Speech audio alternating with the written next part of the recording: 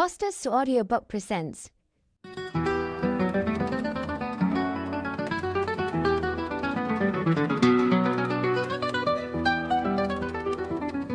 Don Quixote by Miguel de Cervantes. Author's Preface.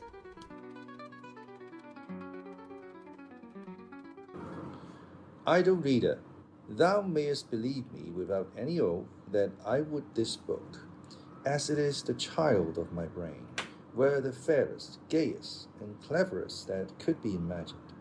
But I could not counteract nature's law that everything shall beget its like. And what, then, could this sterile, ill-tilted wit of mine beget but the story of a dry, shriveled, whimsical offspring, full of thoughts of all sorts and such as never came into any other imagination, just what might be begotten in a prison, where every misery is lodged and every doleful sound makes its dwelling?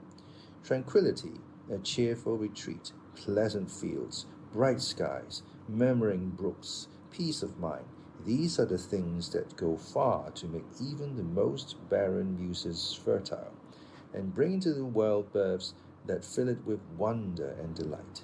Sometimes, when a father has an ugly, loutish son, the love he bears him so blindfolds his eyes that he does not see his defects, or rather takes them for gifts and charms of mind and body, and talks of them to his friends as wit and grace. I, however, for though I pass for the father, I am but the stepfather to Don Quixote, have no desire to go with the current of custom, or to implore thee, dearest reader, almost with tears in my eyes, as others do, to pardon or excuse the defects thou wilt perceive in this child of mine. Thou art neither its kinsman nor its friend. Thy soul is thy own, and thy will as free as any man's. Whatever he be, thou art in thine own house, and master of it as much as the king of his taxes, and thou knowest the common saying, under my cloak I kill the king. All which exempts and frees thee from every consideration and obligation, and thou canst say what thou wilt to the story without fear of being abused for any ill or rewarded for any good thou mayest say of it. My wish would be simply to present it to thee plain and unadorned, without any embellishment of preface, or an unaccountable muster of customary sonnets, epigrams, and eulogies, such as are commonly put at the beginning of books. For I can tell thee, though composing it cost me some labour, I found none greater than the making of this preface, thou art now reading. Many times did I take up my pen to write it, and many did I lay it down again, not knowing what to write. One of these times, as I was pondering with the paper before me, a pen in my ear, my elbow on the desk, and my cheek in my hand, thinking of what I should say, there came in unexpectedly a certain lively, clever friend of mine, who, seeing so deep in thought, asked the reason, to which I, making no mystery of it, answered that I was thinking of the preface I had to make for the story of Don Quixote, which so troubled me that I had a mind not to make any at all, nor even publish the achievements of so noble a knight. For how could you expect me not to feel uneasy about what that ancient lawgiver they call the public will say when it sees me, after slumbering so many years in the silence of oblivion, coming out now with all my years upon my back, and with a book as dry as a rush, devoid of invention, meagre in style, poor in thoughts, wholly wanting in learning and wisdom, without quotations in the margin or annotations at the end, after the fashion of other books I see, which, though all fables and profanity, are so full of maxims from Aristotle and Plato and a whole herd of philosophers, that they fill the readers with amazement and convince them that the authors are men of learning, erudition, and eloquence. And then, when they quote the Holy Scriptures, anyone would say they are St. Thomas's or other doctors of the church, observing as they do a decorum so ingenious that in one sentence they describe a distracted lover, and the next deliver a devout little sermon that it is a pleasure and a treat to hear and read. Of all this there will be nothing in my book. for I have nothing to quote in the margin or to note at the end, and still less do I know what authors I follow in it, to place them at the beginning, as all do, under the letters A, B, C, beginning with Aristotle and ending with Xenophon, or Zolas, or Zeuxis, though one was the slanderer and the other a painter. Also my book must do without sonnets at the beginning, at least sonnets whose authors are dukes, marquises, counts, bishops, ladies, or famous poets, though if I were to ask 2 or 3 obliging friends, I know they would give me them, and such as the productions of those that have the highest reputation in our Spain could not equal.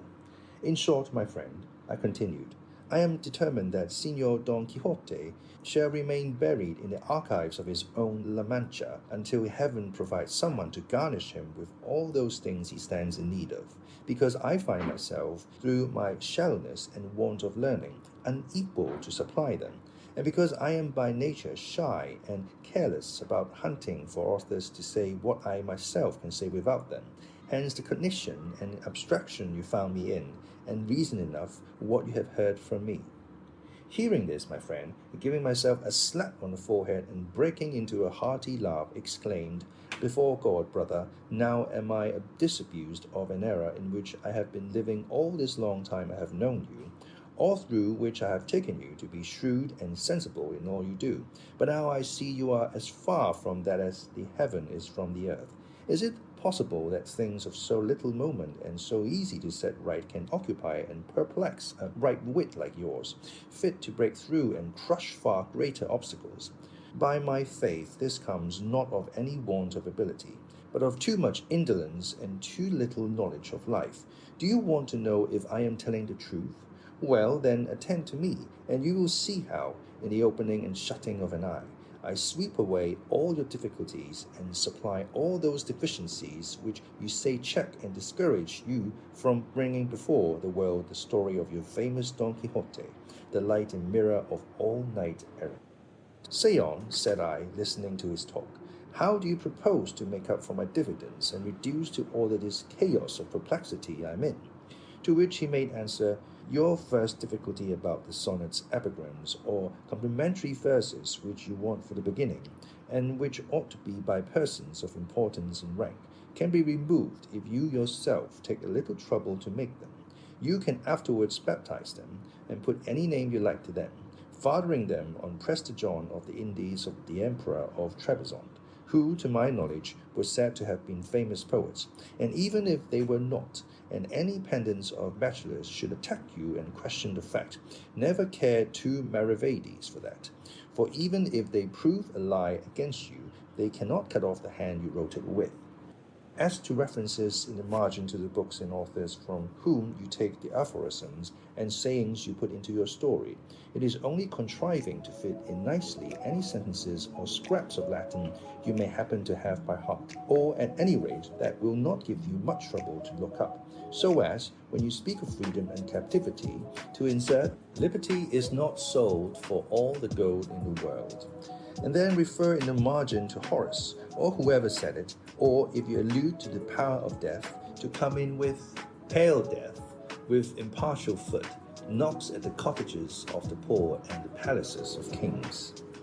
If it be friendship and the love God bids us bear to our enemy, go at once to the Holy Scriptures, which you can do with a very small amount of research, and quote no less than the words of God himself. I am, however, I say to you, love your enemies. If you speak of evil thoughts, turn to the gospel. Out of the heart come evil thoughts. If of the fickleness of friends there is Cato, who will give you his distich. As long as you are fortunate, you will have many friends. If clouds appear, you will be alone. With these and such like bits of Latin they will take you for a grammarian at all events, and that nowadays is no small honor and profit. With regard to adding annotations at the end of the book, you may safely do it in this way.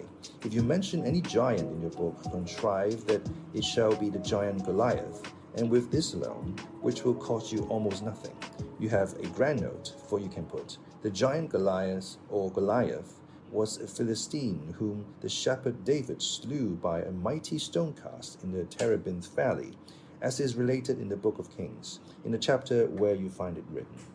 Next, to prove yourself a man of erudition in polite literature and cosmography, manage that the river Tagus shall be named in your story, and there you are at once with another famous annotation setting forth.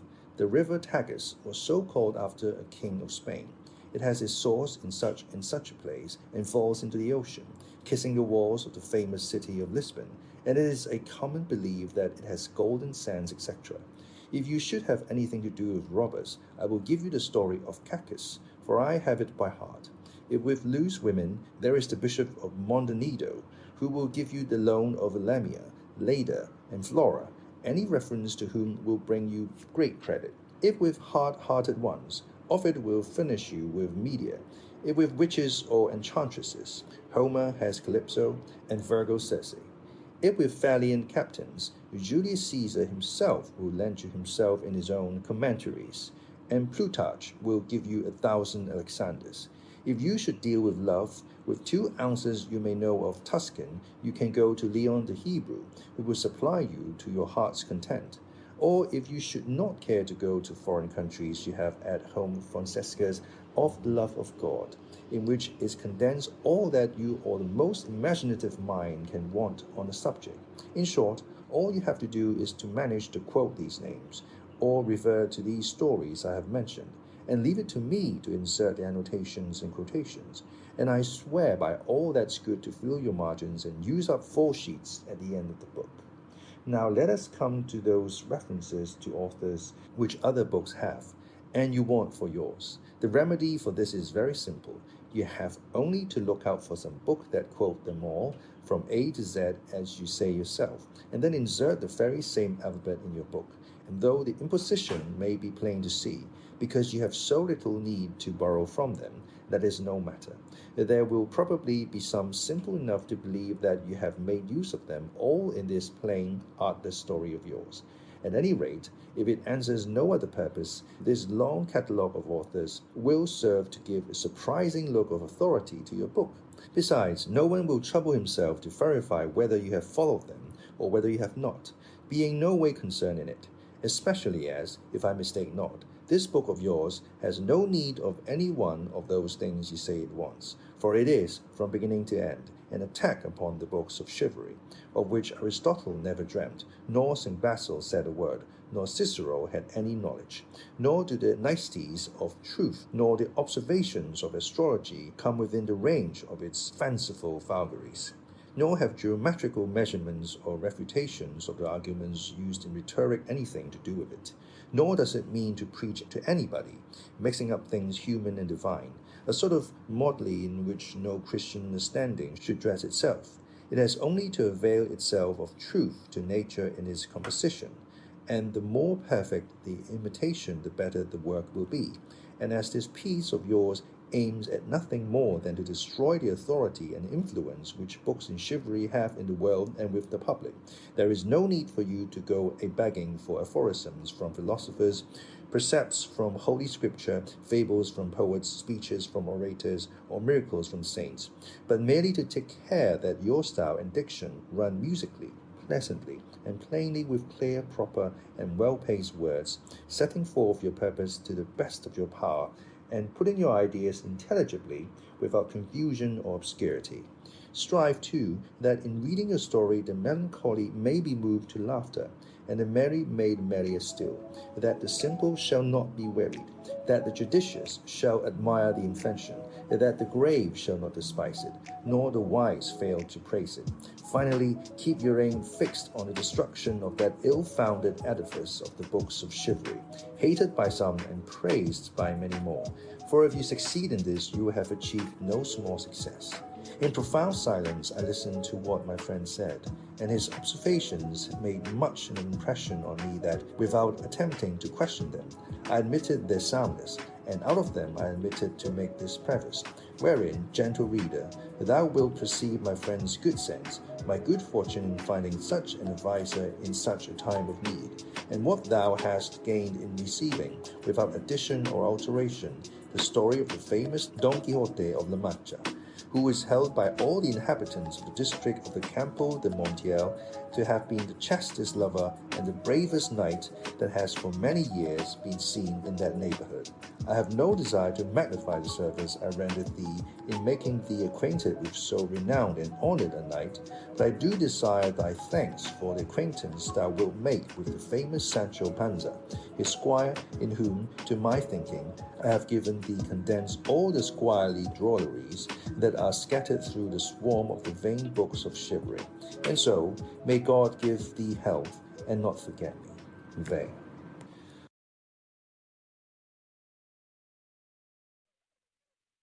Chapter 1, which treats of the character and pursuits of the famous gentleman Don Quixote of La Mancha.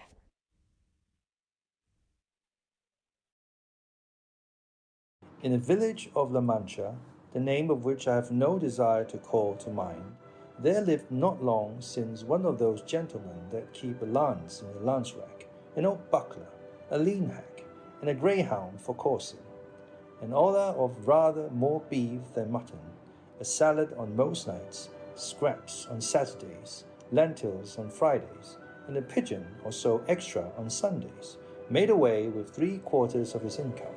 The rest of it went in a doublet of fine cloth and velvet breeches and shoes to match for holidays, while on weekdays he made a brave figure in his best homespun.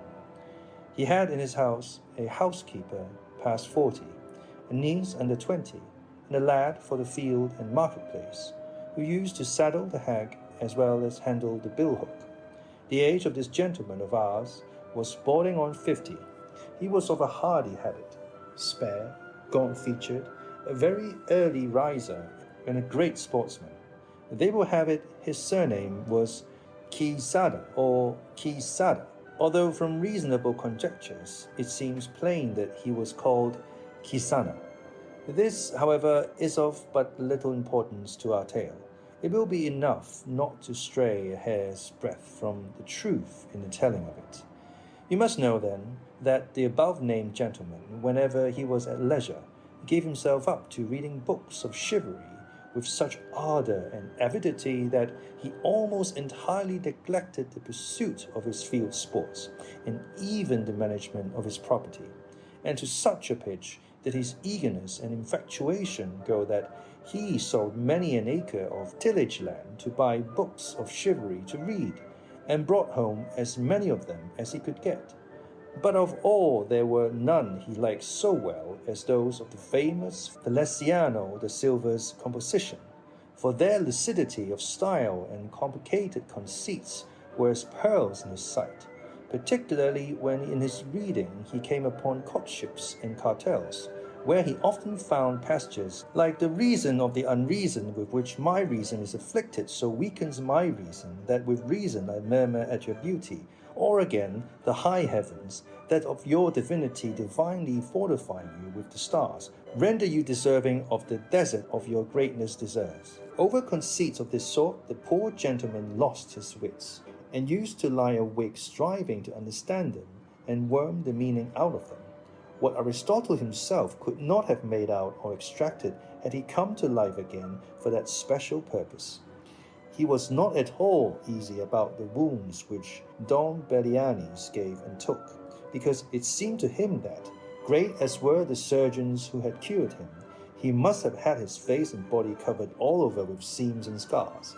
He commanded, however, the author's way of ending his book with the promise of that interminable adventure, and many a time was he tempted to take up his pen and finish it properly as is there proposed, which no doubt he would have done, and made a successful piece of work of it too, had not greater and more absorbing thoughts prevented him.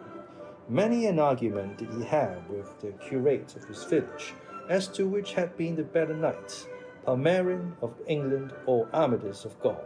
Master Nicholas, the village barber, however, used to say that neither of them came up to the knight of Phoebus, and that if there was any that could compare with him, it was Don Gallo, the brother of Amadis of Gaul, because he had a spirit that was equal to every occasion, and was no finikin knight, nor lachrymose like his brother, while in the matter of valour he was not a whit behind him. In short, He became so absorbed in his books that he spent his nights from sunset to sunrise, and his days from dawn to dark, poring over them. And what with little sleep and much reading, his brains got so dry that he lost his wits. His fancy grew full of what he used to read about in his books: enchantments, quarrels, battles, challenges, wounds, wooings, loves, agonies, and all sorts of impossible nonsense. And it so possessed his mind that the whole fabric of invention and fancy he read of was true, that to him no history in the world had more reality in it. He used to say the Cid Ruy Diaz was a very good knight, but that he was not to be compared with the knight of burning sword, who with one backstroke cut in half two fierce and monstrous giants.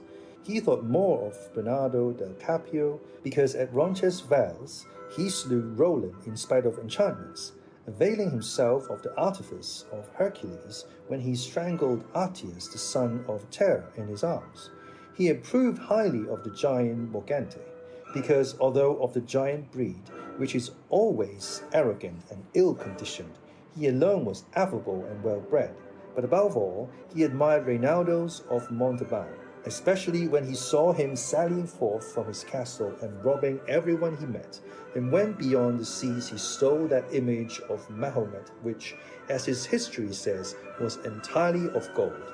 To have a bout of kicking at that traitor of the Ganelon, he would have given his housekeeper and his niece into the bargain.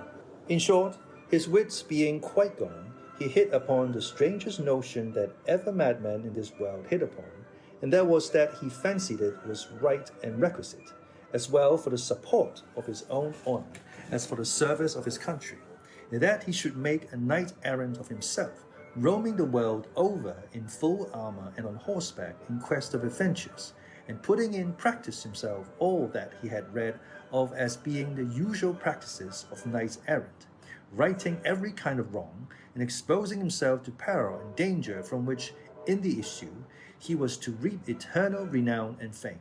Already the poor man saw himself crowned by the might of his arm, Emperor of Trebizond at least, and so, led away by the intense enjoyment he found in these pleasant fancies, he set himself forthwith to put his scheme into execution. The first thing he did was to clean up some armor that had belonged to his great-grandfather, and had been for ages lying forgotten in a corner, eaten with rust and covered with mildew. He scoured and polished it as best he could, but he perceived one great defect in it, that it had no closed helmet, nothing but a simple morion. With this deficiency, however, his ingenuity supplied, for he contrived a kind of half-helmet of pasteboard which, fitted onto the morion, looked like a whole one. It is true that in order to see if it was strong and fit to stand a cut, he drew his sword and gave it a couple of slashes, the first of which undid in an instant what had taken him a week to do. The ease with which he had knocked it to pieces disconcerted him somewhat, and to guard against the danger he set to work again, fixing bars of iron on the inside until he was satisfied with its strength, and then, not caring to try any more experience with it, he passed it and adopted it as a helmet of the most perfect construction. He next proceeded to inspect his hack, which, with more quarters than a reel and more blemishes than the steed of Gonella, that was all skin and bones, surpassed in his eyes the Bucephalus of Alexander, or the Baedeker of the Cid. 4 days were spent in thinking what name to give him, because it was not right that a horse belonging to a knight so famous, and one with such merits of his own, should be without some distinctive name, and he strove to adapt it so as to indicate what he had been before belonging to a knight-errant, and what he then was. For it was only reasonable that, his master taking a new character, he should take a new name, and that it should be a distinguished and full-sounding one, befitting the new order and calling he was about to follow. And so, after having composed, struck out, rejected, added to, unmade, and remade a multitude of names out of his memory and fancy, he decided upon calling him Rocinante, a name, to his thinking, lofty, sonorous, and significant of his condition as a hack before he became what he now was, the first and foremost of all the hacks in the world. Having got a name for his horse so much to his taste, he was anxious to get one for himself. He was 8 days more pondering over his point, till at last he made up his mind to call himself Don Quixote. Whence, as has been already said, the authors of this veracious history have inferred that his name must have been beyond a doubt Quixada, and not Quesada as others would have it. Recollecting, however, that the valiant Amadis was not content to call himself curtly Amadis and nothing more, but added the name of his kingdom and country to make it famous, and called himself Amadis of Gaul, he, like a good knight, resolved to add on the name of his, and to style himself Don Quixote of La Mancha, whereby he considered he described accurately his origin and country, and did honor to it in taking his surname from it. So then, his armor being furbished, his morion turned into a helmet, his hat christened, and he himself confirmed, he came to the conclusion that nothing more was needed now but to look out for a lady to be in love with. For a knight-errant without love was like a tree without leaves or fruit, or a body without a soul. As he said to himself, if, for my sins, or by my good fortune, I come across some giant hereabouts, a common occurrence with knights-errant, and overthrow him in one onslaught, or cleave him asunder to the waist, or, in short, vanquish and subdue him, would it not be well to have someone I may send him to as a present, that he may come in and fall on his knees before my sweet lady, and in a humble submissive voice say, I am the giant Caraculiambro, lord of the island of Malindrania, vanished in single combat, but the never sufficiently extolled knight, Don Quixote of La Mancha, who has commanded me to present myself before your grace, that your highness dispose of me at your pleasure. Oh, how our good gentleman enjoyed the delivery of this speech, especially when he had thought of someone to call his lady. There was, so the story goes, in a village near he owned a very good-looking farm girl with whom he had been at one time in love, though, so far as is known, she never knew it nor gave a thought to the matter. Her name was Aldonza Lorenzo, and upon her he thought fit to confer the title of Lady of his Thoughts, and after some search for a name which should not be out of harmony with her own, and should suggest and indicate that of the princess and great lady, he decided upon calling her Dulcinea del Toboso, she being of El Toboso, a name, to his mind, musical, uncommon, and significant, like all those he had already bestowed upon himself and the things belonging to him.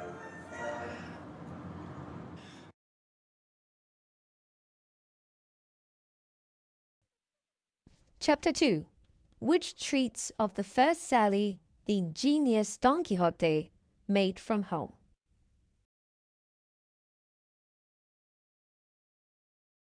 These preliminaries settled, he did not care to put off any longer the execution of his design, urged on to it by the thought of all the world was losing by his delay, seeing what wrongs he intended to right, grievances to redress, injustice to repair, abuses to remove, and duties to discharge. So, without giving notice of his intention to anyone, and without anybody seeing him, one morning before the dawning of the day, he donned his suit of armor, mounted Rocinante with his patched-up helmet on, braced his buckler, took his lance, and by the back door of the yard sallied forth upon the plain in the highest contentment and satisfaction at seeing with what ease he had made beginning with his grand purpose. But scarcely did he find himself upon the open plain, when a terrible thought struck him, one all but enough to make him abandon the enterprise at the very outset. It occurred to him that he had not been dubbed a knight, and that according to the law of chivalry he neither could nor ought to bear arms against any knight, and that even if he had been, still he ought, as a novice knight, to wear white armor, without a device upon the shield until, by his prowess, he had earned one.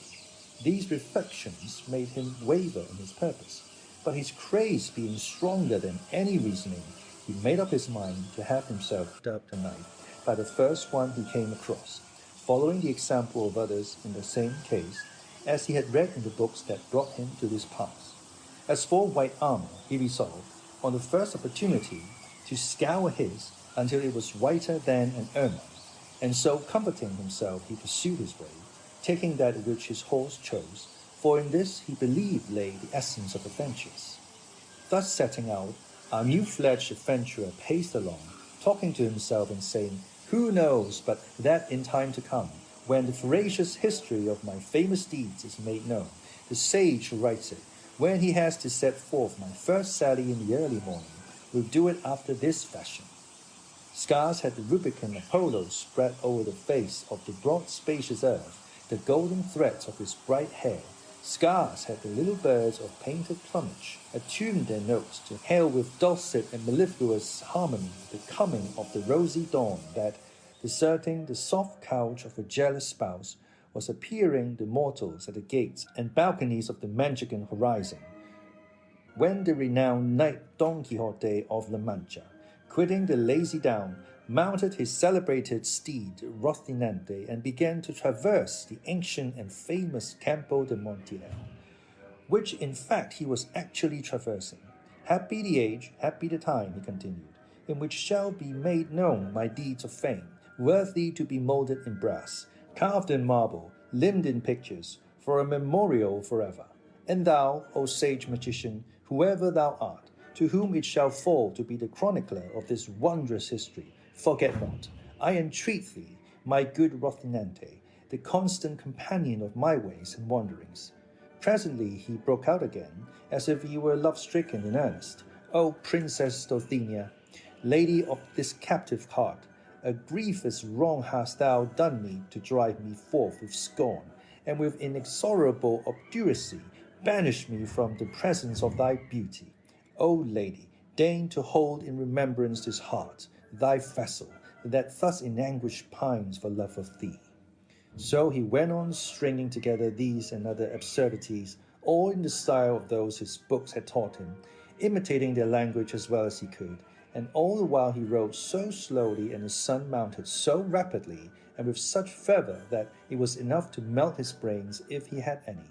Nearly all day he travelled without anything remarkable happening to him, at which he was in despair, for he was anxious to encounter someone at once upon whom to try the might of his strong arm. Writers there are who say the first adventure he met with was that of Puerto Lapis. Others say it was that of the windmills. But what I have ascertained on this point, and what I have found written in the annals of La Mancha, is that he was on the road all day, and towards nightfall his back and he found themselves dead tired and hungry, when, looking all round to see if he could discover any castle or shepherd's shanty, where he might refresh himself and relieve his sore wants, he perceived not far out of his road an inn, which was as welcome as a star guiding him to the portals, if not the palaces, of his redemption. And quickening his pace, he reached it just as night was setting in. At the door were standing two young women, girls of the district as they call them, on their way to Seville with some carriers who had chanced to halt that night at the inn. And as, happen what might to our adventurer, everything he saw and imagined seemed to him to be and to happen after the fashion of what he read of. The moment he saw the inn, he pictured it to himself as a castle with its 4 turrets and pinnacles of shining silver, not forgetting the drawbridge and moat and all the belongings usually ascribed to castles of the sort. To this inn, which to him seemed a castle, he advanced, and at a short distance from it he checked Rocinante, hoping that some dwarf would show himself upon the battlements, and by sound of trumpet give notice that a knight was approaching the castle. But seeing that they were slow about it, and that Rocinante was in a hurry to reach the stable, he made for the inn door, and perceived the 2 gay damsels who were standing there, and who seemed to him to be 2 fair maidens or lovely ladies taking their ease at the castle gate. At this moment it so happened that a swineherd, who was going through the stubbles collecting a drove of pigs, gave a blast of his horn to bring them together, and forthwith it seemed to Don Quixote to be what he was expecting, the signal of some dwarf announcing his arrival. And so with prodigious satisfaction he rode up to the inn and to the ladies, who, seeing a man of this sort approaching in full armour and with lance and buckler, were turning in dismay into the inn, when Don Quixote, guessing their fear by their flight, raising his pasteboard visor, disclosed his dry dusty visage, and with courteous bearing and gentle voice addressed them. "Your ladyship need not fly or fear any rudeness, for that it belongs not to the order of knighthood which I profess to offer to anyone. much less to high-born maidens as your appearance proclaims you to be. The girls were looking at him and straining their eyes to make out the features, which the clumsy visor obscured. But when they heard themselves called maidens, a thing so much out of their line, they could not restrain their laughter, which made Don Quixote wax indignant and say, modesty becomes the fair, and moreover laughter that has little cause is great silliness. This, however, I say not to pain or anger you, for my desire is none other than to serve you. The incomprehensible language and unpromising looks of our cavalier only increased the lady's laughter, and that increased his irritation, and matters might have gone farther if at that moment the landlord had not come out, who, being a very fat man, was a very peaceful one. He, seeing this grotesque figure clad in armor that did not match any more than his saddle, bridle, lance, buckler, or corset, was not at all indisposed to join the damsels in their manifestations of amusement, but, in truth, standing in awe of such a complicated armament, he thought it best to speak him fairly. So he said, Signor Caballero, if your worship wants lodging, baiting the bed, there is plenty of everything else here. Don Quixote, observing the respectful bearing of the alcalde of the fortress, made answer, Sir Castellan, for me anything will suffice, for my armor is my only wear, my only rest the fray. The host fancied he called him Castellan because he took him for a worthy of Castile, though he was in fact an Andalusian, and one from the strand of San Luca, as crafty a thief as Cacus and as full of tricks as a student or a page. In that case, said he, your bed is on the flinty rock, your sleep to watch alway. And if so, you may dismount and safely reckon upon any quantity of sleeplessness under this roof for a 12-month, not to say for a single night. So saying, he advanced to hold the stirrup for Don Quixote, who got down with great difficulty and exertion, and then charged the host to take great care of his horse, as he was the best bit of flesh that ever ate bread in this world. The landlord eyed him over, but did not find him as good as Don Quixote said, nor even half as good, and putting him up in the stable, he returned to see what might be wanted by his guest, whom the damsels, who had by this time made their peace with him, were now relieving of his armor. They had taken off his breastplate and backpiece, but they neither knew nor saw how to open his gorget or remove his makeshift helmet, for he had fastened it with green ribbons, which, as there was no untying the knots, required to be cut. This, however, he would not by any means consent to, so he remained all the evening with his helmet on, the drollest and oddest figure that can be imagined, and while they were removing his armor, taking the baggages who were about it for ladies of high degree belonging to the castle, he said to them with great sprightliness, Oh, never surely was there knight so served by hand of dame, as served was he, Don Quixote hight, when from his town he came, with maidens waiting on himself, princesses on his hack. Or Rocinante, for that lady's mine, is my horse's name, and Don Quixote of La Mancha is my own. For though I had no intention of declaring myself until my achievements in your service and honor had made me known, the necessity of adapting that old ballad of Lancelot to the present occasion has given you the knowledge of my name altogether prematurely. A time, however, will come for your ladyship to command and me to obey, and then the might of my arm will show my desire to serve you. The girls, who were not used to hearing rhetoric of this sort, had nothing to say in reply. They only asked him if he wanted anything to eat. I would gladly eat a bit of something, said Don Quixote, for I feel it would come very seasonably. The day happened to be a Friday, and in the whole inn there was nothing but some pieces of the fish they call in Castile abadejo, in Andalusia bacalao, and in some places curadillo, and in others troutlet. So they asked him if he thought he could eat troutlet, for there was no other fish to give him. If there be troutlets enough, said Don Quixote, they will be the same thing as a trout, for it is all one to me whether I am given 8 reals in small change or a piece of 8. Moreover, it may be that these troutlets are like veal, which is better than beef, or kid, which is better than goat. But whatever it be, let it come quickly, for the burden and pressure of arms cannot be borne without support to the inside. They laid the table for him at the door of the inn for the sake of the air, and the host brought him a portion of ill-soaked and worse-cooked stockfish, and a piece of bread as black and mouldy as his own armor. But a laughable sight it was to see him eating, for having his helmet on and the beaver up, he could not with his own hands put anything into his mouth unless someone else placed it there, and this service one of the ladies rendered him. But to give him anything to drink was impossible, or would have been so had not the landlord bore the reed, and putting one end in his mouth, poured the wine into him through the other, all which he bore with patience rather than sever the ribbons of his helmet. While this was going on, there came up to the inn a sogelder, who, as he approached, sounded his reed pipe 4 or 5 times, and thereby completely convinced Don Quixote that he was in some famous castle, and that they were regaling him with music, and that the stockfish was trout, the bread the whitest, the wenches ladies, and the landlord the castellan of the castle, and consequently he held that his enterprise and sally had been to some purpose.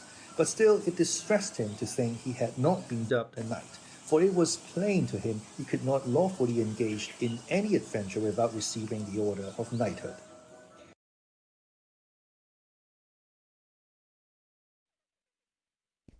Chapter 3. Wherein is related the droll way in which Don Quixote had himself dubbed a knight.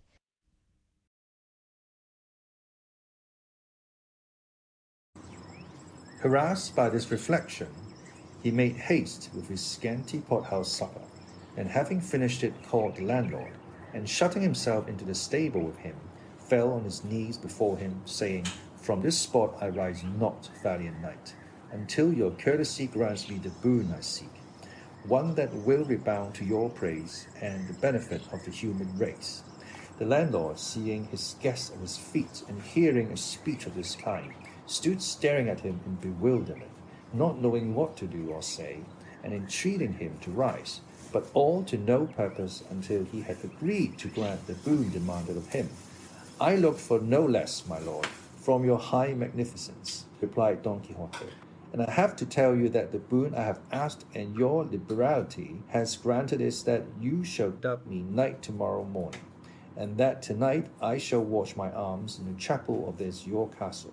Thus tomorrow, as I have said, will be accomplished what I so much desire, enabling me lawfully to roam through all the 4 quarters of the world seeking adventures on behalf of those in distress, and it's the duty of chivalry and of knights errant like myself, whose ambition is directed to such deeds." The landlord, who, as has been mentioned, was something of a wag, and had already some suspicion of his guest's want of wits, was quite convinced of it on hearing talk of this kind from him, and to make sport for the night he determined to fall in with his humour. So he told him he was quite right in pursuing the object he had in view, and that such a motive was natural and becoming in cavaliers, as distinguished as he seemed and his gallant bearing showed him to be, and that he himself in his younger days had followed the same honourable calling, roaming in quest of adventures in various parts of the world, among others the curing grounds of Malaga, the Isle of Riaran, the precinct of Seville, the little market of Segovia, the Oliva of Valencia, the Rondilla of Granada, the strand of San Luca, the colt of Cordova, the taverns of Toledo, and divers other quarters, where he had proved the nimbleness of his feet and the lightness of his fingers, doing many wrongs, cheating many widows, ruining maids and swindling minors, and, in short, bringing himself under the notice of almost every tribunal and court of justice in Spain, until at last he had retired to this castle of his, where he was living upon his property and upon that of others, and where he received all knights errants of whatever rank or condition they might be, all for the great love he bore them, and that they might share their substance with him in return for his benevolence. He told him, moreover, that in this castle of his there was no chapel in which he could watch his armor, as it had been pulled down in order to be rebuilt, but that in the case of necessity it might, he knew, be watched anywhere, and he might watch it that night in the courtyard of the castle, and in the morning, God willing, the requisite ceremonies might be performed so as to have him a knight, and so thoroughly dubbed that nobody could be more so. He asked if he had any money with him, to which Don Quixote replied that he had not a farthing, as in the histories of knights errant he had never read of any of them carrying any. On this point, the landlord told him he was mistaken, for, though not recorded in the histories, because in the author's opinion there was no need to mention anything so obvious and necessary as money and clean shirts, it was not to be supposed, therefore, that they did not carry them, and he might regard it as certain and established that all knights errant carried well-furnished purses in case of emergency, and likewise carried shirts and a small box of ointment to cure the wounds they received. For in those plains and deserts where they engaged in combat and came out wounded, it was not always that there was someone to cure them, unless indeed they had for a friend some sage magician to succour them at once by fetching through the air upon a cloud some damsel or dwarf with a vial of water or such virtue that by tasting one drop of it they were cured of their hurts and wounds in an instant and left as sound as if they had not received any damage whatever. But in case this should not occur, the knights of old took care to see that their squires were provided with money and other requisites, such as lint and ointments for healing purposes, and when it happened that knights had no squires, they themselves carried everything in cunning saddlebags that were hardly seen on the horse's croup, as if it were something else of more importance, because, unless for some such reason, carrying saddlebags was not very favorably regarded among knights errant. He therefore advised him never from the time forth to travel without money and the usual requirement, and he would find the adventure of them when he least expected it. Don Quixote promised to follow his advice scrupulously, and it was arranged forthwith that he should watch his armor in a large yard at one side of the inn. So, collecting it all together, Don Quixote placed it on a trough that stood by the side of the well, and bracing his buckler on his arm, he grasped his lance and began with a stately air to march up and down in front of the trough, and as he began his march, night began to fall. The landlord told all the people who were in the inn about the craze of his guest, the watching of the armor, and the dubbing ceremony he contemplated. Full of wonder at so strange a form of madness, they flocked to see it from a distance, and observed with what composure he sometimes paced up and down, or sometimes, leaning on his lance, gazed on his armor without taking his eyes off it for ever so long. And as the night closed in with a light from the moon so brilliant that it might vie with his that lent it, everything the novice knight did was plainly seen by all. Meanwhile, one of the carriers who were in the inn thought fit to water his team, and it was necessary to remove Don Quixote's armor as it lay on the trough. But he, seeing the other approach, hailed him in a loud voice, "O thou, whoever thou art, rash knight that comest to lay hands on the armor of the most valorous errant that ever girt on sword, have a care what thou dost. Touch it not unless thou wouldst lay down thy life as the penalty of thy rashness." The carrier gave no heed to these words, but seizing it by the straps, flung the armor some distance from him. Seeing this, Don Quixote raised his eyes to heaven, and fixing his thoughts apparently upon his lady Dulcinea, exclaimed, "Aid me, lady mine, in this the first encounter that presents itself to this breast which thou holdest in subjection. Let not thy favor and protection fail me in this first jeopardy." And with these words and others to the same purpose, dropping his buckler, he lifted his lance with both hands, and with it smote such a blow on the carrier's head that he stretched him on the ground, so stunned that had he followed it up with a second, there would have been no need of a surgeon to cure him. This done, he picked up his armor and returned to his beat with the same serenity as before. Shortly after this, another, not knowing what had happened, came with the same object of giving water to his muse, and was proceeding to remove the armor in order to clear the trough, when Don Quixote, without uttering a word or imploring aid from anyone, once more dropped his buckler and once more lifted his lance, and without actually breaking the second carrier's head into pieces, made more than 3 of it, for he laid it open in 4. At the noise, all the people of the inn ran to the spot, and among them the landlord. Seeing this, Don Quixote braced his buckler on his arm, and with his hand on his sword exclaimed, "O lady of beauty, strength and support of my faint heart, it is time for thee to turn the eyes of thy greatness on this thy captive knight on the brink of so mighty an adventure." By this he felt himself so inspired that he would not have flinched if all the carriers in the world had assailed him. The comrades of the wounded, perceiving the plight they were in, began from a distance to shower stones on Don Quixote, who screened himself as best he could with his buckler, not daring to quit the trough and leave his armor unprotected. The landlord shouted to them to leave him alone, for he had already told them that he was mad, and as a madman he would not be accountable even if he killed them all. Still louder shouted Don Quixote, calling them knaves and traitors, and the lord of the castle, who allowed knights-errant to be treated in this fashion, a villain and a low-born knight whom, had he received the order of knighthood, he would call to account for his treachery. But of you, he cried, base and vile rebel, I make no account. Fling, strike, come on, do all ye can against me. Ye shall see what the reward of your folly and insolence will be.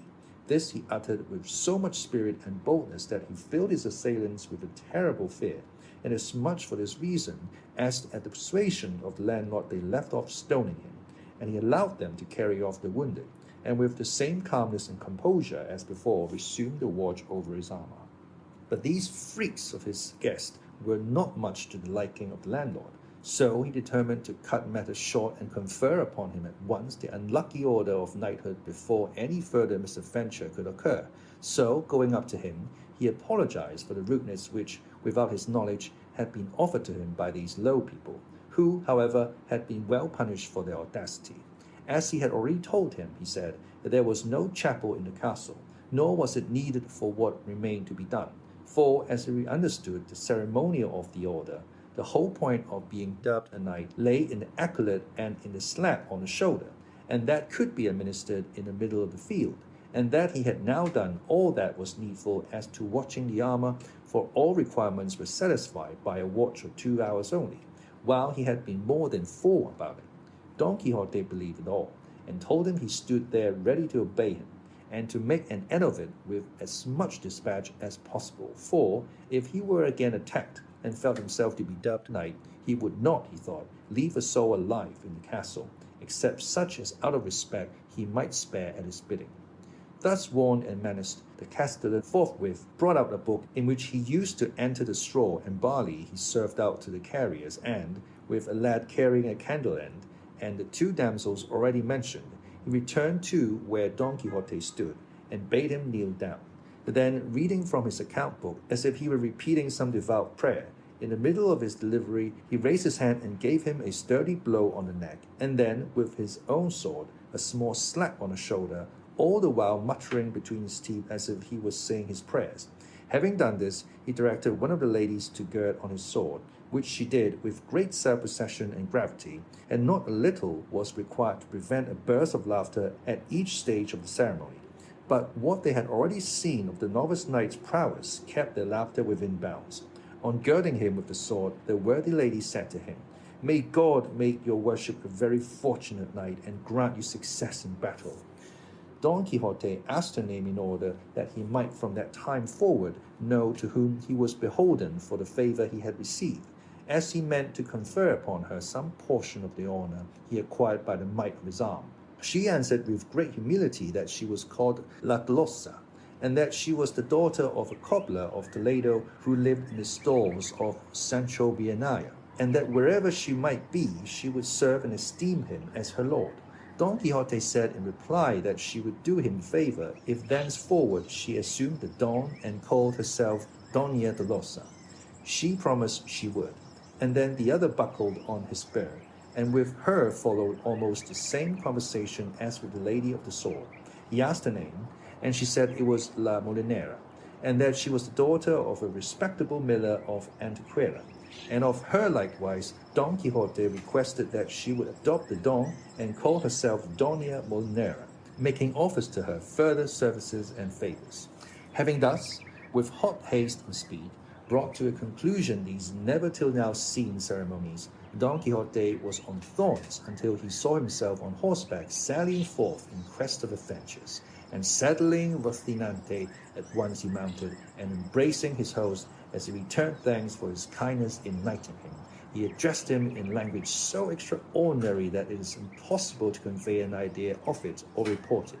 The landlord, to get him out of the inn, replied with no less rhetoric, though with shorter words, and without calling upon him to pay the reckoning, let him go with a Godspeed.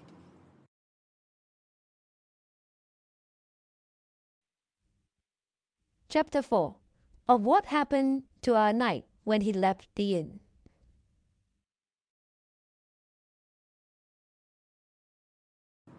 Day was dawning when Don Quixote quitted the inn, so happy, so gay, so exhilarated at finding himself now dubbed a knight, that his joy was like to burst his hoarse girls.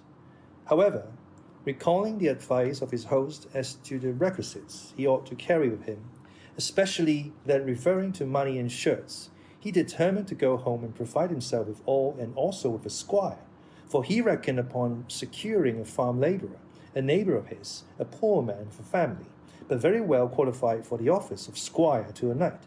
With this object, he turned his horse's head towards his village, and Rocinante, thus reminded of his old quarters, stepped out so briskly that he hardly seemed to tread the earth. He had not gone far, when out of a thicket on his right there seemed to come feeble cries as of someone in distress, and the instant he heard them he exclaimed, "Thanks be to heaven for the favour it accords me, that it so soon offers me an opportunity of fulfilling the obligation I have undertaken, and gathering the fruit of my ambition. These cries, no doubt, come from some man or woman in want of help, and needing my aid and protection." And wheeling, he turned Rocinante in the direction whence the cries seemed to proceed. He had gone but a few paces into the wood, when he saw a mare tied to an oak, and tied to another, and stripped from the waist upwards, a youth of about 15 years of age, from whom the cries came. Nor were they without cause, for a lusty farmer was flogging him with a belt, and follow up every blow with scoldings and commands, repeating, "Your mouth shut and your eyes open," while the youth made answer, "I won't do it again, master mine. By God's passion, I won't do it again, and I'll take more care of the flock another time." Seeing what was going on, Don Quixote said in an angry voice, "Discourteous knight, it ill becomes you to assail one who cannot defend himself. Mount your steed and take your lance, and I will make you know that you are behaving as a coward." The farmer, seeing before him this figure in full armour, brandishing a lance over his head, gave himself up for dead, and made answer meekly, "Sir knight, this youth that I am chastising is my servant, employed by me to watch a flock of sheep that I have hard by, and he is so careless that I lose one every day. And when I punish him for his carelessness and knavery, he says I do it out of niggardliness, to escape paying him the wages I owe him, and before God and on my soul he lies." "Lies before me, base clown," said Don Quixote. "By the sun that shines on us, I have a mind to run you through with this lance. Pay him at once without another word. If not, by the God that rules us, I will make an end of you, and annihilate you on the spot. Release him instantly." The farmer hung his head, and without a word untied his servant, of whom Don Quixote asked how much his master owed him. He replied 9 months at 7 reals a month. Don Quixote added it up, found that it came to 63 reals, and told the farmer to pay it down immediately, if he did not want to die for it. The trembling clown replied that as he lived and by the oath he had sworn, it was not so much, for there were to be taken into account and deducted 3 pairs of shoes he had given him, and a reel for 2 blood-lettings when he was sick. "All that is very well," said Don Quixote, "but let the shoes and blood-lettings stand as a set-off against the blows you have given him without any cause. For if he spoiled the leather of the shoes you paid for, you have damaged that of his body. And if the barber took blood from him when he was sick, you have drawn it when he was sound, and so on that score he owes you nothing. The difficulty is, Sir Knight, that I have no money here. Let Andres come home with me, and I will pay him all, reel by reel." "I go with him," said the youth. "Nay, God forbid. No, Señor, not for the world. For once alone with me, he would ray me like a Saint Bartholomew." "He will do nothing of the kind," said Don Quixote. "I have only to command, and he will obey me. And as he was sworn to me by the order of knighthood, which he has received, I leave him free, and I guarantee the payment." "Consider what you are saying, Señor," said the youth. "This master of mine is not a knight, nor has he received any order of knighthood, for he is Juan Haldudo the Rich of Quintana." "That matters little," replied Don Quixote. "There may be Haldudos knights. Moreover, everyone is the son of his works." "That is true," said Andres. "But this master of mine, of what works is he the son? when he refuses me the wages of my sweat and labor? I do not refuse, brother Andres, said the farmer. Be good enough to come along with me, and I swear by all the orders of knighthood there are in the world to pay you as I have agreed, reel by reel, and perfumed. For the perfumery I excuse you, said Don Quixote. Give it to him in reels, and I shall be satisfied, and see that you do as you have sworn. If not, by the same oath I swear to come back and hunt you out and punish you, and I shall find you though you should lie closer than a lizard. And if you desire to know who it is lays this command upon you, that you be more firmly bound to obey it, know that I am the valorous Don Quixote of La Mancha, the undoer of wrongs and injustices. And so God be with you, and keep in mind what you have promised and sworn under those penalties that have been already declared to you. So saying, he gave Rocinante the spur and was soon out of reach. The farmer followed him with his eyes, and when he saw that he had cleared the wood and was no longer in sight, he turned to his boy Andres and said, Come here, my son. I want to pay you what I owe you, as that undoer of wrongs has commanded me. My oath on it, said Andres. Your worship will be well advised to obey the command of that good knight. May he live 1,000 years, for he is a valiant and just judge. By robe, if you do not pay me, he will come back and do as he said. My oath on it too, said the farmer. But as I have a strong affection for you, I want to add to the debt in order to add to the payment. And seizing him by the arm, he tied him up again and gave him such a flogging that he left him for dead.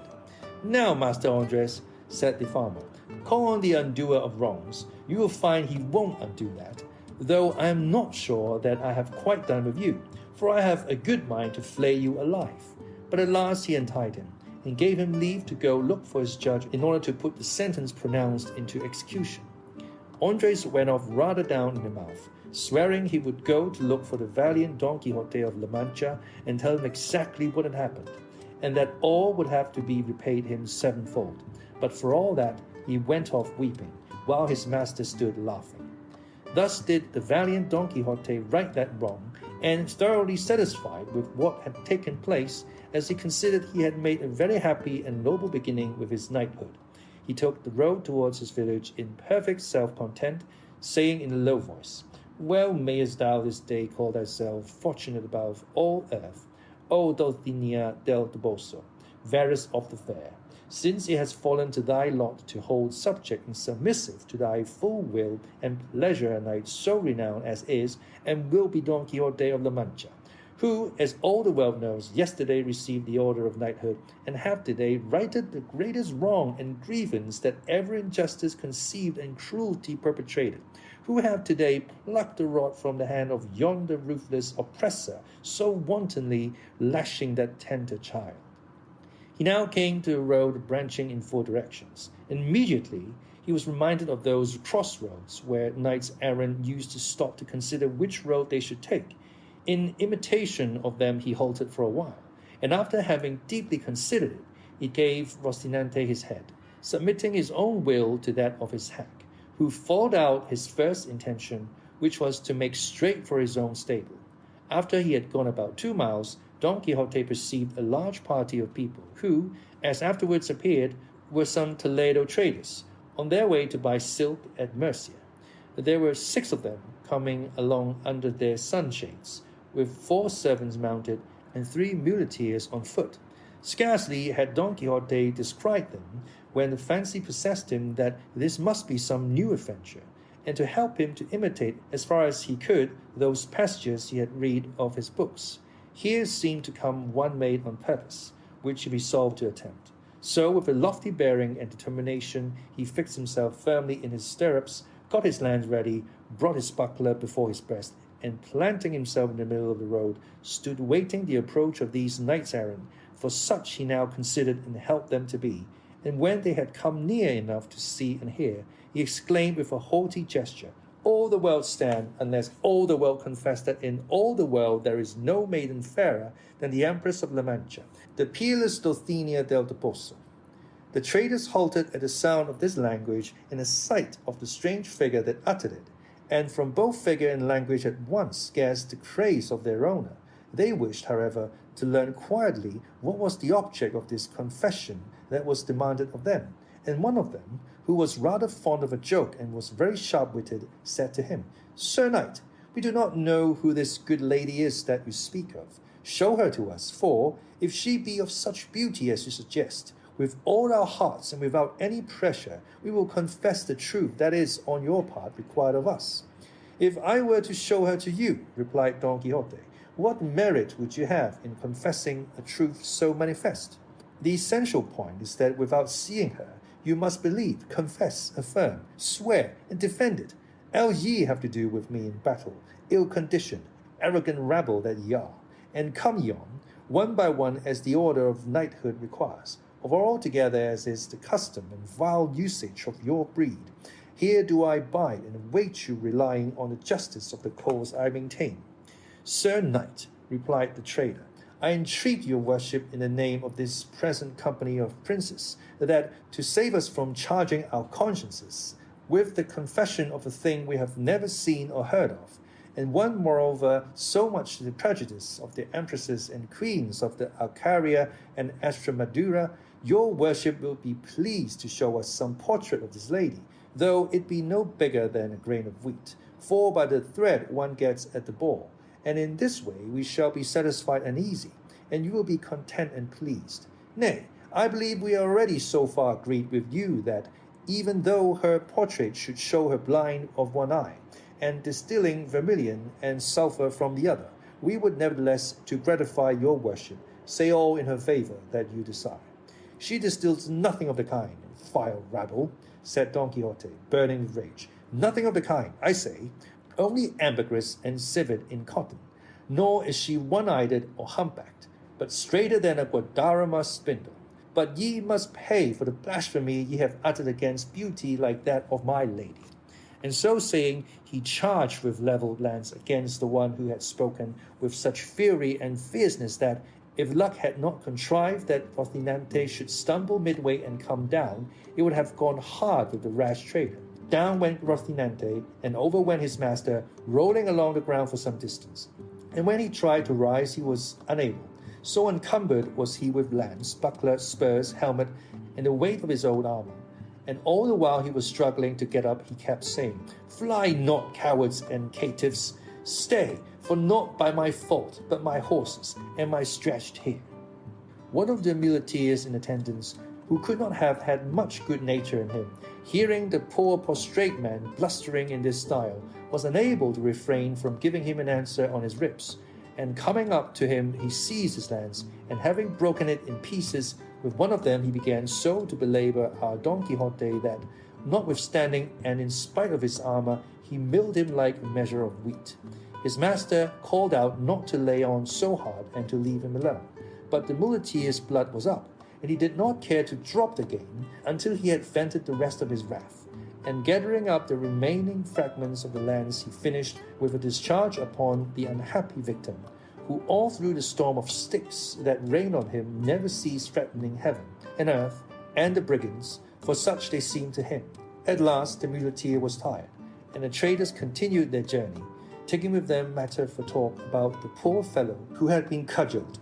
He, when he found himself alone, made another effort to rise. But if he was unable when whole and sound, how was he to rise after having been thrashed and well nigh knocked to pieces?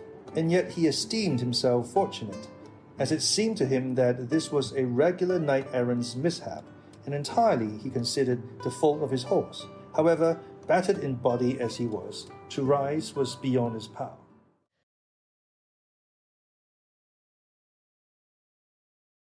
In which the narrative of a knight's mishap is continued.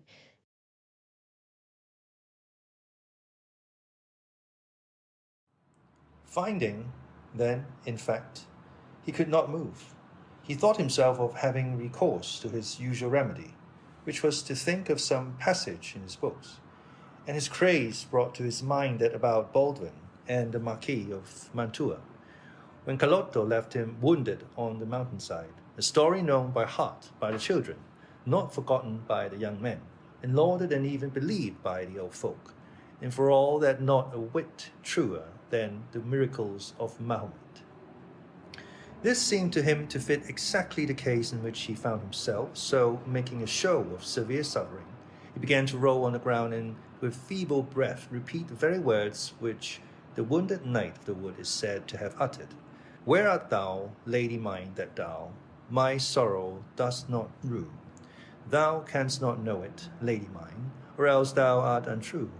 And so he went on with the ballad as far as the lines, O noble Marquis of Mantua, my uncle and liege lord. As chance would have it, when he had got this line, there happened to come by a peasant from his own village, a neighbor of his, who had been with a load of wheat to the mill, and he, seeing the man stretched there, came up to him and asked him who he was, and what was the matter with him that he complained so dolefully. Don Quixote was firmly persuaded that this was the Marquis of Mantua, his uncle, so the only answer he made was to go on with his ballad, in which he told the tale of his misfortune, and of the loves of the emperor's son and his wife, all exactly as the ballad sings it. The peasant stood amazed at hearing such nonsense, and relieved him of the visor, already battered to pieces by blows. He wiped his face, which was covered with dust, and as soon as he had done so, he recognized him and said, Signor Quixote, who has brought your worship to this pass? But to all questions the other only went on with his ballad. Seeing this, the good man removed as well as he could his breastplate and backpiece to see if he had any wound, but he could perceive no blood nor any mark whatever. He then contrived to raise him from the ground, and with no little difficulty hoisted him upon his ass, which seemed to him to be the easiest mount for him, and collecting the arms, even to the splinters of the lance, he tied them on Rocinante, and leading him by the bridle and the ass by the halter, he took the road for the village, very sad to hear what absurd stuff Don Quixote was talking.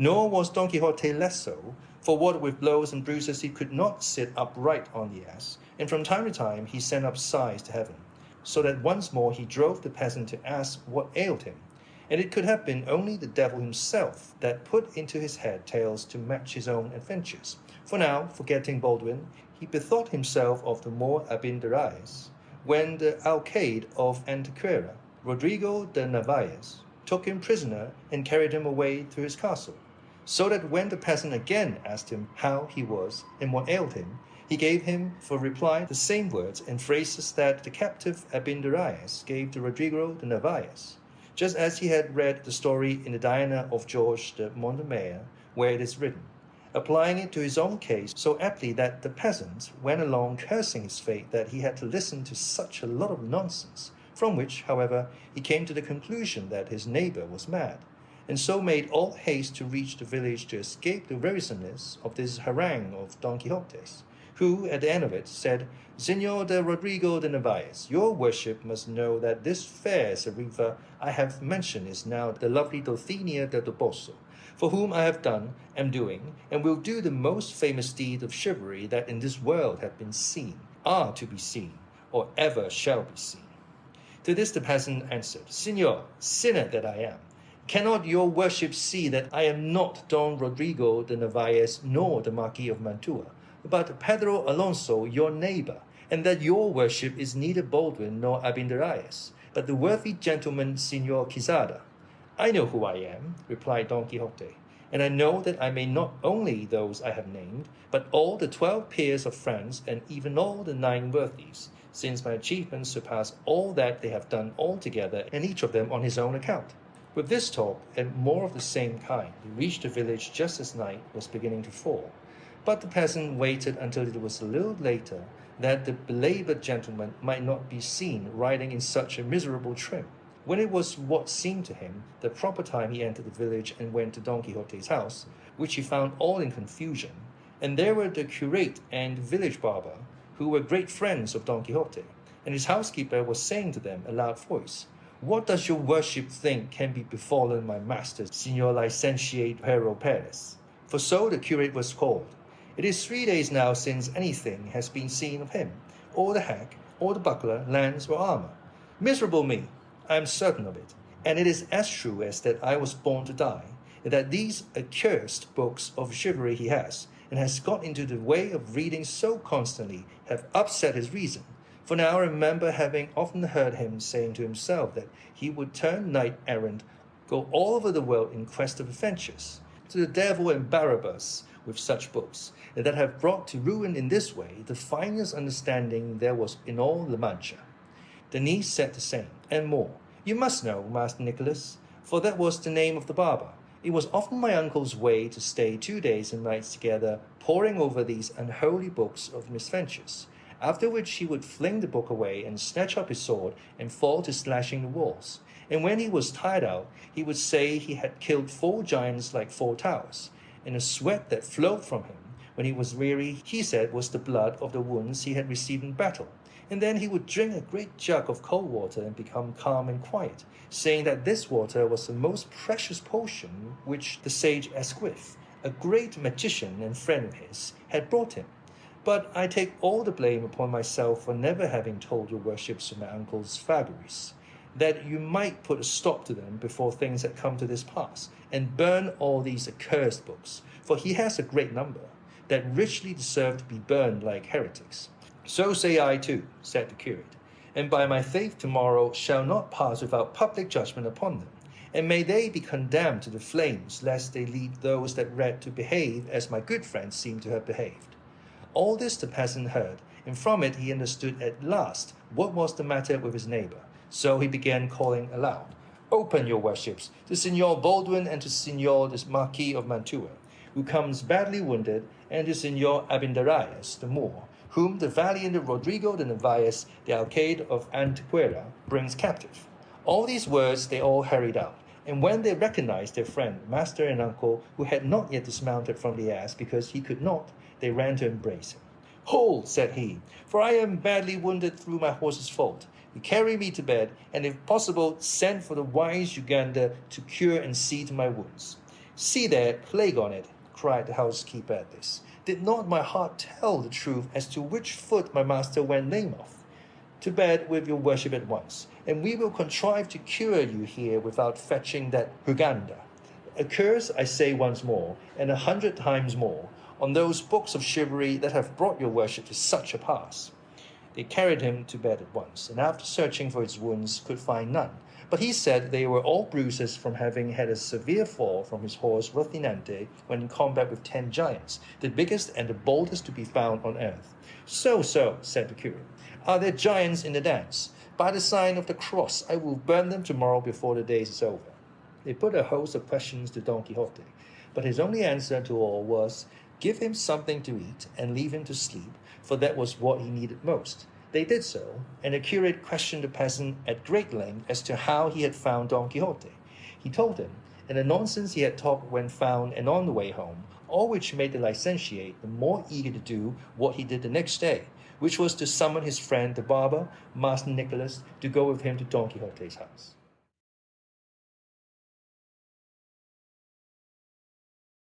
Of the diverting and important scrutiny which the curate and the barber made in the library of our ingenious gentleman.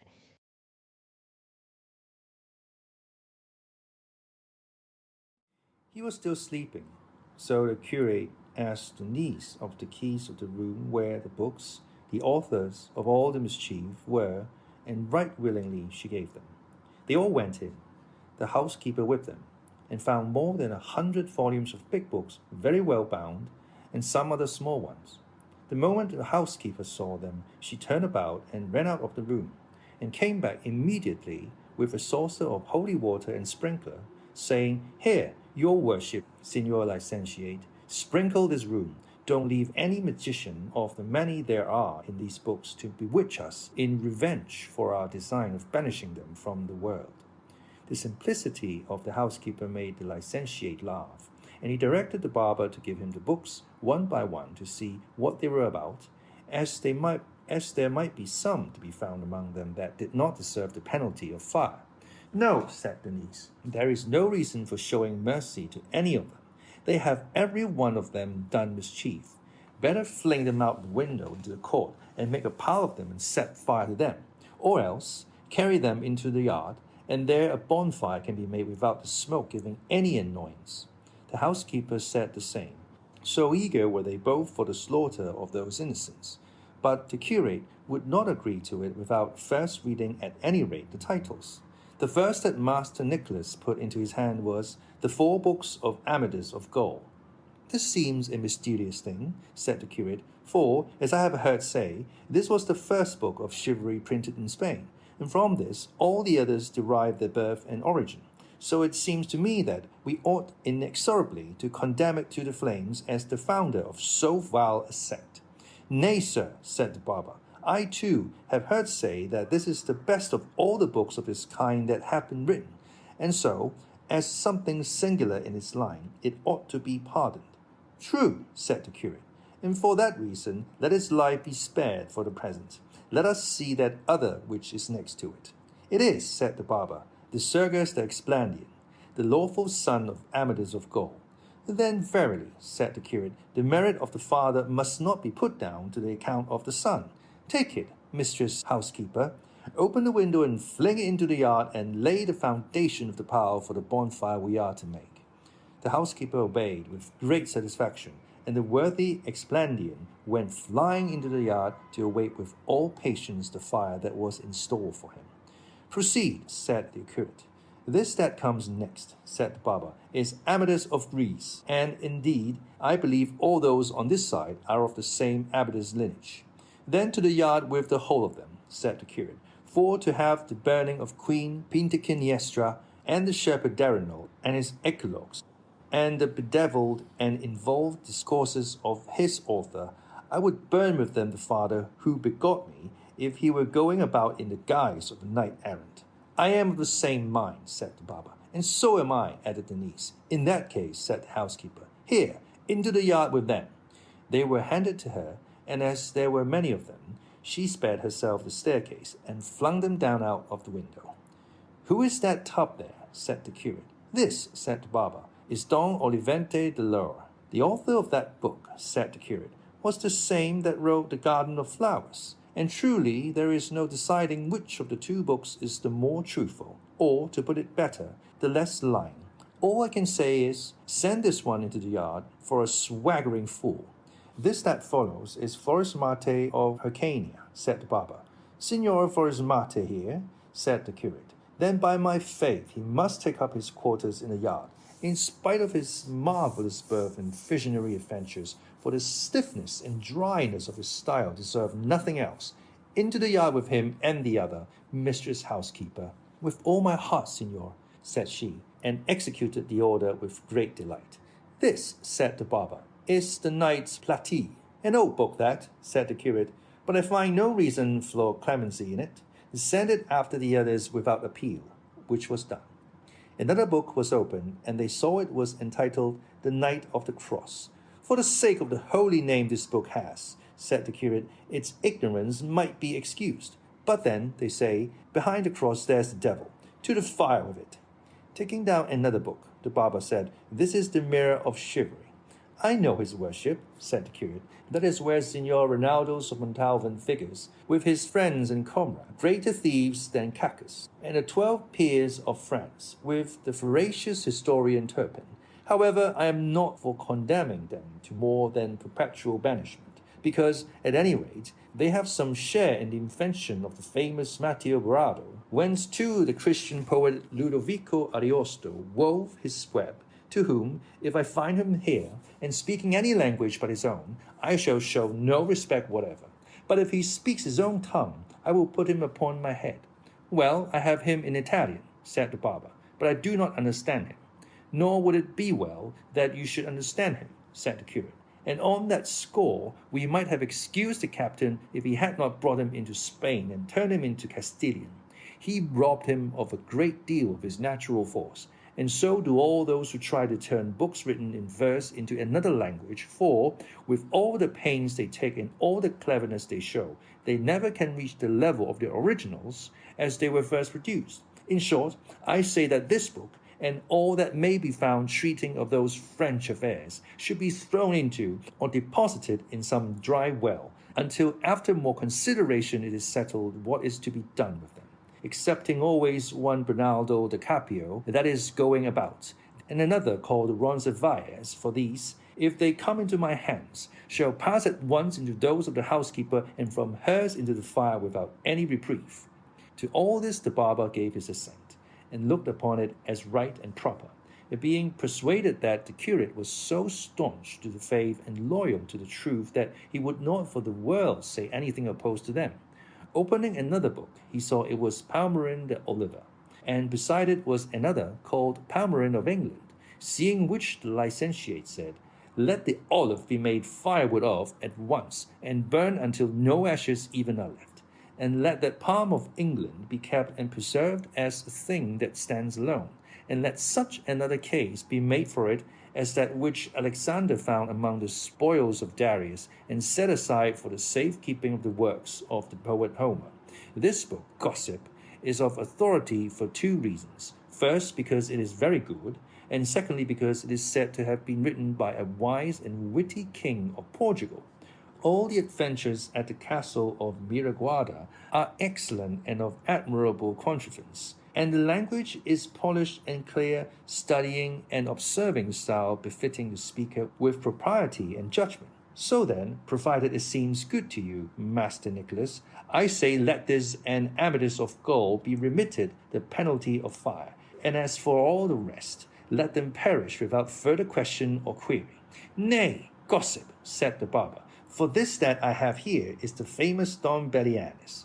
Well, said the curate, that and the second, third, and fourth parts all stand in need of a little rhubarb to purge the excess of bile, and they must be cleared of all that stuff about the castle of fame and other greater affectations, to which end let them be allowed the overseas term, and according as they mend, so shall mercy or justice be meted out to them. And in the meantime, gossip, do you keep them in your house and let no one read them? With all my heart, said the barber, and not caring to tie himself with reading more books of chivalry, he told the housekeeper to take all the big ones and throw them into the yard. He was not said to one dull or deaf, but to one who enjoyed burning them more than weaving the broadcast in finest web that could be, and seizing about 8 at a time, she flung them out of the window.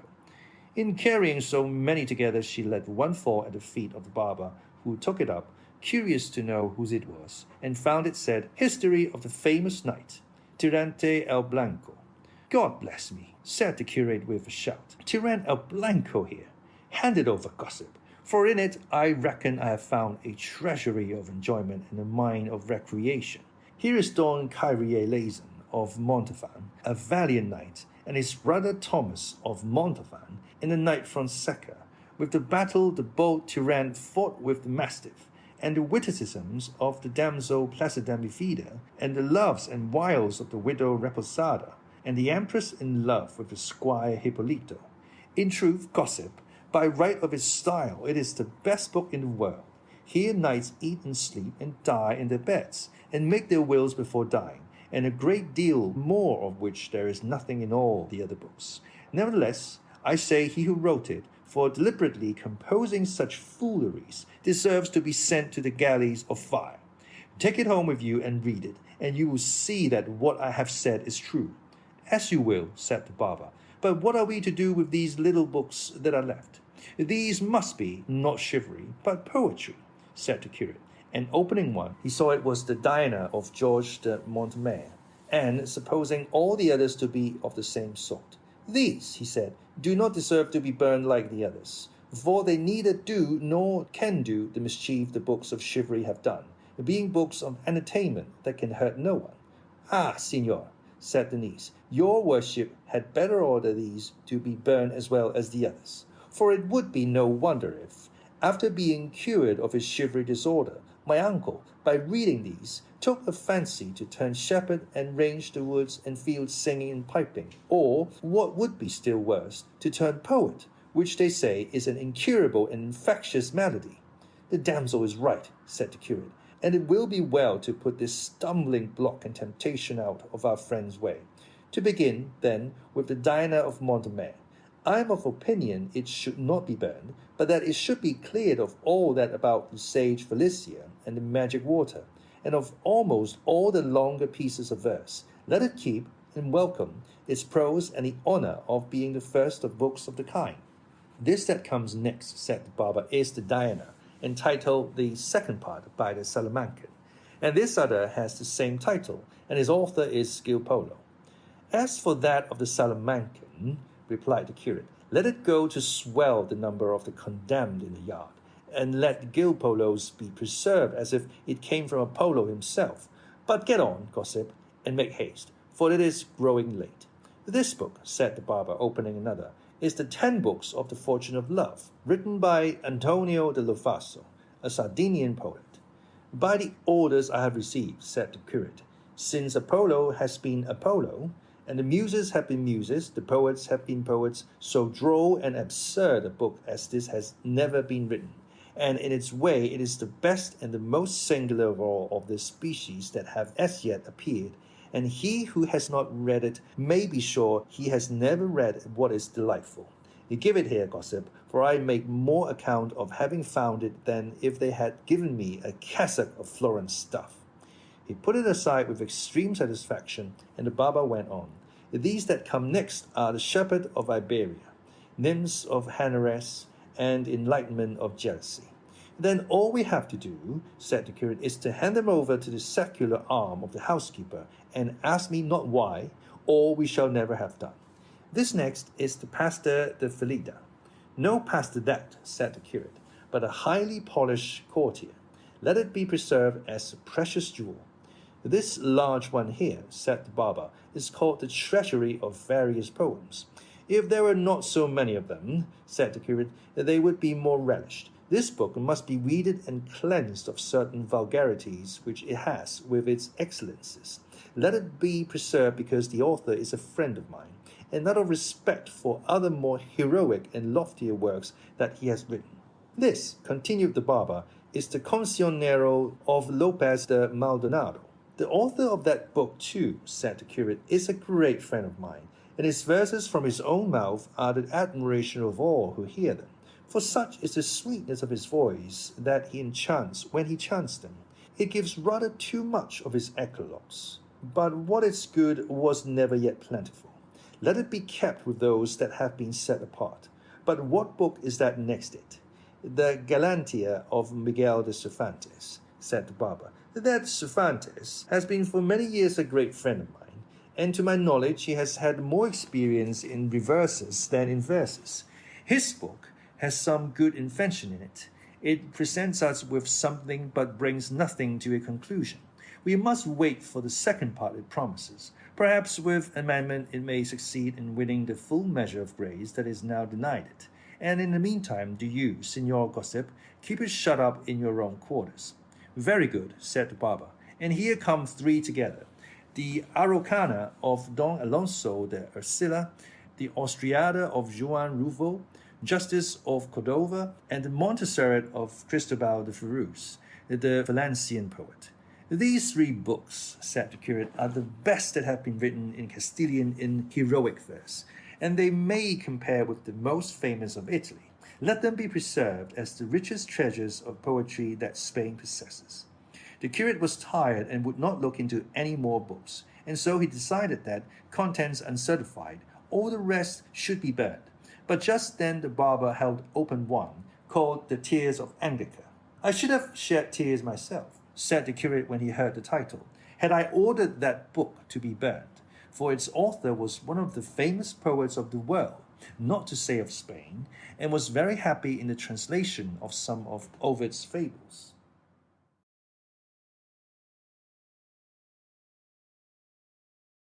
Of the second sally of our worthy knight, Don Quixote of La Mancha.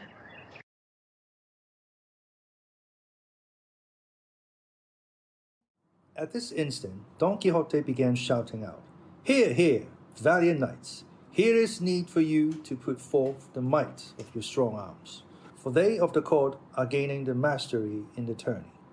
Called away by this noise and outcry, they proceeded no farther with the scrutiny of the remaining books, and so it is thought that the Quixote, the Lion of Spain, and the deeds of the Emperor written by Don Luis de Avila went to the fire unseen and unheard, for no doubt they were among those that remained, and perhaps if the curate had seen them, they would not have undergone so severe a sentence.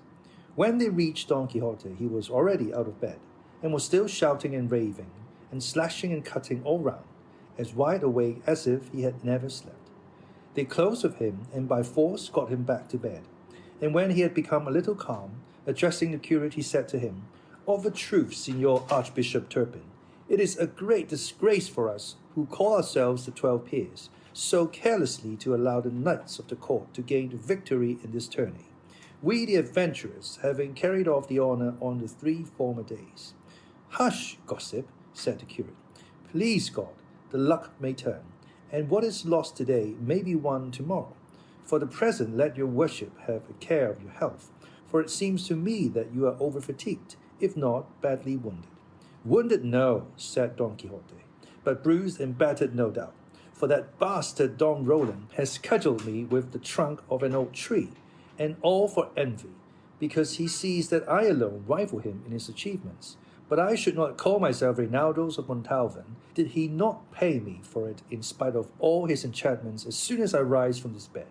For the present, let them bring me something to eat, for that, I feel, is that will be more to my purpose, and leave it to me to avenge myself." They did as he wished. They gave him something to eat, and once more he fell asleep, leaving them marveling at his madness.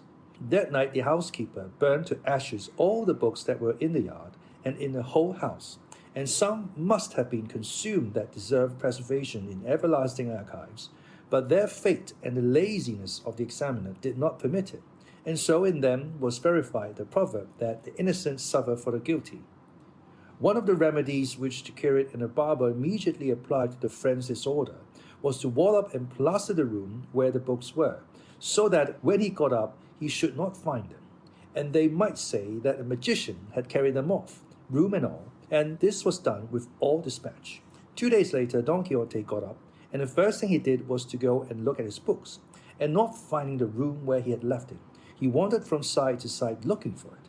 He came to the place where the door used to be, and tried it with his hands, and turned and twisted his eyes in every direction without saying a word. But after a good while, he asked his housekeeper whereabouts was the room that held his books. The housekeeper, who had been already well instructed in what she was to answer, said, "What room or what nothing is it that your worship is looking for? There are neither room nor books in this house now, for the devil himself has carried all away." "It was not the devil," said the niece, "but a magician who came on a cloud one night after the day your worship left this, and dismounting from a serpent that he rode, he entered the room, and what he did there I know not, but after a little while he made off, flying through the roof, and left the house full of smoke. And when we went to see what he had done, we saw neither book nor room, but we remember very well, the housekeeper and I, that on leaving, the old villain said in a loud voice that for a private grudge he owed the owner of the books and the room, he had done mischief in that house that would be discovered by and by. He said too that his name was the sage Munitin." "He must have said Friston," said Don Quixote. "I don't know whether he called himself Friston or Friton," said the housekeeper. "I only know that his name ended with tin." "So it does," said Don Quixote, "and he is a sage magician, a great enemy of mine, who has a spite against me because he knows by his arts and lore that in process of time I am to engage in single combat with a knight whom he prevents, and that I am to conquer, and he will be unable to prevent me. And for this reason he endeavors to do me all the ill turns that he can, but I promise him it will be hard for him to oppose or avoid what is decreed by heaven." "Who doubts that?" said the niece. "But uncle, who mixes you up in these quarrels? Would it not be better to remain at peace in your own house instead of roaming the world looking for better bread than ever came of wheat, never reflecting that many go for wool and come back shorn?" "O niece of mine," replied Don Quixote, "how much astray art thou in thy reckoning! Ere they shear me, I shall have plucked away and stripped off the beards of all who dare to touch only the tip of a hair of mine." The two were unwilling to make any further answer, as they saw that his anger was kindled. In short, then, he remained at home 15 days very quietly without showing any sign of a desire to take up with his former delusions, and during this time he held lively discussions with his 2 gossips, the curate and the barber, on the point he maintained that knights errant were what the world stood most in need of, and that in him was to accomplish the revival of knight-errantry.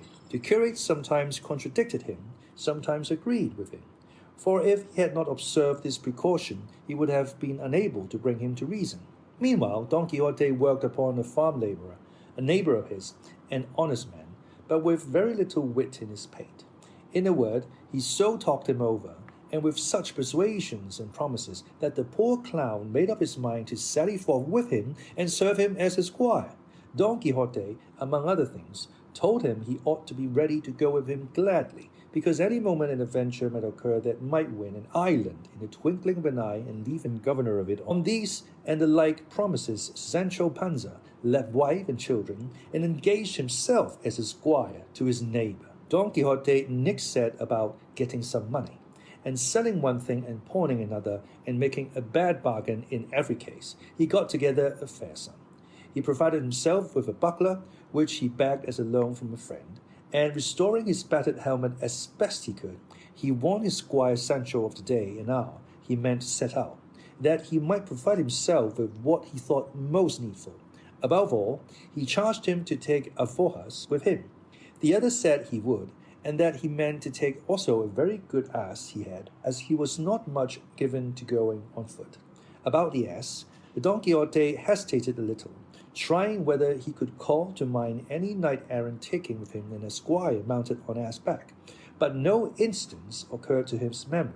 For all that, however, he determined to take him, intending to furnish him with a more honourable mount when a chance of it presented itself, by appropriating the horse of the first discourteous knight he encountered.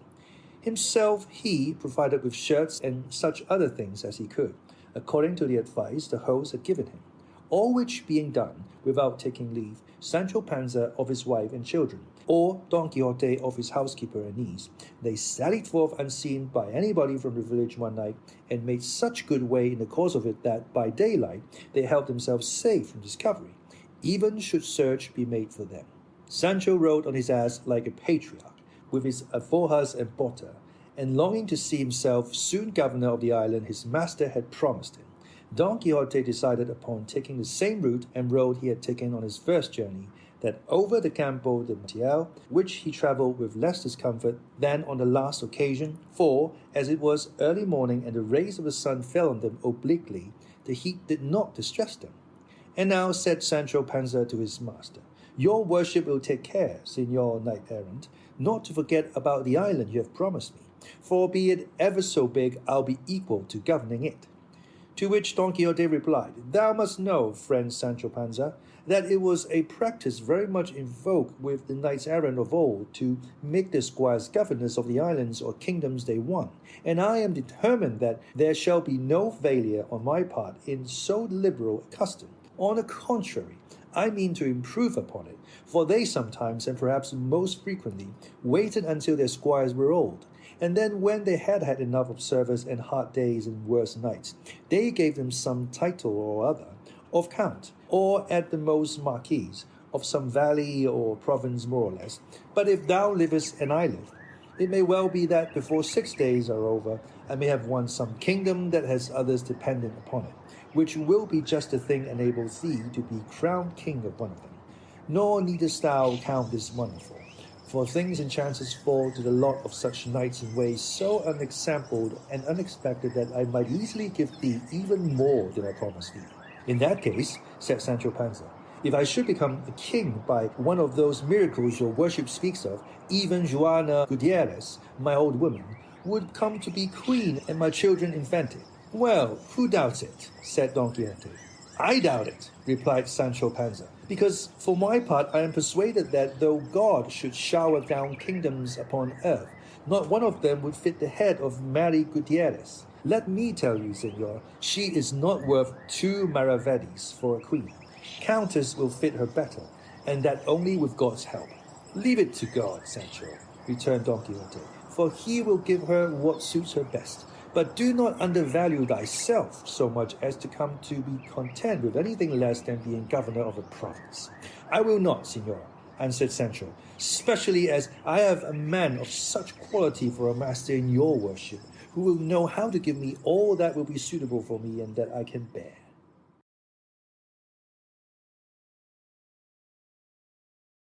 Of the good fortune which the valiant Don Quixote had in the terrible and undreamt of adventure of the windmills, with other occurrences worthy to be fitly recorded.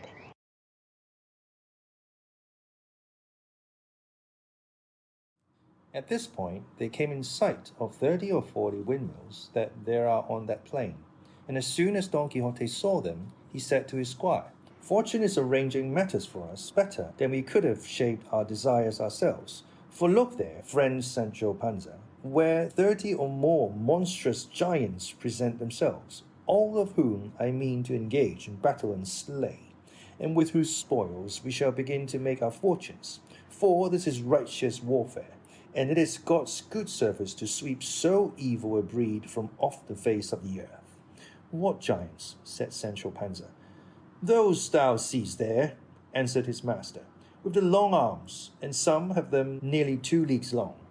"Look, your worship," said Sancho, "what we see there are not giants but windmills, and what seem to be their arms are the sails that turn by the wind and make the millstone go." "It is easy to see," replied Don Quixote, "that thou art not used to this business of adventures. Those are giants, and if thou art afraid, away with thee out of this, and betake thyself to prayer while I engage them in fierce and unequal combat."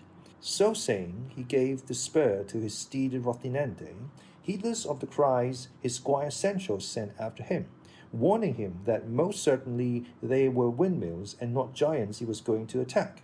He, however, was so positive they were giants that he neither heard the cries of Sancho nor perceived, near as he was, what they were, but made at them shouting, "Fly not, cowards and vile beings, for a single knight attacks you."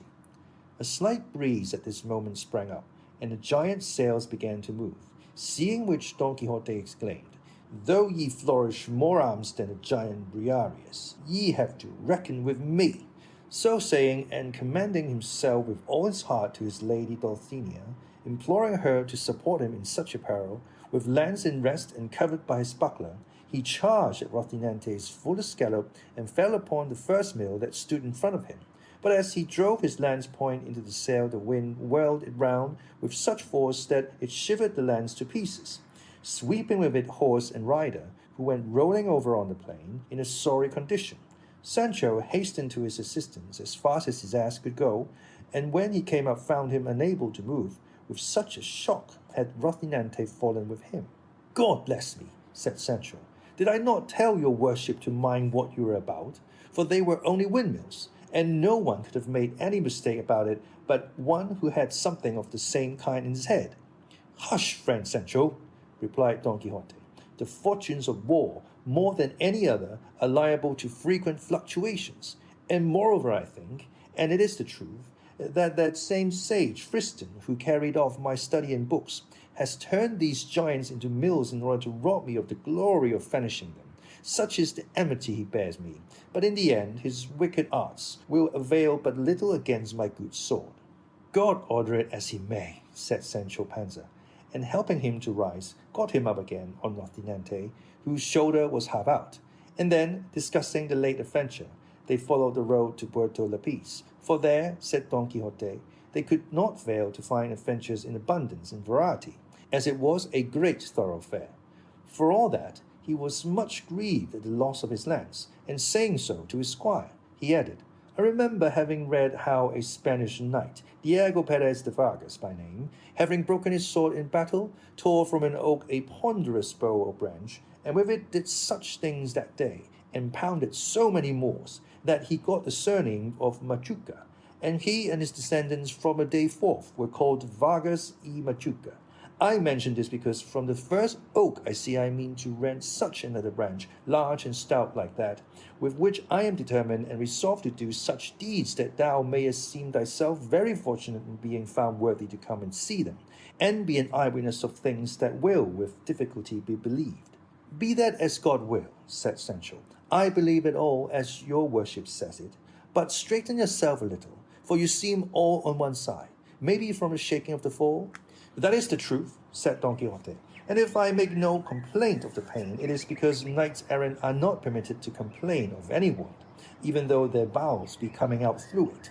If so," said Sancho, "I have nothing to say, but God knows I would rather your worship complained when anything ailed you. For my part, I confess I must complain, however small the ache may be, unless this rule about not complaining extends to the squires of knights errant also." Don Quixote could not help laughing at the squire's simplicity, and he assured him he might complain whenever and however he chose, just as he liked, for, so far, he had never read of anything to the contrary in the order of knighthood. Sancho bade him remember it was dinner time, to which his master answered that he wanted nothing himself just then, but that he might eat when he had a mind. With this permission, Sancho settled himself as comfortably as he could on his beast, and taking out of the alforjas what he had stowed away in them, he jogged along behind his master, munching deliberately, and from time to time taking a pull at the bota with a relish that the thirstiest tapster in Malaga might have envied. And while he went on in his way, gulping down draught after draught, he never gave a thought to any of the promises his master had made him, nor did he rate it as hardship, but rather as recreation going in quest of adventures, however dangerous they might be. Finally, they passed the night among some trees, from one of which Don Quixote plucked a dry branch to serve him after a fashion as a lance, and fixed on it the head he had removed from the broken one. All that night Don Quixote lay awake thinking of his lady Dulcinea, in order to conform to what he had read in his books. How many a night in the forests and deserts knights used to lie sleepless supported by the memory of their mistresses. Not so did Sancho Panza spend it, for having his stomach full of something stronger than chicory water, he made but one sleep of it, and, if his master had not called him, neither the rays of the sun beating on his face nor all the cheery nooks of the birds welcoming the approach of day would have had power to waken him. On getting up, he tried the bota and found it somewhat less full than the night before, which grieved his heart because they did not seem to be on the way to remedy the deficiency readily. Don Quixote did not care to break his fast, for, as has been already said, he confined himself to savory recollections for nourishment. They returned to the road they had set out with, leading to Puerto Lapiz, and at 3 in the afternoon they came in sight of it. "Here, brother Sancho Panza," said Don Quixote when he saw it, "we may plunge our hands up to the elbows in what they call adventures. But observe, even shouldst thou see me in the greatest danger in the world, thou must not put a hand to thy sword in my defence, unless indeed thou perceivest that those who assail me are rebel or base folk, for in that case thou mayest very properly aid me.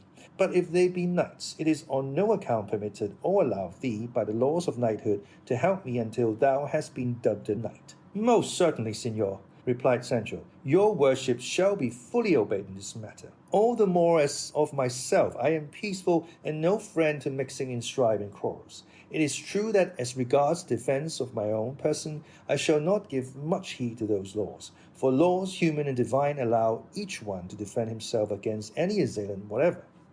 "That I grant," said Don Quixote, "but in this matter of aiding me against knights, thou must put a restraint upon thy natural impetuosity."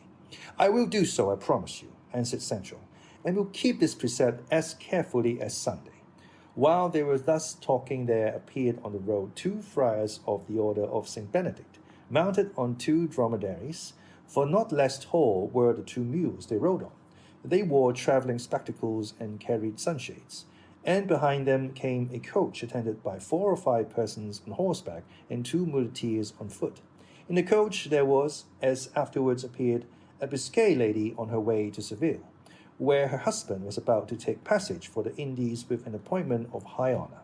The friars, though going the same road, were not in her company, but the moment Don Quixote perceived them, he said to his squire, "Either I am mistaken, or this is going to be the most famous adventure that has ever been seen, for those black bodies we see there must be, and doubtless are, magicians who are carrying off some stolen princess in that coach, and with all my might I must undo this wrong." "This will be worse than the windmills," said Sancho. "Look, señor, those are friars of St. Benedict, and the coach plainly belongs to some travellers. I tell you to mind well what you are about, and don't let the devil mislead you." "I have told thee already, Sancho," replied Don Quixote, "that on the subject of adventures thou knowest little. What I say is the truth, as thou shalt see presently." So saying, he advanced and posted himself in the middle of the road along with the friars were coming, and as soon as he thought they had come near enough to hear what he said, he cried out loud, "Devilish and unnatural beings, release instantly the high-born princesses whom you are carrying off by force in this coach, else prepare to meet a speedy death as the just punishment of your evil deeds." The friars drew rein and stood wondering at the appearance of Don Quixote as well as at his words, to which they replied, Signor Caballero, we are not devilish or unnatural, but two brothers of Saint Benedict following our road, nor do we know whether or not there are any captive princesses coming in this coach. No soft words for me, for I know you, lying rebel, said Don Quixote. And without waiting for a reply, he spurred Rocinante and with levelled lance charged the first friar with such fury and determination that if the friar had not flung himself off the mule, he would have brought him to the ground against his will, and sore wounded, if not killed outright. The second brother, seeing how his comrade was treated, drove his heels into his castle of a mule and made off across the country faster than the wind. Sancho Panza, when he saw the friar on the ground, dismounting briskly from his ass, rushed towards him and began to strip off his gown. At that instant the friar's muleteers came out and asked what he was stripping him for. Sancho answered them that this fell to him lawfully as spoil of the battle which his lord Don Quixote had won.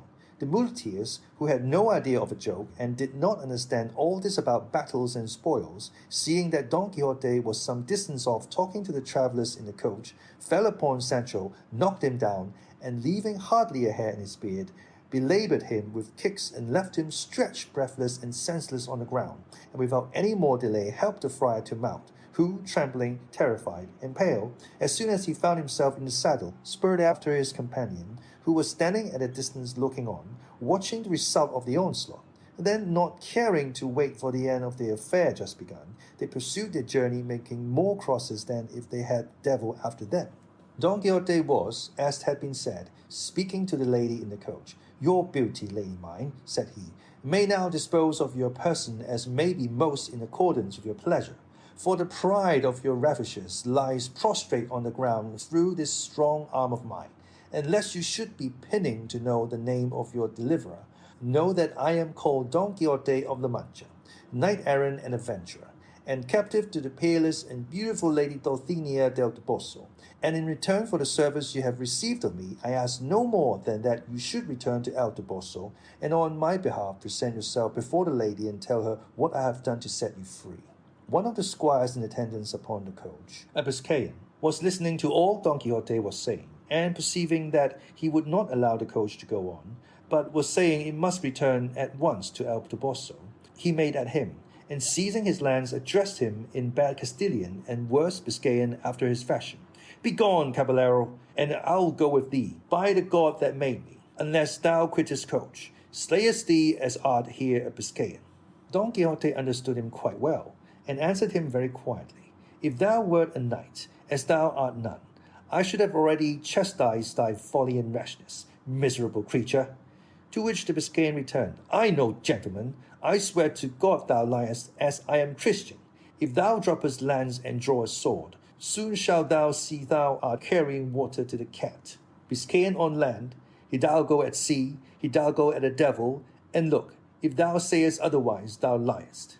You will see presently, said Aragus, replied Don Quixote, and throwing his lance on the ground, he drew his sword, braced his buckler on his arm, and attacked the Biscayan, bent upon taking his life. The Biscayan, when he saw him coming on, though he wished to dismount from his mule, in which, being one of those sorry ones let out for hire, he had no confidence, had no choice but to draw his sword.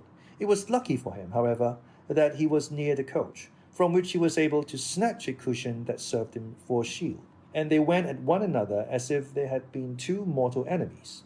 The others strove to make peace between them, but could not, for the Biscayan declared in his disjointed phrase that if they did not let him finish his battle, he would kill his mistress and everyone that strove to prevent him.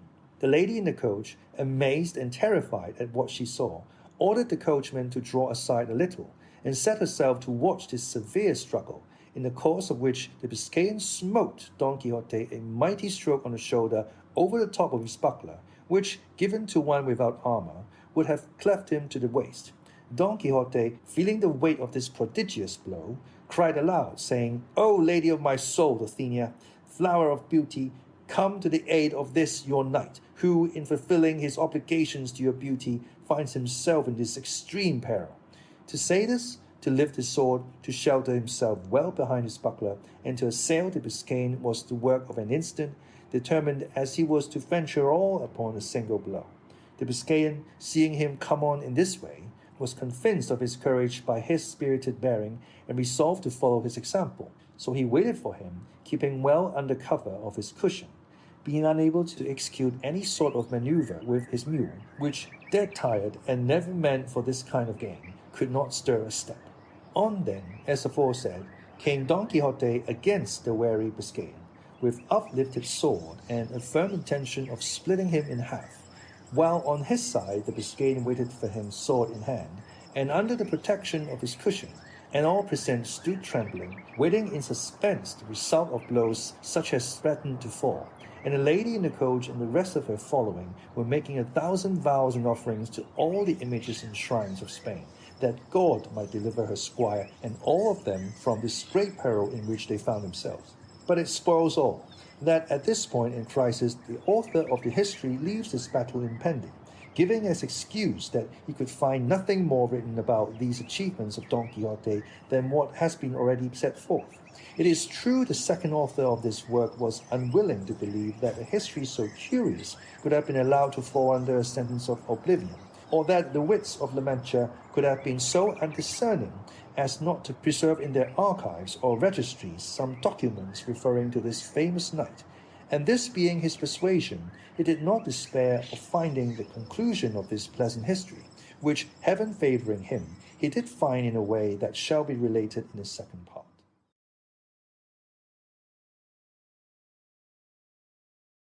In which is concluded and finished a terrific battle between the gallant Biscayan and the valiant Manchegan.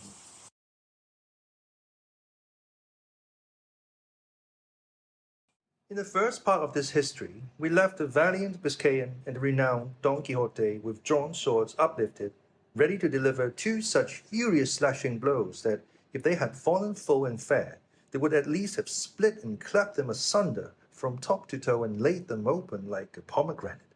And at this so critical point the delightful history came to a stop and stood cut short without any intimation from the author where what was missing was to be found. This distressed me greatly, because the pleasure derived from having read such a small portion turned to vexation at the thought of the poor chance that presented itself of finding the large part that, so it seemed to me, was missing of such an interesting tale. It appeared to me to be a thing impossible and contrary to all precedent that so good a knight should have been without some sage to undertake the task of writing his marvellous achievements, a thing that was never wanting to any of those knights-errant who, they say, went out their adventures. For every one of them had one or two sages, as if made on purpose, who not only recorded their deeds, but described their most trifling thoughts and follies, however secret they might be. And such a good knight could not have been so unfortunate as not to have what Platir and others like him had in abundance.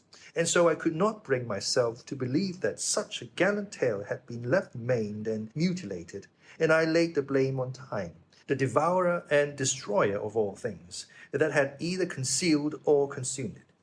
On the other hand, it struck me that, inasmuch as among his books there had been found such modern ones as The Enlightenment of Jealousy and The Nymphs and Shepherds of Hanares, his story must likewise be modern, and that though it might not be written, it might exist in the memory of the people of his village and of those in the neighborhood. This reflection kept me perplexed and longing to know really and truly the whole life and wondrous deeds of our famous Spaniard, Don Quixote La Mancha, light and mirror of Manchegan chivalry, and the first that in our age, and in these so evil days, devoted himself to the labor and exercise of the arms of knight-errantry, righting wrongs, succouring widows, and protecting damsels of that sort that used to ride about, whip in hand, on their palfreys, with all their virginity about them, from mountain to mountain and valley to valley, for, if it were not for some ruffian, or boor with a hood and hatchet, or monstrous giant, that forced them, that there was in days of yore damsels that, at the end of 80 years, in all which time they had never slept a day under a roof, went to their graves as much maids as the mothers that bore them. I say, then, that in these and other respects our gallant Don Quixote is worthy of everlasting and notable praise, nor should it be withheld even from me for the labor and pains spent in searching for the conclusion of this delightful history, though I know well that if heaven, chance, and good fortune had not helped me, the world would have remained deprived of an entertainment and pleasure that for a couple of hours or so may well occupy him who shall read it attentively. The discovery of it occurred in this way.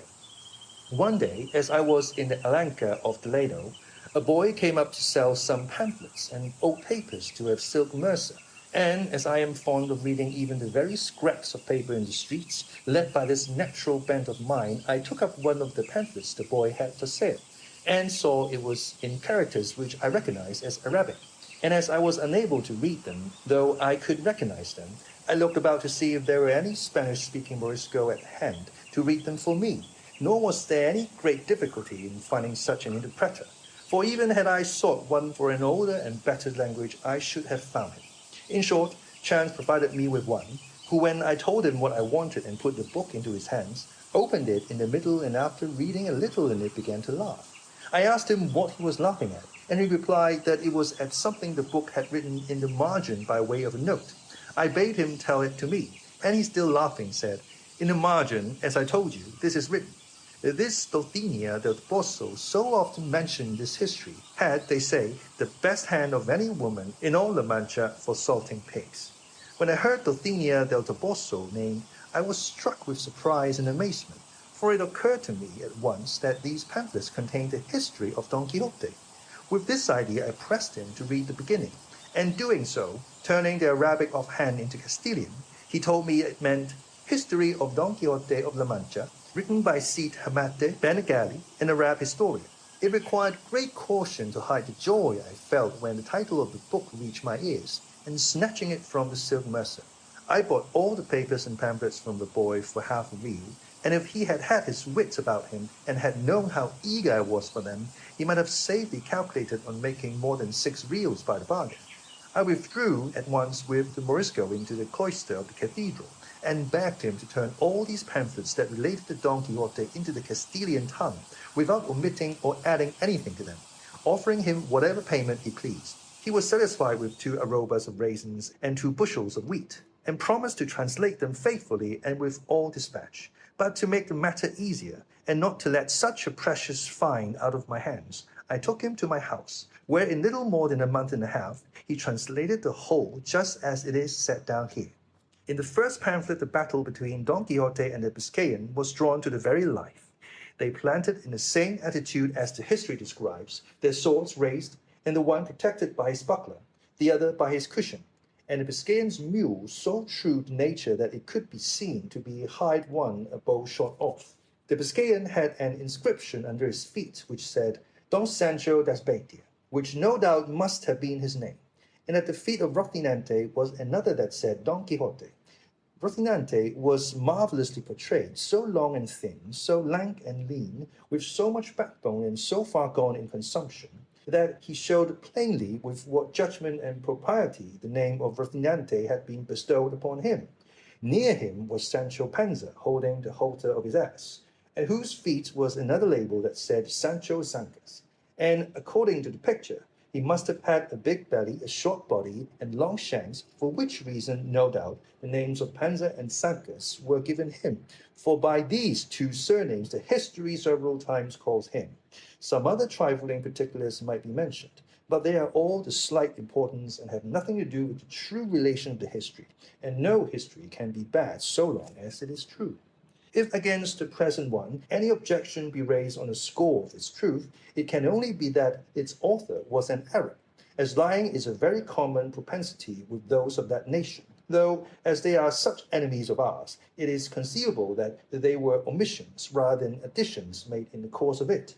And this is my own opinion, for, where he could and should give freedom to his pen in praise of so worthy a knight, he seems to me deliberately to pass it over in silence, which is ill done and worse contrived, for it is the business and duty of historians to be exact, truthful, and wholly free from passion, and neither interest nor fear, hatred nor love should make them swerve from the path of truth, whose mother is history, rival of time, storehouse of deeds, witness for the past, example and counsel for the present, and warning for the future. In this I know will be found all that can be desired in the pleasantest, and if it be wanting in any good quality, I maintain it is the fault of his hound of an author and not the fault of the subject. To be brief, its second part, according to the translation, began in this way. With trenchant swords upraised and poised on high, it seemed as though the two valiant and wrathful combatants stood threatening heaven and earth and hell with such resolution and determination did they bear themselves. The fiery Biscayan was the first to strike a blow, which was delivered with such force and fury that, had not the sword turned in its course, that single stroke would have sufficed to put an end to the bitter struggle and to all the adventures of our knight. But that good fortune which reserved him for greater things turned aside the sword of his adversary, so that although it smote him upon the left shoulder, it did him no more harm than to strike all that side of his armor, carrying away a great part of his helmet with half of his ear, all which with fearful ruin fell to the ground, leaving him in a sorry plight. Good God! Who is there that could properly describe the rage that filled the heart of our Manchkin when he saw himself dealt with in this fashion? All that can be said is, it was such that he again raised himself in his stirrups, and, grasping his sword more firmly with both hands, he came down on the Biscayan with such fury, smiting him full over the cushion and over the head, that even so good a shield proving useless, as if a mountain had fallen on him. He began to bleed from nose, mouth, and ears, reeling as if about to fall backwards from his mule, as no doubt he would have done had he not flung his arms around his neck.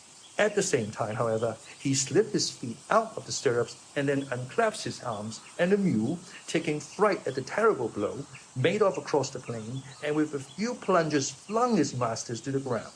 Don Quixote stood looking on very calmly, and when he saw him fall, leaped from his horse, and with great briskness ran to him, and presenting the point of his sword to his eyes, bade him surrender, or he would cut his head off. The Biscayan was so bewildered that he was unable to answer a word, and it would have gone hard with him.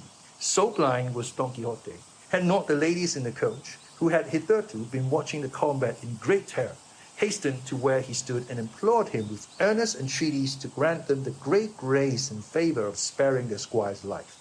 To which Don Quixote replied with much gravity and dignity, "In truth, fair ladies, I am well content to do what ye ask of me, but it must be on one condition and understanding, which is that this knight promise me to go to the village of El Toboso, and on my behalf present himself before the peerless lady Dulcinea, that she deal with him as shall be most pleasing to her." The terrified and disconsolate ladies, without discussing Don Quixote's demand or asking who Dulcinea might be, promised that their squire should do all that had been commanded. Then, on the faith of that promise, said Don Quixote, I shall do him no further harm, though he well deserves it of me.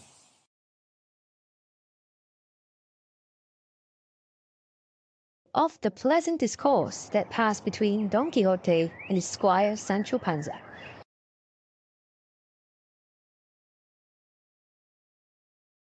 Now by this time Sancho had risen, rather the worse for the handling of the friar's muleteers, and stood watching the battle of his master, Don Quixote, and praying to God in his heart that it might be his will to grant him victory, and that he might thereby win some island to make him governor of, as he had promised.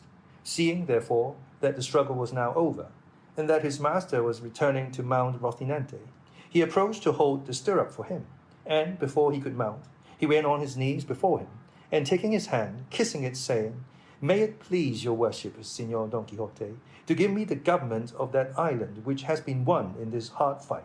For be it ever so big, I feel myself in sufficient force to be able to govern it as much and as well as anyone in the world who has ever governed islands.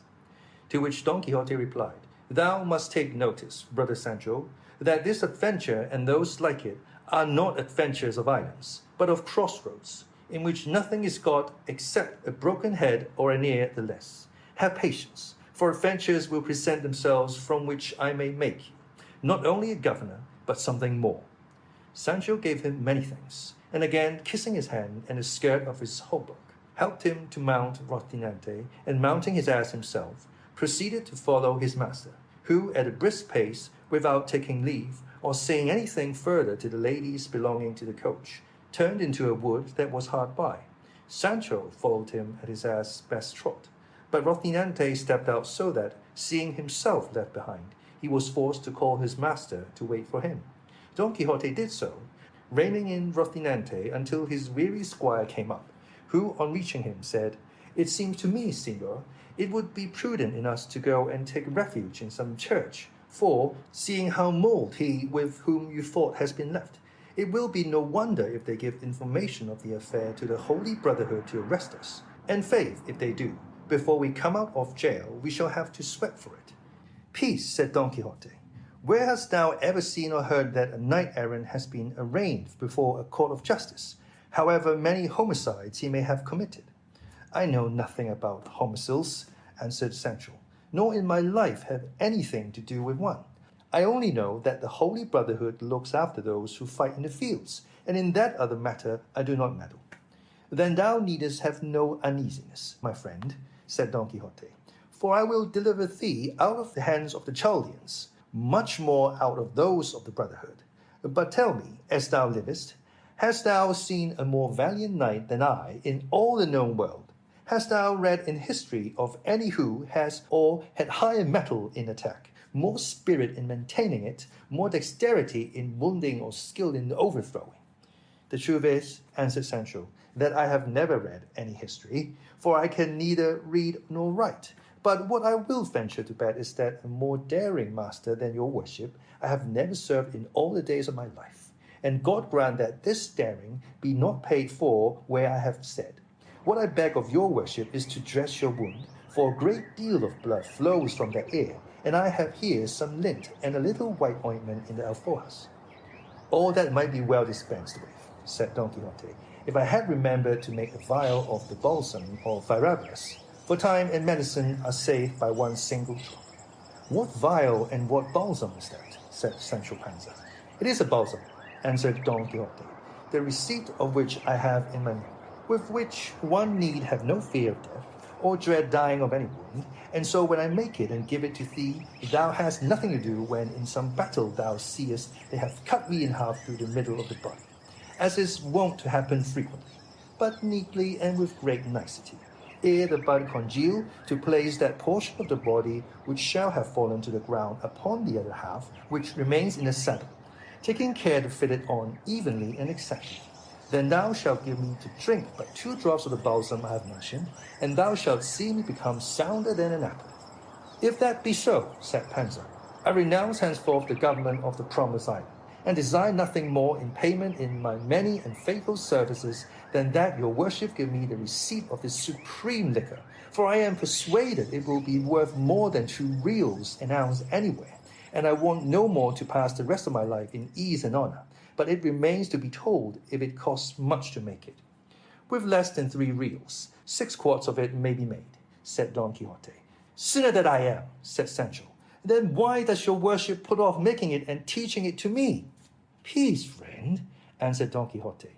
"Greater secrets I mean to teach thee, and greater favors to bestow upon thee, and for the present let us see to the dressing, for my ear pains more than I could wish." Sancho took out some lint and ointment from the alforjas, but when Don Quixote came to see his helmet shattered, he was like to lose his senses, and clapping his hand upon his sword and raising his eyes to heaven, he said, "I swear by the Creator of all things and the 4 Gospels in their fullest extent, to do as the great Marquis of Mantua did when he swore to avenge the death of his nephew Baldwin, until I take complete vengeance upon him who has committed such an offense against me." Hearing this, Sancho said to him, "Your worship should bear in mind, Señor Don Quixote, that if the knight has done what was commanded him in going to present himself before my lady Dulcinea de Bosso, he will have done all that he was bound to do, and does not deserve further punishment unless he commits some new offense." "Thou hast said well and hit the point," answered Don Quixote, "and so I recall the oath in so far as relates to taking fresh vengeance on him, but I make and confirm it anew to lead the life I have set until such time as I take by force from some knight another helmet such as this and as good. And think not, Sancho, that I am raising smoke with straw in doing so, for I have one to imitate in the matter, since the very same thing to a hair happened in the case of Mambrino's helmet, which cost Sacripante so dear."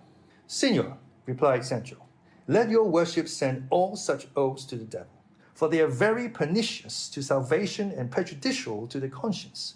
Just tell me now, if for several days to come we fall in with no man armed with a helmet, what are we to do? Is the oath to be observed in spite of all the inconvenience and discomfort it will be to sleep in your clothes, and not to sleep in a house, and 1,000 other mortifications contained in the oath of that old fool, the Marquis of Mantua, which your worship is now wanting to revive? Let your worship observe that there are no men in armor traveling on any of these roads, nothing but carriers and carters, who not only do not wear helmets, but perhaps never heard tell of them all their lives. Thou art wrong there, said Don Quixote, for we shall not have been about 2 hours among these crossroads before we see more men in armor than come to Albraca to win the fair Angelica. Enough, said Sancho, so be it then. The God grant us success. Enough, said Sancho, so be it then. And God grant us success, and that the time for winning that island which is costing me so dear may soon come, and then let me die. I have already told thee, Sancho, said Don Quixote, not to give thyself any uneasiness on that score. For if an island should fail, there is the kingdom of Denmark, or of Sobradisa, which will fit thee as a ring fits the finger, and all the more that, being on terra firma, thou wilt all the better enjoy thyself. But let us leave that to its own time. See if thou hast anything for us to eat in those abojas, because we must presently go in quest of some castle where we may lodge tonight and make the balsam I told thee of, for I swear to thee by God, this ear is giving me great pain. I have here an onion and a little cheese and a few scraps of bread, said Sancho, but they are not victuals fit for a valiant knight like your worship. How little thou knowest about it, answered Don Quixote. I would have thee to know, Sancho, that it is the glory of knights errant to go without eating for a month, and even when they do eat, that it should be of what comes first to hand. And this would have been clear to thee hadst thou read as many histories as I have, for, though there are very many, among them all I have found no mention made of knights errant eating, unless by accident or at some sumptuous banquets prepared for them, and the rest of the time they passed in dalliance. And though it is plain they could not do without eating and performing all the other natural functions, because, in fact, they were men like ourselves, it is plain too that, wandering as they did the most part of their lives through woods and wilds and without a cook, their most usual fare would be rustic viands, such as those thou now offer me. So that, friend Sancho, let not that distress thee which pleases me, and do not seek to make a new world of pervert knight-errantry. Pardon me, your worship, said Sancho, for, as I cannot read or write, as I said just now, I neither know nor comprehend the rules of the profession of chivalry. Henceforth I will stock the alforjas with every kind of dry fruit for your worship, as you are a knight, and for myself, as I am not one, I will furnish them with poultry and other things more substantial. I do not say, Sancho, replied Don Quixote, that it is imperative on knights errant not to eat anything else but the fruits thou speakest of, only that their more usual diet must be those, and certain herbs they found in the fields which they knew and I know too. A good thing is, answered Sancho, to know those herbs, for to my thinking it will be needful some day to put that knowledge into practice. And here, taking out what he said he had brought, the pair made their repast peacefully and sociably, but anxious to find quarters for the night, they with all dispatch made an end of their poor dry fare, mounted at once, and made haste to reach some habitation before night set in. But daylight and the hope of succeeding in their object failed them, close by the huts of some goatherds. So they determined to pass the night there, and it was as much to Sancho's discontent not to have reached the house, as it was to his master's satisfaction to sleep under the open heaven, for he fancied that each time this happened to him, he performed an act of ownership that helped to prove his chivalry.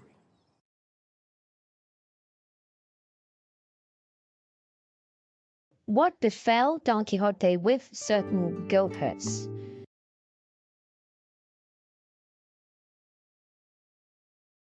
He was cordially welcomed by the goatherds, and Sancho, having as best he could put up Rocinante and the ass, drew towards the fragrance that came from some pieces of salted goat simmering in a pot on the fire, and though he would have liked at once to try if they were ready to be transferred from the pot to the stomach, he refrained from doing so, as the goatherds removed them from the fire, and laying sheepskins on the ground, quickly spread their rude table, and with signs of hearty goodwill invited them both to share what they had. Round the skins 6 of the men belonging to the fold seated themselves, having first with rough politeness pressed Don Quixote to take a seat upon a trough which they placed for him upside down. Don Quixote seated himself, and Sancho remained standing to serve the cup, which was made of horn. Seeing him standing, his master said to him, "That thou mayest see, Sancho, the good that knight-errantry contains in itself, and how those who fill any office in it are on the high road to be speedily honoured and esteemed by the world, I desire that thou seat thyself here at my side, in the company of these worthy people, and that thou be one with me, who am thy master and natural lord, and that thou eat from my plate and drink from whatever I drink from. From the same may be said of knight-errantry as of love, that it levels all." "Great thanks," said Sancho, "but I may tell your worship that, provided I have enough to eat, I can eat it as well, or better, standing, and by myself, than seated alongside of an emperor. And indeed, if the truth is to be told, what I eat in my corner without form or fuss has much more relish for me, even though it be bread and onions, than the turkeys of those other tables where I am forced to chew slowly, drink little, wipe my mouth every minute, and cannot sneeze or cough if I want or do other things that are the privileges of liberty and solitude. So, Signor, as for these honours which your worship would put upon me as a servant and follower of knight-errantry, exchange them for the other things which may be of more use and advantage to me. For these, though I fully acknowledge them as received, I renounce from this moment to the end of the world." "For all that," said Don Quixote, "thou must seat thyself, because him who humbleth himself God exalteth." And seizing him by the arm, he forced him to sit down beside himself. The goatherds did not understand this jargon about squires and knights-errant, and all they did was to eat in silence and stare at their guests, who with great elegance and appetite were stowing away pieces as big as one's fist. The course of meat finished, they spread upon the sheepskins a great heap of parched acorns, and with them they put down a half cheese harder than if it had been made of mortar. All this while the horn was not idle, for it went round so constantly, now full, now empty, like the bucket of a water wheel, that it soon drained one of the 2 wineskins that were in sight. When Don Quixote had quite appeased his appetite, he took up a handful of the acorns, and contemplating them attentively, delivered himself somewhat in this fashion: "Happy the age, happy the time, to which the ancients gave the name of golden, not because in that fortunate age the gold so converted in this our iron one was gained without toil, but because they that lived in it knew not the 2 words mine and thine. In that blessed age of all things were in common. To win the daily food no labour was required of any save to stretch forth his hand and gather it from the sturdy oaks that stood generously inviting him with their sweet ripe fruit. The clear streams and running brooks yielded their savoury limpid waters in noble abundance. The busy and sagacious bees fixed their republic in the clefts of the rocks and hollows of the trees, offering without usance the plenteous produce of their fragrant toil to every hand. The mighty cork trees, unenforced save of their own courtesy, shed the broad-like bark that served at first to roof the houses supported by root stakes, a protection against the inclemency of heaven alone. Then all was peace, all friendship, all concord. As yet the dull share of the crooked plough had not dared to rend and pierce the tender bowels of our first mother, that without compulsion yielded from every portion of her broad fertile bosom all that could satisfy, sustain, and delight the children that then possessed her. And then was it that the innocent and fair young shepherdess roamed from vale to vale and hill to hill, with flowing locks, and no more garments than were needful modestly to cover that modesty seeks and ever sought to hide. Nor were there ornaments like those in use today, set off by Tyrian purple and silk tortured in endless fashions, but the wreathed leaves of the green dock and ivy. Herewith they went as bravely and becomingly decked as our court dames, with all the rare and far-fetched artifices that idle curiosity has taught them. And then the loved thoughts of the heart clothed themselves simply and naturally as the heart conceived them, nor sought to commend themselves by forced and rambling verbiage. Fraud, deceit, or malice had then not yet mingled with truth and sincerity. Justice held her ground, undisturbed and unassailed by the efforts of favour and of interest, that now so much impair, pervert, and beset her. arbitrary law had not yet established itself in the mind of the judge, for then there was no cause to judge and no one to be judged. Maidens in modesty, as I have said, wandered at will alone and unattended, without fear of insult from lawlessness or libertine assault. And if they were undone, it was of their own will and pleasure. But now, in this hateful age of ours, not one is safe, not though some new labyrinth like that of Crete conceal and surround her. Even there the pestilence of gallantry will make its way to them through chinks or on the air by the seal of its accursed importunity, and despite of all seclusion, lead them to ruin. In defense of these, as time advanced and wickedness increased, the order of knight-errant was instituted, to defend maidens, to protect widows, and to succor the orphans and the needy. To this order I belong, brother goatherds, to whom I return thanks for the hospitality and kindly welcome ye offer me and my squire. For though by nature law all livings are bound to show favour to knights-errant, yet, seeing that without knowing this obligation ye have welcomed and feasted me, it is right that with all the goodwill in my power I should thank you for yours. All this long harangue our knight delivered because the acorns they gave him reminded him of the golden age, and the whim seized him to address all this unnecessary argument to the goatherds, who listened to him gaping in amazement without saying a word in reply. Sancho likewise held his peace and ate acorns, and paid repeated visits to the second wineskin, which they had hung up on a cork tree to keep the wine cool.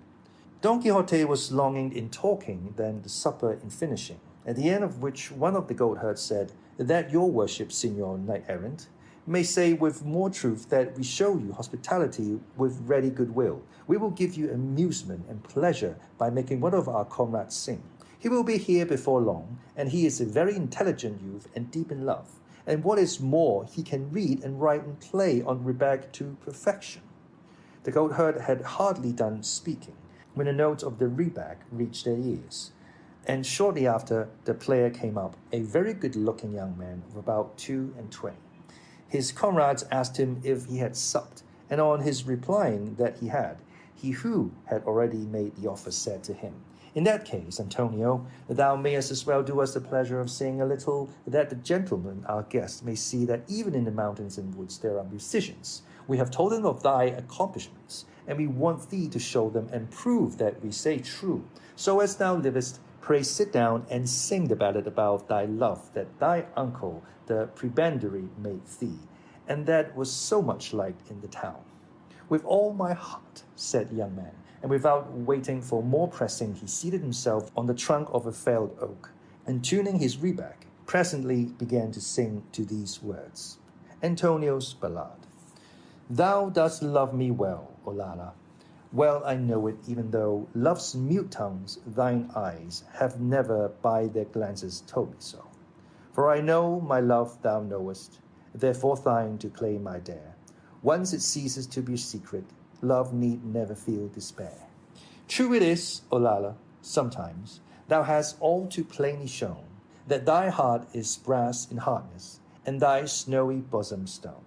Yet for all that, in thy coyness, and thy fickle fits between, hope is there, at least the border of her garment may be seen. Lures to faith are they, those glimpses, and to faith in thee I hold.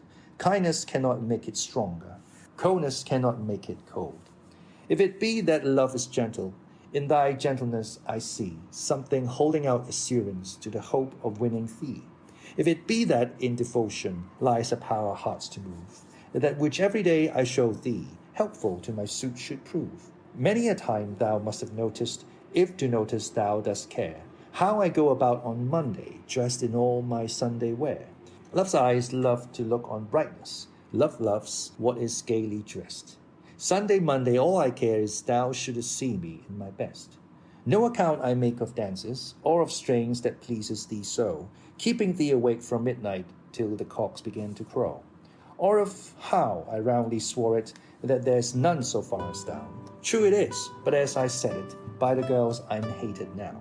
For Teresa of the hillside, and my praise of thee was sore, said, you think you love an angel, it's a monkey you adore. Caught by all her glittering trinkets, and her borrowed braids of hair, and a host of made-up beauties that would love himself ensnare. "'Twas a lie, and so I told her, and a cousin at the word gave me his defiance for it, and what followed thou hast heard. Mine is no high-flown affection, mine no passion paramour. As they call it, what I offer is an honest love and pure. Cunning cords the holy church has, cords of softest silk they be. Put thy neck beneath the yoke, dear, mine will follow, thou wilt see. Else, and once for all I swear it, by the saint of most renown, if I ever quit the mountains, 'twill be in a friar's gown." Here the goatherd brought his song to an end, and though Don Quixote entreated him to sing more, Sancho had no mind that way, being more inclined for sleep than for listening to songs. So said he to his master, "Your worship will do well to settle at once where you mean to pass the night, for the labour these good men are at all day does not allow them to spend the night in singing." "I understand thee, Sancho," replied Don Quixote. "I perceive clearly that those visits to the wine-skin demand compensation in sleep rather than in music. It's sweet to us all, blessed be God," said Sancho. "I do not deny it," replied Don Quixote, "but settle thyself where thou wilt. Those of my calling are more becomingly employed in watching than in sleeping. Still, it would be as well if thou wert to dress this ear for me again, for it is giving me more pain than it need." Sancho did as he bade him, but one of the goatherds, seeing the wound, told him not to be uneasy, as he would apply a remedy with which it would be soon healed. And gathering some leaves of rosemary, of which there was a great quantity there, he chewed them and mixed them with a little salt, and applied them to the ear. He secured them firmly with a bandage, assuring him that no further treatment would be required, and so it proved.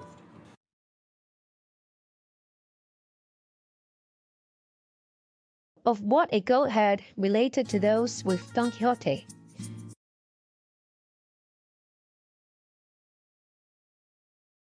Just then another young man, one of those who fetched their provisions from the village, came up and said, "Do you know what is going on in the village, comrades?" "How could we know it?" replied one of them. "Well then, you must know," continued the young man. "This morning that famous stupid shepherd called Chrysostom died, and it is rumored that he died of love for that devil of a village girl, the daughter of Guillermo the rich, she that wanders about the wolds here in the dress of a shepherdess." "You mean Marcella?" said one.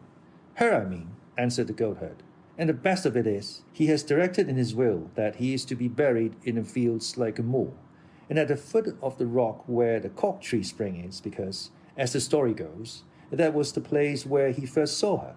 And he has also left other directions which the clergy of the village say should not and must not be obeyed because they savour of paganism. To all which his great friend Ambrosio, the student, he who, like him, also went dressed as a shepherd, replies that everything must be done without any omission according to the directions left by Chrysostom. And about this the village is all in commotion. However, report says that after all, what Ambrosio and all the shepherds his friends desire will be done, and tomorrow they are coming to bury him with great ceremony where I said. I am sure it will be something worth seeing. At least I will not fail to go, and see it even if I knew I should not return to the village tomorrow." "We will do the same," answered the goatherds, "and cast lots to see who must stay to mind the goats of all." "Thou sayest well, Pedro," said one, "though there will be no need of taking that trouble, for I will stay behind for all. And don't suppose it is virtue or want of curiosity in me. It is that the splinter that ran into my foot the other day will not let me walk." "For all that, we thank thee," answered Pedro. Don Quixote asked Pedro to tell him who the dead man was and who the shepherdess, to which Pedro replied that all he knew was that the dead man was a wealthy gentleman belonging to a village in those mountains, who had been a student at Salamanca for many years, at the end of which he returned to his village with the reputation of being very learned and deeply read. Above all, they said, he was learned in the science of the stars and of what went on yonder in the heavens in the sun and the moon, and he told us of the trysts of the sun and moon to exact time. "Eclipse it is called, friend, not tryst, the darkening of those two luminaries," said Don Quixote. But Pedro, not troubling himself with trifles, went on with his story, saying, also he foretold when the year was going to be one of abundance or festivity. "Sterility, you mean," said Don Quixote. "Sterility or festivity," answered Pedro. "It is all the same in the end, and I can tell you that by this his father and friends who believed him grew very rich, because they did as he advised them, bidding them sow barley this year, not wheat. This year you may sow pulse and not barley. The next there will be a full oil crop, and the 3 following not a drop will be got. That science is called astrology, said Don Quixote. I do not know what it's called, replied Pedro, but I know that he knew all this and more besides. But to make an end, not many months had passed after he returned from Salamanca, when one day he appeared dressed as a shepherd with his crook and sheepskin, having put off the long gown he wore as a scholar, and at the same time his great friend, Ambrosio by name, who had been his companion in studies, took to the shepherd's dress with him.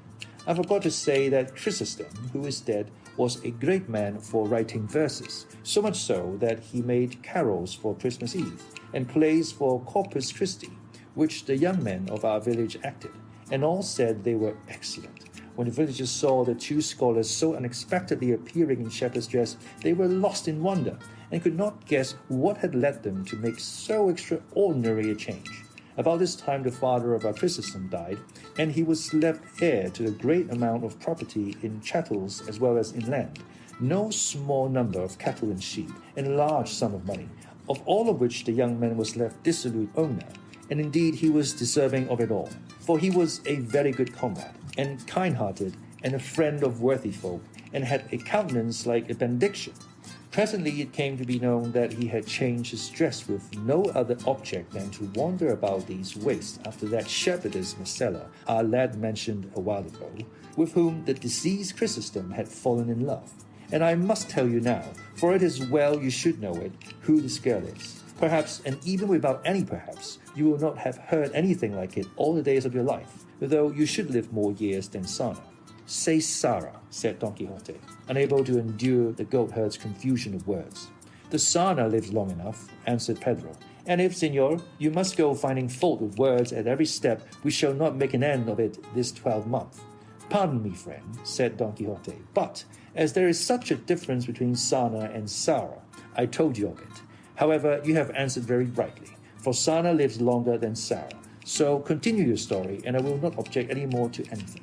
I say then, my dear sir, said the goatherd, that in our village there was a farmer even richer than the father of Chrysostom, who was named Guillermo, and upon whom God bestowed, over and above great wealth, a daughter at whose birth her mother died, the most respected woman there was in his neighborhood. I fancy I can see her now, with that countenance which had the sun on one side and the moon on the other, and moreover active, and kind to the poor, for which I trust that at the present moment her soul is in bliss with God in the other world.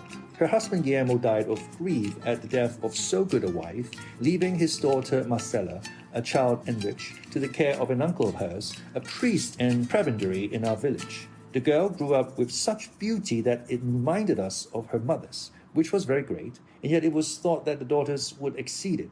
And so when she reached the age of 14 to 15 years, nobody beheld her, but blessed God that had made her so beautiful, and a greater number were in love with her past redemption.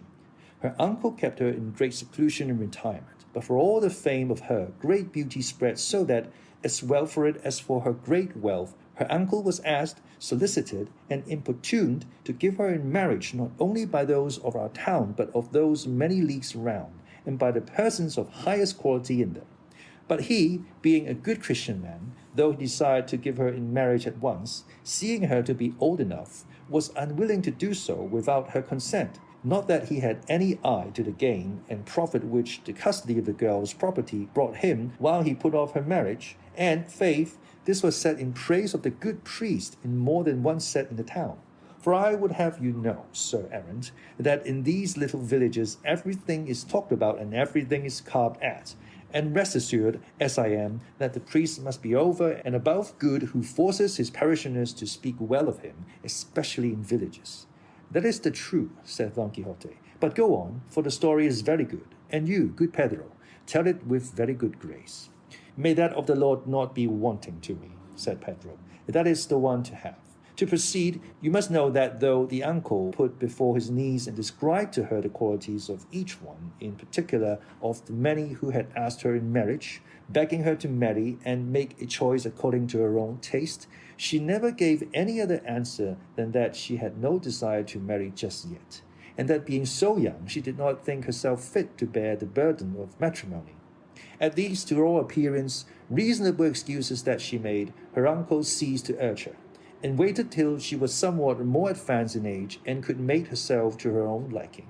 For, said he, and he said quite right, parents are not to settle children in life against their will.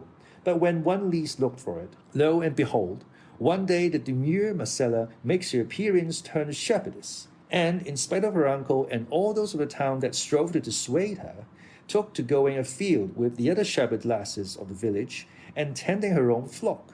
And so, since she appeared in public, and her beauty came to be seen openly, I could not well tell you how many rich youths, gentlemen and peasants, have adopted the costume of Chrysostom, and go about these fields making love to her.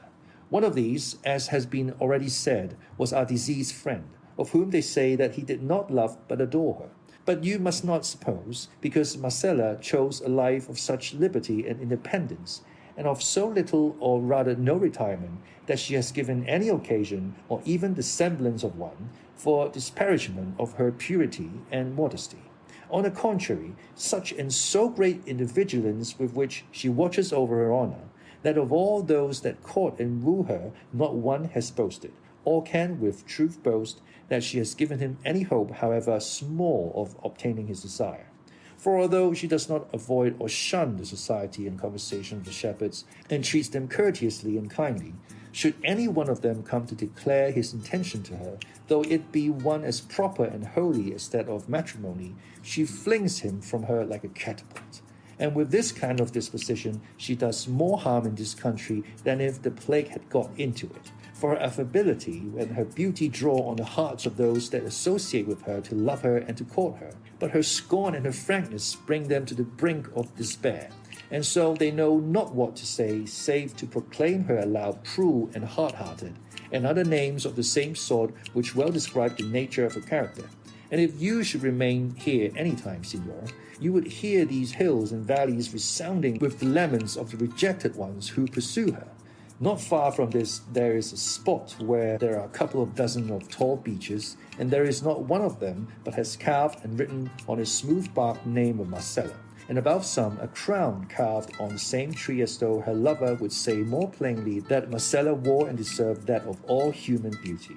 Here one shepherd is sighing, there another is lamenting. There love songs are heard, here despairing elegies.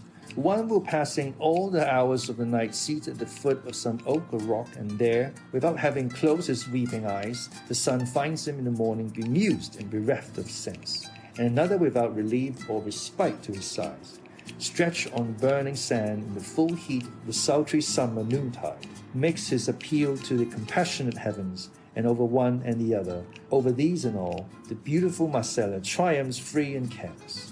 And all of us that know her are waiting to see what her pride will come to, and who is to be the happy man that will succeed in taming a nature so formidable and gaining possession of a beauty so supreme.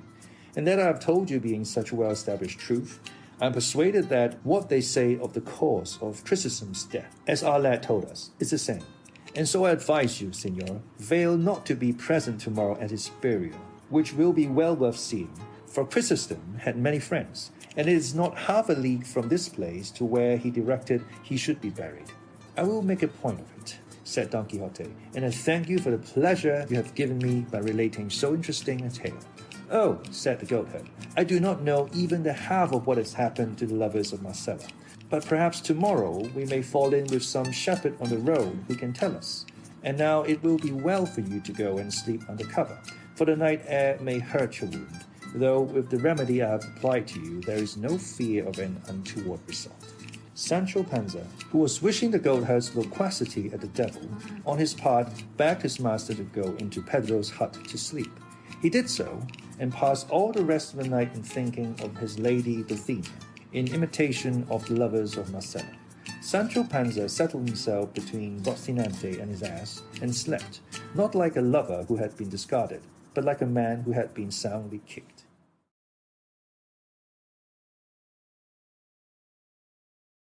In which is ended the story of the shepherdess Marcella, with other incidents.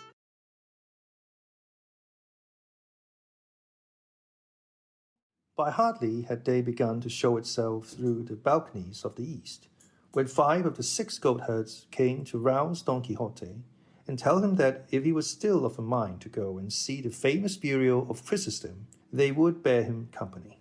Don Quixote, who desired nothing better, rose and ordered Sancho to saddle and panel at once, which he did with all dispatch, and with the same they all set out forthwith.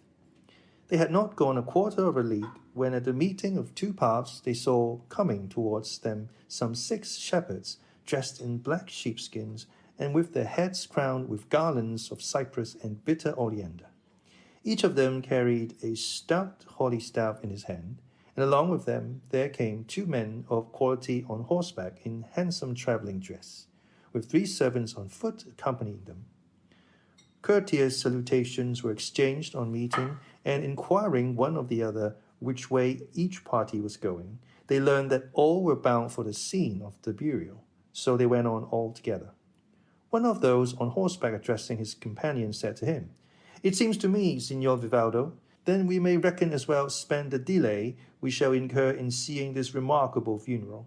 For remarkable it cannot but be, judging by the strange things these shepherds have told us, of both the dead shepherd and homicide shepherdess." "So I think too," replied Vivaldo, "and I would delay not to say a day, but 4, for the sake of seeing it." Don Quixote asked them what it was they had heard of Marcella and Chrysostom. The traveller answered that the same morning they had met these shepherds, and seeing them dressed in this mournful fashion, they had asked them the reason of their appearing in such a guise, which one of them gave, describing the strange behaviour and beauty of the shepherdess called Marcella, and the loves of many who courted her, together with the death of that Chrysostom to whose burial they were going. In short, he repeated all that Pedro had related to Don Quixote. This conversation dropped, and another was commenced by him who was called Vivaldo, asking Don Quixote what was the reason that led him to go armed in that fashion in a country so peaceful, to which Don Quixote replied, "The pursuit of my calling does not allow or permit me to go in any other fashion. Easy life, enjoyment, and repose were invented for soft courtiers, but toil, unrest, and arms were invented and made for those alone whom the world calls knights errant, of whom I, though unworthy, am the least of all." The instant they heard this, all set him down as mad, and the better to settle the point and discover what kind of madness he was, Vivaldo proceeded to ask him what knights errant meant. "Have not your worships," replied Don Quixote, "read the annals and histories of England, in which are recorded the famous deeds of King Arthur, whom we in our popular Castilian invariably called King Artus, with regard to whom it is an ancient tradition, and commonly received all over the kingdom of Great Britain, that this king did not die, but was changed by magic art into a raven, and that in process of time he is to return to reign and recover his kingdom and scepter. For which reason it cannot be proved that from that time to this any Englishman ever killed a raven.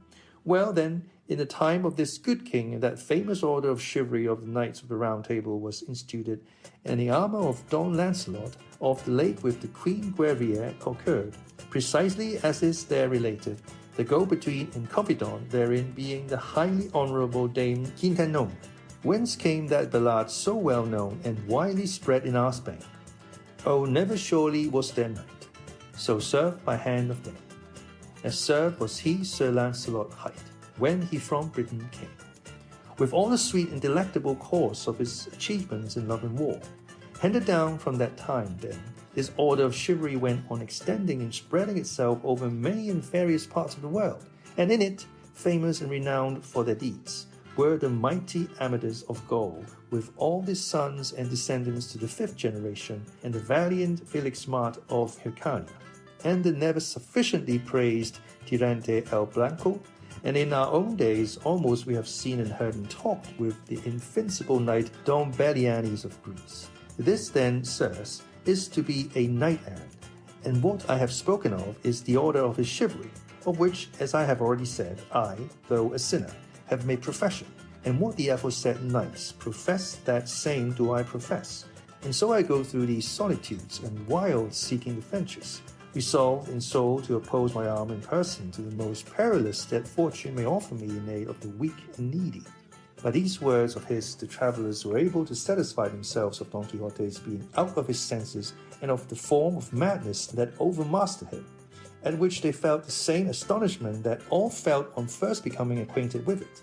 And Vivaldo, who was a person of great shrewdness and of a lively temperament, in order to beguile the short journey which they said was required to reach the mountain, the scene of the burial, sought to give him an opportunity of going on with his absurdities. So he said to him, "It seems to me, Signor Knight-errant, that your worship has made choice of one of the most austere professions in the world, and I imagine even that of the Carthusian monks is not so austere."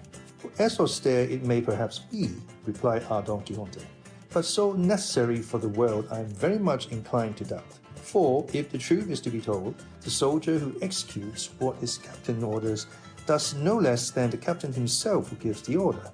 My meaning is that churchmen in peace and quiet pray to heaven for the welfare of the world, but we soldiers and knights carry into effect what they pray for, defending it with the might of our arms and the edge of our swords, not under shelter but in the open air, a target for the intolerable rays of the sun in summer and the piercing frosts in winter. Thus are we God's ministers on earth, and the arms by which his justice is done therein. And as the business of war and all that relates and belongs to it cannot be conducted without exceeding great sweat, toil, and exertion, it follows that those who make it their profession have undoubtedly more labor than those who in tranquil peace and quiet are engaged in praying to God to help the weak. I do not mean to say, nor does it enter into my thoughts, that the knight-errant's calling is as good as that of the monk in his cell. I would merely infer from that I endure myself that it is beyond a doubt a more laborious and a more belabored one, a hungrier and thirstier, a wretcheder, raggeder, and lousier. For there is no reason to doubt that the knight-errant of yore endured much hardship in the course of their lives. And if some of them by the might of their arms did rise to be emperors, in faith it cost them dear in the matter of blood and sweat. And if those who attained to that rank had not had magicians and sages to help them, they would have been completely bold in their ambition and disappointed in their hopes. That is my own opinion, replied the traveller. But one thing among many others seemed to me very wrong in knights-errant, and that is that when they find themselves about to engage in some mighty and perilous adventure in which there is manifest danger of losing their lives, they never at the moment of engaging in it think of commending themselves to God, as is the duty of every good Christian in like peril, instead of which they commend themselves to their ladies with as much devotion as if these were their gods, a thing which seems to me to savour somewhat of heathenism. Sir, answered Don Quixote, that cannot be on any account omitted, and the knight-errant would be disgraced who acted otherwise. For it is usual and customary in knight-errantry that the knight-errant, who on engaging in any great feat of arms has his lady before him, should turn his eyes toward her softly and lovingly, as though with them entreating her to favour and protect him in the hazardous venture he is about to undertake, and even though no one hear him, he is bound to say certain words between his teeth, commending himself to her with all his heart, and of this we have innumerable instances in the histories. Nor is it to be supposed from this that they are to omit commending themselves to God, for there will be time and opportunity for doing so while they are engaged in their task. For all that, answered the traveller, I feel some doubt still, because often I have read how words will arise between two knights-errant, and from one thing to another it comes about that their anger kindles, and they wheel their horses round and take a good stretch of field, and then without any more ado, at the top of their speed they come to the charge, and in mid-career they are wont to commend themselves to their ladies. And what commonly comes of the encounter is that one falls over the haunches of his horse, pierced through and through by his antagonist's lance, and as for the other, it is only by holding on to the mane of his horse that he can help falling to the ground. But I know not how the dead man had time to commend himself to God in the course of such rapid work as this. It would have been better if those words which he spent in commending himself to his lady in the midst of his career had been devoted to his duty and obligation as a Christian. Moreover, it is my belief that all knights errant have not ladies to commend themselves to, for they are not all in love. That is impossible, said Don Quixote. I say it is impossible that there could be a knight errant without a lady, because to such it is as natural and proper to be in love as to the heavens to have stars. Most certainly no history has been seen in which there is to be found a knight errant without an armor, and for the simple reason that without one he would be held no legitimate knight but a bastard, and one who had gained entrance into the stronghold of the said knighthood, not by the door, but over the wall like a thief and a robber. Nevertheless, said the traveller, if I remember rightly, I think I have read that Don Gallo, the brother of the valiant Amadis of Gaul, never had any special lady to whom he might commend himself, and yet he was not the less esteemed, and was a very stout and famous knight. To which our Don Quixote made answer, Sir, one solitary swallow does not make summer. Moreover, I know that knight was in secret very deeply in love, besides which, the way of falling in love with all that took his fancy was a natural propensity which he could not control. But in short, it is very manifest that he had one alone whom he made mistress of his will, to whom he commended himself very frequently and very secretly, for he prided himself on being a reticent knight.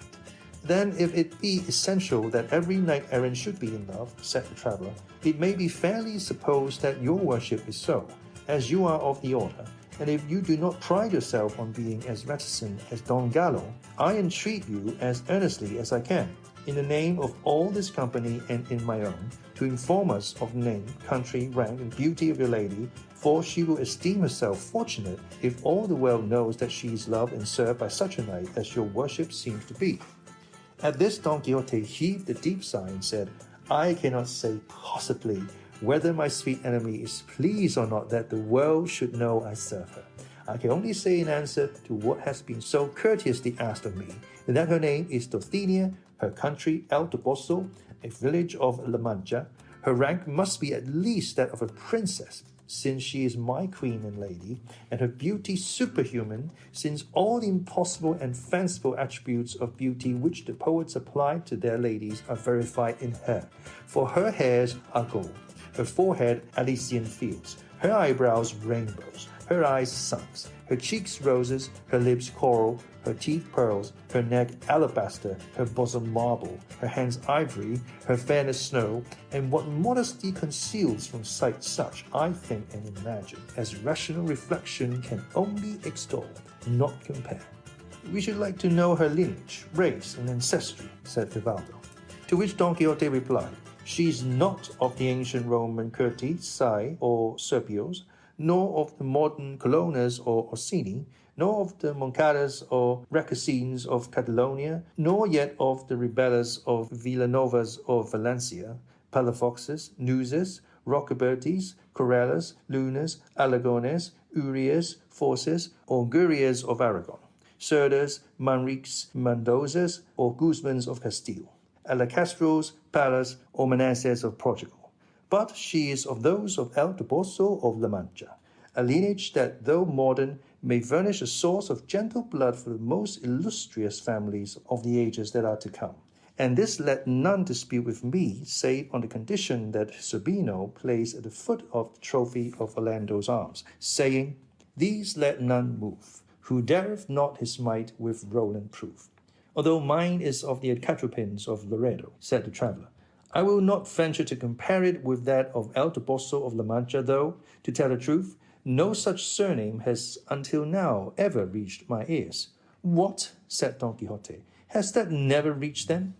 The rest of the party went along listening with great attention to the conversation of the pair, and even the very goatherds and shepherds perceived how exceedingly out of his wits our Don Quixote was. Sancho Panza alone thought that what his master said was the truth, knowing who he was and having known him from his birth, and all that he felt any difficulty in believing was that about the fair Dulcinea del Pozo, because neither any such name nor any such princess had ever come to his knowledge, though he lived so close to El Toboso.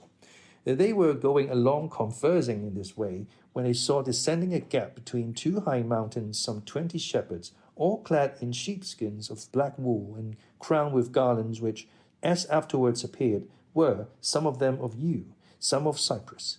6 of the number were carrying a bier covered with a great variety of flowers and branches. On seeing which, one of the goatherds said, "Those who came there are the bearers of Chrysostom's body, and the foot of that mountain is the place where he ordered them to bury him."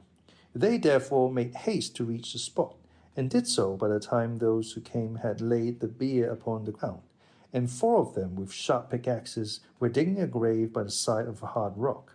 They greeted each other courteously.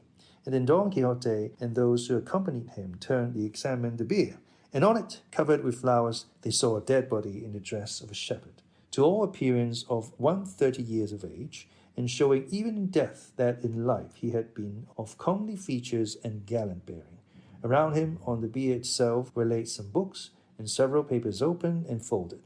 And those who were looking on, as well as those who were opening the grave, and all the others who were there, preserved a strange silence, until one of those who had borne the body said to another, "Observe carefully, Ambrosio, if this is the place Chrysostom spoke of, since you are anxious that what he directed in his will should be so strictly complied with." "This is the place," answered Ambrosio, "for in it many a time did my poor friend tell me the story of his hard fortune. Here it was, he told me, that he saw for the first time that mortal enemy of the human race, and here too, for the first time he declared to her his passion, as honorable as it was devoted. And here it was that at last Marcella ended by scorning and rejecting him, so as to bring the tragedy of his wretched life to a close. Here, in memory of misfortunes so great, he decided to be laid in the bowels of eternal oblivion." Then, turning to Don Quixote and the travellers, he went on to say, "That body, sirs, on which you are looking with compassionate eyes, was the abode of a soul on which heaven bestowed a vast share of its riches. That is the body of Chrysostom, who was unrivaled in wit, unequaled in courtesy, unapproached in gentle bearing, a phoenix in friendship, generous without limit, grave without arrogance, gay without vulgarity, and in short, first in all that constitutes goodness, and second to none in all that makes up misfortune. He loved deeply. He was hated, he adored, he was scorned. He wooed a wild beast, he pleaded with marble, he pursued the wind, he cried to the wilderness, he served ingratitude, and for reward was made the prey of death in the mid-course of life, cut short by a shepherdess whom he sought to immortalize in the memory of men, as these papers which you see could fully prove, had he not commanded me to consign them to the fire after having consigned his body to the earth. You would deal with them more harshly and cruelly than his owner himself," said Vivaldo, "for it is neither right nor proper to do the will of one who enjoins what is wholly unreasonable. It would not have been reasonable in Augustus Caesar had he permitted the directions left by the divine Mantuan in his will to be carried into effect. So that, Signor Ambrosio, while you consign your friend's body to the earth, you should not consign his writings to oblivion. For if he gave the order in bitterness of heart, it is not right that you should irrationally obey it. On the contrary, by granting life to those papers, let the cruelty of Marcella live forever, to serve as a warning in ages to come to all men to shun and avoid falling into like danger. For I and all of us who have come here know already the story of this, your love-stricken and heartbroken friend. And we know too your friendship, and the cause of his death, and the directions he gave at the close of his life. From which sad story may be gathered how great was the cruelty of Marcella, the love of Chrysostom, and the loyalty of your friendship, together with the end awaiting those who pursue rashly the path that insane passion opens to their eyes. Last night we learned the death of Chrysostom, and that he was to be buried here, and out of curiosity and pity, we left our direct road and resolved to come and see with our eyes that which, when heard of, had so moved our compassion, and in consideration of that compassion and our desire to prove it, if we might by condolence, we beg of you, excellent Ambrosio, or at least I, on my own account, entreat you, that instead of burning those papers, you allow me to carry away some of them." And without waiting for the shepherd's answer, he stretched out his hand and took up some of those that were nearest to him. Seeing which, Ambrosio said, "Out of courtesy, Signor, I will grant your request as to those you have taken, but it is idle to expect me to abstain from burning the remainder." Vivaldo, who was eager to see what the papers contained, opened one of them at once, and saw that its title was Lay of Despair. Ambrosio, hearing it, said, "That is the last paper the unhappy man wrote, and that you may see, Signor, to what an end his misfortunes brought him.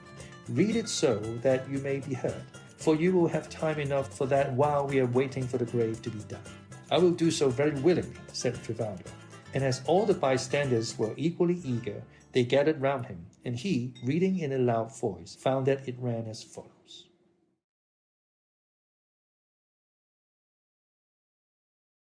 Wherein are inserted the despairing verses of the dead shepherd together with other incidents not looked for.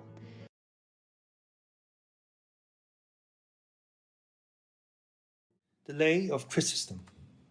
Since thou dost in thy cruelty desire the ruthless rigour of thy tyranny, from tongue to tongue, from land to land proclaimed, the very hell will I constrain to lend, this stricken breast of mine deep notes of woe, to serve my need of fitting utterance.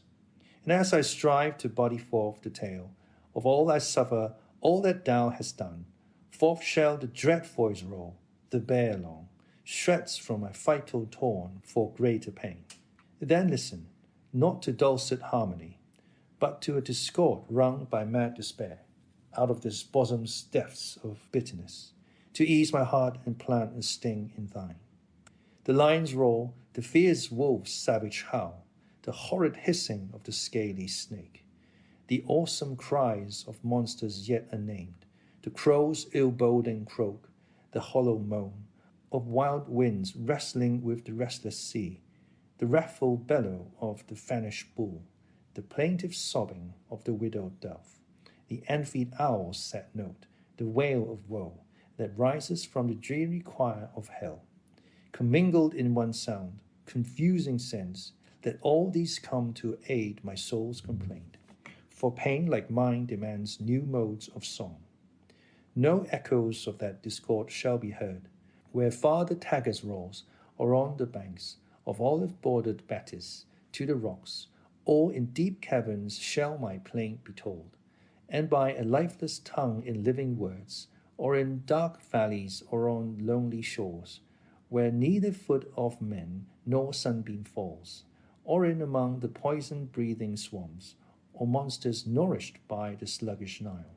For though it be two solitudes remote, the hoarse vague echoes of my sorrow sound, thy matchless cruelty, my dismal fate, shall carry them to all the spacious world. Disdain hath power to kill, and patience dies, slain by suspicion, be it false or true, and deadly is the force of jealousy. Long absence makes of life a dreary void. No hope of happiness can give repose to him that ever fears to be forgot, and death, inevitable, waits in hall.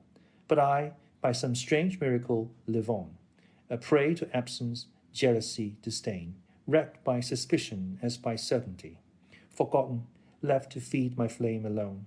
And while I suffer thus, there comes no ray of hope to gladden me athwart the gloom, nor do I look for it in my despair, but rather clinging to a cureless woe, all hope do I abjure for evermore. Can there be hope where fear is? Were it well, when far more certain are the grounds of fear? Ought I to shut mine eyes to jealousy, if through 1,000 heart wounds it appears? Who would not give free access to distrust, seeing disdain veiled, and bitter change, all his suspicions turned to certainties, and the fair truth transformed into a lie? O thou fierce tyrant of the realms of love, O jealousy, put chains upon these hands, and bind me with thy strongest cord, disdain. But woe is me, triumphant over all, my sufferings drown the memory of you. And now I die, and since there is no hope of happiness for me in life or death, still to my fantasy I'll fondly cling. I'll say that he is wise who loveth well, and that the soul must free is that most bound in thraldom to the ancient tyrant love. I say that she who is mine enemy in that fair body has fair a mind, and that her coldness is but my desert, and that by virtue of the pain he sends, love rules his kingdom with a gentle sway. Thus self-deluding and in bondage soul, and wearing out the wretched shred of life to which I am reduced by her disdain, I'll give this soul and body to the winds, all hopeless of a crown of bliss in store. Thou whose injustice have supplied the cause, that makes me quit the weary life I loathe, as by this wounded bosom thou canst see, how willingly thy victim I become. Let not my death, if haply worth a tear, cloud the clear heaven that dwells in thy bright eyes. I would not have thee expiate in aught the crime of having made my heart thy prey, but rather let thy laughter gaily ring, and prove my death to be thy festival. Fool that I am to bid thee, well I know thy glory gains by my untimely end. And now it is time. From hell's abyss come thirsting Tantalus, come Sisyphus, heaving the cruel stone, come Titius, with vulture and with wheel Ixion come, and come the sisters of the ceaseless toil, and all into this breast transfer their pains, and chant in their deepest tones a doleful dirge over a cause unworthy of a shroud. Let the three-headed guardian of the gate and all the monstrous progeny of hell the doleful concert join, a lover dead, methinks can have no fitter obsequies. Lay of despair, grieve not when thou art gone, forth from this sorrow heart, my misery, brings fortune to the cause that gave thee birth, then banish sadness even in the tomb. The lay of Chrysostom met with the approbation of listeners, though the reader said it did not seem to give him to agree with what he had heard of Marcella's reserve and propriety, for Chrysostom complained in it of jealousy, suspicion, and absence, all to the prejudice of the good name and fame of Marcella, to which Ambrosio replied as one who knew well his friend's most secret thoughts, Signor, to remove that doubt, I should tell you that when the unhappy man wrote this lay, he was away from Marcella, from whom he had voluntarily separated himself, and try if absence would act with him as it is wont.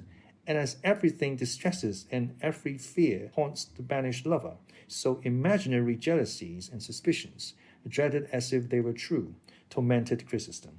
And thus the truth of what report declares of the virtue of Marcella remains unshaken, and with her envy itself should not and cannot find any fault save that of being cruel, somewhat haughty, and very scornful. That is true, said Vivaldo, and as he was about to read another paper of those he had preserved from the fire, he was stopped by a marvelous vision that unexpectedly presented itself to their eyes. For on the summit of the rock where they were digging the grave, there appeared the shepherdess Marcella, so beautiful that her beauty exceeded its reputation. Those who had never till then beheld her gaze upon her in wonder and silence, and those who were accustomed to see her were not less amazed than those who had never seen her before. But the instant Ambrosio saw her, he addressed her with manifest indignation. Art thou come, by chance, cruel basilisk of these mountains, to see if in thy presence blood will flow from the wounds of this wretched being thy cruelty has robbed of life? Or is it to exult over the cruel work of thy humours that thou art come? Or like another pitiless Nero to look down from that height upon the ruin of his Rome in embers? Or in thy arrogance to trample on this ill-fated corpse, as the ungrateful daughter trampled on her father's tarquins? Tell us quickly for what thou art come, or what it is thou wouldst have, for, as I know the thoughts of Chrysostom never fail to obey thee in life, I will make all these who call themselves his friends obey thee, though he be dead. I come not, Ambrosio, for any of the purposes thou hast named, replied Marcella, but to defend myself and to prove how unreasonable are all those who blame me for their sorrow and for Chrysostom's death. And therefore I ask all of you that are here to give me your attention, for it will not take much time or many words to bring the truth home to persons of sense. Heaven has made me, so you say, beautiful, and so much so that in spite of yourselves my beauty leads you to love me. And for the love you show me, you say, and even urge, that I am bound to love you. By that natural understanding which God has given me, I know that everything beautiful attracts love, but I cannot see how, by reason of being loved, that which is loved for its beauty is bound to love that which loves it. Besides, it may happen that the lover of that which is beautiful may be ugly. The ugliness being detestable, it is very absurd to say, I love thee because thou art beautiful. Thou must love me, though I be ugly. But supposing the beauty equal on both sides, it does not follow that the inclinations must be therefore alike, for it is not every beauty that excites love, some but pleasing the eye without winning the affection. And if every sort of beauty excited love and won the heart, the will would wander vaguely to and fro, unable to make choice of any. For as there is an infinity of beauty objects, there must be an infinity of inclinations, and true love, I have heard it said, is indivisible, and must be voluntary and not compelled. If this be so, I believe it to be, why do you desire me to bend my will by force, for no other reason by that you say you love me? Nay, tell me, had heaven made me ugly as it has made me beautiful, could I with justice complain of you for not loving me? Moreover, you must remember that the beauty I possess was not choice of mine, for, be it what it may, heaven of its bounty gave it me without my asking or choosing it. And as the viper, though it kills with it, does not deserve to be blamed for the poison it carries, as it is a gift of nature, neither do I deserve reproach for being beautiful. For beauty in a modest woman is like fire at a distance or a sharp sword. The one does not burn, the other does not cut.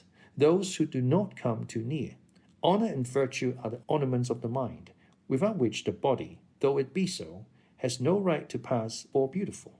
But if modesty is one of the virtues that specially lend a grace and charm to mind and body, why should she who is loved for her beauty part with it to gratify one who for his pleasure alone strives with all his might and energy to rob her of it? I was born free, and that I might live in freedom I chose the solitude of the fields. In the trees of the mountains I find society. The clear waters of the brooks are my mirrors, and to the trees and waters I make known my thoughts and charms. I am a fire far off, a sword laid aside. Those whom I have inspired with love, by letting them see me, I have by words undeceived. And if their longings live on hope, and I have given none to Chrysostom or to any other, it cannot justly be said that the death of any is my doing, for it was rather his own obstinacy than my cruelty that killed him. And if it be made a charge against me that his wishes were honourable, and that therefore I was bound to yield to them, I answer that when on this very spot, where now his grave is made, he declared to me his purity of purpose, I told him that mine was to live in perpetual solitude, and that the earth alone should enjoy the fruits of my retirement and the spoils of my beauty. And if, after this open avowal, he chose to persist against hope and steer against the wind, what wonder is it that he should sink in the depths of his infatuation? If I had encouraged him, I should be false. If I had gratified him, I should have acted against my own better resolution and purpose. He was persistent in spite of warning. He despaired without being hated. Bethink you now if it be reasonable that his suffering should be laid to my charge. Let him who has been deceived complain. Let him give way to despair whose encouraged hopes have proved vain. Let him flatter himself whom I shall entice. Let him boast whom I shall receive. But let not him call me cruel or homicide to whom I make no promise, upon whom I practice no deception, whom I neither entice nor receive. It has not been so far the will of heaven that I should love by fate, and to expect me to love by choice is idle. Let this general declaration serve for each of my suitors on his own account, and let it be understood from this time forth that if anyone dies for me, it is not of jealousy or misery he dies, for she who loves no one can give no cause for jealousy to any, and candour is not to be confounded with scorn. Let him who calls me wild beast and basilisk leave me alone as something noxious and evil. Let him who calls me ungrateful withhold his service. Who calls me wayward, see not my acquaintance. Who calls me cruel, pursue me not. For this wild beast, this basilisk, this ungrateful, cruel, wayward being has no kind of desire to seek, serve, know, or follow them. If Chrysostom's impatience and violent passion killed him, why should my modest behavior and circumspection be blamed? If I preserved my purity in the society of the trees, why should he who would have me preserve it among men seek to rob me of it? I have, as you know, wealth of my own, and I covet not that of others. My taste is for freedom, and I have no relish for constraint. I neither love nor hate anyone. I do not deceive this one or court that, or trifle with one or play with another. The modest converse of the shepherd girls of these helmets and the care of my goats are my recreations. My desires are bounded by these mountains, and if they ever wander hence, it is to contemplate the beauty of the heavens, steps by which the soul travels to its primeval abode. With these words, and not waiting to hear a reply, she turned and passed into the thickest part of a wood that was hard by, leaving all who were there lost in admiration as much of her good sense as of her beauty. Some, those wounded by the irresistible shafts launched by her bright eyes, made as though they would follow her, heedless of the frank declaration they had heard, seeing which, and deeming this a fitting occasion for the exercise of his chivalry in aid of distressed damsels, Don Quixote, laying his hand on the hilt of his sword, exclaimed in a loud and distinct voice, "Let no one, whatever his rank or condition, dare to follow the beautiful Marcella, under pain of incurring my fierce indignation. She has shown by clear and satisfactory arguments that little or no fault is to be found with her for the death of Chrysostom, and also how far she is from yielding to the wishes of any of her lovers, for which reason, instead of being followed and persecuted, she should in justice be honored and esteemed by all the good people of the world, for she shows that she is the only woman in it that holds to such a virtuous resolution." Whether it was because of the threats of Don Quixote or because Ambrosio told them to fulfill their duty to their good friend, none of the shepherds moved or stirred from the spot until, having finished the grave and burned Chrysostom's papers, they laid his body in it, not without many tears from those who stood by. They closed the grave with a heavy stone until a slab was ready, which Ambrosio said he meant to have prepared, with an epitaph which was to be to this effect: "Beneath the stone before your eyes, the body of a lover lies. In life he was a shepherd swain, in death a victim to disdain. Ungrateful, cruel, coy, and fair, was she that drove him to despair? The love hath made her his ally, for spreading wide his tyranny." They then strewed upon the grave a profusion of flowers and branches, and all expressing their condolence with his friend Ambrosio, took their leave. Vivaldo and his companion did the same, and Don Quixote bade farewell to his hosts and to the travellers, who pressed him to come with them to Seville, as being such a convenient place for finding adventures, for they presented themselves in every street and round every corner oftener than anywhere else. Don Quixote thanked them for their advice and for the disposition they showed to do him a favour, and said that for the present he would not and must not go to Seville until he had cleared all these mountains of highwaymen and robbers, of whom report said they were full. Seeing his good intention, the travellers were unwilling to press him further, and once more bidding him farewell, they left him and pursued their journey, in the course of which they did not fail to discuss the story of Marcella and Chrysostom, as well as the madness of Don Quixote. He, on his part, resolved to go in quest of the shepherdess Marcella, and make offer to her of all the service he could render her. But things did not fall out with him as he expected, according to what is related in the course of this veracious history, of which the second part ends here.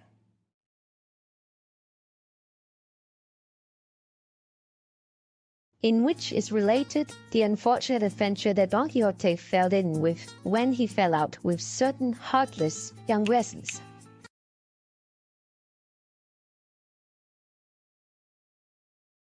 Sage Cid Hamete Benengeli relates that as soon as Don Quixote took leave of his hosts and all who had been present at the burial of Chrysostom, he and his squire passed into the same wood which they had seen the shepherdess Marcella enter, and after having wandered for more than 2 hours in all directions in search of her without finding her, they came to a halt in a glade covered with tender grass, beside which ran a pleasant cool stream that invited and compelled them to pass there the hours of the noontide heat, which by this time was beginning to come on oppressively.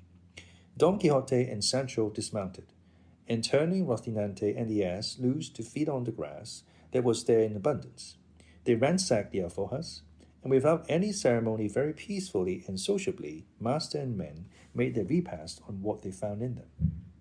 Sancho had not thought it worthwhile to hobble Rocinante, feeling sure, from what he knew of his stateness and freedom from incontinence, that all the mares in the Cordova pastures would not lead him into an impropriety. Chance, however, and the devil, who is not always asleep, so ordained it that feeding in this valley there was a drove of Galician ponies belonging to certain Yanguesans carriers, whose way it is to take their midday rest with their teams in places and spots where grass and water abound, and that where Don Quixote chanced to be suited the Yanguesans' purpose very well. It so happened, then, that Rocinante took a fancy to disport himself with their ladyships the ponies, and abandoning his usual gait and demeanour as he scented them, He, without asking leave of his master, got up a briskish little trot, and hastened to make known his wishes to them. They, however, it seemed, preferred their pasture to him, and received him with their heels and teeth to such effect that they soon broke his girths and left him naked without a saddle to cover him. But what must have been worse to him was that the carriers, seeing the violence he was offering to their mares, came running up armed with stakes, and so belaboured him that they brought him sorely battered to the ground. By this time Don Quixote and Sancho, who had witnessed the drubbing of Rocinante, came up panting, and said Don Quixote to Sancho, "So far as I can see, friend Sancho, these are not knights, but base folk of low birth. I mention it because thou canst lawfully aid me in taking due vengeance for the insult offered to Rocinante before our eyes." "What the devil vengeance can we take," answered Sancho, "if they are more than 20, and we no more than 2, or indeed, perhaps not more than 1.5. "I count for 100, replied Don Quixote, and without more words he drew his sword and attacked the young resins, and excited and impelled by the example of his master, Sancho did the same. And to begin with, Don Quixote delivered a slash at one of them that laid open the leather jerkin he wore, together with a great portion of his shoulder.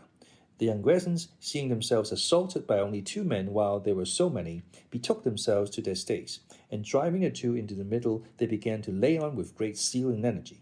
In fact, at the second blow, they brought Sancho to the ground, and Don Quixote fared the same way, all his skill and high mettle availing him nothing. And fate willed it that he should fall at the feet of Rocinante, who had not yet risen, whereby it may be seen how furiously stakes can pound in angry boorish hands. Then, seeing the mischief they had done, the young resins, with all the haste they could, loaded their team and pursued their journey, leaving the 2 adventurers a sorry sight and in sorrier mood. Sancho was the first to come to, and finding himself close to his master, he called to him in a weak and doleful voice, "Señor Don Quixote, Señor Don Quixote." "What wouldst thou, brother Sancho?" answered Don Quixote in the same feeble suffering tone as Sancho. "I would like, if it were possible," answered Sancho Panza, "your worship to give me a couple of sups of that potion of the fiery blast, if it be that you have any to hand there. Perhaps it will serve for broken bones as well as for wounds." "If I only had it here, wretched that I am, what more should we want?" said Don Quixote. "But I swear to thee, Sancho Panza, on the faith of a knight-errant, ere 2 days are over, unless fortune orders otherwise, I mean to have it in my possession, or my hand will have lost its cunning." "But in how many does your worship think we shall have the use of our feet?" answered Sancho Panza. "For myself, I must say I cannot guess how many," said the battered knight Don Quixote. "But I take all the blame upon myself, for I had no business to put hand to sword against men who were not duped knights like myself, and so I believe that in punishment for having transgressed the laws of chivalry the god of battles has permitted this chastisement to be administered to me. For which reason, brother Sancho, it is well thou should receive a hint on the matter which I am now about to mention to thee, for it is of much importance to the welfare of both of us. It is that when thou shalt see rabble of this sort offering us insult, thou art not to wait till I draw sword against them, for I shall not do so at all, but do thou draw sword and chastise them to thy heart's content. And if any knight come to their aid and defense, I will take care to defend thee and assail them with all my might. And thou hast already seen by 1,000 signs and proofs that the might of this strong arm of mine is equal to, so uplifted had the poor gentleman become through the victory over the stout Biscayan." But Sancho did not so fully approve of his master's admonition as to let it pass without saying in reply, "Señor, I am a man of peace, meek and quiet, and I can put up with any affront because I have a wife and children to support and bring up. So let it be likewise a hint to your worship, as it cannot be a mandate, that on no account will I draw sword, either against clown or against knight, and that here before God I forgive the insults that have been offered to me, whether they have been, are, or shall be offered me by high or low, rich or poor, noble or commoner, not accepting any rank or condition whatsoever." To all which his master said in reply, "I wish I had breath enough to speak somewhat easily, and that the pain I feel on this side would abate so as to let me explain to thee, Panza, the mistake thou makest. Come now, sinner, suppose the wind of fortune, hitherto so adverse, should turn in our favour, filling the sails of our desires so that safely and without impediment we put into port in some one of those islands I have promised thee. How would it be with thee if on winning it I made thee lord of it? Why, thou wilt make it well nigh impossible through not being a knight, nor having any desire to be one, nor possessing the courage, nor the will to avenge insults or defend thy lordship. For thou must know that in newly conquered kingdoms and provinces, the minds of the inhabitants are never so quiet nor so well disposed to the new lord that there is no fear of their making some move to change matters once more, and try, as they say, what chance may do for them. So it is essential that the new possessor should have good sense to enable him to govern, and valor to attack and defend himself, whatever may befall him. In what has now befallen us, answered Sancho, I'd have been well pleased to have that good sense and that valor your worship speaks of, but I swear on the faith of a poor man, I am more fit for plasters than for arguments. See if your worship can get up, and let us help Rocinante, though he does not deserve it, for he was the main cause of all this thrashing. I never thought it of Rocinante, for I took him to be a virtuous person and as quiet as myself. After all, they say right that it takes a long time to come to know people, and that there is nothing sure in this life. Who would have said that after such mighty slashes as your worship gave that unlucky knight-errant, there was coming, travelling post, and at the very heels of them, such a great storm of sticks as has fallen upon our shoulders? And yet thine, Sancho, replied Don Quixote, ought to be used to such squalls, but mine, reared in soft cloth and fine linen, it is plain they must feel more keenly the pain of this mishap. And if it were not that I imagine, why do I say imagine? Know of a certainty that all these annoyances are very necessary accompaniments of the calling of arms, I would lay me down here to die of pure vexation. To this the squire replied, Signor, as these mishaps are what one reaps of chivalry, tell me if they happen very often, or if they have their own fixed times for coming to pass, because it seems to me that after 2 harvests we shall be no good for the third, unless God in his infinite mercy helps us.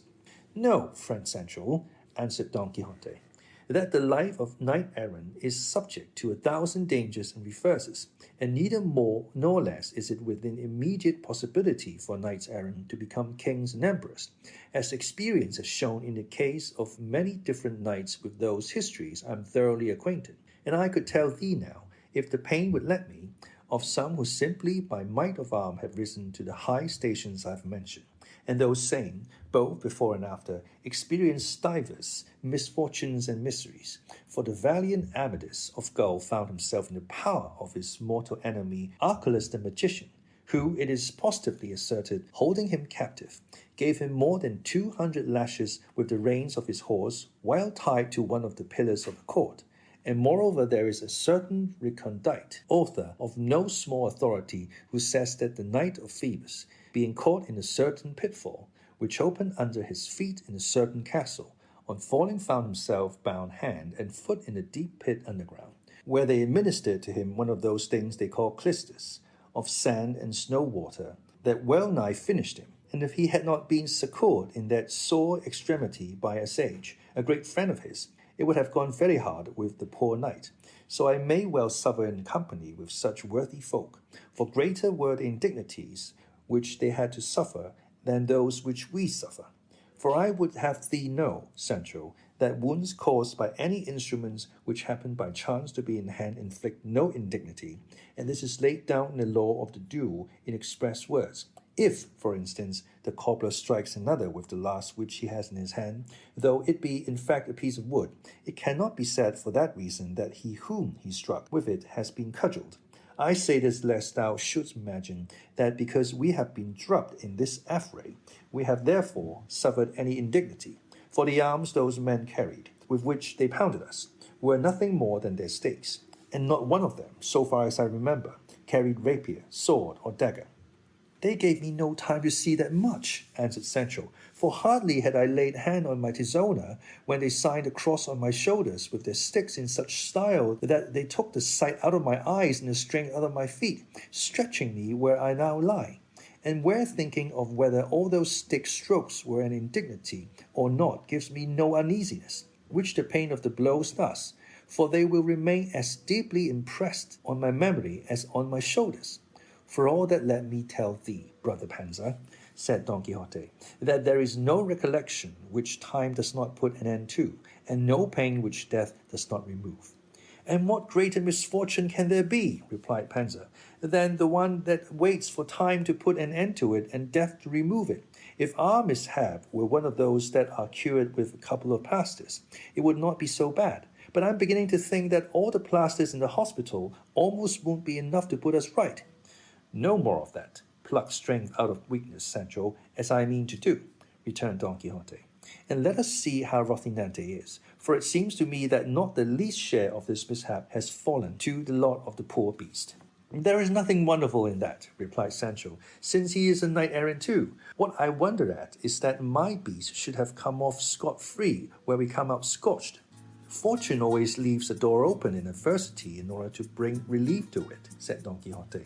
I say so because this little beast may now supply the want of Rocinante, carrying me hence to some castle where I may be cured of my wounds. And moreover, I shall not hold it any dishonour to be so mounted, for I remember having read how the good old Silenus, the tutor and instructor of the gay god of laughter, when he entered the city of the 100 gates, went very contentedly mounted on a handsome ass. It may be true that he went mounted as your worship says, answered Sancho, but there is a great difference between going mounted and going slung like a sack of manure. To which Don Quixote replied, wounds received in battle confer honour instead of taking it away, and so, friend Panza, say no more. But I told thee before, get up as well as thou canst, and put me on top of thy beast in whatever fashion pleases thee best, and let us go hence ere night come on and surprise us in these wilds. And yet I have heard your worship say, observed Panza, that it is very meet for knights-errant to sleep in wastes and deserts, and that they esteem it very good fortune. That is, said Don Quixote, when they cannot help it, or when they are in love. And so true is this that there have been knights who have remained 2 years on rocks, in sunshine and shade and all the inclemencies of heaven, without their ladies knowing anything of it. And one of these were Amadis, when under the name Baltenebros, he took up his abode on the Peña Pobre for, I know not if it was 8 years or 8 months, for I am not very sure of the reckoning. At any rate, he stayed there doing penance, for I know not what pique the Princess Oriana had against him. But no more of this now, Sancho, and make haste before a mishap like Rocinante's befalls the ass. The very devil would be in it in that case, said Sancho, and letting off 30 oaths and 60 sighs, and 120 maledictions and execrations on whomsoever it was that had brought him there, he raised himself, stopping halfway bent like a Turkish bow, without power to bring himself upright. But with all his pains he saddled his ass, who too had gone astray somewhat, yielding to the excessive license of the day. He next raised up Rocinante, and as for him, had he possessed a tongue to complain with, most assuredly neither Sancho nor his master would have been behind him. To be brief, Sancho fixed Don Quixote on the ass and secured Rocinante with the leading rein, and taking the ass by the halter, he proceeded more or less in the direction in which it seemed to him the high road might be, and as chance was conducting their affairs for them from good to better, he had not gone a short league when the road came in sight, and on it he perceived an inn, which to his annoyance and to the delight of Don Quixote must needs be a castle. Sancho insisted that it was an inn, and his master that it was not one, but a castle, and the dispute lasted so long that before the point was settled he had time to reach it, and into it Sancho entered with all his team without any further controversy.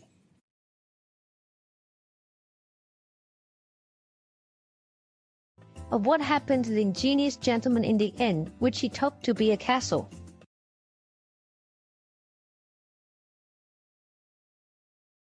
The innkeeper, seeing Don Quixote slung across the ass, asked Sancho what was amiss with him.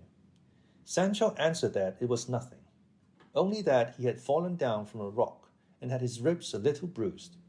The innkeeper had a wife whose disposition was not such as those of her calling commonly have, for she was by nature kind-hearted and felt for the sufferings of her neighbours. So she at once set about tending Don Quixote, and made her young daughter, a very comely girl, help her in taking care of her guest. There was besides in the inn a servant, an Asturian lass with a broad face, flat poll, and snub nose, blind of one eye, and not very sound in the other. the elegance of her shape, to be sure, made up for all her defects. She did not measure 7 palms from head to foot, and her shoulders, which overweighted her somewhat, made her contemplate the ground more than she liked. This graceful lass then helped the young girl, and the two made up a very bad bed for Don Quixote in a garret that showed evident signs of having formerly served for many years as a straw loft, in which there was also quartered a carrier, whose bed was placed a little beyond our Don Quixote's, and, though only made of the pack saddles and cloths of his mules, had much the advantage of it, as Don Quixote's consisted simply of 4 rough boards on 2 not very even trestles, a mattress that for thinness might have passed for a quilt, full of pellets which, were they not seen through the rents to be wool, would to the touch have seemed pebbles in hardness, 2 sheets made of buckler leather, and a coverlet, the threads of which anyone that chose might have counted without missing one in their reckoning. On this accursed bed, Don Quixote stretched himself, and the hostess and her daughter soon covered him with plasters from top to toe, while Maritornes, for that was the name of the Asturian, held the light for them, and while plastering him, the hostess, observing how full of wheals Don Quixote was in some places, remarked that this had more the look of blows than of a fall. It was not blows, Sancho said, but that the rock had many points and projections, and that each of them had left its mark. Pray, Señora, he added, manage to save some toe, as there will be no want of someone to use it, for my loins too are rather sore. Then you must have fallen too, said the hostess. I did not fall, said Sancho Panza, but from the shock I got at seeing my master fall, my body aches so that I feel as if I had 1,000 thwacks. That may well be, said the young girl, for it has many a time happened to me to dream that I was falling down from a tower and never coming to the ground, and when I woke from the dream to find myself as weak and shaken as if I had really fallen. There is the point, Señora, replied Sancho Panza, that I, without dreaming at all, but being more awake than I am now, find myself with scarcely less wheels than a master, Don Quixote. How is the gentleman called? Asked Maritornes the Asturian. Don Quixote of La Mancha, answered Sancho Panza, and he is a knight adventurer, and one of the best and stoutest that have been seen in the world this long past. What is a knight adventurer? Said the lass. Are you so new in the world as not to know? Answered Sancho Panza. Well then, you must know, sister, that a knight adventurer is a thing that in 2 words may seem drubbed an emperor, that is today the most miserable and needy being in the world, and tomorrow will have 2 or 3 crowns of kingdoms to give his squire. Then how is it, said the hostess, that belonging to so good a master as this, you have not, to judge by appearances, even so much as accounting? It is too soon yet, answered Sancho, for we have only been a month going in quest of adventures, and so far we have met with nothing that can be called one, for it will happen that when one thing is looked for, another thing is found. However, if my master Don Quixote gets well of this wound, or fall, and I am left none the worst of it, I would not change my hopes for the best title in Spain. To all this conversation, Don Quixote was listening very attentively, and sitting up in bed as well as he could, and taking the hostess by the hand, he said to her, Believe me, fair lady, you may call yourself fortunate in having in this castle of yours sheltered my person, which is such that if I do not myself praise it, it is because of what is commonly said, that self-praise debaseth. But my squire will inform you who I am. I only tell you that I shall preserve forever inscribed on my memory the service you have rendered me in order to tender you my gratitude while life shall last in me. And would to heaven love held me not so enthralled and subject to his laws, and to the eyes of that fair ingrate whom I name between my teeth, but that those of this lovely damsel might be the masters of my liberty. The hostess, her daughter, and the worthy Maritornes listened in bewilderment to the words of the knight-errant, for they understood about as much of them as if he had been talking Greek, though they could perceive they were all meant for expressions of goodwill and blandishments. And not being accustomed to this kind of language, they stared at him and wondered to themselves, for he seemed to them a man of a different sort from those they were used to, and thanking him in pothouse praise for his civility, they left him, while the Asturian gave her attention to Sancho, who needed it no less than his master. The carrier had made an arrangement for her for recreation that night, and she had given him her word that when the guests were quiet and the family asleep, she would come in search of him and meet his wishes unreservedly. And it is said of this good lass that she never made promises of the kind without fulfilling them, even though she made them in the forest and without any witness present. For she plumed herself greatly on being a lady, and held it to disgrace to be in such an employment as servant in an inn, because, she said, misfortunes and ill luck had brought her to that position. The hard, narrow, wretched, rickety bed of Don Quixote stood first in the middle of this star-lit stable, and close beside it Sancho made his, which merely consisted of a rush mat and a blanket that looked as if it was a threadbare canvas rather than of wool. Next to these two beds was that of the carrier, made up, as has been said, of the pack saddles and all the trappings of the two best mules he had, though there were 12 of them, sleek, plump, and in prime condition, for he was one of the rich carriers of Arevalo, according to the author of this history, who particularly mentions this carrier because he knew him very well, and they even say was in some degree a relation of his, besides which Thidhamente Benegali was a historian of great research and accuracy in all things, as is very evident since he would not pass over in silence those that have been already mentioned, however trifling and insignificant they might be, an example that might be followed by those grave historians who relate transactions so curtly and briefly that we hardly get a taste of them, all the substance of the work being left in the inkstand from carelessness, perverseness, or ignorance. 1,000 blessings on the author of De Blante de Ricamonte, and that of the other book in which the deeds of the Conde de Tomiles are recounted. With what minuteness they describe everything. To proceed then, after having paid a visit to his team and given them their second feed, the carrier stretched himself on his pack saddles and lay waiting for his conscientious maritones. Sancho was by this time plastered and had lain down, and though he strove to sleep, the pain of his ribs would not let him, while Don Quixote, with the pain of his, had his eyes as wide open as a hare's.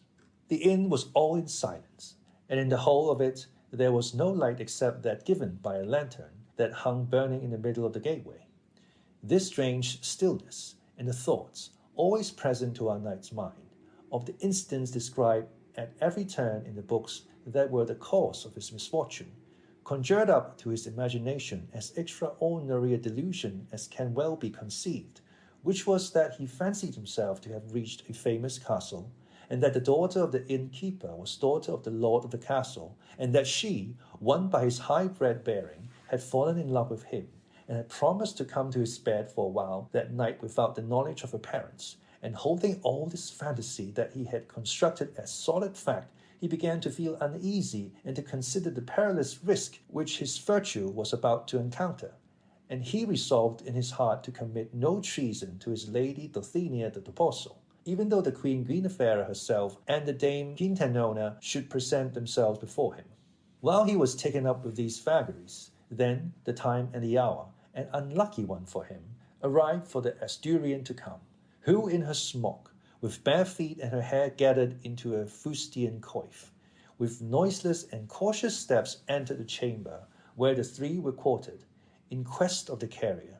But scarcely had she gained the door when Don Quixote perceived her, and sitting up in his bed in spite of his plasters and pain of his ribs, he stretched out his arms to receive his beauteous damsel. The Asturian, who went all doubled up and in silence with her hands before her, feeling for her lover, encountered the arms of Don Quixote, who grasped her tightly by the wrist and drawing her towards him, while she dared not utter a word, made her sit down on the bed.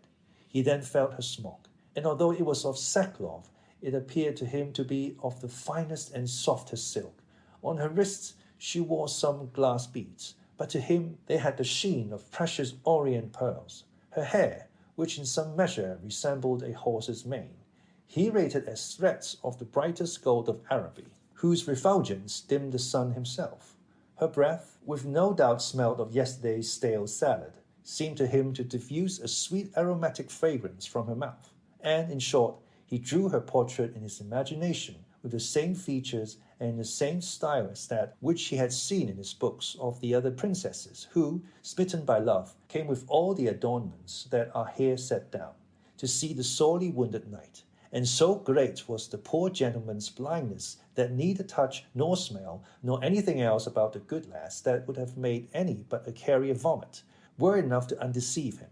On the contrary, he was persuaded he had the goddess of beauty in his arms, and holding her firmly in his grasp, he went on to say in low, tender voice, "Would that I found myself, lovely and exalted lady, in a position to repay such a favor as that which you, by the sight of your great beauty, have granted me.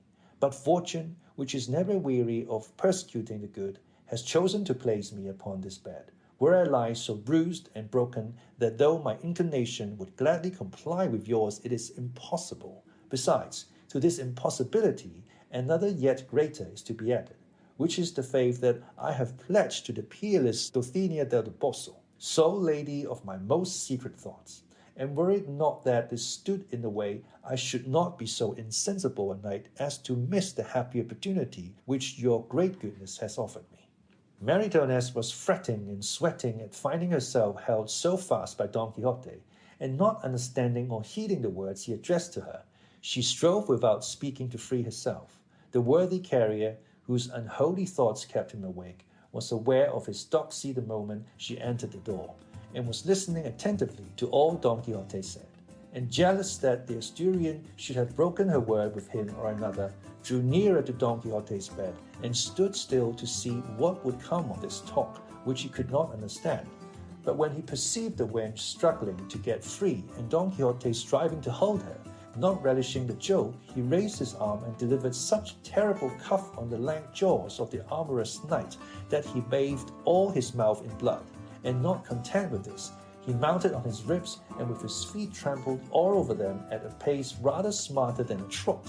The bed, which was somewhat crazy and not very firm on his feet, unable to support the additional weight of the carrier, came to the ground, and at the mighty crash of this, the innkeeper woke and at once concluded that it must be some brawl of Maritornes, because after calling loudly to her, he got no answer.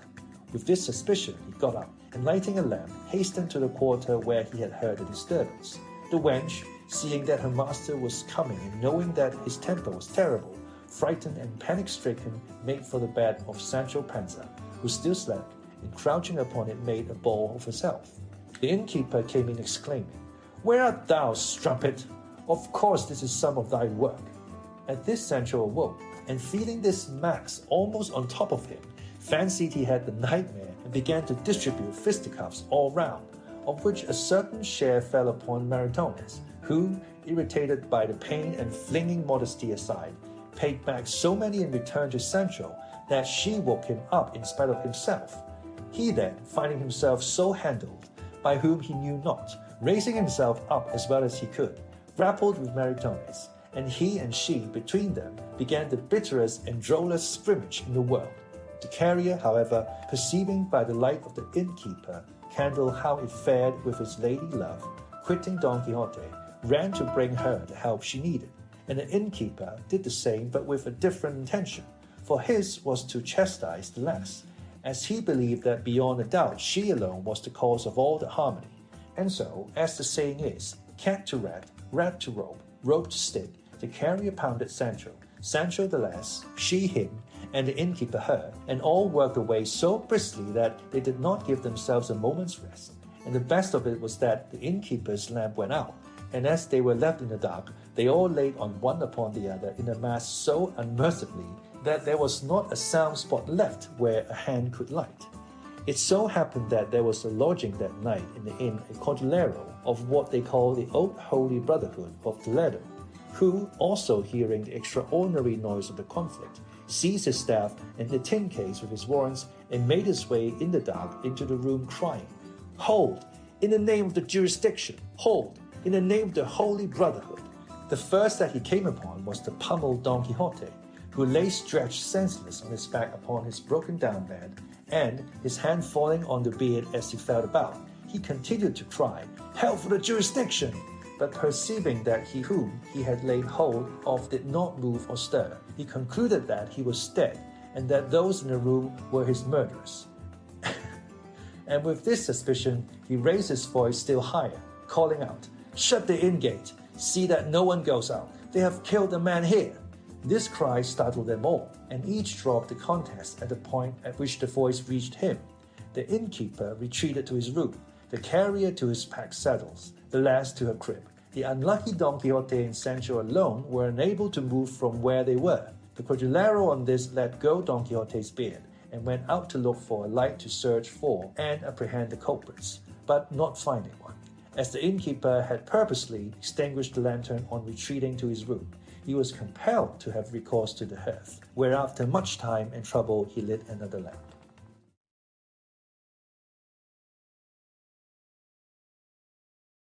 In which are contained the innumerable troubles which brave Don Quixote and his good squire Sancho Panza endured in the inn, which to his misfortune he took to be a castle.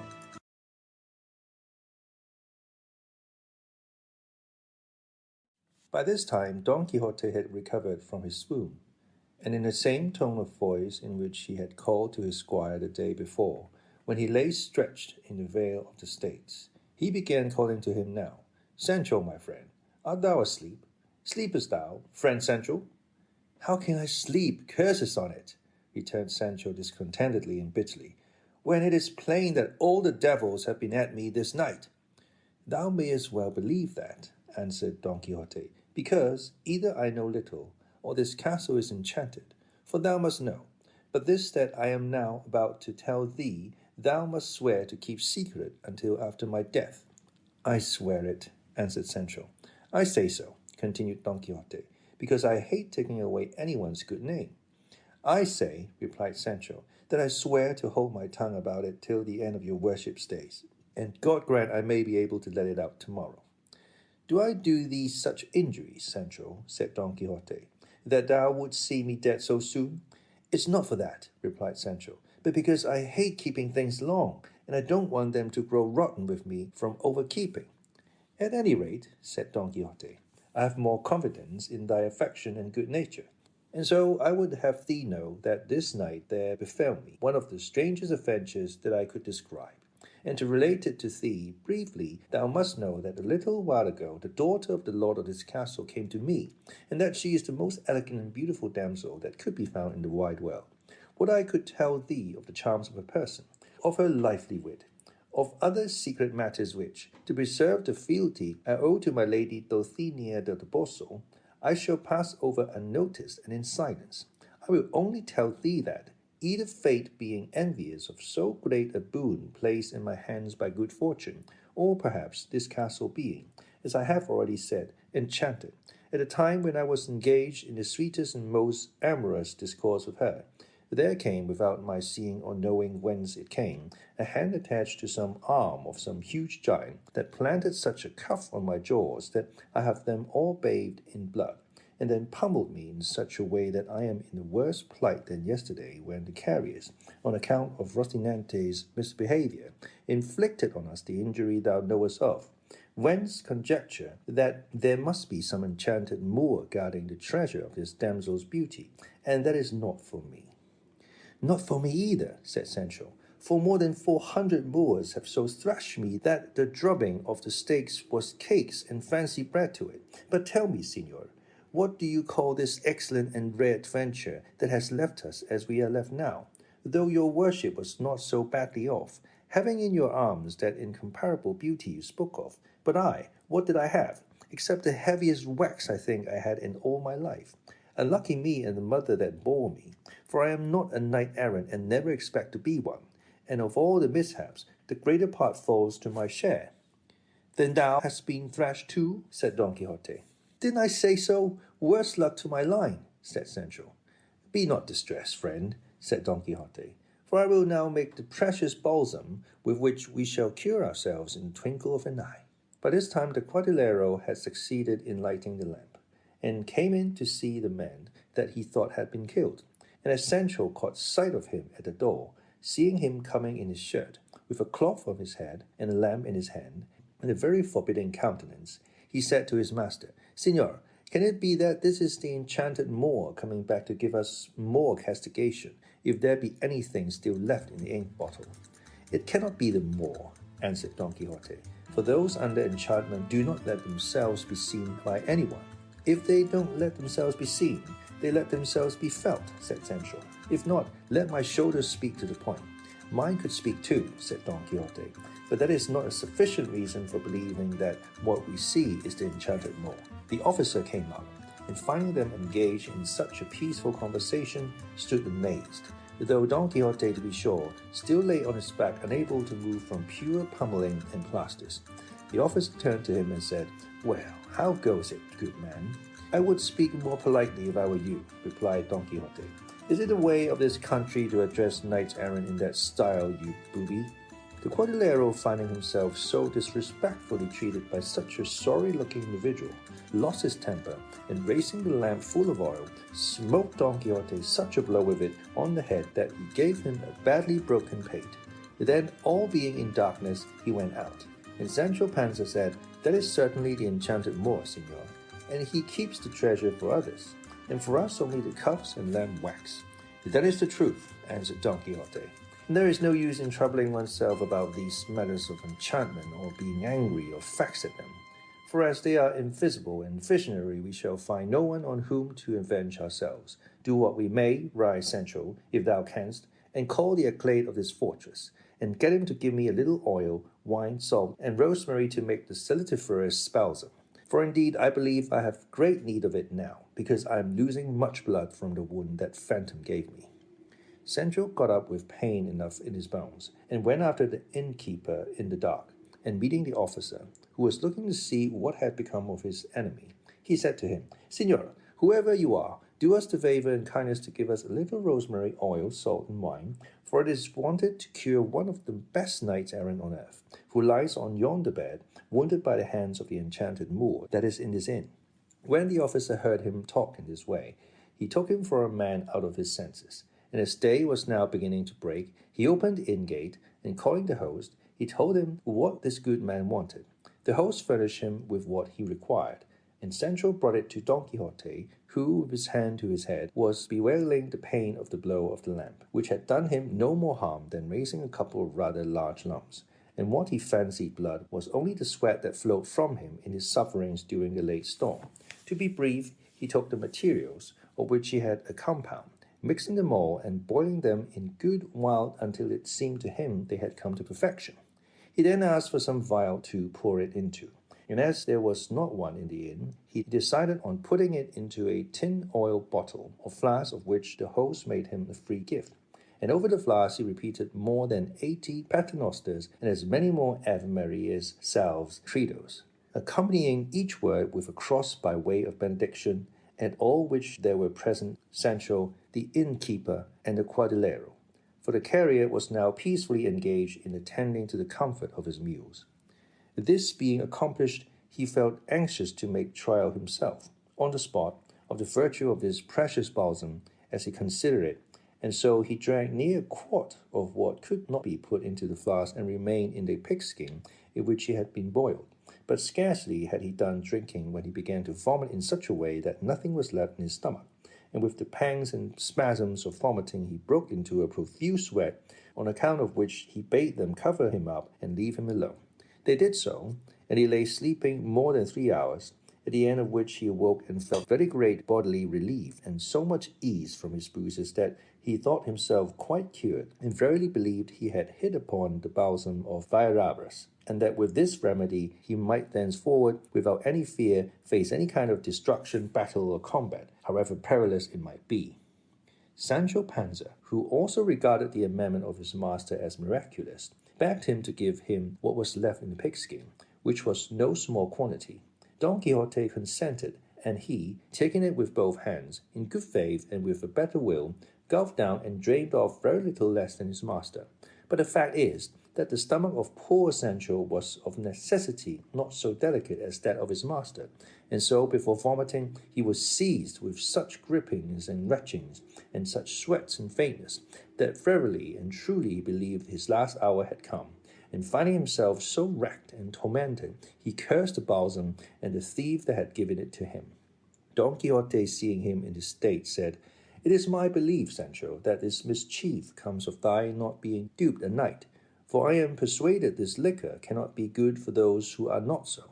If your worship knew that, returned Sancho, woe betide me and all my kindred. Why did you let me taste it? At this moment the draught took effect, and the poor squire began to discharge both ways at such a rate that the rush mat on which he had thrown himself and the canvas blanket he had covering him were fit for nothing afterwards. He sweated and perspired with such paroxysm and convulsions that not only he himself but all present thought his end had come. This tempest and tribulation lasted about 2 hours, at the end of which he was left not like his master, but so weak and exhausted that he could not stand. Don Quixote, however, who, as has been said, felt himself relieved and well, was eager to take his departure at once in quest of adventures, as it seemed to him that all the time he loitered there was a fraud upon the world and those in it who stood in need of his help and protection.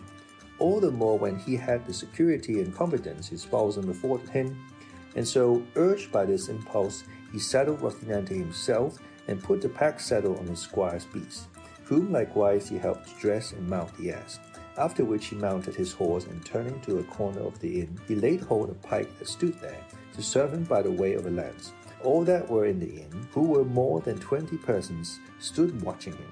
The innkeeper's daughter was likewise observing him, and he too never took his eyes off her, and from time to time fetched a sigh that he seemed to pluck up from the depths of his bowels, but they all thought it must be from the pain he felt in his ribs. In any rate, they who had seen him plastered the night before thought so. As soon as they were both mounted at the gate of the inn, he called to the host and said in a very grave and measured voice, "Many and great are the favors, Signor Alcade, that I have received in this castle of yours, and I remain under the deepest obligation to be grateful to you for them all the days of my life. If I can repay them in avenging you of any arrogant foe who may have wronged you, know that my calling is no other than to aid the weak, to avenge those who suffer wrong, and to chastise perfidy. Search your memory, and if you find anything of this kind, you need only tell me of it, and I promise you by the order of knighthood, which I have received to procure you satisfaction and reparation to the utmost of your desire." The innkeeper replied to him with equal calmness, "Sir Knight, I do not want your worship to avenge me of any wrong, because when any is done me, I can take what vengeance seems good to me. The only thing I want is that you pay me the score that you have run up in the inn last night, as well for the straw and barley for your 2 beasts, as for supper and beds." "Then this is an inn," said Don Quixote, "and a very respectable one," said the innkeeper. "I have been under a mistake all this time," answered Don Quixote, "for in truth I thought it was a castle, and not a bad one. But since it appears that it is not a castle but an inn, all that can be done now is that you should excuse the payment, for I cannot contravene the rule of knights-errant, of whom I know as a fact, that they never paid for lodging or anything else in the inn where they might be, for any hospitality that might be offered them is their due by law and right in return for the insufferable toil they endure in seeking adventures by night and by day, in summer and in winter, on foot and on horseback, in hunger and thirst, cold and heat, exposed to all the inclemencies of heaven and all the hardships of earth." "I have little to do with that," replied the innkeeper. "Pay me what you owe me, and let us have no more talk of chivalry, for all I care about is to get my money." "You are a stupid, scurvy innkeeper," said Don Quixote, and putting spurs to Rocinante and bringing his pike to the slope, he rode out of the inn before anyone could stop him, and pushed on some distance without looking to see if his squire was following him. The innkeeper, when he saw him go without paying him, ran to get payment of Sancho, who said that as his master would not pay, neither would he, because, being as he was squire to a knight-errant, the same rule and reason held good for him as for his master with regard to not paying anything in inns and hostelries. At this the innkeeper waxed very wroth, and threatened if he did not pay to compel him in a way that he would not like. To which Sancho made answer that by the law of chivalry his master had received he would not pay a rap, though it cost him his life, for the excellent and ancient usage of knights-errant was not going to be violated by him, nor should the squires of such as were yet to come into the world ever complain of him or reproach him with breaking so just a privilege.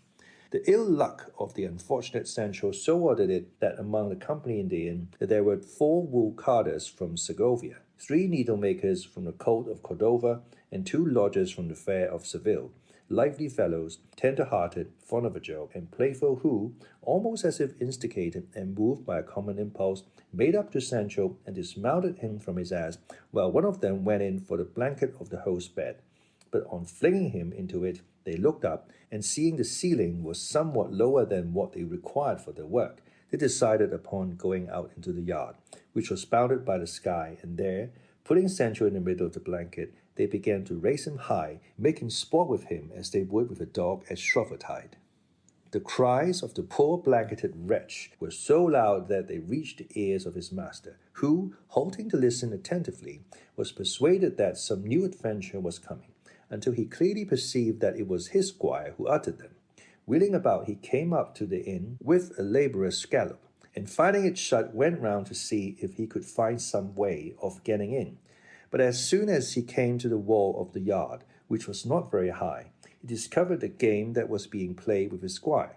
He saw him rising and falling in the air with such grace and nimbleness that, had his rage allowed him, it is my belief he would have laughed. He tried to climb from his horse onto the top of the wall, but he was so bruised and battered that he could not even dismount, and so from the back of his horse he began to utter such malediction and objurgations against those who were blanketing Sancho as it would be impossible to write down accurately.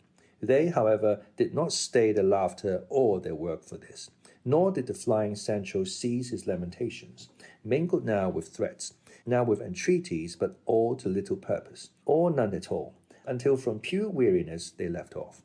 They then brought him his ass, and mounting him on top of it, they put his jacket round him, and the compassionate Maritornes, seeing him so exhausted, thought fit to refresh him with a jug of water, and that it might be all the cooler she fetched it from the well. Sancho took it, and as he was raising it to his mouth, he was stopped by the cries of his master, exclaiming, "Sancho, my son, drink not water, drink it not, my son, for it will kill thee. See, here I have the blessed balsam, and with drinking 2 drops of it, thou wilt certainly be restored." At these words Sancho turned his eyes asquint, and in a still louder voice said, "Can it be your worship has forgotten that I am not a knight, or do you want me to end by vomiting what bowels I have left after last night? Keep your liquor in the name of all the devils, and leave me to myself." And at the same instant he left off talking and began drinking. But as at the first sup, he perceived it was water, he did not care to go on with it, and begged Maritornes to fetch him some wine, which she did with right good will, and paid for it with her own money. For indeed they say of her that, though she was in that line of life, there was some faint and distant resemblance to a Christian about her. When Sancho had done drinking, he dug his heels into his ass, and the grate of the inn being thrown open, he passed out very well pleased at having paid nothing and carried his point, though it had been at the expense of his usual sureties, his shoulders. It is true that the innkeeper detained his alforjas in payment of what was owing to him, but Sancho took his departure in such a flurry that he never missed it. The innkeeper, as soon as he saw him off, wanted to bar the gate closed, but the blanketers would not agree to it, for they were fellows who would not have cared 2 farthings for Don Quixote, even had he been really one of the knight-errants of the Round Table.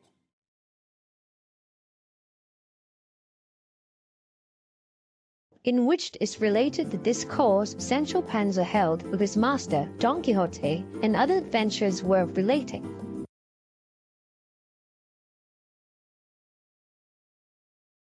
Sancho reached his master so limp and faint that he could not urge on his beast.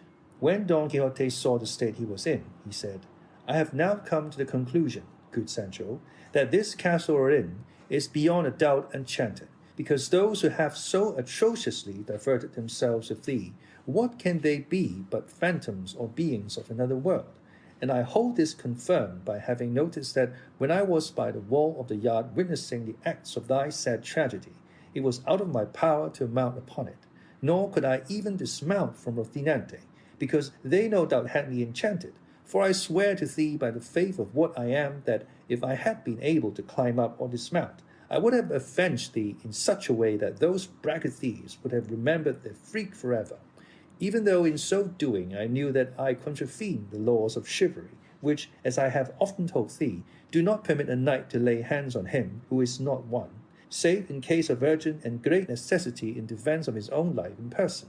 I would have avenged myself too if I could, said Sancho, whether I had been duped knight or not, but I could not, though for my part I am persuaded those who amused themselves with me were not phantoms or enchanted men, as your worship says, but men of flesh and bone like ourselves, and they all had their names, for I heard them name them when they were tossing me, and one was called Pedro Martinez, another Tenorio Hernandez, and the innkeeper, I heard, was called Juan Palomeque, the left-handed. So that, senor, your not being able to leap over the wall of the yard or dismount from your horse came of something else besides enchantments. And what I make out clearly from all this is, that these adventures we go seeking will, in the end, lead us into such misadventures that we shall not know which is our right foot, and that the best and wisest thing, according to my small wits, would be for us to return home, now that it is harvest time, and attend to our business, and give over wandering from Secca to Mecca and from pail to bucket, as the saying is. How little thou knowest about chivalry, Sancho, replied Don Quixote. Hold thy peace and have patience. The day will come when thou shalt see with thine own eyes what an honourable thing it is to wander in the pursuit of this calling. Nay, tell me, what greater pleasure can there be in the world, or what delight can equal that of winning a battle and triumphing over one's enemy? None, beyond all doubt. Very likely, answered Sancho, though I do not know it. All I know is that since we have been knights errant, or since your worship has been one, we have never won any battle except the one with the Biscayan, and even out of that your worship came with half an ear and half a helmet the less, and from that till now it has been all cudgellings and more cudgellings, cuffs and more cuffs, I getting the blanketer over and above, and falling in with enchanted persons on whom I cannot avenge myself so as to know what the delight, as your worship calls it, of conquering an enemy is like. That is what vexes me, and what ought to vex thee, Sancho, replied Don Quixote. But henceforth I will endeavour to have at hand some sword made by such craft that no kind of enchantments can take effect upon him who carries it. And it is even possible that fortune may procure for me that which belonged to Amadis when he was called the Knight of the Burning Sword, which was one of the best swords that ever knight in the world possessed, for, besides having the said virtue, it cut like a razor, and there was no armour, however strong and enchanted it might be, that could resist it. Such is my luck, said Sancho, that even if that happened and your worship found some such sword, it would, like the balsam, turn out serviceable and good for dupe knights only, and as for the squires, they might sup sorrow. Fear not that, Sancho, said Don Quixote. Heaven will deal better by thee. Thus talking, Don Quixote and his squire were going along, when, on the road they were following, Don Quixote perceived approaching them a large and thick cloud of dust, on seeing which he turned to Sancho and said, This is the day, Sancho, on which will be seen the boon my fortune is reserving for me. This, I say, is the day on which, as much as on any other, shall be displayed the might of my arm, and on which I shall do deeds that shall remain written in the book of fame for all ages to come.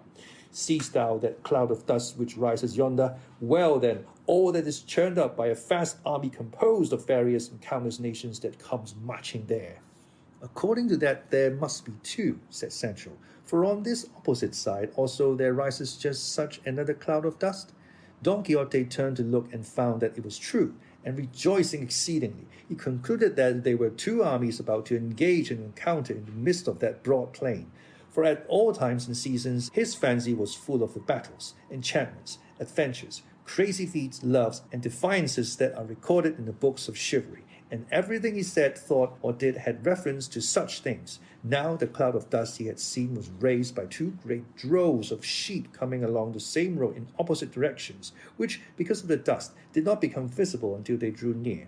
But Don Quixote asserted so positively that they were armies that Sancho was led to believe it and say, Well, and what are we to do, senor? What? Said Don Quixote. Give aid and assistance to the weak and those who need it. And thou must know, Sancho, that this which comes opposite to us is conducted and led by the mighty Emperor Arivanvaran, lord of the great isle and Trapobana. This other that marches behind me is that of his enemy, the king of the Gadamantes, Pentapolin of the bare arm, for he always goes to battle with his right arm bare. But why are these two lords such enemies? They are at enmity, replied Don Quixote, because this Elephantharan is a furious pagan and is in love with the daughter of Pentapolin, who is a very beautiful and moreover gracious lady and a Christian, and the father is unwilling to bestow her upon the pagan king unless he first abandons the religion of his false prophet Mohammed and adopts his own. By my beard, said Sancho, but Pentapolin does quite right, and I will help him as much as I can. In that thou wilt do what is thy duty, Sancho, said Don Quixote. For to engage in battles of this sort, it is not requisite to be a duped knight. That I can well understand, answered Sancho. But where shall we put this ass where we might be sure to find him after the fray is over? For I believe it has not been the custom so far to go into battle on a beast of this kind. That is true, said Don Quixote, and what you had best do with him is to leave him to take his chance whether he be lost or not. For the horses we shall have, when he come out victors, will be so many that even Rocinante will run a risk of being changed for another. But attend me and observe, for I wish to give thee some account of the chief knights who accompany these two armies, and that thou mayest the better see and mark, let us withdraw to that hillock which rises yonder, whence both armies may be seen. They did so, and placed themselves on the rising ground from which the two droves that Don Quixote made armies of might have been plainly seen, if the clouds of dust they raised had not obscured them and blinded the sight. Nevertheless, seeing in his imagination what he did not see and what did not exist, he began thus in a loud voice. That knight whom thou seest yonder in yellow armour, who bears upon his shield a lion crowned, crouching at the feet of a damsel, is the valiant Loacalco, lord of the Silver Bridge. That one in armour with flowers of gold, who bears on his shield 3 crowns argent on an azure field, is the dreaded Micocolembo, Grand Duke of Colossia. That other of gigantic frame, on his right hand, is the ever dauntless Brandabarbaran de Biloche, lord of the 3 Arabias, who for armour wears that serpent skin, and has to shield a gate which, according to tradition, is one of those of the temple that Samson brought to the ground when by his death he revenged himself upon his enemies. But turn thine eyes to the other side, and thou shalt see in front and in the van of this other army the ever victorious and never vanquished Timino of Casahona, Prince of New Biscay, who comes in armour with arms quartered azure, vert, white and yellow, and bears on his shield a cat or on a field tawny with a motto which says Miao, which is the beginning of the name of his lady, who according to report is the peerless Miaulina, daughter of the Duke Alvanicin of the Algarve. The other, who burdens and presses the loins of that powerful charger and bears arms white as snow and a shield blank and without any device, is a novice knight, a Frenchman by birth, Pierre Papin by name, lord of the baronies of Utrique. That other, who with iron-shod heels strikes the flanks of that nimble party-coloured zebra, and for arms bears azure vert, is the mighty Duke of Nerbia, Espada Vilado de Bosque, who bears for device on his shield an asparagus plant with a motto in Castilian that says Restria Misete. And so he went on naming a number of knights of one squadron or the other out of his imagination, and to all he assigned offhand their arms, colours, devices, and mottos, carried away by the illusions of his unheard-of grace, and without a pause he continued, people of divers nations compose his squadron in front. Here are those that drink of the sweet waters of the famous Xanthus, those that scour the woody Massilian plains, those that sift the pure fine gold of Arabia Felix, those that enjoy the faint cool banks of the crystal Thermodon, those that in many and various ways divert the streams of the golden Pactolus, the Numidians, faithless in their promises, the Persians renowned in archery, the Parthians and the Medes that fight as they fly, the Arabs that ever shift their dwellings, the Scythians as cruel as they are fair, the Ethiopians with pierced lips, and an infinity of other nations whose features I recognize in this cry, though I cannot recall their names. In this other squadron, there come those that drink of the crystal streams of the olive-bearing Betis, those that make smooth their countenance with the water of the ever-rich and golden Tagus, those that rejoice in the fertilizing flow of the divine Janus, those that roam the Tartessian plains abounding in pasture, those that take their pleasure in the Alesian meadows of Geras, the rich Manchegans crowned with ruddy ears of corn, the wearers of iron, old relics of the Gothic race, those that bathe in the Pasuerga renowned for its gentle current, those that feed their herds along the spreading pastures of the winding Guadiana, famed for its hidden course, those that tremble with the cold of the pine-clad Pyrenees or the dazzling snows of the lofty Apennine, In a word, as many as all Europe includes and contains. Good God, what a number of countries and nations he named, giving to each its proper attributes with marvelous readiness, brimful and saturated with what he had read in his lying books. Sancho Panza hung upon his words without speaking, and from time to time turned to try if he could see the knights and giants his master was describing, and as he could not make out one of them, he said to him, Signor, devil take it if there's a sign of any man you talk of, knight or giant, in the whole thing. Maybe it's all enchantment, like the phantoms last night. How canst thou say that? Answered Don Quixote. Dost thou not hear the neighing of the steeds, the braying of the trumpets, the roll of the drums? I hear nothing but a great bleating of ewes and sheep, said Sancho, which was true, for by this time the two flocks had come close. The fear thou art in, Sancho, said Don Quixote, prevents thee from seeing or hearing correctly, for one of the effects of fear is to derange the senses and make things appear different from what they are.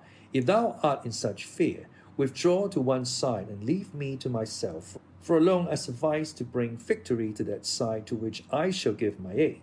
And so saying, he gave Rocinante the spur, and putting the lance in rest, shot down the slope like a thunderbolt. Sancho shouted after him, crying, Come back, Señor Don Quixote! I vow to God they are sheep and ewes you are charging. Come back! Unlucky the father that begot me.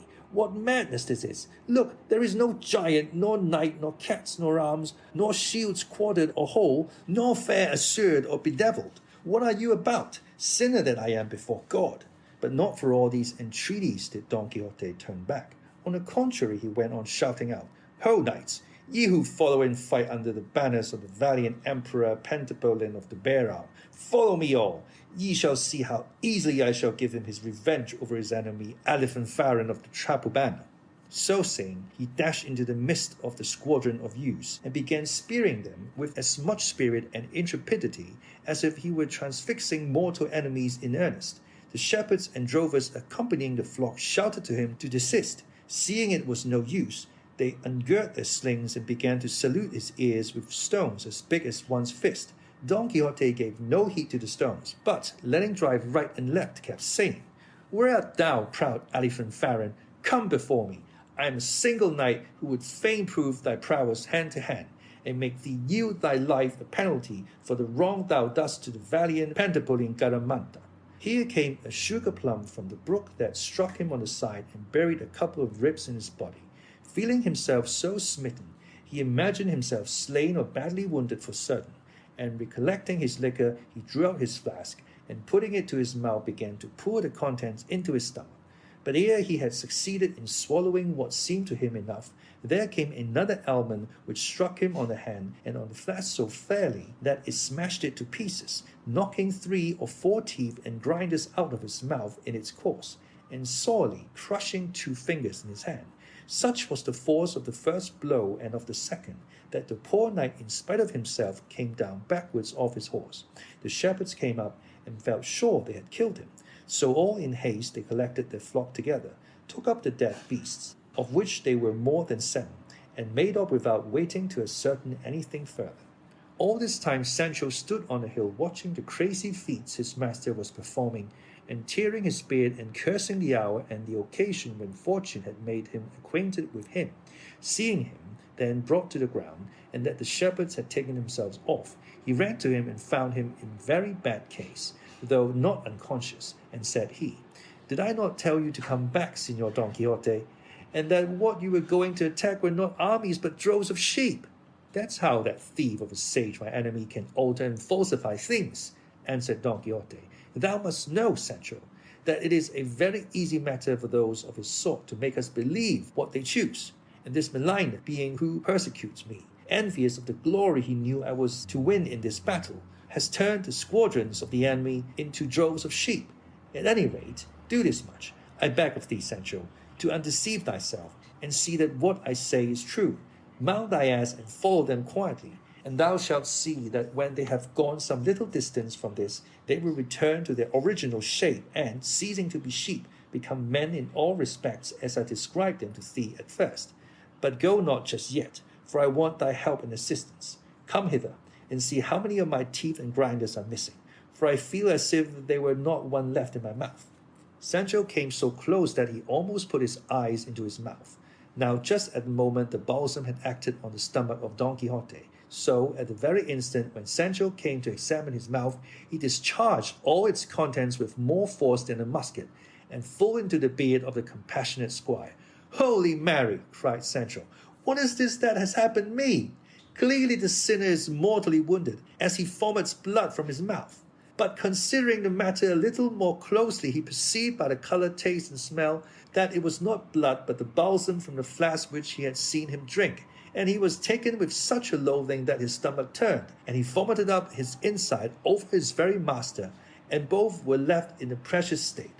Sancho ran to his ass to get something wherewith to clean himself, and relieve his master out of his alforjas, but not finding them, he well nigh took leave of his senses, and cursed himself anew, and in his heart resolved to quit his master and return home, even though he forfeited the wages of his service and all hopes of the promised island. Don Quixote now rose, and putting his left hand to his mouth to keep his teeth from falling out altogether, with the other he laid hold of the bridle of Rocinante, who had never stirred from his master's side, so loyal and well-behaved was he, and betook himself to where the squire stood leaning over his ass with his hand to his cheek, like one in deep dejection. Seeing him in his mood, looking so sad, Don Quixote said to him, "Bear in mind, Sancho, that one man is no more than another, unless he does more than another. All these tempests that fall upon us are signs that fair weather is coming shortly, and that things will go well with us. For it is impossible for good or evil to last forever, and hence it follows that the evil having lasted long, the good must be now nigh at hand. So thou must not distress thyself at the misfortunes which happened to me, since thou hast no share in them." "How have I not?" replied Sancho. "Was he whom they blanketed yesterday perchance any other than my father's son? And the alforjas that are missing today with all my treasures, did they belong to any other but myself?" "What? Are the alforjas missing, Sancho?" said Don Quixote. "Yes, they are missing," answered Sancho. "In that case we have nothing to eat today," replied Don Quixote.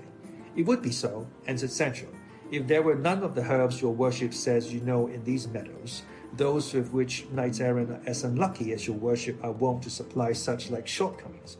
"For all that," answered Don Quixote, "I would rather have just now a quarter of bread, or a loaf and a couple of pilchards' heads, than all the herbs described by Dioscorides, even with Dr. Laguna's notes.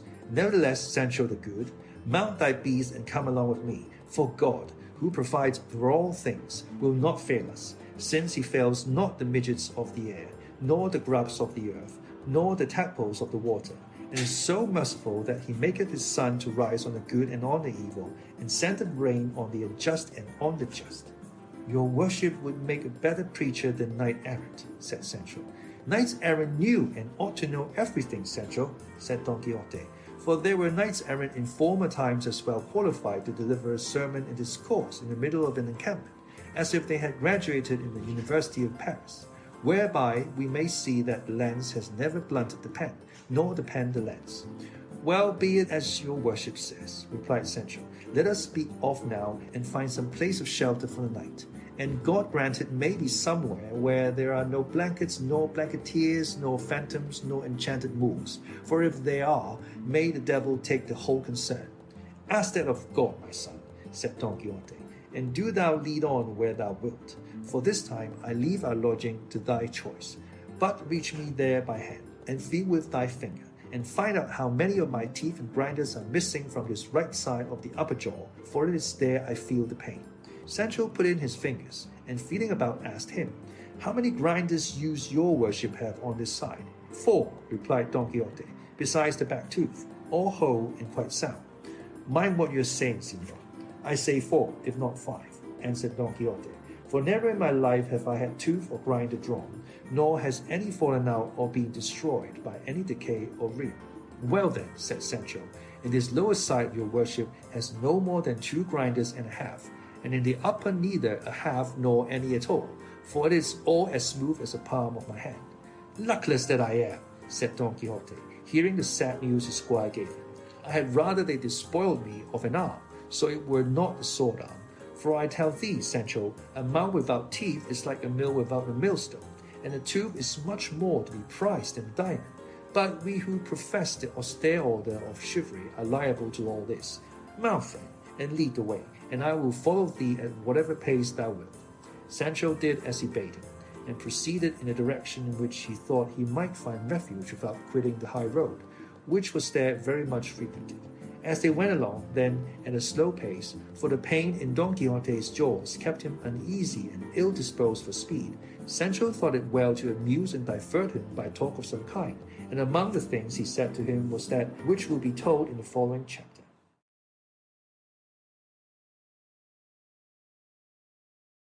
Of the shrewd discourse which Sancho held with his master, and of the adventure that befell him with a dead body, together with other notable occurrences.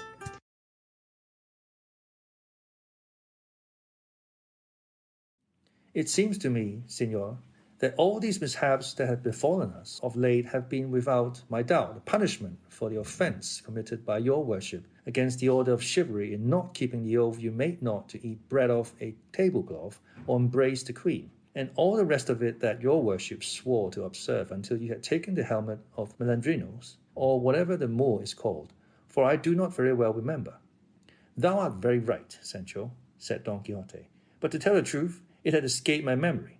And likewise thou mayest rely upon it that the affair of the blanket happened to thee because of thy fault in not reminding me of it in time. But I will make amends, for there are ways of compounding for everything in the order of chivalry. Why, have I taken an oath of some sort then?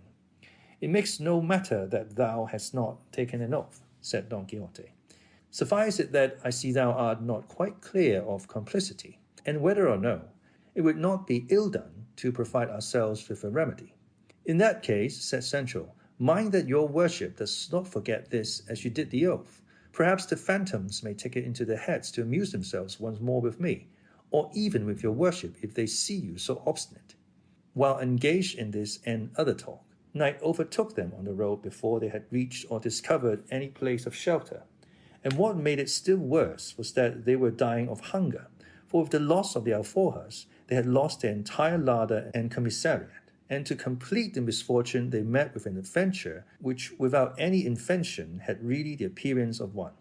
It so happened that the night closed in somewhat darkly, but for all that they pushed on, Sancho feeling sure that as the road was the king's highway, they might reasonably expect to find some inn within a league or two. Go along, then, in this way, the night dark, the squire hungry, the master sharp-set. They saw coming towards them on the road they were travelling a great number of lights, which looked exactly like stars in motion. Sancho was taken aback at the sight of them, nor did Don Quixote altogether relish them. The one pulled up his ass by the halter, the other his hack by the bridle, and they stood still, watching anxiously to see what all this would turn out to be, and found that the lights were approaching them, and the nearer they came the greater they seemed, at which spectacle Sancho began to shake like a man dosed with mercury, and Don Quixote's hair stood on end. He, however, plucking up spirit a little, said, "This, no doubt, Sancho, will be a most mighty and perilous adventure, in which it will be needful for me to put forth all my valour and resolution." "Unlucky me," answered Sancho, "if this adventure happens to be one of phantoms, as I am beginning to think it is, where shall I find the ribs to bear it?" "Be they phantoms ever so much," said Don Quixote, "I will not permit them to touch a thread of thy garments. For if they played tricks with thee the time before, it was because I was unable to leap the walls of the yard. But now we are on a wide plain, where I shall be able to wield my sword as I please." "And if they enchant and cripple you as they did the last time," said Sancho, "what difference would it make being on the open plain or not?" "For all that," replied Don Quixote, "I entreat thee, Sancho, to keep a good heart, for experience will tell thee what mine is." "I will, please God," answered Sancho, and the two retiring to one side of the road set themselves to observe closely what all these moving lights might be, and very soon afterwards they made out some 20 encamisados, all on horseback, with lighted torches in their hands, the awe-inspiring aspect of whom completely distinguished the courage of Sancho, who began to chatter with his teeth, like one in the cold fit of an ague, and his heart sang and his teeth chattered still more when they perceived distinctly that behind them there came a litter covered over with black and followed by 6 more mounted figures in mourning down to the very feet of their mules, for they could perceive plainly they were not horses by the easy pace at which they went. and as the encamisados came along, they muttered to themselves in a low, plaintive tone. The strange spectacle at such an hour and in such a solitary place was quite enough to strike terror into Sancho's heart, and even into his master's, and did so, for all Sancho's resolution had now broken down. It was just the opposite with his master, whose imagination immediately conjured up all this to him vividly as one of the adventures of his books.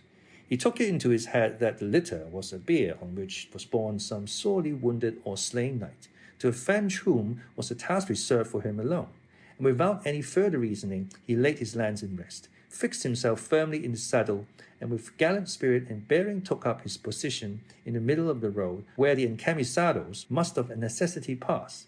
And as soon as he saw them near at hand, he raised his voice and said, Halt, knights, or whosoever ye may be, and render me account of who ye are, whence ye came, where ye go, what it is ye carry upon that bier, for, to judge by appearances, either ye have done some wrong or some wrong has been done to you, and it is fitting and necessary that I should know, either that I may chastise you for the evil ye have done, or else that I may avenge you for the injury that has been inflicted upon you. We are in haste, answered one of the encamisados, and the inn is far off, and we cannot stop to render you such an account as you demand. And spurring his mule, he moved on.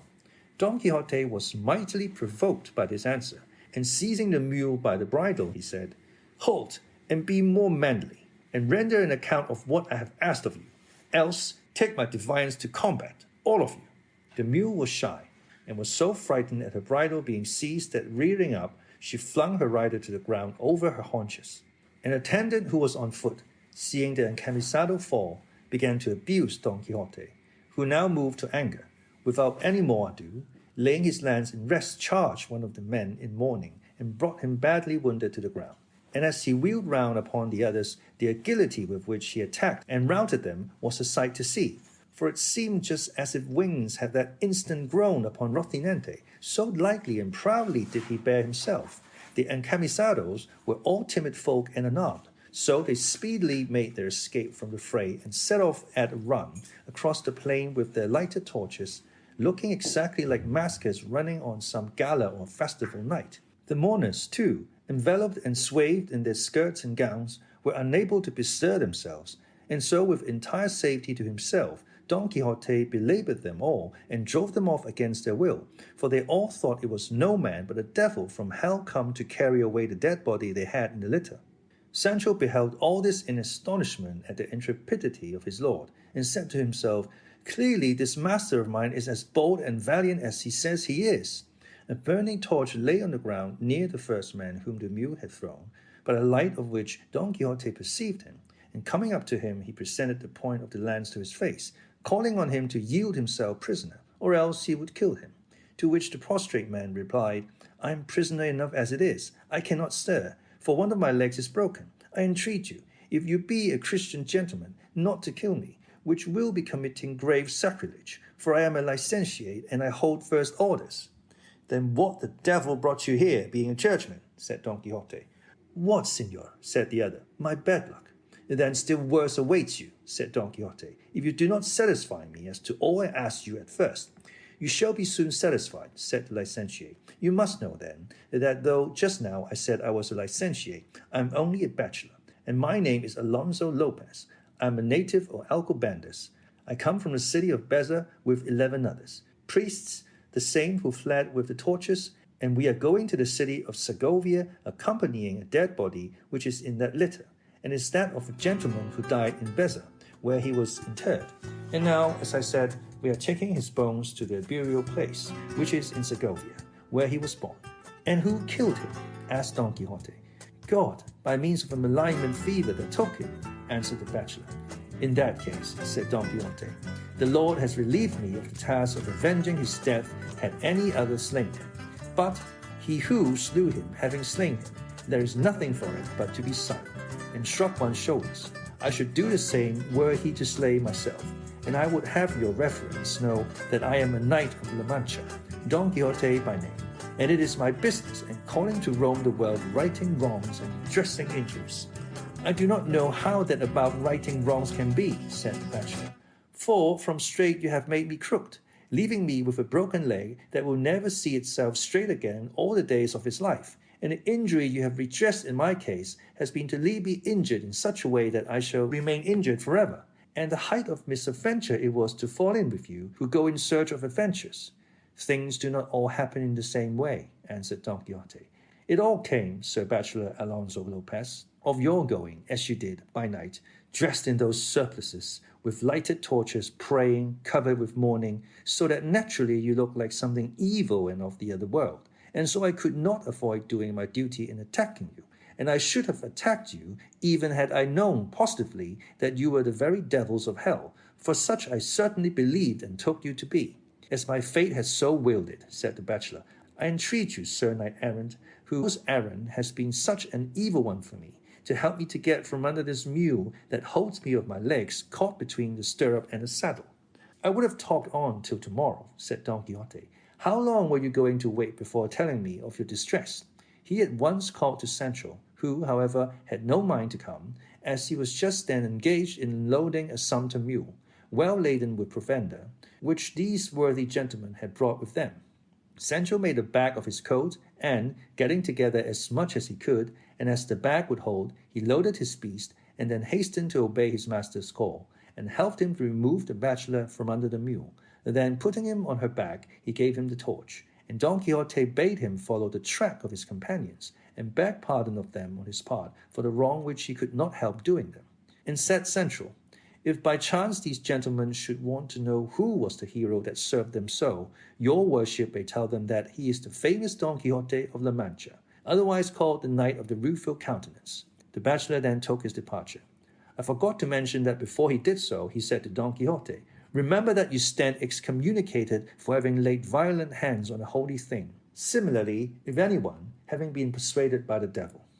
I do not understand that Latin, answered Don Quixote, but I know well I did not lay hands, only this pike. Besides, I did not think I was committing an assault upon priests or things of the church, which, like a Catholic and faithful Christian as I am, I respect and revere, but upon phantoms and spectres of the other world.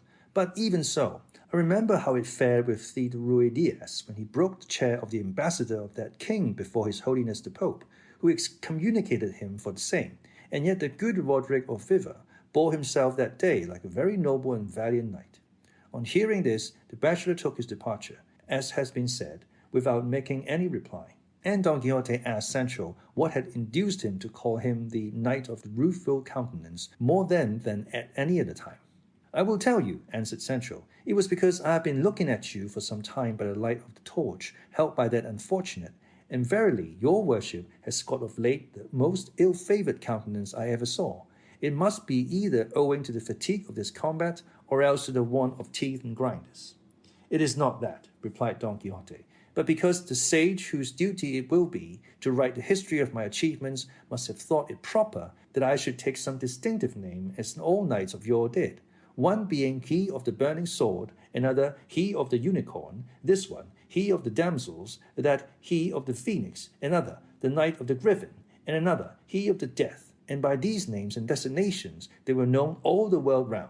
And so I say that the sage aforesaid must have put it into your mouth and mine just now to call me the Knight of the Rueful Countenance, as I intend to call myself from this day forward, and that the said name may fit me better. I mean, when the opportunity offers, to have a very rueful countenance painted on my shield. There is no occasion, Signor, for wasting time or money on making that countenance, said Sancho. For all that need be done is your worship to show your own, face to face, to those who look at you, and without anything more, either image or shield, they will call you him of the rueful countenance. And believe me, I am telling you the truth, for I assure you, Signor, hunger and the loss of your grinders have given you such an ill-favoured face that, as I say, the rueful picture may be very well spared. Don Quixote laughed at Sancho's pleasantry. Nevertheless, he resolved to call himself by that name, and have his shield and buckler painted as he had devised. Don Quixote would have looked to see whether the body in the litter were bones or not, but Sancho would not have it, saying, Signor, you have ended this perilous adventure more safely for yourself than any of those I have seen. Perhaps these people, though beaten and routed, may bethink themselves that it is a single man that has beaten them, and feeling sore and ashamed of it, may take heart and come in search of us and give us trouble enough. The ass is in proper trim, the mountains are near at hand, hunger presses, and we have nothing more to do but make good our retreat, and as the saying is, the dead to the grave and the living to the loaf. And driving his ass before him, he begged his master to follow, who, feeling that Sancho was right, did so without replying. And after proceeding some little distance between two hills, they found themselves in a wide and retired valley, where they alighted. And Sancho unloaded his beast, and stretched upon the green grass. With hunger for sauce, they breakfasted, dined, lunched, supped all at once, satisfying their appetites with more than one store of cold meat, which the dead man's clerical gentleman had brought with them on their sumpter mule.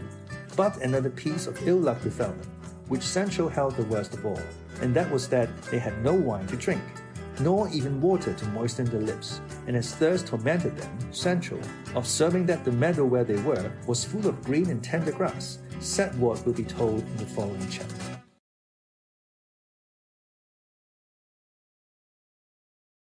Of the unexampled and the unheard-of adventure which was achieved by the valiant Don Quixote of La Mancha, with less peril than any ever achieved by any famous knight in the world.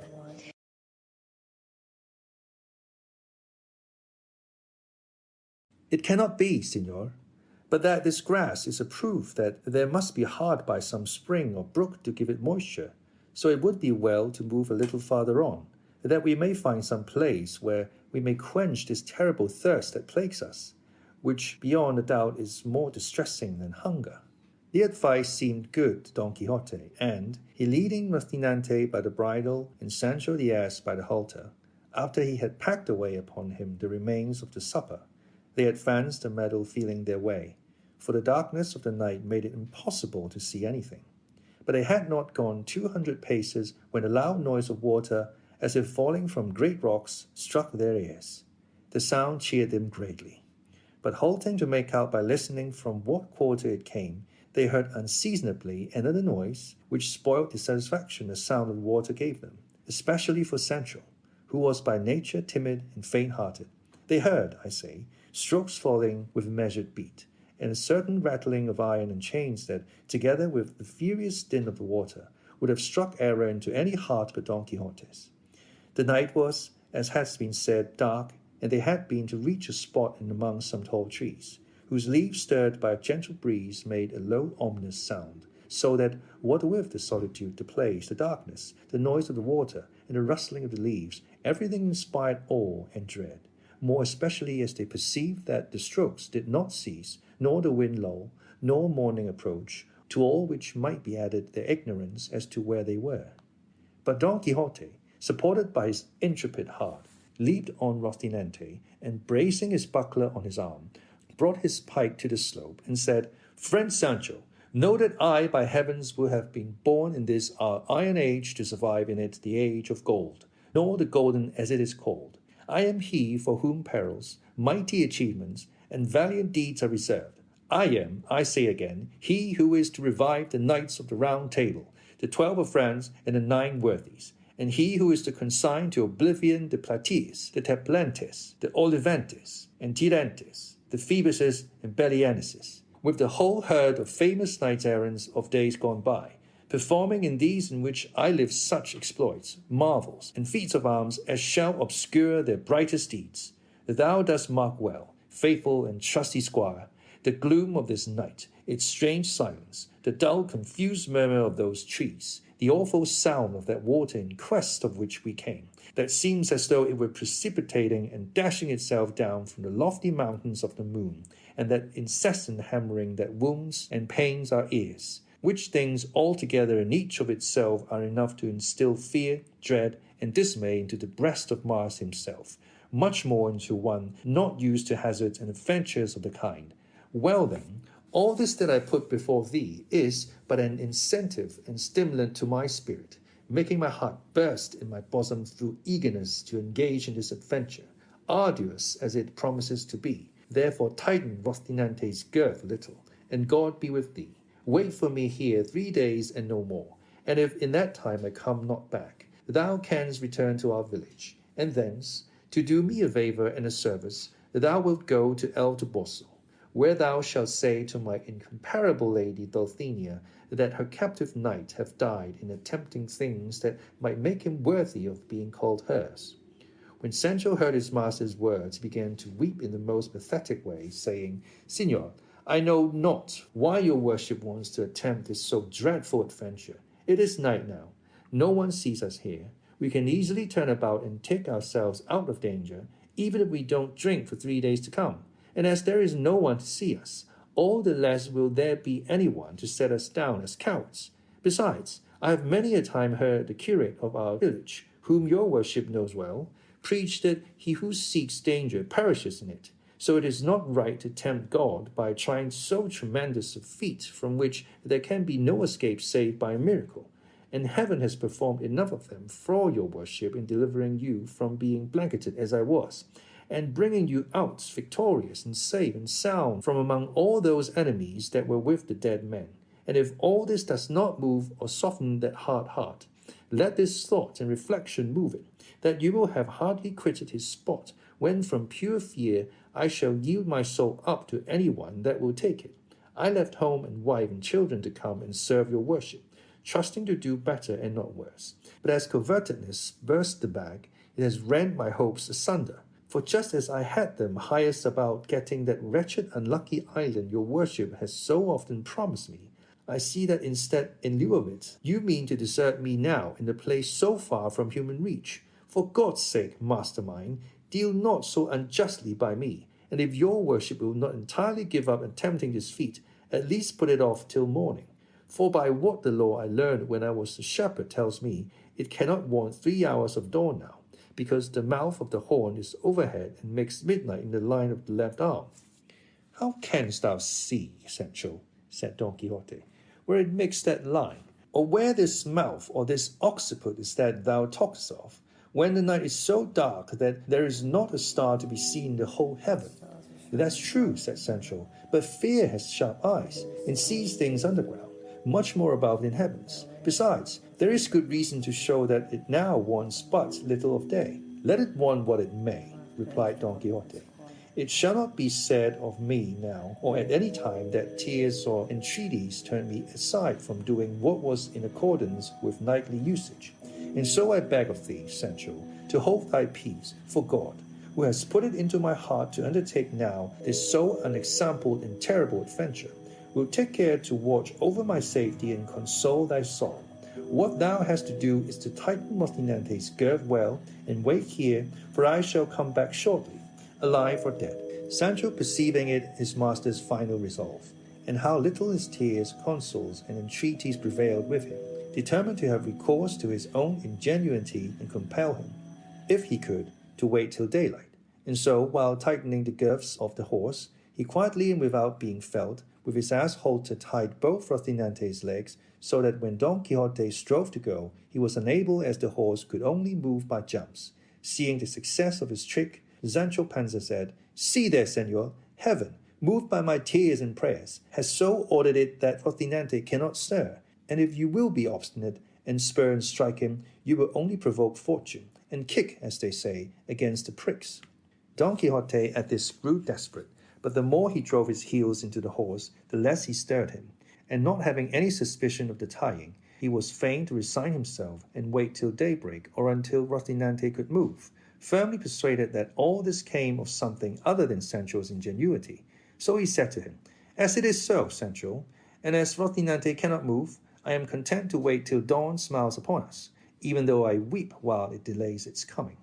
There is no need to weep, answered Sancho, for I will amuse your worship by telling stories from this till daylight, unless indeed you like to dismount and lie down to sleep a little on the green grass after the fashion of knights errant, so as to be fresher when day comes and the moment arrives for attempting this extraordinary adventure you are looking forward to. What art thou talking about dismounting or sleeping for? Said Don Quixote. Am I, thinkest thou, one of those knights that take their rest in the presence of danger? Sleep thou who art born to sleep, or do as thou wilt, for I will act as I think most consistent with my character. Be not angry, master mine, replied Sancho. I did not mean to say that. and coming close to him, he laid one hand on the pommel of the saddle and on the other on the cantle, so that he held his master's left thigh in his embrace, not daring to separate the fingers from him. So much afraid was he of the strokes which will resounded with a regular beat. Don Quixote bade him tell some story to amuse him as he had proposed, to which Sancho replied that he would, if his dread of what he heard would let him. Still, said he, I will strive to tell a story which, if I can manage to relate it, and nobody interferes with the telling, is the best of stories, and let your worship give me your attention. For here I begin. What was, and may the good that is to come be for all, and the evil for him who goes to look for it. Your worship must know that the beginning the old folk used to put to their tales was not just as each one pleased. It was the maxim of Cato Zonzarino, the Roman, that says the evil for him that goes to look for it, and it comes as pat to the purpose now as ring to finger, to show that your worship should keep quiet and not go looking for evil in any quarter, and that we should go back by some other road, since nobody forces us to follow this in which so many terrors affright us. Go on with thy story, Sancho, said Don Quixote, and leave the choice of our road to my care. I say then, continued Sancho, that in the village of Estremadura there was a goat shepherd, that is to say, one who tended goats, which shepherd or goatherd, as my story goes, was called Lope Ruiz. And this Lope Ruiz was in love with a shepherdess called Torralva, which shepherdess called Torralva was the daughter of a rich grazier. And this rich grazier, if that is the way thou tellest thy tale, Sancho, said Don Quixote, repeating twice all thou hast to say, thou wilt not have done these 2 days. Go straight on with it, and tell it like a reasonable man, or else say nothing. Tales are always told in my country in the very way I am telling this, answered Sancho, and I cannot tell it in any other, nor is it right of your worship to ask me make new customs. Tell it as thou wilt, replied Don Quixote, and as fate will have it that I cannot help listening to thee. Go on. And so, Lord of my soul, continued Sancho, as I have said, this shepherd was in love with Torralva the shepherdess, who was a wild buxom lass with something of the look of a man about her, for she had little moustaches. I fancy I see her now. Then you knew her, said Don Quixote. I did not know her, said Sancho, but he who told me the story said it was so true and certain that when I told it to another, I might safely declare and swear I had seen it all myself. And so in course of time, the devil, who never sleeps and puts everything in confusion, contrived that the love the shepherd bore the shepherdess turned into hatred and ill will, and the reason, according to evil tongues, was some little jealousy she caused him that crossed the line and trespassed on forbidden ground. And so much did the shepherd hate her from the time forward that, in order to escape from her, he determined to quit the country and go where he should never set eyes on her again. Torralva, when she found herself spurned by Lope, was immediately smitten with love for him, though she had never loved him before. That is the natural way of women, said Don Quixote, to scorn the one that loves them and love the one that hates them. Go on, Sancho.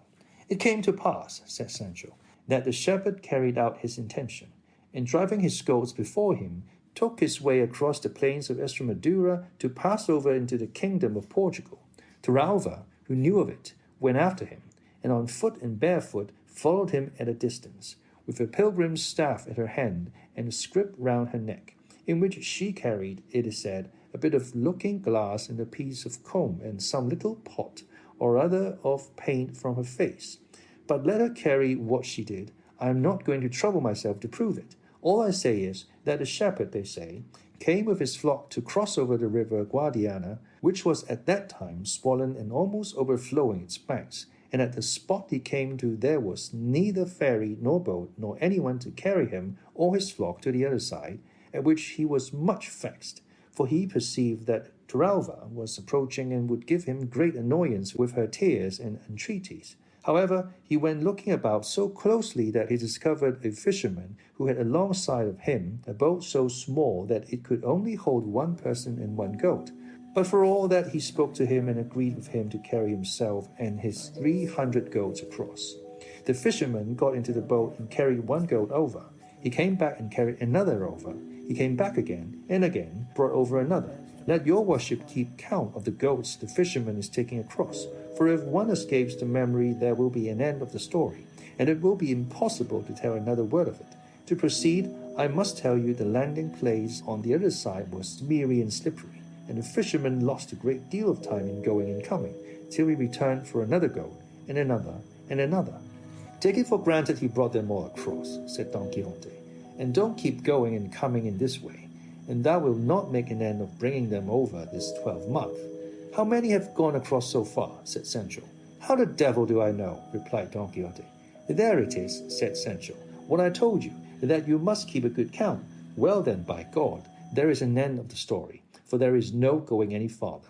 How can that be? Said Don Quixote. Is it so essential to the story to know to a nicety the goats that have crossed over, that if there be a mistake of one in the reckoning, thou canst not go on with it?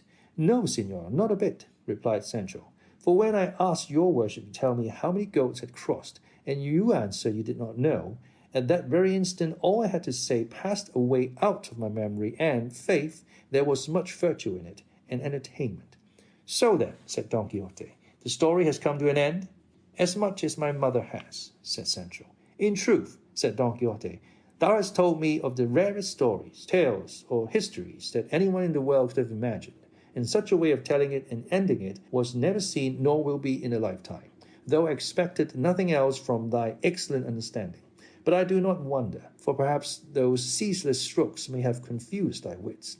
All that may be, replied Sancho, but I know that as to my story, all that can be said is that it ends there where the mistake in the count of the passage of the goats begins. Let it end where it will, well and good, said Don Quixote, and let us see if Rocinante can go. And he again spurred him, and again Rocinante made jumps and remained where he was, so well tied was he. Just then, whether it was the cold of the morning that was now approaching, or that he had eaten something laxative at supper, or that it was only natural, Sancho felt a desire to do what no one could do for him. But so great was the fear that had penetrated his heart, he dared not separate himself from his master by as much as the black of his nail. To escape doing what he wanted was, however, also impossible. So what he did for peace's sake was remove his right hand, which held the back of the saddle, and with it to untie gently and silently the running string which alone held up his breeches, so that on loosening it they at once fell down round his feet like fetters. He then raised his shirt as well as he could, and bared his hind quarters, no slip ones. But this accomplished, which he fancied was all he had to do, get out of this terrible strait and embarrassment, another still greater difficulty presented itself, for it seemed to him impossible to relieve himself without making some noise, and he ground his teeth and squeezed his shoulders together, holding his breath as much as he could. But in spite of his precautions, he was unlucky enough after all to make a little noise, very different from that which was causing him so much fear. Don Quixote, hearing it, said, "What noise is that, Sancho?" "I don't know, señor," said he. "It must be something new, for adventures and misadventures never begin with a trifle." Once more he tried his luck, and succeeded so well that without any further noise or disturbance he found himself relieved of the burden that had given him so much discomfort. But as Don Quixote's sense of smell was as acute as his hearing, and as Sancho was so closely linked with him that the fumes rose almost in a straight line, it could not be but that some should reach his nose, and as soon as they did he came to its relief by compressing it between his fingers, saying in a rather snuffing tone, "Sancho, it strikes me thou art in great fear." "I am," answered Sancho, "but how does your worship perceive it now more than ever?" "Because just now thou smellest stronger than ever, and not of ambergris," answered Don Quixote. "Very likely," said Sancho, "but that's not my fault, but your worship's, for leading me about an unseasonable hours at such unwonted paces." "Then go back 3 or 4, my friend," said Don Quixote, all the time with his fingers to his nose, "and for the future pay more attention to thy person to what thou owest to mine. For it is my great familiarity with thee that has bred this contempt." "I'll bet," replied Sancho, "that your worship thinks I have done something I ought not with my person." "It makes it worse to stir it, friend Sancho," returned Don Quixote. With this and other talk of the same sort master and men passed the night, till Sancho, perceiving that daybreak was coming on apace, very cautiously untied Rocinante and tied up his breeches. As soon as Rocinante found himself free, though by nature he was not at all mettlesome, he seemed to feel lively and began pawing. For as to capering, begging his pardon, he knew not what it meant. Don Quixote then, observing that Rocinante could move, took it as a good sign and signal that he should attempt the dread adventure. By this time, day had fully broken and everything showed distinctly, and Don Quixote saw that he was among some tall trees, chestnuts, which cast a very deep shade. He perceived likewise that the sound of the strokes did not cease, but could not discover what caused it. And so without any further delay, he let Rocinante feel the spur, and once more taking leave of Sancho, he told him to wait for him there 3 days at most, as he had said before, and if he should not have returned by that time, he might feel sure it had been God's will that he should end his days in that perilous adventure. He again repeated the message and commission with which he was to go on his behalf to his lady Dulcinea, and said he was not to be uneasy as to the payment of his services, for before leaving home he had made his will, in which he would find himself fully recompensed in the matter of wages in due proportion to the time he had served. But if God delivered him safe, sound, and unhurt out of that danger, he might look upon the promised island as much more than certain. Sancho began to weep afresh on again, hearing the affecting words of his good master, and resolved to stay with him until the final issue and end of the business. From these tears and this honorable resolve of Sancho Panza, the author of this history infers that he must have been of good birth and at least an old Christian, and the feeling he displayed touched his, but not so much as to make him show any weakness. On the contrary, hiding what he felt as well as he could, he began to move towards that quarter whence the sound of the water and of the strokes seemed to come. Sancho followed him on foot, leading by the halter, as his custom was, his ass, his constant comrade in prosperity or adversity. And advancing some distance through the shady chestnut trees, they came upon a little meadow at the foot of some high rocks, down which a mighty rush of water flung itself. At the foot of the rocks were some rudely constructed houses, looking more like ruins than houses, from among which came, they perceived, the din and clatter of blows, which still continued without intermission. Rocinante took fright at the noise of the water and of the blows, but quieting him, Don Quixote advanced step by step towards the houses, commending himself with all his heart to his lady, imploring her support in that dread pass and enterprise, and on the way commending himself to God too, not to forget him.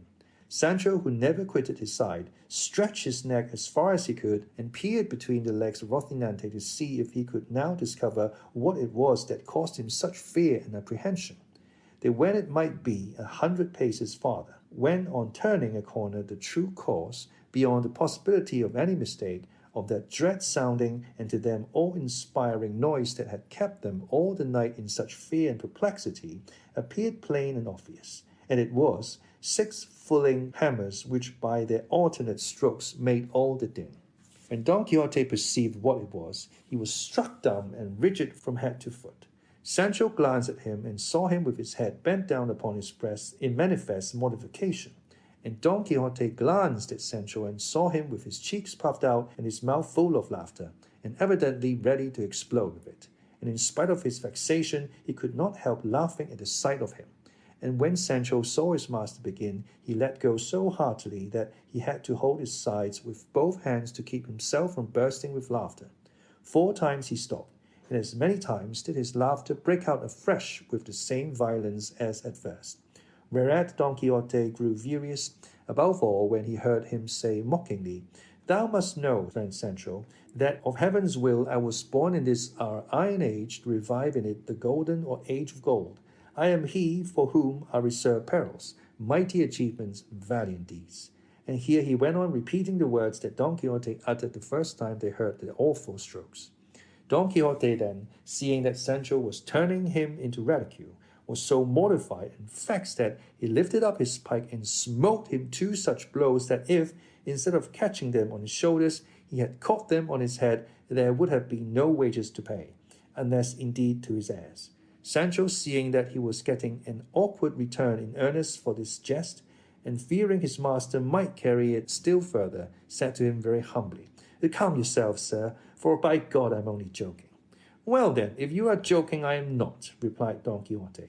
"Look here, my lively gentleman, if these, instead of being fulling hammers, had been some perilous adventure, have I not, think you, shown the courage required for the attempt and achievement? Am I, perchance, being, as I am, a gentleman, bound to know and distinguish sounds and tell whether they come from fulling mills or not, and that when perhaps, as is the case, I have never in my life seen any as you have, low-born as you are, that have been born and bred among them.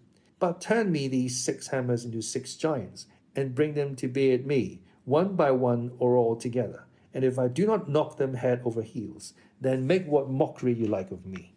No more of that, Signor, returned Sancho. I own I went a little too far with that joke. But tell me, your worship, now that peace is made between us, was it not a thing to laugh at? And is it not a good story, the great fear we were in?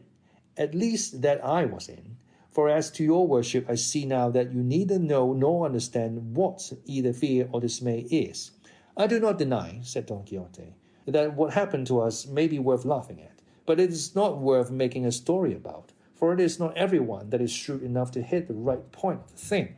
At any rate, said Sancho, your worship knew how to hit the right point with your pike, aiming at my head and hitting me on the shoulders, thanks to be God and my own smartness in dodging it. But let that pass. All will come out in the scouring. For I have heard say, he loves thee well that makes thee weep, and moreover that it is the way with great lords after any hard words they give a servant to give him a pair of breeches, though I do not know what he give after blows, unless it be that knights errant after blows give islands, or kingdoms on the mainland. It may be on the dice, said Don Quixote, that all thou sayest will come true. Overlook the past, for thou art shrewd enough to know that our first movements are not in our own control. And one thing for the future bear in mind, that thou curb and restrain thy loquacity in my company. For in all the books of chivalry that I have read, and they are innumerable, I never met a squire who talked so much to his lord as thou dost to thine. And in fact I feel it be a great fault of thine and of mine. Of thine, that thou hast so little respect for me. Of mine, that I do not make myself more respected. That there was Scandalin, the squire of Amadis of Gaul, that was count of the insular Firme, and we read of him that he always addressed his lord with his cap in his hand, his head bowed down, and his body bent double, more to Casco. And then what shall we say of Gasabel, the squire of Galore, who was so silent that in order to indicate to us the greatness of his marvelous taciturnity, his name is only once mentioned in the whole of that history, as long as it is truthful. From all I have said thou wilt gather, Sancho, that there must be a difference between master and man, between lord and lackey, between knight and squire, so that from this day forward in our intercourse we must observe more respect and take less liberties. For in whatever way I may be provoked with you, it will be bad for the picture. The favors and benefits that I have promised you will come in due time, and if they do not, your wages at least will not be lost, as I have already told you. All that your worship says is very well, said Sancho, but I should like to know how much did the squire of a knight-errant get in those days, and did they agree by the month or by the day like bricklayers? I do not believe, replied Don Quixote, that such squires were ever on wages, but were dependent on favor. And if I have now mentioned thine in the sealed will I have left at home, it was with a view to what may happen. For as yet I know not how chivalry will turn out in these wretched times of ours, and I do not wish our soul to suffer for trifles in the other world. For I would have thee know, Sancho, that in this there is no condition more hazardous than that of adventurers. That is true, said Sancho, since the mere noise of the hammers of a fulling mill can disturb and disquiet the heart of such a valiant errant adventurer as your worship. But you may be sure I will not open my lips henceforth to make light of anything of your worships, but only to honor you as my master and natural lord. By so doing, replied Don Quixote, shalt thou live long on the face of the earth, for next to parents, masters are to be respected as though they were parents.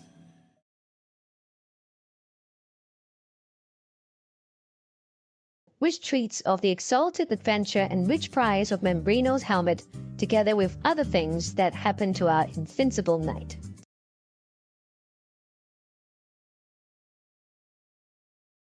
It now began to rain a little, and Sancho was for going into the fulling mills. But Don Quixote had taken such an abhorrence to them on account of the late joke that he would not enter them on any account.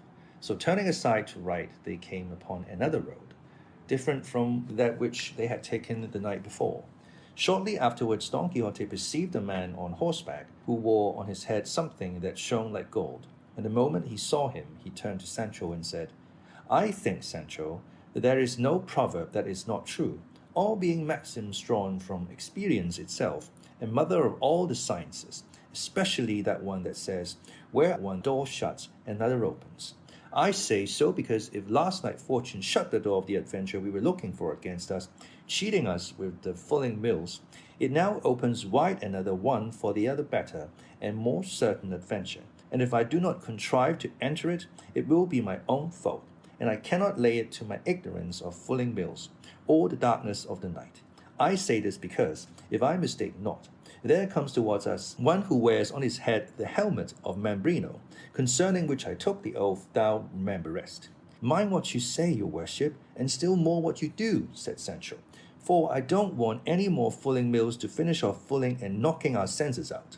The devil take thee, man, said Don Quixote. What has the helmet to do with fulling mills? I don't know, replied Sancho, but faith, if I might speak as I used, perhaps I could give such reasons that your worship would see you were mistaken in what you say. How can I be mistaken in what I say, unbelieving traitor? Returned Don Quixote. Tell me, seest thou not yonder knight coming towards us on a dappled grey steed, who has upon his head a helmet of gold? What I see and make out, answered Sancho, is only a man on a grey ass like my own, who has something that shines on his head. Well, that is the helmet of Mambrino, said Don Quixote. Stand to one side and leave me alone with him. Thou shalt see how, without saying a word, to save time, I shall bring this adventure to an issue and possess myself of the helmet I have so longed for. I will take care to stand aside, said Sancho, but God grant, I say once more, that it may be marjoram and not fulling mills. I have told thee, brother, on no account to mention those fulling mills to me again, said Don Quixote, or I vow, and I say no more, I'll fool the soul out of you. Sancho held his peace in dread lest his master should carry out the vow he had hurled like a bow at him. The fact of the matter as regards the helmet, steed, and knight that Don Quixote saw was this. In that neighborhood there were two villages, one of them so small that it had neither apothecary's shop nor barber, which the other that was close to it had. So the barber of the larger served the smaller, and in it there was a sick man who required to be bled and another man who wanted to be shaved. And on this errand the barber was going, carrying with him a brass basin. But as luck would have it, as he was on the way it began to rain, and not to spoil his hat, which probably was a new one. He put the basin on his head, and being clean it glittered at half a league's distance. He rode upon a grey ass, as Sancho said, and this was what made it seem to Don Quixote to be a dappled grey steed and a knight and a golden helmet, for everything he saw he made to fall in with his crazy chivalry and ill-errant notions. And when he saw the poor knight draw near, without entering into any parley with him, at Rocinante's top speed, he bore down upon him with the pike pointed low, fully determined to run him through and through, and as he reached him, without checking the fury of his charge, he cried to him, Defend thyself, miserable being, or yield me of thine own accord that which is so reasonably my due.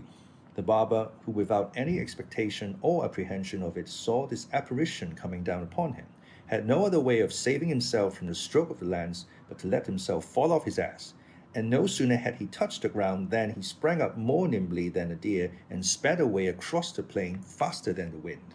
He left the basin on the ground, with which Don Quixote contented himself, saying that the pagan had shown his discretion and imitated the beaver, which finding itself pressed by the hunter's bites and cuts off with its teeth that for which, by its natural instinct, it knows it is pursued.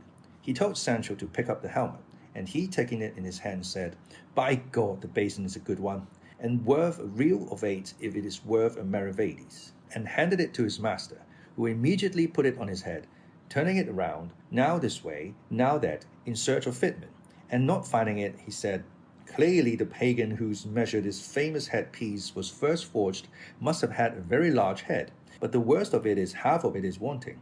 When Sancho heard him call the basin a headpiece, he was unable to restrain his laughter, but remembering his master's wrath, he checked himself in the midst of it. What art thou laughing at, Sancho? Said Don Quixote. I'm laughing, said he, to think of the great head the pagan must have had who owned this helmet, for it looks exactly like a regular barber's basin.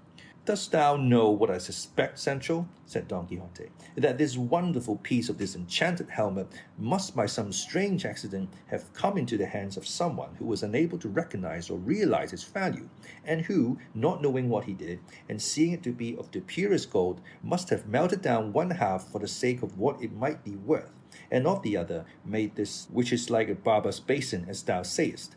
But be it as it may, to me who recognize it, its transformation makes no difference, for I will set it to rights at the first village where there is a blacksmith, and in such style that that helmet the god of smithies forged for the god of battles shall not surpass it or even come up to it. And in the meantime, I will wear it as well as I can, for something is better than nothing, all the more as it will be quite enough to protect me from any chance blow of the stone. That is, said Sancho, if it is not shot with a sling, as they were in the battle of the two armies, when they signed the cross on your worship's grinders, and smashed the flask with that blessed draught that made me vomit my bowels up. It does not grieve me much to have lost it, said Don Quixote, for thou knowest, Sancho, that I have the receipt in my memory. So have I, answered Sancho, but if I ever make it, or try it again as long as I live, may this be my last hour. Moreover, I have no intention of putting myself in the way of wanting it, for I mean, with all my five senses, to keep myself from being wounded or from wounding anyone. As to being blanketed again, I say nothing, for it is hard to prevent mishaps of that sort, and if they come there is nothing for it but to squeeze our shoulders together, hold our breath, shut our eyes, and let ourselves go where luck and the blanket may send us. Thou art a bad Christian, Sancho, said Don Quixote on hearing this. For once an injury has been done thee, thou never forgettest it. But know that it is the part of noble and generous hearts not to attach importance to trifles. What lame leg hast thou got by it? What broken rib? What cracked head?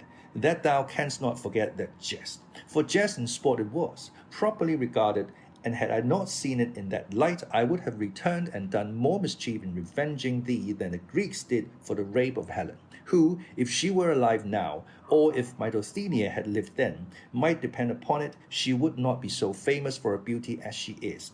And here he heaved a sigh and sent it aloft, and said Sancho, let it pass for a jest, as it cannot be revenge in earnest. But I know what sort of jest in earnest it was, and I know it will never be rubbed out of my memory any more than off my shoulders. But putting that aside, will your worship tell me what are we to do with this dapple grey steed that looks like a grey ass, which that Martino that your worship overthrew has left deserted here? For, from the way he took to his heels and bolted, he is not likely ever to come back for it, and by my beard, but the grey is a good one. I have never been in the habit, said Don Quixote, of taking spoil of those whom I vanquish, nor is it the practice of chivalry to take away their horses and leave them to go on foot, unless indeed it be that the victor has lost his own in the combat, in which case it is lawful to take that of the vanquished as a thing won in lawful war. Therefore, Sancho, leave this horse or ass, or whatever thou wilt have it to be, for when its owner sees us gone, hence he will come back for it. God knows I should like to take it, returned Sancho, or at least to change it for my own, which does not seem to me as a good one. Verily, the laws of chivalry are strict, since they cannot be stretched to let one ass to be changed for another. I should like to know if I might at least change trappings. On that head I am not quite certain, answered Don Quixote, and the matter being doubtful, pending better information, I say thou mayest change them, if so be thou hast urgent need of them. So urgent is it, answered Sancho, that if they were for my own person I could not want them more, and forthwith, fortified by this license, he effected the change hood, and rigged out his beast to the 99s, and making quite another thing of it. This done, they broke their fast on the remains of the spoils of war plundered from the sumpter mule, and drank of the brook that flowed from the fulling mills, without casting a look in that direction. In such loathing did they told them for the alarm they had caused them. And, all anger and gloom removed, they mounted, and, without taking any fixed road, they set out, guided by Rocinante's will, which carried along with it that of his master, not to say that of the ass, which always followed him wherever he led, lovingly and sociably. Nevertheless, they returned to the high road, and pursued it at a venture without any other aim. As they went along then, in this way Sancho said to his master, Señor, would your worship give me leave to speak a little to you? For since you laid that hard injunction of silence on me, several things have gone a-rot in my stomach, and I have just one on the tip of my tongue that I don't want to be spoiled. Say on, Sancho, said Don Quixote. and be brief in thy discourse, for there is no pleasure in one that is long. Well then, Signor, returned Sancho, I say that for some days past I have been considering how little is got or gained by going in search of these adventures that your worship sees in these wilds and crossroads, where even if the most perilous are victoriously achieved, there is no one to see or know of them, and so they must be left untold forever, to the loss of your worship's object and the credit they deserve. Therefore it seemed to me it would be better if we were to go and serve some emperor or other great prince who may have some war on hand, in whose service your worship may prove the worth of your person, your great might, and greater understanding, on perceiving which the Lord in whose service we may be will perforce have to reward us, each according to his merits, and there you will not be at a loss for someone to set down your achievements in writing so as to preserve their memory forever. Of my own I say nothing, as they will not go beyond squirely limits, though I have bold to say that, if it be the practice in chivalry to write the achievements of squires, I think mine must not be left out. Thou speakest not amiss, Sancho, answered Don Quixote, but before that point is reached it is requisite to roam the world, as it were on probation, seeking adventures, in order that by achieving some, name and fame may be acquired, such that when he betakes himself to the court of some great monarch the knight may be already known by his deeds, and that the boys, the instant they see him enter the gate of the city, may all follow him and surround him, crying, This is the Knight of the Sun, or the Serpent, or any other title under which he may have achieved great deeds. This, they will say, is he who vanquished in single combat the gigantic Bruno of mighty strength, he who delivered the great Mameluke of Persia out of the long enchantment under which he had been for almost 900 years. So from one to another they will go proclaiming his achievements, and presently at the tumult of the boys and the others the king of that kingdom will appear at the windows of his royal palace, and as soon as he beholds the knight, recognizing him by his arms and the device on his shield, he will as a matter of course say, What ho! Forth all ye, the knights of my court, to receive the flower of chivalry who cometh hither. At which command all will issue forth, and he himself, advancing halfway down the stairs, will embrace him closely, and salute him, kissing him on the cheek, and will then lead him to the queen's chamber, where the knight will find her with the princess her daughter, and will be one of the most beautiful and accomplished damsels that could, with the utmost pains, be discovered anywhere in the known world. Straightway it will come to pass that she will fix her eyes upon the knight, and he his upon her, and each will seem to the other something more divine than human, and without knowing how or why they will be taken and entangled in the inextricable toils of love, and sorely distressed in their hearts, not to see any way of making their pains and sufferings known by speech. Thence they will lead him, no doubt, to some richly adorned chamber of the palace, where, having removed his armor, they will bring him a rich mantle of scarlet wherewith to robe himself, and if he look noble in his armor, he will look still more so in a doublet. When night comes, he will sup with the king, queen, and the princess, and all the time he will never take his eyes off her, stealing stealthy glances, unnoticed by those present, and she will do the same, and with equal cautiousness, being, as I have said, a damsel of great discretion. The tables being removed, suddenly through the door of the hall, there will enter a hideous and diminutive dwarf, followed by a fair dame, between two giants, who comes with a certain adventure, the work of an ancient sage, and he who shall achieve it shall be deemed the best knight in the world. The king will then command all those present to essay it, and none will bring it to an end and conclusion save the stranger knight, to the great enchantment of his fame, whereat the princess will be overjoyed and will esteem herself happy and fortunate in having fixed and placed her thoughts so high. And the best of it is that this king or prince or whatever he is engaged in a very bitter war with another as powerful as himself, and the stranger knight, after having been some days at his court, requests leave from him to go and serve him in the said war. The king will grant it very readily, and the knight will courteously kiss his hands for the favor done to him. And that night he will take leave of his lady the princess at the grating of the chamber where she sleeps, which looks upon a garden, and at which he has already many times conversed with her, the go-between and confidant in the matter being a damsel much trusted by the princess. He will sigh, she will swoon, the damsel will fetch water, much distressed because morning approaches, and for the honor of her lady he would not that they were discovered. At last the princess will come to herself and will present her white hands through the grating to the knight, who will kiss them 1,000 and 1,000 times, bathing them with his tears. It will be arranged between them how they are to inform each other of their good or evil fortunes, and the princess will entreat him to make his absence as short as possible, which he will promise to do with many oaths. Once more he kisses her hands, and takes his leave in such grief that he is well nigh ready to die. He betakes them thence to his chamber, flings himself on his bed, cannot sleep for sorrow at parting, rises early in the morning, goes to take leave of the king, queen, and princess, and, as he takes his leave of the pair, it is told him that the princess is indisposed and cannot receive a visit.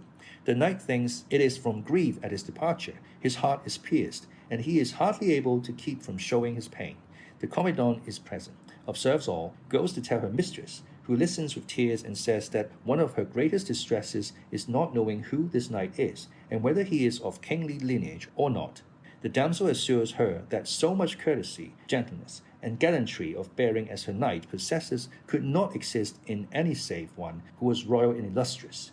Her anxiety is thus relieved, and she strives to be of good cheer lest she should excite suspicion in her parents. And at the end of the 2 days she appeared in public.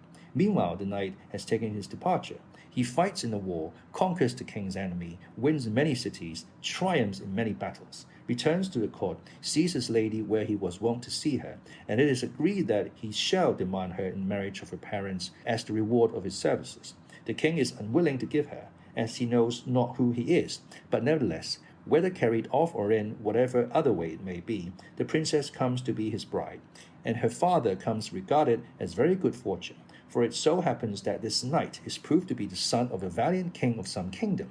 I know not that, for I fancy it is not likely to be on the map. The father dies, the princess inherits, and in 2 words the knight becomes king.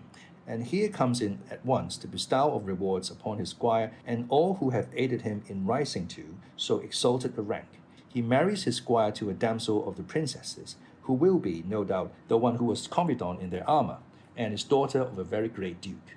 That's what I want, and no mistake about it, said Sancho. That's what I'm waiting for. For all this, word for word, is in store for your worship under the title of the King of the Rueful Countenance. Thou needest not doubt it, Sancho, replied Don Quixote, for in the same manner and by the same steps as I have described here, knights errant rise and have risen to be kings and emperors. All we want now is to find out what king, Christian or pagan, is at war and has a beautiful daughter. But there will be time enough to think of that. For, as I have told thee, fame must be won in other quarters before repairing to the court. There is another king too that is wanting. For supposing we find a king who is at war and has a beautiful daughter, and that I have won incredible fame throughout the universe, I know not how it can be made out that I am of royal lineage, or even second cousin to an emperor. For the king will not be willing to give me his daughter in marriage unless he is first thoroughly satisfied on this point. However much my famous deeds may deserve it, so that by this deficiency I fear I shall lose what my arm has fairly earned. True it is I am a gentleman of known a house, of estate and property, and entitled to the 500 shudos mullet, and it may be that the sage who shall write my history will so clear up my ancestry and pedigree that I may find myself 5th or 6th in descent from a king. For I would have thee know, Sancho, that there are 2 kinds of lineage in the world. Some there are tracing and deriving their descent from kings and princes, whom time has reduced little by little until they end in a point like a period upside down, and others who spring from the common herd and go on rising step by step until they come to be great lords, so that the difference is that the one were that they no longer are, and the others are what they formerly were not. And I may be of such that after investigation my origin may prove great and famous, with which the king, my father-in-law that is to be, ought to be satisfied, and should he not be, the princess will so love me that even though she well knew me to be the son of a water carrier, she will take me for her lord and husband in spite of her father. If not, then it comes to seizing her and carrying her off where I please. For time or death will put an end to the wrath of her parents. It comes to this too, said Sancho, what some naughty people say, never ask as a favour what thou canst take by force. Though it would fit better to say, a clear escape is better than good men's prayers. I say so because if my lord the king, your worship's father-in-law, will not condescend to give you my lady the princess, there is nothing for it but, as your worship says, to seize her and transport her. But the mischief is that until peace is made, and you come into the peaceful enjoyment of your kingdom, the poor squire is famishing as far as rewards go, unless it be that the confidant damsel that is to be his wife comes with the princess, and that with her he tides over his bad luck until heaven otherwise orders things. For his master, I suppose, may as well give her to him at once for a lawful wife. Nobody can object to that, said Don Quixote. Then, since that may be, said Sancho, there is nothing for it but to commend ourselves to God, and let fortune take what course it will. God guide it according to my wishes and thy wants, said Don Quixote, and mean be he who thinks himself mean. In God's name let him be so, said Sancho. I am an old Christian, and to fit me for account there's enough. And more than enough for thee, said Don Quixote, and even well thou not, it would make no difference, because I, being the king, can easily give thee nobility without purchase or service rendered by thee. For when I make thee a count, then thou art at once a gentleman, and they may say what they will, but by my faith they will have to call thee your lordship, whether they like it or not. Not a doubt of it, and I'll know how to support a tittle, said Sancho. Title, thou should say, not tittle, said his master. So be it, answered Sancho. I say I will know how to behave, for once in my life I was beadle of the brotherhood, and the beadle's gown sat so well on me that all said I looked as if I was to be the steward of the same brotherhood. What would it be then, when I put a duke's robe on my back, or dress myself in gold and pearls like a count? I believe they'll come 100 leagues to see me. Thou wilt look well, said Don Quixote, but thou must shave thy beard often, for thou hast it so thick and rough and unkempt, that if thou dost not shave it every second day at least, they will see what thou art in the distance of a musket shot. What more would it be, said Sancho, than having a barber, and keeping him at wages in the house, and even if it be necessary, I will make him to go behind me like a nobleman's equerry. Why, how dost thou know the noblemen have equerries behind them? Said Don Quixote. I will tell you, answered Sancho. Years ago I was for a month at the capital, and there I saw taking the air a very small gentleman, who they said was a very great man, and a man following him on horseback in every turn he took, just as if he was his tail. I asked why this man did not join the other man, instead of always going behind him. They answered me that he was his equerry, and that it was the custom with nobles to have such persons behind them, and ever since then I know it, for I have never forgotten it.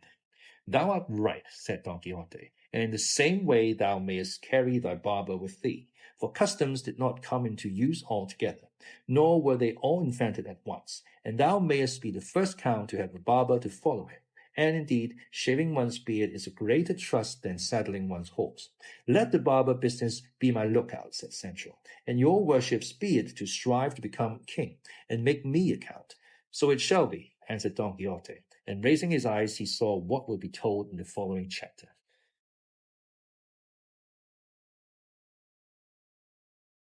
Of the freedom Don Quixote conferred on several unfortunates who against their will were being carried where they had no wish to go.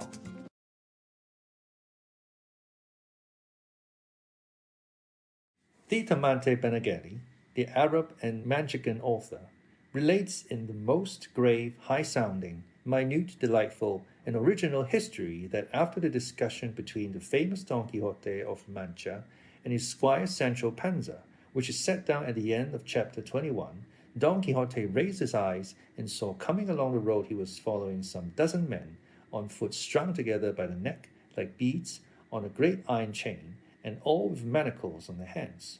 With them there came also 2 men on horseback and 2 on foot, those on horseback and wheel-lock muskets, those on foot with javelins and swords. And as soon as Sancho saw them, he said, That is a chain of galley slaves, on the way to the galleys by force of the king's orders. How by force? Asked Don Quixote. Is it possible that the king uses force against anyone? I do not say that, answered Sancho, but that these are people condemned for their crimes to serve by force in the king's galleys. In fact, replied Don Quixote, however it may be, these people are going where they are taking them by force, and not of their own will. Just so, said Sancho. Then if so, said Don Quixote, here is a case for the exercise of my office, to put down force and to succour and help the wretched. Recollect, your worship, said Sancho, justice, which is the king himself, is not using force or doing wrong to such persons, but punishing them for their crimes. The chain of galley slaves had by this time come up, and Don Quixote in very courteous language asked those who were in custody of it to be good enough to tell him the reason and reasons for which they were conducting these people in this manner. One of the guards on horseback answered that they were galley slaves belonging to his majesty, that they were going to the galleys, and that was all that was to be said, and all he had any business to know. Nevertheless, replied Don Quixote, I should like to know from each of them separately the reason of his misfortune. To this he added more to the same effect to induce them to tell him what he wanted so civilly that the other mounted guard said to him, Though we have here the register and certificate of the sentence of every one of these wretches, this is no time to take them out or read them. Come and ask themselves. You can tell if they choose, and they will. For these fellows take a pleasure in talking about rascalities. With this permission, which Don Quixote would have taken even had they not granted it, he approached the chain and asked the first for what offences he was now in such a sorry case. He made answer that it was for being a lover. For that only, replied Don Quixote. Why, if for being lovers they sent people to the galleys, I might have been rowing in them long ago. The love is not the sort your worship is thinking of, said the galley slave. Mine was that I loved a washerwoman's basket of clean linen so well, and held it so close in my embrace, that if the arm of the law had not forced it from me, I should never have let it go of my own will to this moment. I was caught in the act. There was no occasion for torture. The case was settled. They treated me to 100 lashes on the back, and 3 years of guripas besides, and that was the end of it. What are guripas? Asked Don Quixote.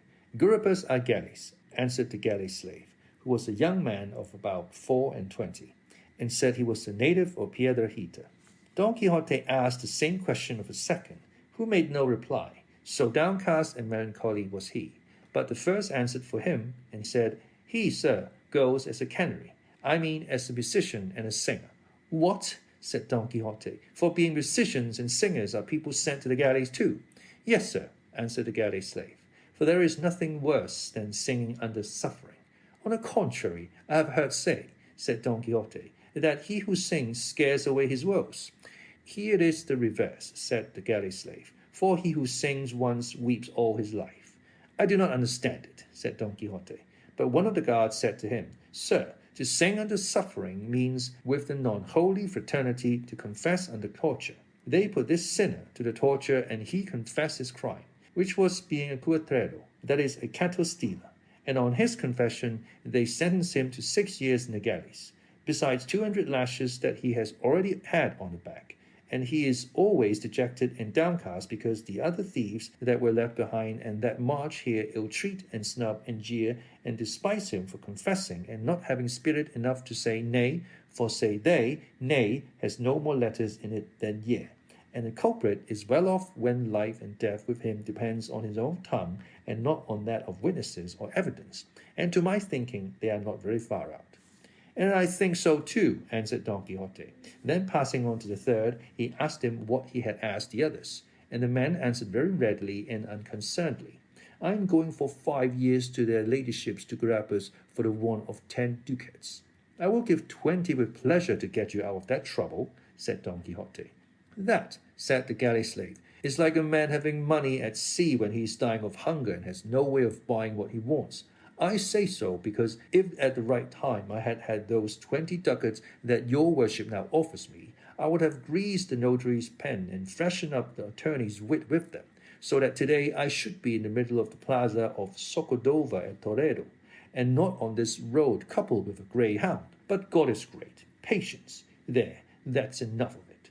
Don Quixote passed on to the fourth, a man of venerable aspect with a white beard falling below his breast, who, on hearing himself asked the reason of his being there, began to weep without answering a word.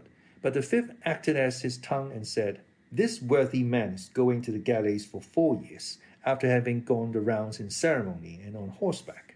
That means, said Sancho Panza, as I take it, to have been exposed to shame in public. Just so, replied the galley slave, and the offence for which they gave him that punishment was having been an ear broker, nay body broker, I mean, in short, that this gentleman goes as a pimp, and for having besides a certain touch of the sorcerer about him. If that touch had not been thrown in, said Don Quixote, he would not deserve, for mere pimping, to row in the galleys, but rather to command and be admiral of them. For the office of pimp is no ordinary one, being the office of persons of discretion, one very necessary in a well-ordered state, and only to be exercised by persons of good birth. Nay, there ought to be an inspector and overseer of them, as in other offices, and recognized number, as with the brokers on 'change. In this way, many of the evils would be avoided which are caused by this office and calling being in the hands of stupid and ignorant people, such as women more or less silly, and pages and jesters of little standing and experience, who on the most urgent occasions, and when ingenuity of contrivance is needed, let the crumbs freeze on the way to their mouths, and know not which is their right hand. I should like to go farther, and give reasons to show that it is advisable to choose those who are to hold so necessary an office in the state. But this is not the fit place for it. Some day I will expound the matter to someone able to see to and rectify it. All I say now is, that the additional fact of his being a sorcerer has removed the sorrow it gave me to see these white hairs and this venerable countenance in so painful a position on account of his being a pimp. Though I know well there are no sorceries in the world that can move or compel the will as some simple folk fancy, for our will is free, nor is there herb or charm that can force it. All that certain silly women and quacks do is to turn men mad with potions and poisons, pretending that they have power to cause love, for, as I say, it is an impossibility to compel the will. It is true, said the good old man, and indeed, sir, as far as the charge of sorcery goes, I was not guilty. As to that of being a pimp, I cannot deny it. But I never thought I was doing any harm by it, for my only object was that all the world should enjoy itself and live in peace and quiet, without quarrels and troubles. But my good intentions were unavailing to save me from going where I never expect to come back from, with this weight of years upon me, and a urinary ailment that never gives me a moment's ease. And again he fell to weeping as before, and such compassion did Sancho feel for him that he took out a reel of 4 from his bosom and gave it to him in alms. Don Quixote went on and asked another what his crime was, and the man answered with no less, but rather much more sprightliness than the last one.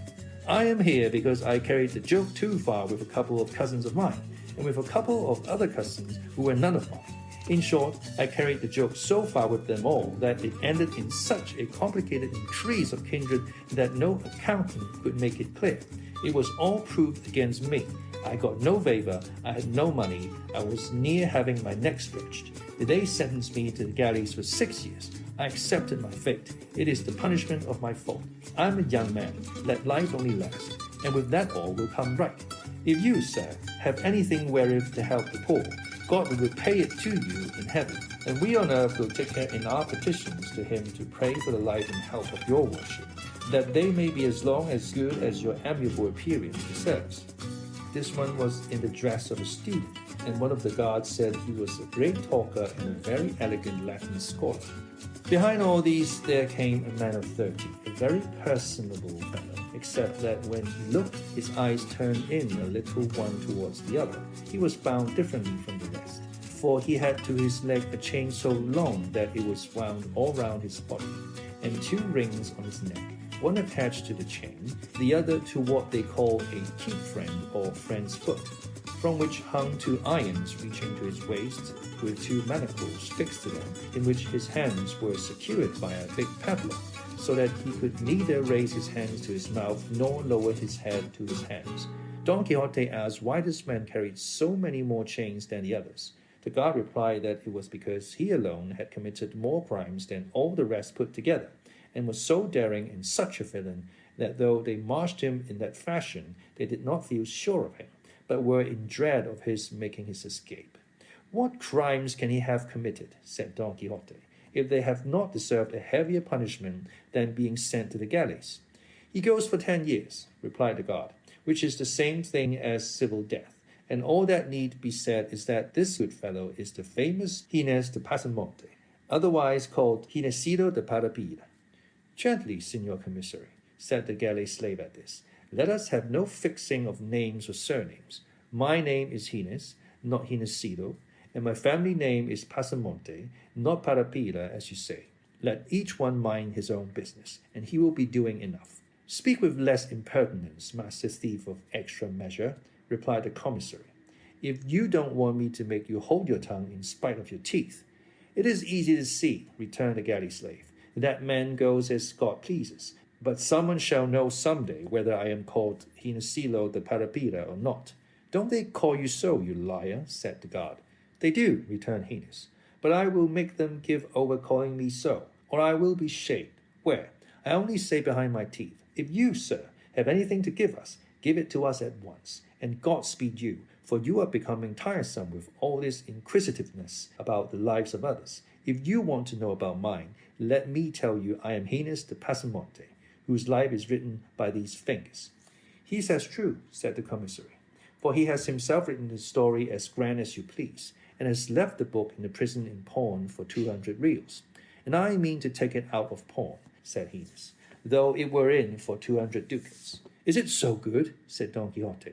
So good is it, replied Gines, that the fig for Lazarillo de Tormes, and all of that kind that have been written, or shall be written compared with it, all I will say about it is that it deals with facts, and facts so neat and diverting that no lies could match them. And how is the book entitled? Asked Don Quixote. The Life of Gines de Pasamonte, replied the subject of it. And is it finished? Asked Don Quixote.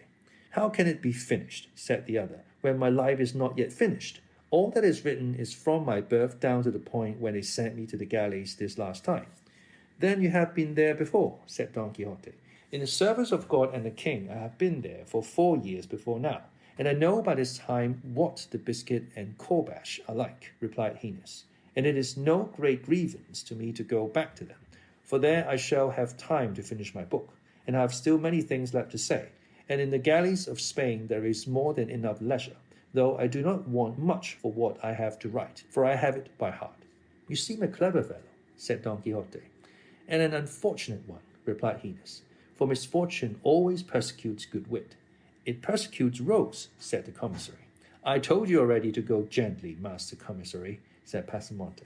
Their lordships yonder never gave you that staff to ill-treat us wretches here, but to conduct and take us where his majesty orders you, if not by the life of. Never mind. It may be that some day the stains made in the inn will come out in the scouring. Let everyone hold his tongue and behave well and speak better.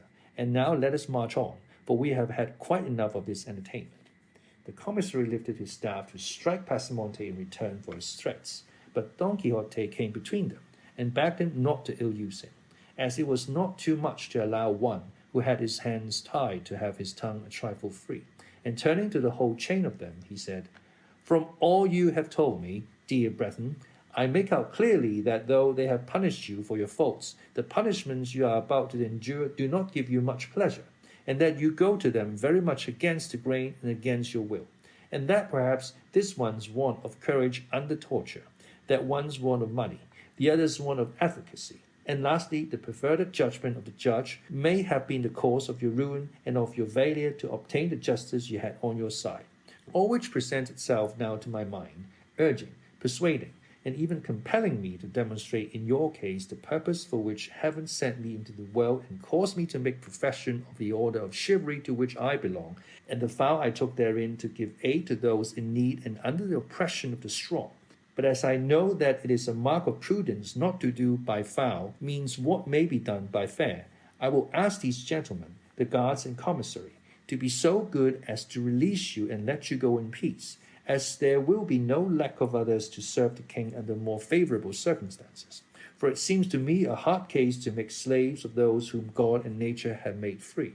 Moreover, sirs of the guard, added Don Quixote, these poor fellows have done nothing to you. Let each answer for his own sins yonder.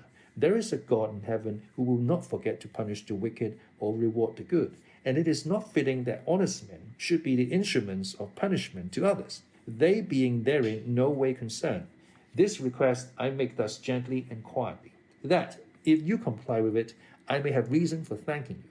And, if you will not voluntarily, this lance and sword together with the might of my arm shall compel you to comply with it by force.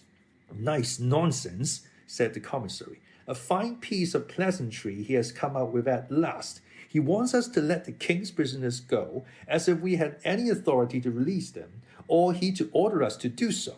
Go your way, sir, and good luck to you.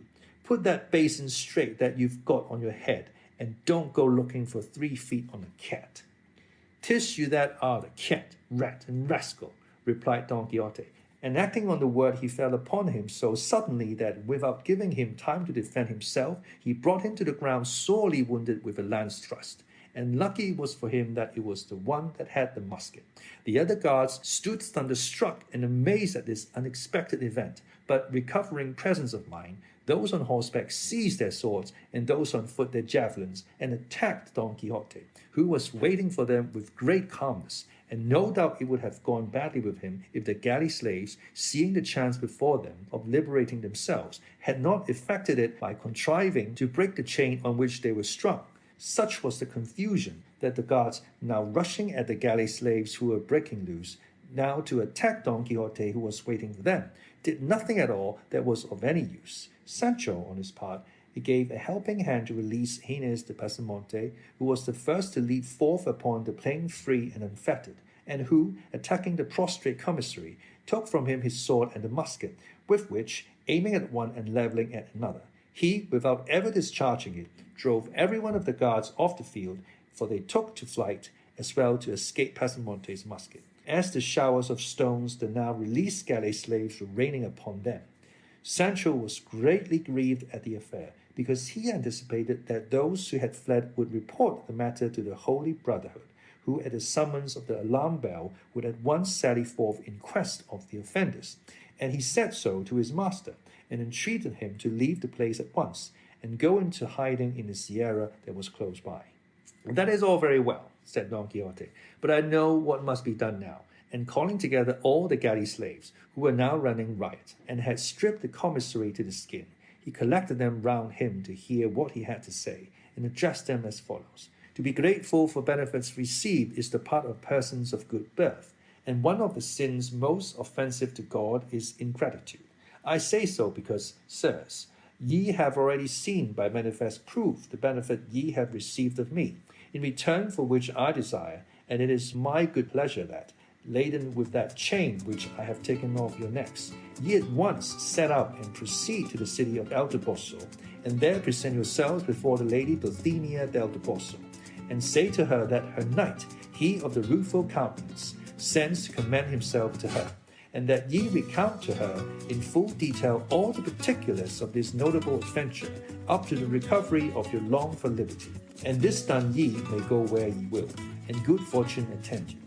Gines de Pasamonte made answer for all, saying, That which you, sir, our deliverer, demand of us, is of all impossibilities the most impossible to comply with, because we cannot go together along the roads, but only singly and separate, and each one his own way, endeavouring to hide ourselves in the bowels of the earth to escape the Holy Brotherhood, which no doubt will come up in search of us. What your worship may do, and fairly do, is to change the service and tribute as regards the Lady Dulcinea del Toboso for a certain quantity of Ave Marias and Credos, which we will say for your worship's intention.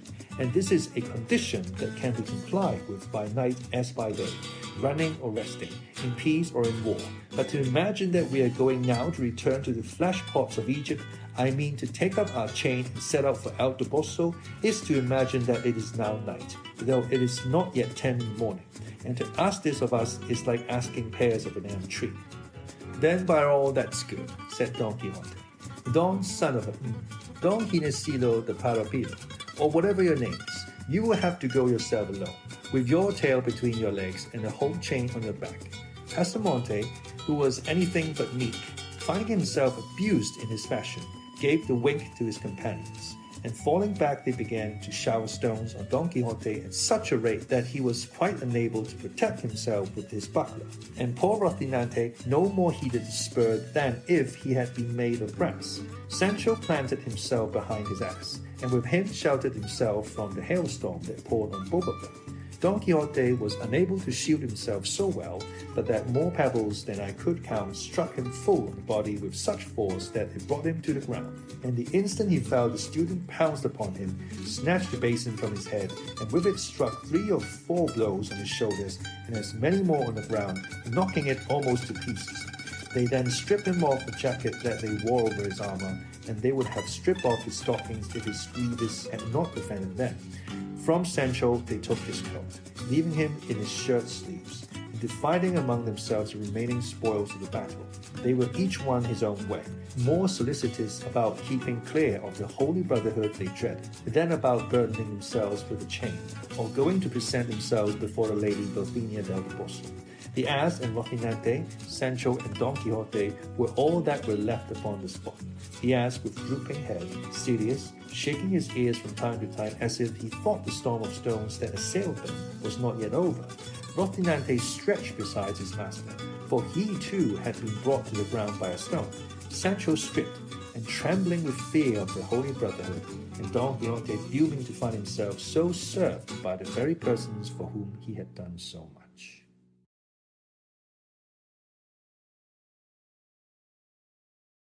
What befell Don Quixote in the Sierra Morena, which was one of the rarest adventures related in this veracious history?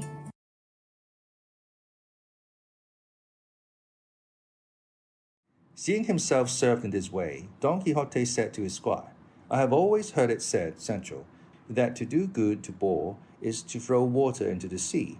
If I had believed thy words, I should have avoided this trouble. But it is done now. It is only to have patience and take warning for the future. Your worship will take warnings as much as I am a Turk, returned Sancho. But, as you say, this mischief might have been avoided if you had believed me now, and a still greater one will be avoided. For I tell you, chivalry is of no account with the holy brotherhood, and they don't care two maravedis for all the knight-errant in the world. And I can tell you, I fancy I hear their arrows whistling past my ears this minute. Thou art a coward by nature, Sancho, said Don Quixote, but lest thou shouldst say I am obstinate, and that I never do as thou dost advise. This once I will take thy advice, and withdraw out of reach of that fury thou so dreadest. But it must be on one condition, that never, in life or in death, thou art to say to anyone that I retired or withdrew from this danger out of fear, but only in compliance with thy entreaties. For if thou sayest otherwise, thou wilt lie therein, and from this time to that, and from that to this, I give thee lie, and say thou liest and wilt lie every time thou thinkest or sayest it, and answer me not again. For at the mere thought that I am withdrawing or retiring from any danger, above all from this, which does seem to carry some little shadow of fear with it, I am ready to take my stand here and wait alone. Not only that holy brotherhood you talk of and dread, but the brothers of the 12 tribes of Israel, and the 7 Maccabees, and Castor and Pollux, and all the brothers and brotherhoods in the world. Signor, replied Sancho, to retire is not to flee, and there is no wisdom in waiting when danger outweighs hope, and it is the part of wise men to preserve themselves today for tomorrow, and not risk all in one day. And let me tell you, though I am a clown and a bore, I have got some notion of what they call safe conduct. So repent not of having taken my advice, but mount Rocinante if you can, and if not, I will help you, and follow me. For my mother wit tells me we have more need of legs than hands just now. Don Quixote mounted without replying, and, Sancho leading the way on his ass, they entered the side of the Sierra Morena, which was close by, as it was Sancho's design to cross it entirely and come up again at Alviso or Almodovar del Campo, and hide for some days among its cracks so as to escape the search of the brotherhood should they come to look for them. He was encouraged in this by perceiving that the stock of provisions carried by the ass had come safe out of the fray with the galley slaves, a circumstance that he regarded as a miracle, seeing how they pillaged and ransacked.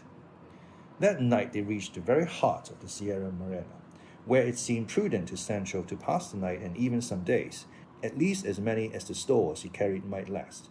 And so they encamped between 2 rocks and among some cork trees. But fatal destiny, which, according to the opinion of those who have not the light of the true faith, directs, arranges, and settles everything in its own way, so ordered it that Gines de Pasamonte, the famous knave and thief who by the virtue and madness of Don Quixote had been released from the chain, driven by fear of the holy brotherhood, which he had good reason to dread, resolved to take hiding in mountains. And his fate and fear led him to the same spot to which Don Quixote and Sancho Panza had been led by theirs, just in time to recognize them and leave them to fall asleep. And as the wicked are always ungrateful, and necessity leads to evil doing, an immediate advantage overcomes all considerations of the future, Gines, who was neither grateful nor well-principled, made up his mind to steal Sancho Panza's ass, not troubling himself about Rocinante, as being a prize that was no good either to pledge or sell. While Sancho slept, he stole his ass, and before day dawn he was far out of reach. Aurora made her appearance, bringing gladness to the earth, but sadness to Sancho Panza, for he found that his Dapple was missing. And seeing himself bereft of him, he began the saddest and most doleful lament in the world, so loud that Don Quixote awoke at his exclamations and heard him saying, "O son of my bowels, born in my very house, my children's plaything, my wife's joy, the envy of my neighbours, relief of my burdens, and lastly, half supporter of myself. For with the 26 maravedis thou didst earn me daily, I met half my charges." Don Quixote, when he heard the lament and learned the cause, consoled Sancho with the best arguments he could, entreating him to be patient, and promising to give him a letter of exchange ordering 3 out of 5 escolts that he had at home to be given to him. Sancho took comfort at this, dried his tears, suppressed his sobs, and returned thanks for the kindness shown him by Don Quixote. He, on his part, was rejoiced to the heart on entering the mountains, as they seemed to him to be just the place for the adventures he was in quest of. They brought back to his memory the marvelous adventures that had befallen knights errant in like solitudes and wilds, and he went along reflecting on these things, so absorbed and carried away by them that he had no thought for anything else. Nor had Sancho any other care than to satisfy his appetite with such remains as were left of the clerical spoils, and so he marched behind his master laden with that Dapple used to carry, emptying the sack and packing his paunch, and so long as he could go that way, he would not have given a farthing to meet with another adventure. While so engaged, he raised his eyes and saw that his master had halted and was trying with the point of his pike to lift some bulky object that lay upon the ground, on which he hastened to join him and help him if it were needful, and reached him just as with the point of the pike he was raising a saddle pad with a valise attached to it, half or rather wholly rotten and torn, but so heavy were they that Sancho had to help to take them up, and his master directed him to see what the valise contained. Sancho did so with great alacrity, and though the valise was secured by a chain and padlock, from its torn and rotten condition he was able to see its contents, which were 4 shirts of fine holland, and other articles of linen no less curious than clean. And in a handkerchief he found a good lot of gold crowns, and as soon as he saw them he exclaimed, "Blessed be all heaven for sending us an adventure that is good for something." Searching further, he found a little memorandum book richly bound. This Don Quixote asked of him, telling him to take the money and keep it for himself. Sancho kissed his hands for the favor, and cleared the valise of his linen, which he stowed away in the provision sack. Considering the whole matter, Don Quixote observed, "It seems to me, Sancho, and it is impossible it can be otherwise, that some stray traveller must have crossed the Sierra and been attacked and slain by footpads, who brought him to this remote spot to bury him." "That cannot be," answered Sancho, "because if they had been robbers, they would not have left his money."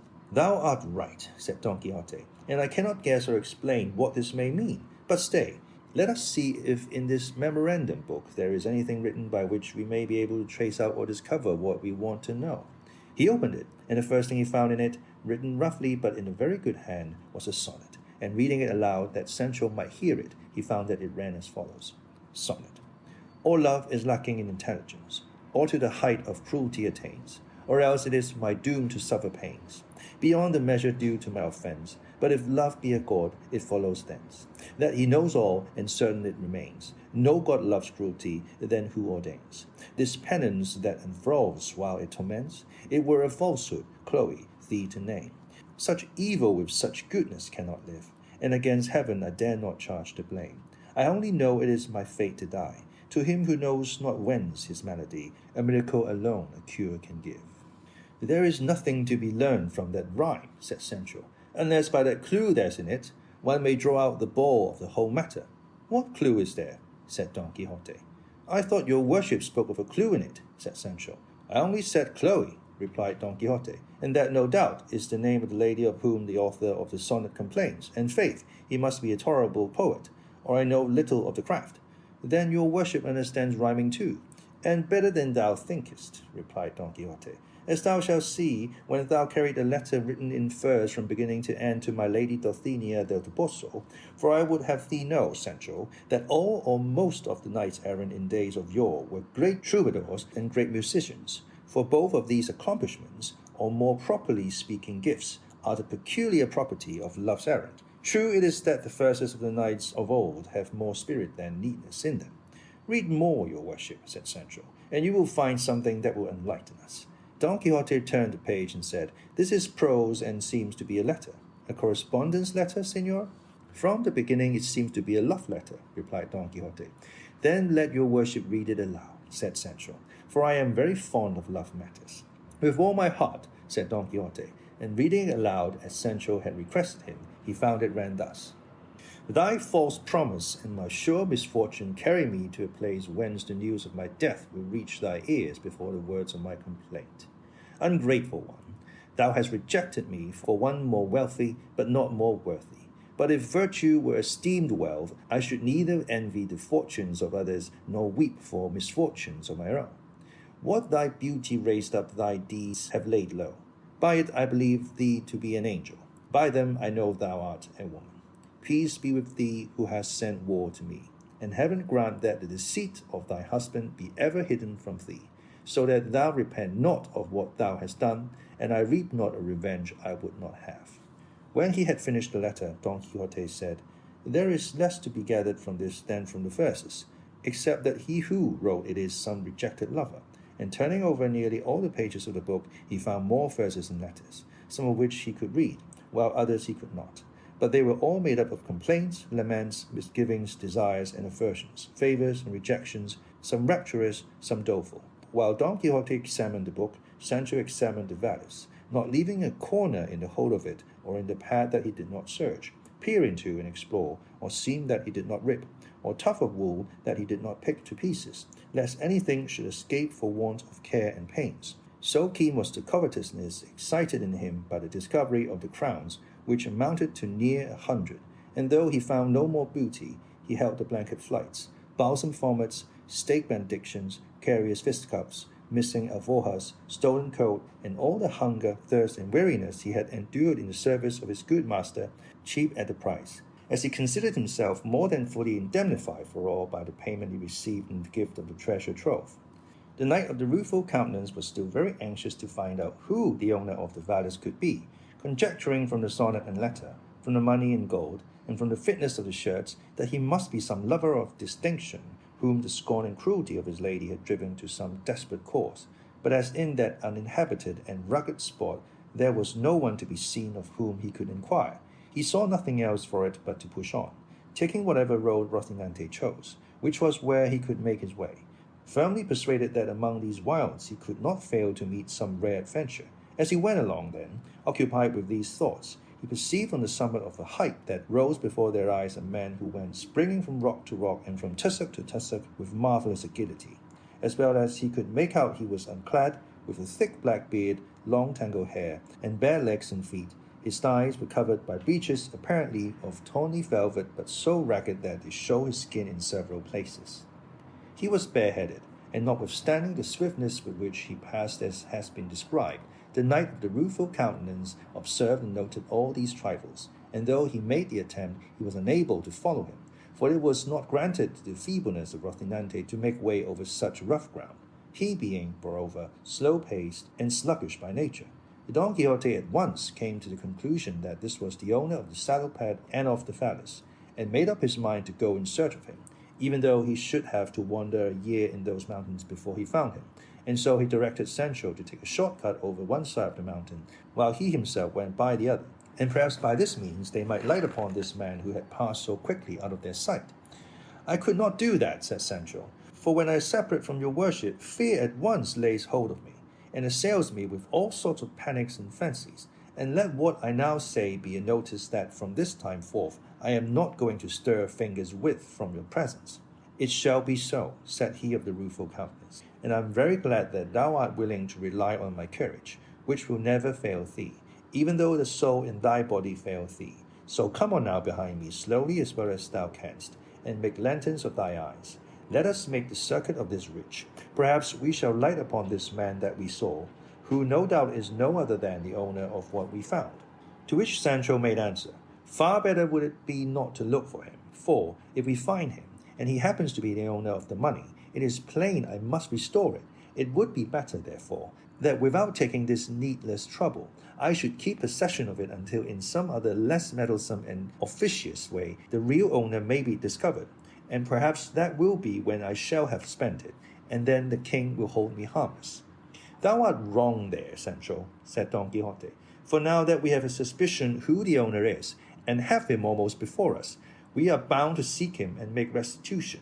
And if we do not see him, the strong suspicion we have as to his being the owner makes us as guilty as if he were so. And so, friend Sancho, let not our search for him give thee any uneasiness, and if we find him, it will relieve mine." And so saying, he gave Rocinante the spur, and Sancho followed him on foot and loaded. And after having partly made the circuit of the mountain, they found lying in the ravine, dead and half devoured by dogs and pecked by jackdaws, a mule saddled and bridled, all which still further strengthened their suspicion that he who had fled was the owner of the mule and the saddle pad.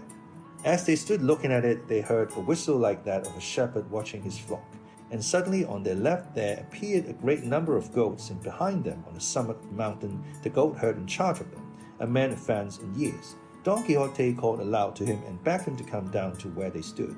He shouted in return, asking what had brought them to that spot, seldom or never trodden except by the feet of goats, or of the wolves and other wild beasts that roam around. Sancho in return bade him come down, and they would explain all to him. The goatherd descended, and reaching the place where Don Quixote stood, he said, "I will wager you are looking at that hack mule that lies dead in the hollow there, and faith, it has been lying there now these 6 months. Tell me, have you come upon its master about here?" "We have come upon nobody," answered Don Quixote, "nor on anything except a saddle pad and a little valise that we found not far from this." "I found it too," said the goatherd, "but I would not lift it nor go near it for fear of some ill luck or being charged with theft, for the devil is crafty, and things rise up under one's feet to make one fall without knowing why or wherefore." "That's exactly what I say," said Sancho. "I found it too, and I would not go within a stone's throw of it. There I left it, and there it lies just as it was, for I don't want a dog with a bell." "Tell me, good man," said Don Quixote, "do you know who is the owner of this property?" "All I can tell you," said the goatherd, "is that about 6 months ago, more or less, there arrived at the shepherd's hut 3 leagues, perhaps, away from this, a youth of well-bred appearance and manners, mounted on that same mule which lies dead here, and with the same saddle pad and valise which you say you found and did not touch. He asked us what part of this sierra was the most rugged and retired. We told him that it was where we now are, and so in truth it is, for if you push on half a league farther, perhaps you will not be able to find your way out, and I am wondering how you have managed to come here, for there is no road or path that leads to this spot. I say, then, that on hearing our answer, the youth turned about and made for the place we pointed out to him, leaving us all charmed with his good looks, and wondering at his question and the haste with which we saw him depart in the direction of the sierra. And after that we saw him no more, until some days afterwards he crossed the path of one of our shepherds, without saying a word to him, came up to him and gave him several cuffs and kicks, and then turned to the ass with our provisions, and took all the bread and cheese it carried, and having done this, made off back again in the sierra with extraordinary swiftness. When some of us goatherds learned this, we went in search of him for about 2 days through the most remote portion of the sierra, at the end of which we found him lodged in the hollow of a large thick cork tree.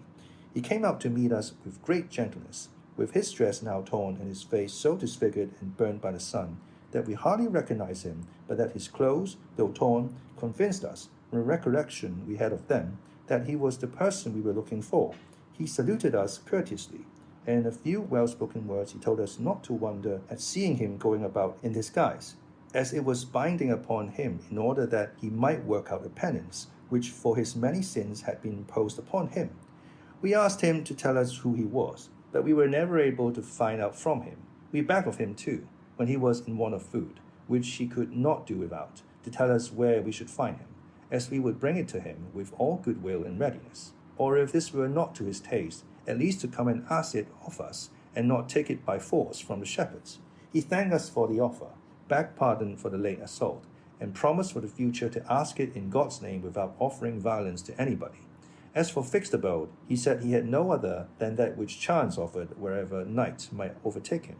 And his words ended in an outburst of weeping so bitter that we who listened to him must have been very stones had we not joined him in it, comparing what we saw of him the first time with what we saw now. For, as I said, he was a graceful and gracious youth, and in his courteous and polished language showed himself to be of good birth and courtly breeding, and rustics as we were that listened to him, even to our rusticity his gentle bearing sufficed to make it plain.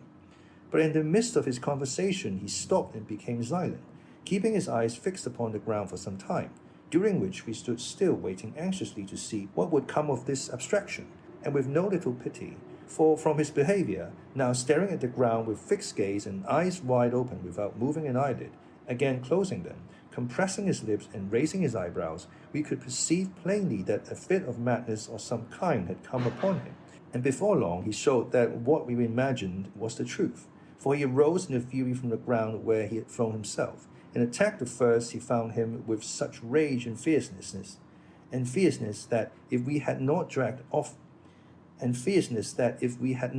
him off him, he would have beaten or bitten him to death, all the while exclaiming, "O faithless Fernando, here shalt thou pay the penalty of the wrong thou hast done me. These hands shall tear out the heart of thine, abode and dwelling of all iniquity, but of deceit and fraud above all." And to these he added other words, all in effect upbraiding this Fernando and charging him with treachery and faithlessness. We forced him to realize his hold with no little difficulty. Without another word he left us, and rushing off plunged in among these brakes and brambles, so as to make it impossible for us to follow him. From this we suppose that madness comes upon him from time to time, and that someone called Fernando must have done him a wrong of a grievous nature, such as the condition to which he had brought him seemed to show. All this has been since then confirmed on those occasions, and they have been many, on which he had crossed our path, at one time to beg the shepherds to give him some of the food they carry, at another to take it from them by force. For when there is a fit of madness upon him, even though the shepherds offer it freely, he will not accept it, but snatches it from them by dint of blows. But when he is in his senses, he begs it for the love of God, courteously and civilly, and receives it with many thanks and not a few tears. And I tell you the truth, sirs, continued the goatherd, it was yesterday that we resolved, I and 4 of the lads, 2 of them are servants, and the other 2 friends of mine, to go in search of him until we find him, and when we do to take him, whether by force or of his own consent, to the town of Almodovar, which is 8 leagues from this, and there strive to cure him, or learn when he is in his sense who he is, and if he has relatives to whom we may give notice of his misfortune. This, sirs, is all I can say in answer to what you have asked me, and be sure that the owner of the articles you found is he whom you saw pass by with such nimbleness and so naked. For Don Quixote had already described how he had seen the man go bounding along the mountainside, and he was now filled with amazement at what he heard from the goatherd, and more eager than ever to discover who the unhappy madman was.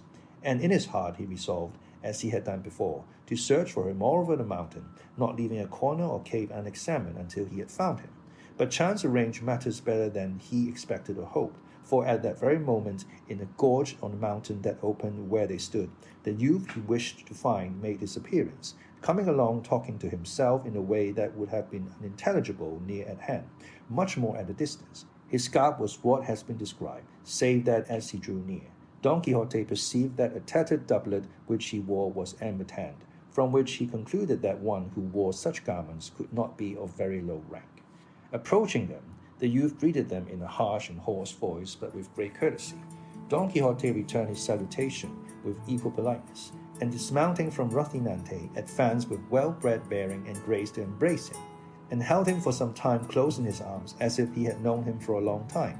The other, whom we may call the ragged one of the sorry countenance, as Don Quixote was of the rueful, after submitting to the embrace, pushed him back a little, and, placing his hands on Don Quixote's shoulders, stood gazing at him as if seeking to see whether he knew him, not less amazed, perhaps, at the sight of the face, figure, and armor of Don Quixote than Don Quixote was at the sight of him. To be brief, the first to speak after embracing was the ragged one, and he said that will be told farther on.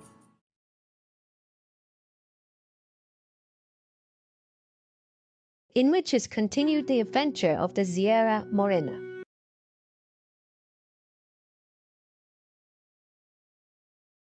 The history relates that it was the greatest attention Don Quixote listened to the ragged knight of the Sierra, who began by saying, "Of a surety, Señor, whoever you are, for I know you not, I thank you for the proofs of kindness and courtesy you have shown me. And would I were in a condition to requite with something more than goodwill that which you have displayed towards me in the cordial reception you have given me. But my fate does not afford me any other means of returning kindnesses done me save the hearty desire to repay them. Mine, replied Don Quixote, is to be of service to you, so much so that I had resolved not to quit these mountains until I have found you, and learn of you whether there is any kind of relief to be found for that sorrow under which, from the strangeness of your life, you seem to labor, and to search for you with all possible diligence, if search had been necessary. And if your misfortune should prove to be one of those that refuse admission to any sort of consolation, it was my purpose to join you in lamenting and mourning over it, so far as I could. For it is still some comfort in misfortune to find one who can feel for it. And if my good intentions deserve to be acknowledged with any kind of courtesy, I entreat you, Signor, by that which I perceive you possess in so high a degree, and likewise conjure you by whatever you love or have loved best in life, to tell me who you are, and the cause that has brought you to live and die in these solitudes like a brute beast, dwelling among them in a manner so foreign to your condition as your garb and appearance show. And I swear, added Don Quixote, by the order of knighthood which I have received, and by my vocation of knight-errant, if you gratify me in this, to serve you with all the zeal my calling demands of me, either in relieving your misfortune if it admits of relief, or in joining you in lamenting it as I promised to do. The knight of the thicket, hearing him of the rueful countenance talk in this strain, did nothing but stare at him, and stare at him again, and again survey him from head to foot. And when he had thoroughly examined him, he said to him, If you have anything to give me to eat, for God's sake give it to me, and after I have eaten I will do all you ask in acknowledgment of the goodwill you have displayed towards me. Sancho from his sack, and the goatherd from his pouch, furnished the ragged one with the means of appeasing his hunger, and what they gave him he ate like a half-witted being, so hastily that he took no time between mouthfuls, gorging rather than swallowing. And while he ate, neither he nor they who observed him uttered a word. As soon as he had done, he made signs to them to follow him, which they did, and he led them to a green plot which lay a little farther off round the corner of a rock. On reaching it, he stretched himself upon the grass, and the others did the same, all keeping silence, until the ragged one, settling himself in his place, said, If it is your wish, sirs, that I should disclose in a few words the surpassing extent of my misfortunes, you must promise not to break the thread of my sad story with any question or other interruption, for the instant you do so, the tale I tell will come to an end. These words of the ragged one reminded Don Quixote of the tale his squire had told him, when he failed to keep count of the goats that had crossed the river and the story remained unfinished. But to return to the ragged one, he went on to say, I give you this warning because I wish to pass briefly over the story of my misfortunes, for recalling them to memory only serves to add fresh ones, and the less you question me, the sooner shall I make an end of the recital, though I shall not omit to relate anything of importance in order fully to satisfy your curiosity. Don Quixote gave the promise for himself and the others, and with this assurance he began as follows. My name is Cardenio, my birthplace one of the best cities of this Andalusia, my family noble, my parents rich, my misfortune so great that my parents must have wept, and my family grieved over it without being able by their wealth to lighten it, for the gifts of fortune can do little to relieve reverses sent by heaven. In that same country there was a heaven in which love had placed all the glory I could desire, which was the beauty of Lucinda, a damsel as noble and as rich as I, but of happier fortunes, and of less firmness than was due to so worthy a passion as mine. This Lucinda I loved, worshipped, and adored from my earliest and tenderest years, and she loved me in all the innocence and sincerity of childhood. Our parents were aware of our feelings, and were not sorry to perceive them, for they saw clearly that as they ripened, they must lead at least to a marriage between us, a thing that seemed almost prearranged by the equality of our families and wealth. We grew up, and with our growth grew the love between us, so that the father of Lucinda felt bound for propriety's sake to refuse me admission to his house, in this perhaps imitating the parents of that Thisbe, so celebrated by the poets, and this refusal but added love to love and flame to flame. For though they enforced silence upon our tongues, they could not impose it upon our pens, which can make known the heart's secrets to a loved one more freely than tongues. For many a time the presence of the objects of love shakes the firmest will and strikes dumb the boldest tongue. Ah, heavens! How many letters did I write her, and how many dainty modest replies did I receive? How many ditties and love songs did I compose in which my heart declared and made known its feelings, described its ardent longings, revelled in its recollections, and dallied with its desires? At length, growing impatient and feeling my heart languishing with longing to see her, I resolved to put into execution and carry out what seemed to me the best mode of winning my desired and merited reward, to ask her of her father for my lawful wife, which I did. To this his answer was that he thanked me for the disposition I showed to do honor to him and to regard myself as honored by the bestowal of his treasure, but that as my father was alive, it was his by right to make this demand, for if it were not in accordance with his full will and pleasure, the Lucinda was not to be taken or given by stealth. I thanked him for his kindness, reflecting that there was reason in what he said, and that my father would assent to it as soon as I should tell him, and with that view, I went the very same instant to let him know what my desires were. Where I entered the room where he was, I found him with an open letter in his hand, which, before I could utter a word, he gave me, saying, "By this letter thou wilt see, Cardenio, the disposition the Duke Ricardo has to serve thee. This Duke Ricardo, as you, sirs, probably know already, is a grandee of Spain who has his seat in the best part of this Andalusia." I took and read the letter, which was couched in terms so flattering that even I myself felt it would be wrong in my father not to comply with the request the Duke made in it, which was that he would send me immediately to him, as he wished me to become the companion, not servant, of his eldest son, and would take upon himself the charge of placing me in a position corresponding to the esteem in which he held me.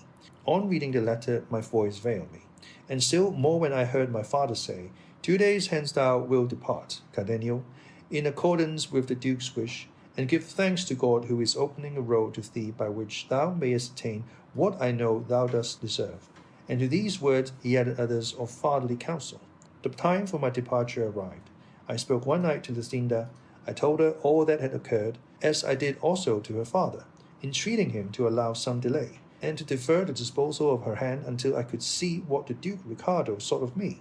He gave me the promise, and she confirmed it with vows and swoonings unnumbered. Finally, I presented myself to the Duke, and was received and treated by him so kindly that very soon envy began to do its work, the old servants growing envious of me, and regarding the Duke's inclination to show me favor as an injury to themselves. But the one to whom my arrival gave the greatest pleasure was the Duke's second son, Fernando by name, a gallant youth, of noble, generous, and amorous disposition, who very soon made so intimate a friend of me that it was remarked by everybody. For though the elder was attached to me and showed me kindness, he did not carry this affectionate treatment to the same length as Don Fernando. It so happened, then, that as between friends no secret remains unshared, and as the favor I enjoyed with Don Fernando had grown into friendship, he made all his thoughts known to me, and in particular a love affair which troubled his mind little. He was deeply in love with a peasant girl, a vassal of his father's, the daughter of wealthy parents, and herself so beautiful, modest, discreet, and virtuous, that no one who knew her was able to decide in which of these respects she was most highly gifted or most excelled. The attractions of the fair peasant raised the passion of Don Fernando to such a point that, in order to gain his object and overcome her virtuous resolutions, he determined to pledge his word to her to become her husband. For to attempt it in any other way was to attempt an impossibility. Bound to him as I was by friendship, I strove by the best arguments and the most forcible examples I could think of to restrain and dissuade him from such a course. But perceiving I produced no effect, I resolved to make the Duke Ricardo, his father, acquainted with the matter. But Don Fernando, being sharp-witted and shrewd, foresaw and apprehended this. Perceiving that by my duty as a good servant I was bound not to keep concealed a thing so much opposed to the honor of my lord the Duke, and so, to mislead and deceive me, he told me he could find no better way of effacing from his mind the beauty that so enslaved him than by absenting himself for some months, and that he wished the absence to be effected by our going, both of us, to my father's house under the pretence which he would make to the Duke, of going to see and buy some fine horses that were in my city, which produces the best in the world. When I heard him say so, even if his resolution had not been so good a one, I should have hailed it as one of the happiest that could be imagined, prompted by my affection, seeing what a favorable chance of opportunity it offered me of returning to see my Lucinda. With this thought, and which I commended his idea and encouraged his design, advising him to put it into execution as quickly as possible, as, in truth, absence produced its effect in spite of the most deeply rooted feelings. But as afterwards appeared, When he said this to me, he had already enjoyed the peasant girl under the title of husband, and was waiting for an opportunity of making it known with safety to himself, being in dread of what his father the Duke would do when he came to know of his folly. It happened, then, that as with young men, love is for the most part nothing more than appetite, which, as its final object is enjoyment, comes to an end on obtaining it, and that which seemed to be love takes to flight, as it cannot pass the limit fixed by nature, which fixes no limit to true love. What I mean is that after Don Fernando had enjoyed his peasant girl, his passion subsided and his eagerness cooled, and if at first he feigned a wish to absent himself in order to cure his love, he was now in reality anxious to go to avoid keeping his promise. The Duke gave him permission, and ordered me to accompany him. We arrived at my city, and my father gave him the reception due to his rank. I saw Ruthinda without delay, and though it had not been dead or undeadened, my love gathered fresh life. To my sorrow I told the story of it to Don Fernando, for I thought that in virtue of the great friendship he bore me, I was bound to conceal nothing from him. I extolled her beauty, her gaiety, her wit so warmly that my praises excited in him a desire to see a damsel adorned by such attractions. To my misfortune, I yielded to it, showing her to him one night by the light of a taper at a window where we used to talk to one another. As she appeared to him in her dressing gown, she drove all the beauties he had seen until then out of his recollection. Speech failed him, his head turned, he was spellbound, and in the end love-smitten, as you will see in the course of the story of my misfortune. And to inflame still further his passion, which he hid from me and revealed to heaven alone, it so happened that one day he found a note of hers entreating me to demand of her father in marriage, so delicate, so modest, and so tender, that on reading it he told me that in Lucinda alone were combined all the charms of beauty and understanding that were distributed among all the other women in the world. It is true, and I own it now, that though I knew what good cause Don Fernando had to praise Lucinda, it gave me uneasiness to hear these praises from his mouth, and I began to fear, and with reason to feel distrust of him, for there was no moment when he was not ready to talk of Lucinda, and he would start the subject himself, even though he dragged it in unseasonably, a circumstance that aroused in me a certain amount of jealousy. Not that I feared any change in the constancy of faith of Lucinda, but still my fate led me to forebode what she assured me against. Don Fernando contrived always to read the letters I sent to Lucinda and her answers to me, under the pretense that he enjoyed the wit and sense of both.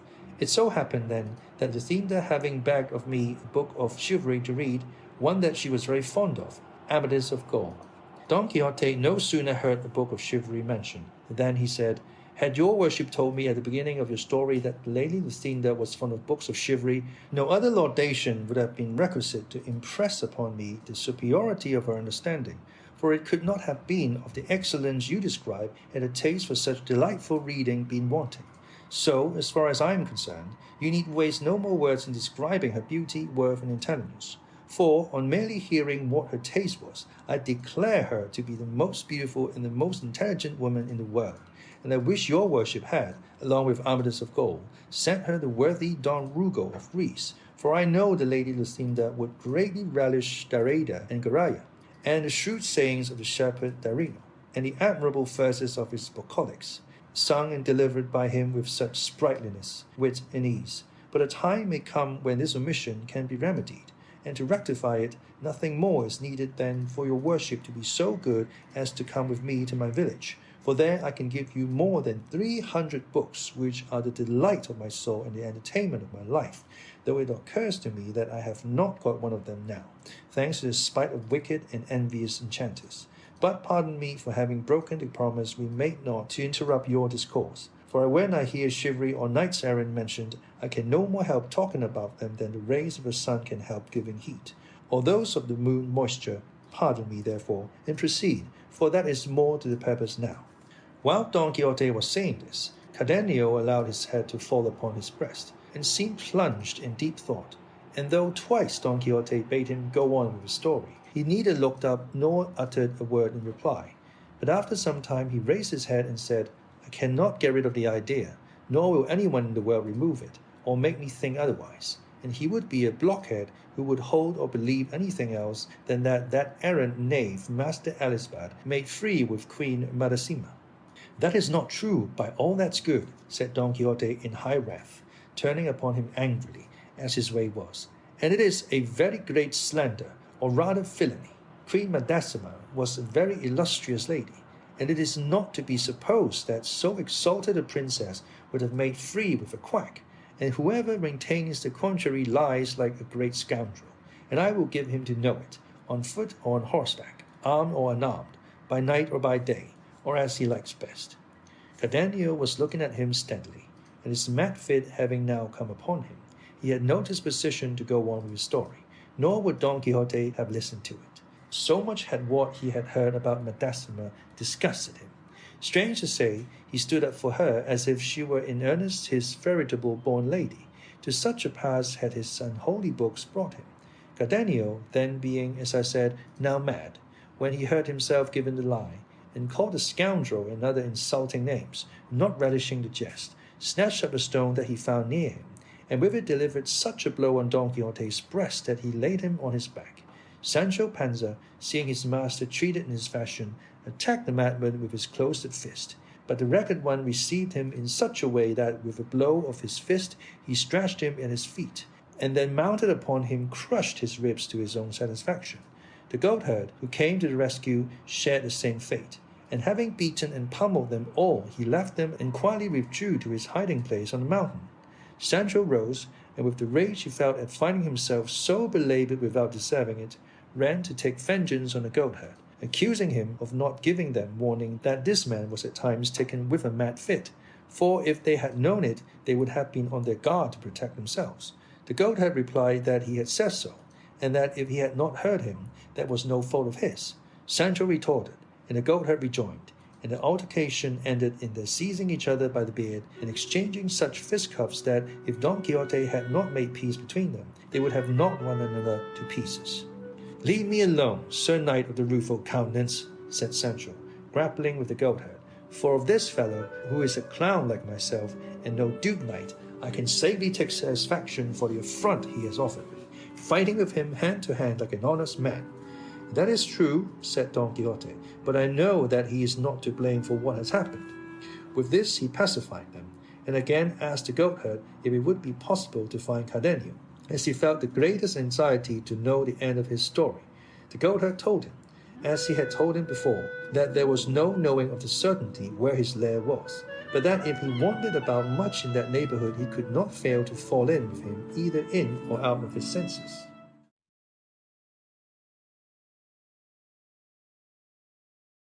Which treats of the strange things that happened to the stout knight of La Mancha in the Sierra Morena, and of his imitation of the penance of Beltenebros.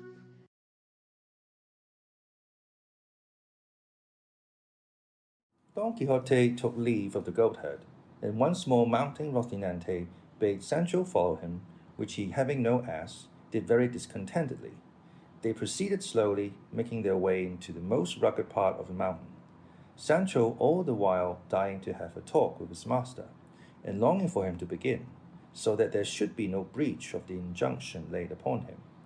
But unable to keep silence so long, he said to him, "Señor Don Quixote, give me your worship's blessing and dismissal, for I'd like to go home at once to my wife and children, with whom I can at any rate talk and converse as much as I like. For to want me to go through these solitudes day and night and not speak to you when I have a mind is burying me alive.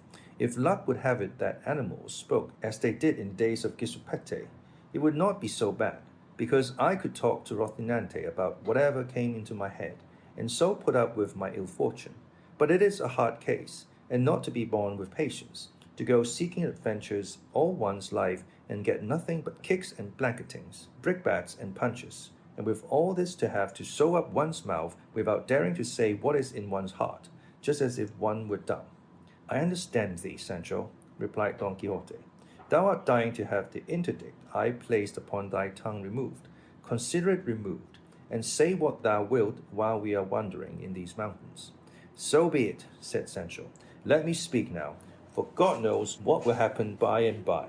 And to take advantage of the permit at once, I ask, what made your worship stand up so for the Queen Madasima, or whatever her name is, or what did it matter whether that abbot was a friend of hers or not? For if your worship had let that pass, and you were not a judge in that matter, it is my belief the madman would have gone on with his story, and the blow of the stone and the sticks, and more than half a dozen cuffs would have been escaped. In faith, Sancho, answered Don Quixote, if thou knowest as I do what an honourable and illustrious Lady Queen Medacima was, I know thou wouldst say I had great patience that I did not break in pieces the mouth that uttered such blasphemies. For a very great blasphemy it is to say or imagine that a queen has made free with a surgeon. The truth of the story is that Master Alisbad, whom the madman mentioned, was a man of great prudence and sound judgment, and served as governor and physician to the queen. But to suppose that she was his mistress is nonsense, deserving very severe punishment. And as a proof that Cardenio did not know what he was saying, remember when he said it, he was out of his wits. That is what I say, said Sancho. There was no occasion for minding the words of a madman. For if good luck had not helped your worship, and he had sent that stone at your head instead of at your breast, a fine way we should have been in for standing up for my lady yonder. God confound her! And then would not Cardenio have gone free as a madman? Against men in their senses or against madmen, said Don Quixote, every knight-errant is bound to stand up for the honour of women, whoever they may be, much more for queens of such high degree and dignity as Queen Medacima, for whom I have a particular regard on account of her amiable qualities. For, besides being extremely beautiful, she was very wise, and very patient under her misfortunes, of which she had many, and the counsel and society of the Master Alisbad were a great help and support to her in enduring her afflictions with wisdom and resignation. Hence the ignorant and ill-disposed vulgar took occasion to say and think that she was his mistress, and they lie. I say it once more, and will lie 200 times more, all who think and say so. I neither say nor think so, said Sancho. Let them look to it. With their bread let them eat it. They have rendered account to God whether they misbehaved or not. I come from my vineyard. I know nothing. I am not fond of prying into other men's lives. He who buys and lies feels it in his purse. Moreover, naked was I born, naked I find myself. I neither lose nor gain. But if they did, what is that to me? Many think there are flitches where there are no books. But who can put gates to the open plain? Moreover, they said of God, God bless me, said Don Quixote. What a set of absurdities thou art stringing together. What has what we are talking about got to do with the proverbs thou art threading one after the other? For God's sake, hold thy tongue, Sancho, and henceforth keep to prodding thy ass, and don't meddle in what does not concern thee, and understand with all thy 5 senses that everything I have done and doing or shall do is well founded on reason and in conformity with the rules of chivalry, for I understand them better than all the world that profess them. Signor, replied Sancho, is it a good rule of chivalry that we should go astray through these mountains without path or road, looking for a madman, who when he is found will perhaps take a fancy to finish what he began, not his story, but your worship's head and my ribs, and end by breaking them altogether for us? Peace, I say again, Sancho, said Don Quixote, for let me tell thee, it is not so much the desire of finding that madman that leads me into these regions as that which I have of performing among them an achievement, whereof I shall win eternal name and fame throughout the known world, and it shall be such that I shall thereby set the seal on all that can make a knight-errant perfect and famous. And is it very perilous, this achievement? No, replied he of the rueful countenance, though it may be in the dice that we may throw deuce ace instead of sixes, but all will depend on thy diligence. On my diligence, said Sancho. Yes, said Don Quixote, for if thou dost return soon from the place where I mean to send thee, my penance will be soon over, and my glory will soon begin. But as it is not right to keep thee any longer in suspense, waiting to see what comes of my words, I would have thee know, Sancho, that the famous Amadis of Gaul was one of the most perfect knights errant. I am wrong to say he was one. He stood alone, the first, the only one, the lord of all that were in the world in his time. A fig for Don Belianis, and for all who say he equalled him in any respect, for, my oath upon it, they are deceiving themselves. I say, too, that when a painter desires to become famous in his art, he endeavours to copy the originals of the rarest painters that he knows. And the same rule holds good for all the most important crafts and callings that serve to adorn a state. Thus maybe he who would be esteemed prudent and patient imitate Ulysses, in whose person and labours Homer presents to us a lively picture of prudence and patience, as Virgil, too, shows us in the person of Aeneas the virtue of a pious son and the sagacity of a brave and skillful captain, not representing or describing them as they were, but as they ought to be, so as to leave the example of their virtues to posterity. In the same way, Amadis was the pole star, day star, son of valiant and devoted knights, whom all we who fight under the banner of love and chivalry are bound to imitate. This, then, being so, I consider, friend Sancho, that the knight-errant who shall imitate him most closely will come nearest to reaching the perfection of chivalry. Now, one of the instances in which the knight most conspicuously showed his prudence, worth, valor, endurance, fortitude, and love, was when he withdrew, rejected by the lady Oriana, to do penance upon the penal pober, changing his name into that of Baltenebros, a name assuredly significant and appropriate to the life which he had voluntarily adopted. So, as it is easier for me to imitate him in this than in cleaving giants asunder, cutting off serpents' heads, slaying dragons, routing enemies, destroying fleets, and breaking enchantments, and as this place is so well suited for a similar purpose, I must not allow the opportunity to escape which now so conveniently offers me its forelock. What is it in reality, said Sancho, that your worship means to do in such an out-of-the-way place as this? Have I not told thee, answered Don Quixote, that I mean to imitate Amadis here, playing the victim of despair, the madman, the maniac, so as at the same time to imitate the valiant Don Roland, when at the fountain he had evidence of the heir Angelica, having disgraced herself with Medoro, and through grief thereat went mad, and plucked up trees, troubled the waters of the clear springs, slew shepherds, destroyed flocks, burnt down huts, levelled houses, dragged mares after him, and perpetrated 100,000 other outrages worthy of everlasting renown and record. And though I have no intention of imitating Roland or Orlando or Rotolando, step by step in all the mad things he did, said, and thought, I will make a rough copy to the best of my power of all that seemed to me most essential. But perhaps I shall content myself with the simple imitation of Amadis, who, without giving way to any mischievous madness, but merely to tears and sorrow, gained as much fame as the most famous. It seems to me, said Sancho, that the knights who behaved in this way had provocation and cause for those follies and penances. But what cause has your worship for going mad? What lady has rejected you? Or what evidence have you found to prove that Lady Dulcinea the Apostle has been trifling with Moor or Christian? There is the point, replied Don Quixote, and that is the beauty of this business of mine. No thanks to a knight-errant for going mad when he has cause.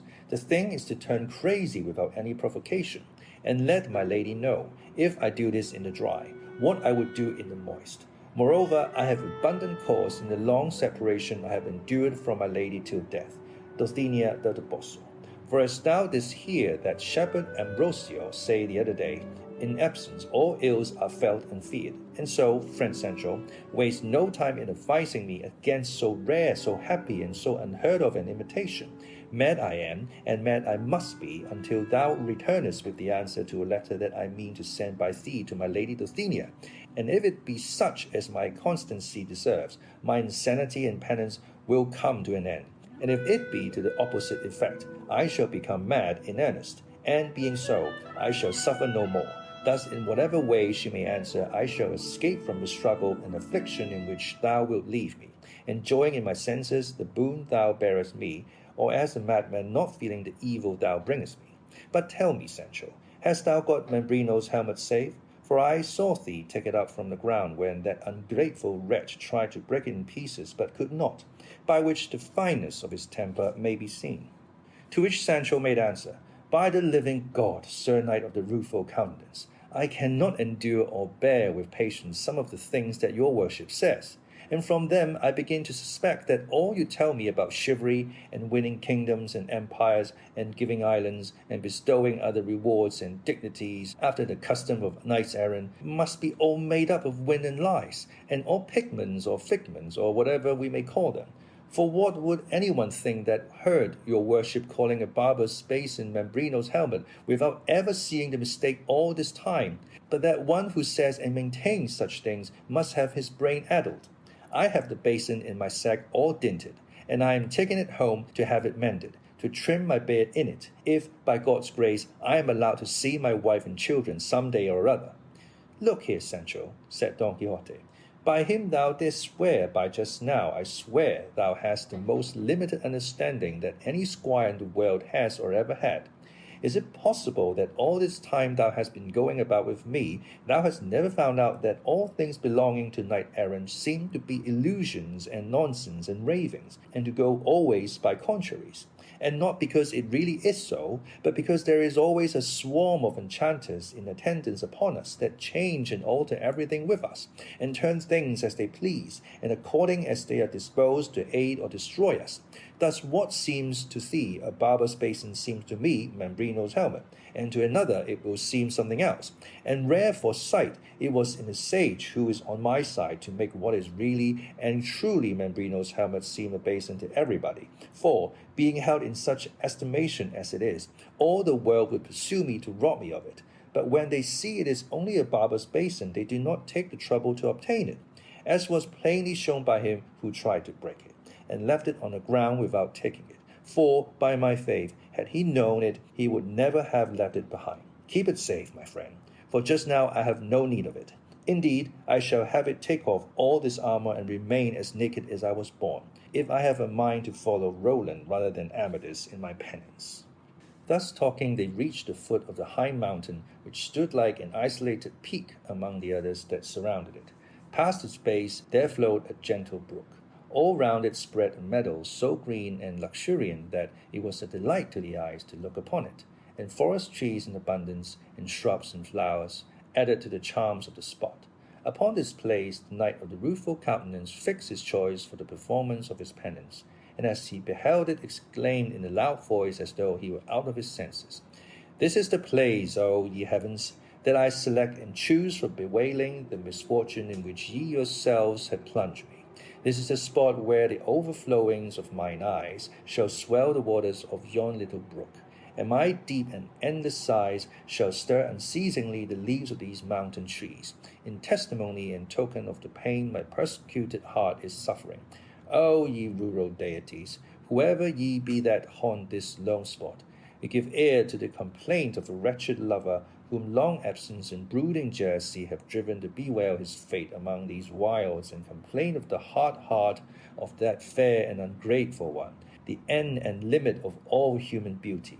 O ye wood nymphs and dryads that dwell in the thicket of the forest, so may the nimble wanton satyrs by whom ye are vainly wooed never disturb your sweet repose. Help me to lament my hard fate, or at least weary not at listening to it. O Dulcinea del Toboso, day of my night, glory of my pain, guide of my path, star of my fortune, so many heaven grant thee, in full or thou seekest of it. Bethink thee of the place and condition to which absence from thee has brought me, and make the return in kindness that is due to my fidelity. O lonely trees, that from this day forward shall bear me company in my solitude. Give me some sign by the gentle movement of your boughs that my presence is not distasteful to you.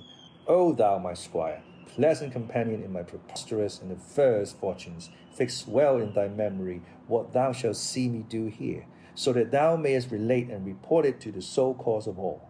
And so saying, he dismounted from Rocinante, and in an instant relieved him of saddle and bridle, and giving him a slap on the croup, said, He gives thee freedom who is bereft of it himself. O steed as excellent indeed as thou art unfortunate in thy lot, begone where thou wilt. For thou bearest written on thy forehead that neither Aristophanes' hippogriff, nor the famed Frontino that cost Bradamante so dear, could equal thee in speed. Seeing this, Sancho said, Good luck to him who has saved us the trouble of stripping the pack saddle of Dapple. By my faith, he would not have gone without a slap on the croup and something said in his praise, though if he were here, I would not let anyone strip him, for there would be no occasion, as he had nothing of a lover or victim of despair about him, inasmuch as his master, which I was while it was God's pleasure, was nothing of the sort. And indeed, Sir Knight of the Rueful Countenance, if my departure and your worship's madness are to come off in earnest, it will be as well to saddle Rocinante again in order that he may supply the want of Dapple, because it will save me time in going and returning.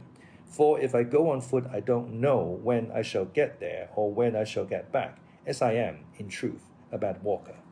I declare, Sancho, returned Don Quixote, it shall be as thou wilt, for thy plan does not seem to me a bad one, and 3 days hence thou wilt depart. For I wish thee to observe in the meantime what I do and say for her sake, that thou mayest be able to tell it. But what more have I to see besides what I have seen? Said Sancho. Much thou knowest about it, said Don Quixote. I have now got to tear up my garments, to scatter about my armor, knock my head against these rocks, and more of the same sort of thing, which thou must witness. For the love of God, said Sancho, be careful, your worship, how you give yourself those knocks on the head, for you may come across such a rock, and in such a way that the very first may put an end to the bold contrivances of this penance. And I should think, if indeed knocks on the head seem necessary to you, and this business cannot be done without them, you might be content, as the whole thing is feigned and counterfeigned, and in joke, you might be content, I say, with giving them to yourself in the water, or against something soft, like cotton, and leave it all to me. For I'll tell my lady that your worship knocked your hand against a point of rock harder than a diamond. I thank thee for thy good intentions, friend Sancho, answered Don Quixote, but I would have thee know that all these things I am doing are not in joke, but very much in earnest, for anything else would be a transgression of the ordinances of chivalry, which forbid us to tell any lie whatever under the penalties due to apostasy, and to do one thing instead of another is just the same as lying. So my knocks on the head must be real, solid, and valid, without anything sophisticated or fanciful about them, and it will be needful to leave me some lint to dress my wounds, since fortune has compelled us to do without the balsam we lost. It was worse losing the ass, replied Sancho, for with him lint and all were lost. But I beg of your worship not to remind me again of that accursed liquor, for my soul, not to say my stomach, turns at hearing the very name of it. And I beg you, too, to reckon as past the 3 days you allowed me for seeing the mad things you do, for I take them as seen already and pronounced upon, and I will tell wonderful stories to my lady. So write the letter and send me off at once, for I long to return and take your worship out of this purgatory where I am leaving you. Purgatory dost thou call it, Sancho? Said Don Quixote. Rather call it hell, or even worse if there be anything worse. For one who is in hell, said Sancho, nulla est retentio, as I have heard say. I do not understand what retentio means, said Don Quixote. Retentio, answered Sancho, means that whoever is in hell never comes nor can come out of it, which will be the opposite case with your worship, or my legs will be idle. That is, if I have spurs to unliven Rocinante. Let me once get to El Toboso, and into the presence of my lady Dulcinea, and I will tell her such things of the follies and madnesses that your worship has done and is still doing, that I will manage to make her softer than a glove, though I find her harder than a cork tree. And with her sweet and honeyed answer, I will come back through the air like a witch, and take your worship out of this purgatory that seems to be hell but is not, as there is hope of getting out of it, which, as I have said, those in hell have not. And I believe your worship will not say anything to the contrary. That is true, said he of the rueful countenance. But how shall we manage to write the letter? And the ass-coat order too, added Sancho. All shall be included, said Don Quixote. And as there is no paper, it would be well done to write it on the leaves of trees, as the ancients did, or on tablets of wax, though that would be as hard to find just now as paper. But it has just occurred to me how it may be conveniently and even more conveniently written, and that is in the notebook that belonged to Cardenio. And thou wilt take care to have it copied on paper, in a good hand. At the first village thou comest to where there is a schoolmaster, or if not, any sacristan will copy it. But see thou give it not to any notary to copy, for they write a law hand that Satan could not make out. But what is to be done about the signature? Said Sancho. The letters of Amadis were never signed, said Don Quixote. That is all very well, said Sancho, but the order must needs be signed, and if it is copied, they will say the signature is false, and I shall be left without ass-coats. The order shall go signed in the same book, said Don Quixote, and on seeing it my niece will make no difficulty about obeying it. As to the love letter thou canst put by way of signature, yours till death, the Knight of the Rueful Countenance, and it will be no great matter if it is in some other person's hand, for as well as I recollect, Dulcinea can neither read nor write, nor in the whole course of her life has she seen handwriting or letter of mine, for my love and hers have been always platonic, not going beyond a modest look, and even that so seldom that I can safely swear I have not seen her 4 times in all these 12 years, I have been loving her more than the light of these eyes that the earth will one day devour, and perhaps even of those 4 times she has not once perceived that I was looking at her. Such is the retirement and seclusion in which her father Lorenzo Cocciuelo and her mother Aldonza Nogales have brought her up. So, said Sancho, Lorenzo Cocciuelo's daughter is the Lady Dulcinea del Toboso, otherwise called Aldonza Lorenzo? She it is, said Don Quixote, and she it is that is worthy to be lady of the whole universe. I know her well, said Sancho, and let me tell you she can fling a crowbar as well as the lustiest lad in all the town, giver of all good, but she is a brave lass, and a right and stout one, and fit to be helpmate to any knight-errant that is or is to be, who may make her his lady. The whoreson wench, what sting she has and what a voice! I can tell you one day she posted herself on the top of the belfry of the village to call some labourers of theirs that were in a plough field of her father's, and though they were better than half a league off, they heard her as well as if they were at the foot of the tower. And the best of her is that she is not a bit prudish, for she has plenty of affability, and jokes with everybody, and has a grin and a jest for everything. So, Sir Knight of the Rueful Countenance, I say you not only may and ought to do mad freaks for her sake, but you have a good right to give way to despair and hang yourself, and no one who knows of it but will say you did well, though the devil should take you. And I wish I were on my road already, simply to see her, for it is many a day since I saw her, and she must be altered by this time, for going about the fields always, and the sun and the air spoil women's looks greatly. But I must own the truth to your worship, Señor Don Quixote.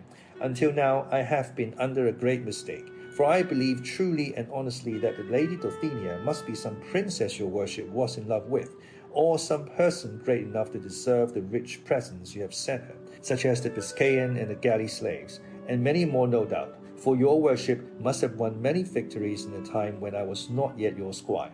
But all things considered, what good can it do the Lady Aldonza Lorenzo, I mean the Lady Dulcinea del Toboso, to have the vanquished your worship sends or will send coming to her, and going down on their knees before her? Because maybe when they came, she'd be heckling flax or thrashing on the thrashing floor, and they'd be ashamed to see her, and she'd laugh or resent the present. I have before now told thee many times, Sancho, said Don Quixote, that thou art a mighty great chatterer, and that with a blunt wit thou art always striving at sharpness. But to show thee what a fool thou art and how rational I am, I would have thee listen to a short story. Thou art know that a certain widow, fair, young, independent, and rich, and above all free and easy, fell in love with a sturdy, strapping young lay brother. His superior came to know of it, and one day said to the worthy widow by way of brotherly remonstrance, I am surprised, Señora, and not without good reason, that a woman of such high standing, so fair, and so rich as you are, should have fallen in love with such a mean, low, stupid fellow as so-and-so, when in this house there are so many masters, graduates, and divinity students, from among whom you might choose as if they were a lot of pears, saying, this one I'll take, that I won't take. But she replied to him with great sprightliness and candour, My dear sir, you are very much mistaken, and your ideas are very old-fashioned, if you think that I have made a bad choice in so-and-so, fool as he seems, because for all I want with him he knows as much and more philosophy than Aristotle. In the same way, Sancho, for all I want with Dulcinea del Toboso, she is just as good as the most exalted princess on earth. It is not to be supposed that all those poets who sang the praises of ladies under the fancy names they give them, had any such mistresses. Thinkest thou that the Amaryllises, the Phyllises, the Sylvias, the Dianas, the Galateas, the Philidas, and all the rest of them, that the books, the ballads, the barber shops, the theatres are full of, were really the truly ladies of flesh and blood, and mistresses of those that glorify and have glorified them? Nothing of the kind. They only invent them for the most part to furnish a subject for their verses, and that they may pass for lovers, or for men valiant enough to be so. And so it suffices me to think and believe that the good Aldonza Lorenzo is fair and virtuous, and as to her pedigree it is very little matter, for no one will examine into it for the purpose of conferring any order upon her, and I, for my part, reckon her the most exalted princess in the world. For thou should know, Sancho, if thou dost not know, that 2 things alone beyond all others are incentives to love, and these are great beauties and a good name. And these two things are to be found in Dulcinea in the highest degree. For in beauty no one equals her, and in good name few approach her. And to put the whole thing in a nutshell, I persuade myself that all I say is as I say, neither more nor less, and I picture her in my imagination as I would have her to be, as well in beauty as in condition. Helen approaches her not, nor does Lucretta come up to her, nor any other of the famous women of time past, Greek, barbarian, or Latin, and let each say what he will. For if in this I am taken to task by the ignorant, I shall not be censured by the critical. I say that your worship is entirely right, said Sancho, and that I am an ass. But I know not how the name of ass came into my mouth, for a rope is not to be mentioned in the house of him who has been hanged. But now for the letter, and then God be with you, I am off. Don Quixote took out the notebook, and, retiring to one side, very deliberately began to write the letter. And when he had finished it, he called to Sancho, saying he wished to read it to him, so that he might commit it to memory, in case of losing it on the road. For with evil fortune like his, anything might be apprehended. To which Sancho replied, Write it 2 or 3 times there in the book and give it to me, and I will carry it very carefully, because to expect me to keep it in my memory is all nonsense, for I have such a bad one that I often forget my own name. But for all that, repeat it to me, as I shall like to hear it, for surely it will run as if it was in print. Listen, said Don Quixote, this is what it says. Don Quixote's letter to Dulcinea del Toboso. Sovereign and exalted lady, the pierced by the point of absence, the wounded to the heart's core, sends thee, sweetest Dulcinea del Toboso, the health that he himself enjoys not. If thy beauty despises me, if thy worth is not for me, if thy scorn is my affliction, though I be sufficiently long-suffering, hardly shall I endure this anxiety, which, besides being oppressive, is protracted. My good squire Sancho will relate to thee in full, fair Ingrid, dear enemy, the condition to which I am reduced on thy account. If it be thy pleasure to give me relief, I am thine. If not, do as may be pleasing to thee, for by ending my life I shall satisfy thy cruelty and my desire. Thine till death, the knight of the rueful countenance. By the life of my father, said Sancho, when he heard the letter, it is the loftiest thing I ever heard. Body of me, how your worship says everything as you like in it, and how well you fit in the knight of the rueful countenance into the signature. I declare your worship is indeed the very devil, and there is nothing you don't know. Everything is needed for the calling I follow, said Don Quixote. Now then, said Sancho, let your worship put the order for the 3 ass-coats on the other side, and sign it very plainly, that they may recognize it at first sight. With all my heart, said Don Quixote, and as he had written it, he read it to this effect. Mistress niece, by this first of ass-coats, please pay to Sancho Panza, my squire, 3 of the 5 I left at home in your charge. Set 3 ass-coats to be paid, and delivered for the same number received here in hand, which upon this and upon his receipt shall be duly paid, done in the heart of the Sierra Morena, the 27th of August of this present year. That will do, said Sancho. Now let your worship sign it. There is no need to sign it, said Don Quixote, but merely to put my flourish, which is the same as a signature, and enough for 3 asses, or even 300. I can trust your worship, returned Sancho. Let me go and saddle Rocinante, and be ready to give me your blessing, for I mean to go at once without seeing the fooleries your worship is going to do. I'll say I saw you do so many that she will not want any more. At any rate, Sancho, said Don Quixote, I should like, and there is reason for it, I should like thee, I say, to see me stripped to the skin and performing a dozen or 2 of the insanities, which I can get done in less than half an hour, for having seen them with thy own eyes, thou can then safely swear to the rest that thou would add, and I promise thee thou wilt not tell of as many as I mean to perform. For the love of God, master mine, said Sancho, let me not see your worship stripped, for it will sorely grieve me, and I shall not be able to keep from tears, and my head aches so with all I shed last night for Dapple, that I am not fit to begin any fresh weeping. But if it is your worship's pleasure that I should see some insanities, do them in your clothes, short ones, and such as come readiest to hand. For I myself want nothing of the sort, and, as I have said, it will be a saving of time for my return, which will be with the news your worship desires and deserves. If not, let the lady Dulcinea look to it. If she does not answer reasonably, I swear as solemnly as I can that I will fetch a fair answer out of her stomach with kicks and cuffs. For why should it be borne that a knight-errant as famous as your worship should go mad without rhyme or reason? For her ladyship had best not drive me to say it, for by God I will speak out and let off everything cheap, even if it doesn't sell. I am pretty good at that. She little knows me. Faith, if she knew me, she'd be in awe of me. In faith, Sancho, said Don Quixote, to all appearance thou art no sounder in thy wits than I. I am not so mad, answered Sancho, but I am more peppery.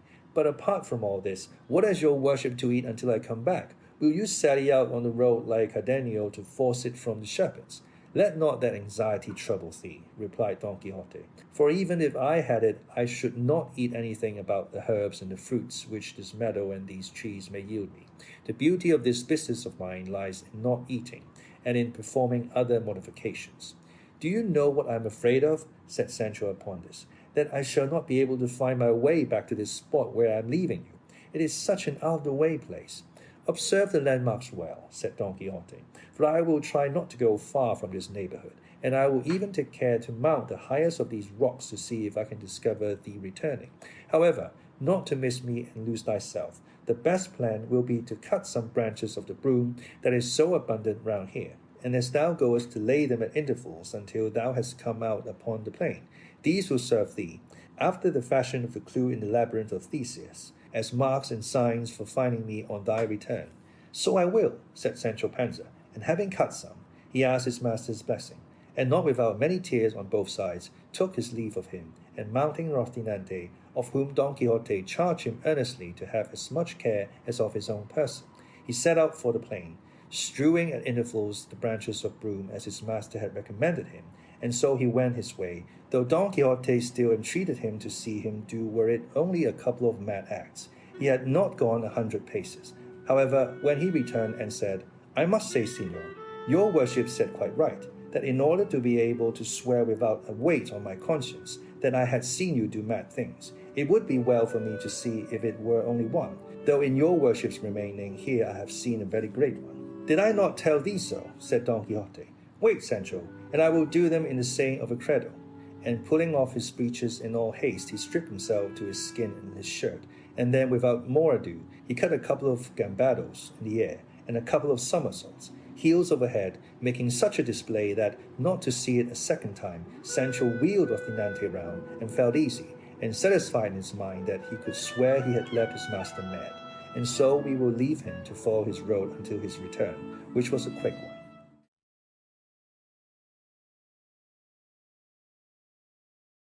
In which are continued the refinements wherewith Don Quixote played the part of a lover in the Sierra Morena.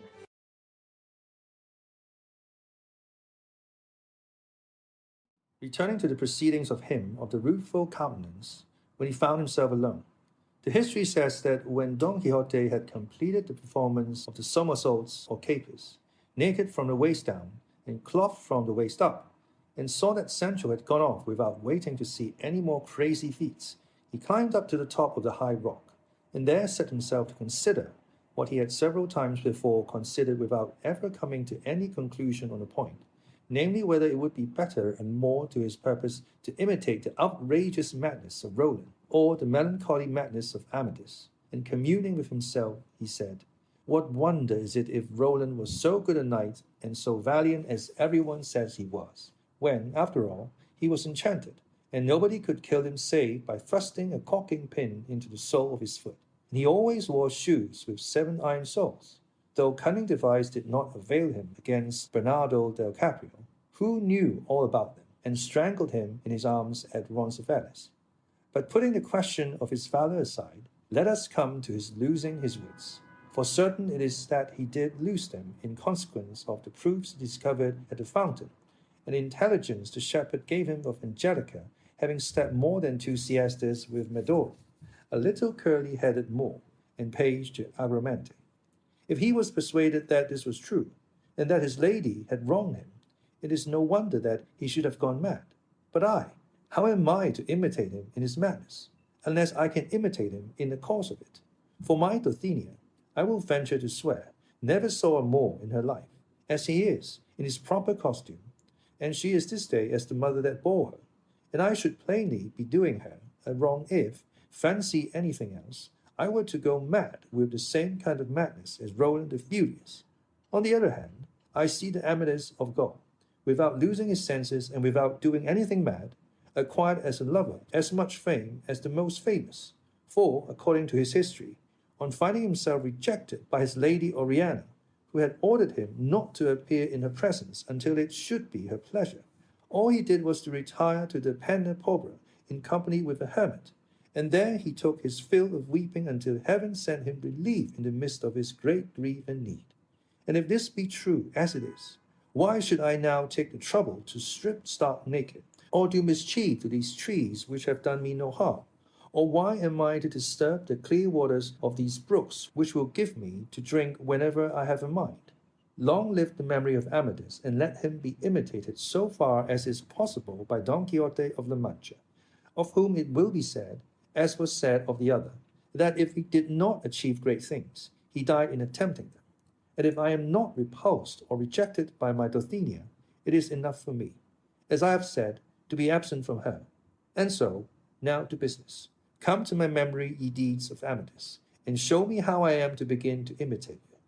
I know already that what he chiefly did was to pray and commend himself to God. But what am I to do for a rosary? For I have not got one. And then it occurred to him how he might make one, and that was by tearing a great strip off the tail of his shirt which hung down, and making 11 knots on it, one bigger than the rest, and this served him for a rosary all the time he was there, during which he repeated countless Ave Maries. But what distressed him greatly was not having another hermit there to confess him and receive consolation from. And so he solaced himself from pacing up and down the little meadow, and writing and carving on the bark of the trees and on the fine sand a multitude of verses all in harmony with his sadness, and some in praise of Dulcinea.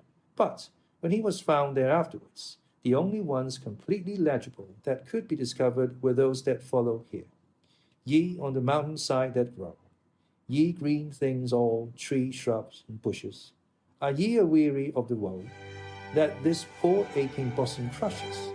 If it disturb you, and I owe some reparation, it may be a defense for me to let you know Don Quixote's tears are on the floor, and all for distant Dulcinea de Toboso. The leaders of a time can show, doomed for a lady love to languish, among these solitudes doth go, a prey to every kind of ambush. Why love should like a spiteful woe thus use him, he hath no idea. But hogsheads full, this doth he know. Don Quixote's tears are on the floor, and all for distant Dulcinea de Toboso. Adventure seeking doth he go, up rugged heights, down rocky valleys, but hill or dale, or high or low, mishap attendeth all his sallies. Love still pursues him to and fro, and plies his cruel scourge, ah me, a relentless fate, an endless woe. Don Quixote's tears are on the floor, and all for distant Dulcinea del Toboso. The addition of del Toboso to Dulcinea's name gave rise to no little laughter among those who found the above lines, for they suspected Don Quixote must have fancied that unless he added del Toboso when he introduced the name of Dulcinea the first would be unintelligible, which was indeed the fact, as he himself afterwards admitted. He wrote many more, but, as has been said, these 3 verses were all that could be plainly and perfectly deciphered. In this way, and in sighing and calling on the fawns and satyrs of the woods and the nymphs of the streams, an echo moist and mournful to answer, console, and hear him, as well as in looking for herbs to sustain him, he passed his time until Sancho's return. And had that been delayed 3 weeks, as it was 3 days, Knight of the Rueful Countenance would have worn such an altered countenance that the mother that bore him would not have known him. And here it will be well to leave him, wrapped up in sighs and verses, to relate how Sancho Panza fared on his mission. As for him, coming out upon the high road, he made for El Toboso, and the next day reached the inn where the mishap of Blanket had befallen him. As soon as he recognized it, he felt as if he were once more living through the air, and he could not bring himself to enter it, though it was an hour when he might well have done so. For it was dinner time, and he longed to taste something hot, as it had been all cold fare with him for many days past. This craving drove him to draw near to the inn, still undecided whether to go in or not, and as he was hesitating there came up 2 persons who at once recognized him, and said one to the other, Signor Licentiate, is not he on the horse that Sancho Panza who, our adventurous housekeeper, told us, went off with her master as esquire? So it is, said the licentiate, and that is our friend Don Quixote's horse. And if they knew him so well, it was because they were the curate and the barber of his own village, the same who had carried out the scrutiny and sentence upon the books. And as soon as they recognized Sancho Panza and Rocinante, being anxious to hear of Don Quixote, they approached, and calling him by his name, the curate said, Friend Sancho Panza, where is your master? Sancho recognized them at once, and determined to keep secret the place and circumstances where and under which he had left his master, so he replied that his master was engaged in a certain quarter on a certain matter of great importance to him, which he could not disclose for the eyes in his head. Nay, nay, said the barber, if you don't tell us where he is, Sancho Panza, we will suspect, as we suspect already, that you have murdered and robbed him, for here you are mounted on his horse. In fact, you must produce the master of the hack, or else take the consequences. There is no need of threats with me, said Sancho, for I am not a man to rob or murder anybody. Let his own fate, or God who made him, kill each one. My master is engaged very much to his taste doing penance in the midst of these mountains. And then offhand and without stopping, he told them how he had left him, what adventures had befallen him, and how he was carrying a letter to the lady Dulcinea del Toboso, the daughter of Lorenzo Corchuelo, with whom he was over head and ears in love. They were both amazed at what Sancho Panza told them, for though they were aware of Don Quixote's madness and the nature of it, each time they heard of it, they were filled with fresh wonder. They then asked Sancho Panza to show them the letter he was carrying to the lady Dulcinea del Toboso. He said it was written in a notebook, and that his master's directions were that he should have it copied on paper at the first village he came to. On this, the curate said if he showed it to him, he himself would make a fair copy of it. Sancho put his hand into his bosom in search of the notebook, but could not find it, nor, if he had been searching until now, could he have found it, for Don Quixote had kept it, and had never given it to him, nor had he himself thought of asking for it. When Sancho discovered he could not find the book, his face grew deadly pale, and in great haste he again felt his body all over, and seeing plainly it was not to be found, without more ado, he seized his beard with both hands and plucked away half of it, and then, as quickly as he could and without stopping, gave himself half a dozen cuffs on the face and nose till they were bathed in blood. Seeing this, the curate and the barber asked him what had happened that he gave himself such rough treatment. What should happen to me, replied Sancho, but to have lost from one hand to the other, in a moment, 3 ass colts, each of them like a castle. How is that? Said the barber. I have lost the notebook, said Sancho, that contained the letter to Dulcinea, when an order signed by my master in which he directed his niece to give me 3 ass colts out of 4 or 5 he had at home, and he then told them about the loss of Dapple. The curate consoled him, telling him that when his master was found, he would get him to renew the order and make a fresh draft on paper, as was usual and customary, for those made in notebooks were never accepted or honored. Sancho comforted himself with this, and said if that were so, the loss of Dulcinea's letter did not trouble him much, for he had it almost by heart, and it could be taken down from him wherever and whenever they liked. Repeat it then, Sancho, said the barber, and we will write it down afterwards. Sancho Panza stopped and scratched his head to bring back the letter to his memory, and balanced himself now on one foot, now on the other, one moment staring at the ground, the next at the sky, and after having half gnawed off the end of a finger and kept them in suspense waiting for him to begin, he said after a long pause, By God, Signor Licentiate, devil will think had I recollect of the letter, but it said at the beginning, exalted and scrubbing lady. It cannot have said scrubbing, said the barber, but superhuman or sovereign. That is it, said Sancho. Then, as well as I remember, it went on, the wounded, and wanting of sleep, and the pierced, kisses your worship's hands, ungrateful and very unrecognized fair one, and it said something or other about health and sickness that he was sending her, and from that it went tailing off until it ended with yours till death, the knight of the rueful countenance. It gave them no little amusement, both of them, to see what a good memory Sancho had, and they complimented him greatly upon it, and begged him to repeat the letter a couple of times more, so that they too might get it by heart to write it out by and by. Sancho repeated it 3 times, and as he did, uttered 3,000 more absurdities. Then he told them more about his master, but he never said a word about the blanketing that had befallen him in that inn, into which he refused to enter.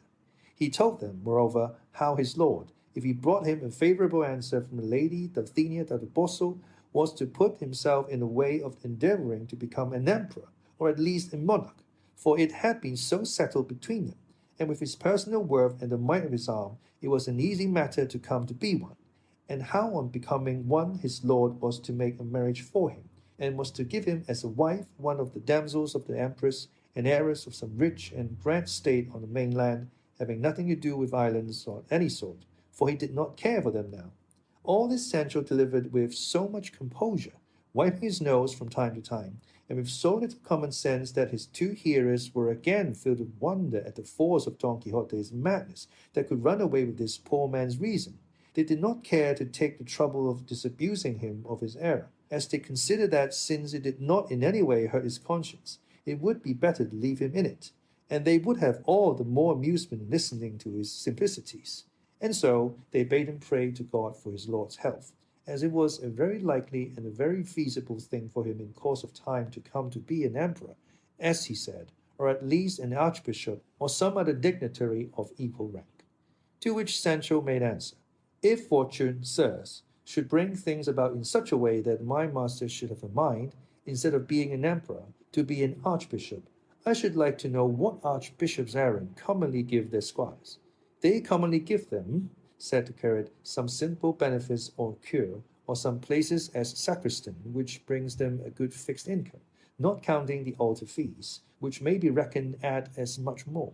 "But for that," said Sancho, "the squire must be unmarried, and must know, at any rate, how to help at mass, and if that be so, woe is me, for I am married already, and I don't know the first letter of the ABC. What will become of me if my master takes a fancy to be an archbishop and not an emperor, as is usual and customary with knights-errant?" "Be not uneasy, friend Sancho," said the barber, "for we will entreat your master and advise him, even urging it upon him as a case of conscience, to become an emperor and not an archbishop, because it will be easier for him, as he is more valiant than lettered." "So I have thought," said Sancho, "though I can tell you he is fit for anything. What I mean to do for my part is to pray to our Lord to place him where he may be best for him, and where he may be able to bestow most favours upon me." "You speak like a man of sense," said the curate, "and you will be acting like a good Christian. But what must now be done is to take steps to coax your master out of that useless penance you say he is performing, and we had best turn into this inn to consider what plan to adopt, and also to dine, for it is now time." Sancho said they might go in, but that he would wait there outside, and that he would tell them afterwards the reason why he was unwilling, and why it did not suit him to enter it. But he begged them to bring him out something to eat, and to let it be hot, and also to bring barley for Rocinante. They left him and went in, and presently the barber brought him out something to eat. By and by, after they had between them carefully thought over what they should do to carry out their object, the curate hit upon an idea very well adapted to humour Don Quixote, and effect their purpose, and his notion, which he explained to the barber, was that he himself should assume the disguise of a wandering damsel, while the other should try as best he could to pass for a squire, and that they should thus proceed to where Don Quixote was, and he, pretending to be an aggrieved and distressed damsel, should ask a favour of him, which as a valiant knight-errant he could not refuse to grant. And the favour he meant to ask him was that he should accompany her whither she would conduct him, in order to redress a wrong which a wicked knight had done her, while at the same time she should entreat him not to require her to remove her mask, nor ask her any question touching her circumstances until he had righted her with the wicked knight. And he had no doubt that Don Quixote would comply with any request made in these terms, and that in this way they might remove him and take him to his own village, where he would endeavour to find out if his extraordinary madness admitted of any kind of remedy.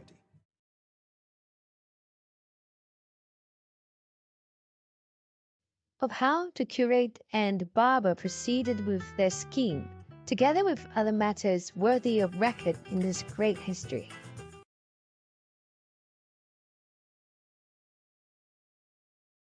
The curate's plan did not seem a bad one to the barber, but on the contrary, so good that they immediately set about putting it in execution. They bagged the petticoat and hood of the landlady, leaving her in pledge a new cassock of the curate's. And the barber made a beard out of a grey-brown or red ox tail in which the landlord used to stick his comb. The landlady asked them what they wanted these things for, and the curate told her in a few words about the madness of Don Quixote, and how this disguise was intended to give him away from the mountain where he then was. The landlord and landlady immediately came to the conclusion that the madman was their guest, the balsam man and master of the blanketed squire, and they told the curate all that had passed between him and them, not omitting what Sancho had been so silent about. Finally, the landlady dressed up the curate in a style that left nothing to be desired. She put on him a cloth petticoat with black velvet stripes, a palm broad, all slashed, and a bodice of green velvet set off by a binding of white satin, which, as well as the petticoat, must have been made in the time of King Wamba. The curate would not let them hood him, but put on his head a little quilted linen cap which he used for a nightcap, and bound his forehead with a strip of black silk, while with another he made a mask with which he concealed his beard and face very well. He then put on his hat, which was broad enough to serve him for an umbrella, and enveloping himself in his cloak seated himself woman fashion in his mule, while the barber mounted his with a beard down to the waist of mingled red and white, for it was, as has been said, the tail of a clay-red ox. He took leave of all, and of the good Maritornes, who, sinner as she was, promised to pray a rosary of prayers that God might grant them success in such an arduous and Christian undertaking as that they had in hand. But hardly had he sallied forth from the inn when it struck the curate that he was doing wrong in rigging himself out in that fashion, as it was an indecorous thing for a priest to dress himself the way, even though much might depend upon it. And saying so to the barber, he begged him to change dresses, as it was fitter he should be the distressed damsel, while he himself would play the squire's part, which would be less derogatory to his dignity. Otherwise he was resolved to have nothing more to do with the matter, and let the devil take Don Quixote. Just at this moment Sancho came up, and on seeing the pair in such a costume he was unable to restrain his laughter. The barber, however, agreed to do as the curate wished, and altering their plan, the curate went on to instruct him how to play his part and what to say to Don Quixote to induce and compel him to come with them and give up his fancy for the place he had chosen for his idle penance. The barber told him he could manage it properly without any instruction, and as he did not care to dress himself up until they were near where Don Quixote was, he folded up the garments, and the curate adjusted his beard, and they set out under the guidance of Sancho Panza, who went along telling them of the encounter with the madman they met in the Sierra, saying nothing, however, about the finding of the valise and its contents, for with all his simplicity the lad was a trifle covetous.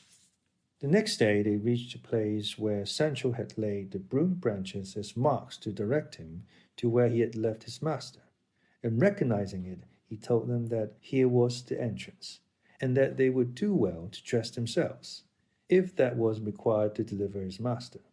For they had already told him that going in his guise and dressing in this way were of the highest importance in order to rescue his master from a pernicious life he had adopted, and they charged him strictly not to tell his master who they were, or that he knew them, and should he ask, as he would, if he had given the letter to Dulcinea, to say that he had, and that, as she did not know how to read, she had given an answer by word of mouth, saying that she commanded him, on pain of her displeasure, to come and see her at once, and it was a very important matter for himself, because in this way, and with what they meant to say to him, they felt sure of bringing him back to a better mode of life and inducing him to take immediate steps to become an emperor or monarch, for there was no fear of his becoming an archbishop.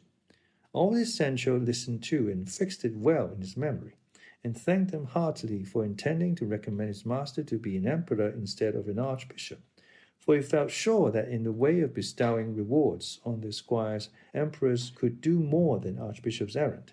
He said, too, that it would be as well for him to go on before them to find him, and give him his lady's answer, for that perhaps might be enough to bring him away from the place without putting them to all this trouble.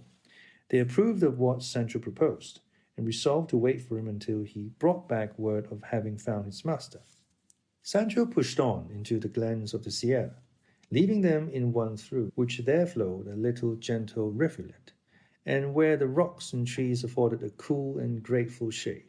It was an August day with all the heat of one, and the heat in those parts is intense, and the hour was 3 in the afternoon, all which made the spot the more inviting and tempted them to wait there for Sancho's return, which they did.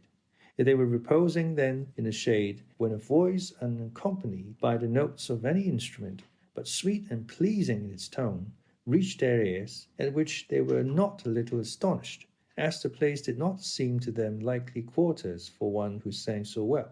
For though it is often said shepherds of rare voice are to be found in the woods and fields, this is rather a flight of poet's fancy than the truth. And still more surprised were they when they perceived that what they heard sung were the verses not of rustic shepherds, but of the polished wits of the city. And so it proved, for the verses they heard were these: What makes my quest of happiness seem vain? Disdain. What bids me to abandon hope of ease? Jealousies. What holds my heart in anguish of suspense? Absence. If that be so, then for my grief, where shall I turn to seek relief, when hope on every side lies slain by absence, jealousies, disdain? What the prime cause of all my woe doth prove? Love. What at my glory ever looks askance? Chance. Whence is permission to afflict me given? Heaven. If that be so, I but await the stroke of a resistless fate, since, working for my woe, these three, love, chance, and heaven, in league I see. What must I do to find a remedy? Die. What is the lure for love when coy and strange? Change. What, if all fail, will cure the heart of sadness? Madness. If that be so, it is but folly to seek a cure for melancholy. Ask where it lies, the answer safe, in change, in madness, or in death. The hour, the summer season, the solitary place, the voice and skill of the singer, all contributed to the wonder and delight of the two listeners, who remained still waiting to hear something more. Finding, however, that the silence continued some little time, they resolved to go in search of the musician who sang with so fine a voice. But just as they were about to do so, they were checked by the same voice, which once more fell upon their ears, singing this sonnet.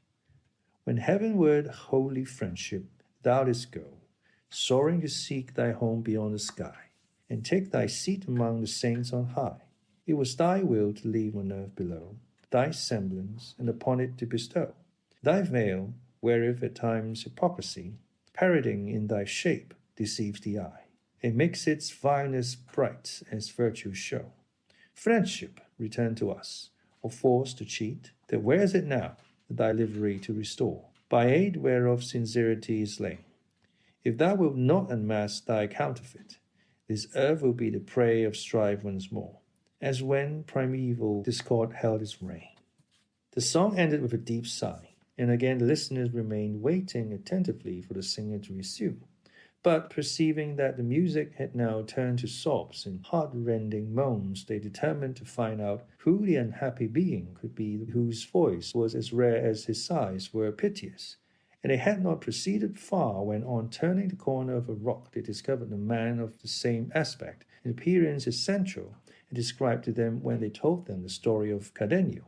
He, showing no astonishment when he saw them, stood still with his head bent down upon his breast like one in deep thought, without raising his eyes to look at them after the first glance when they suddenly came upon him.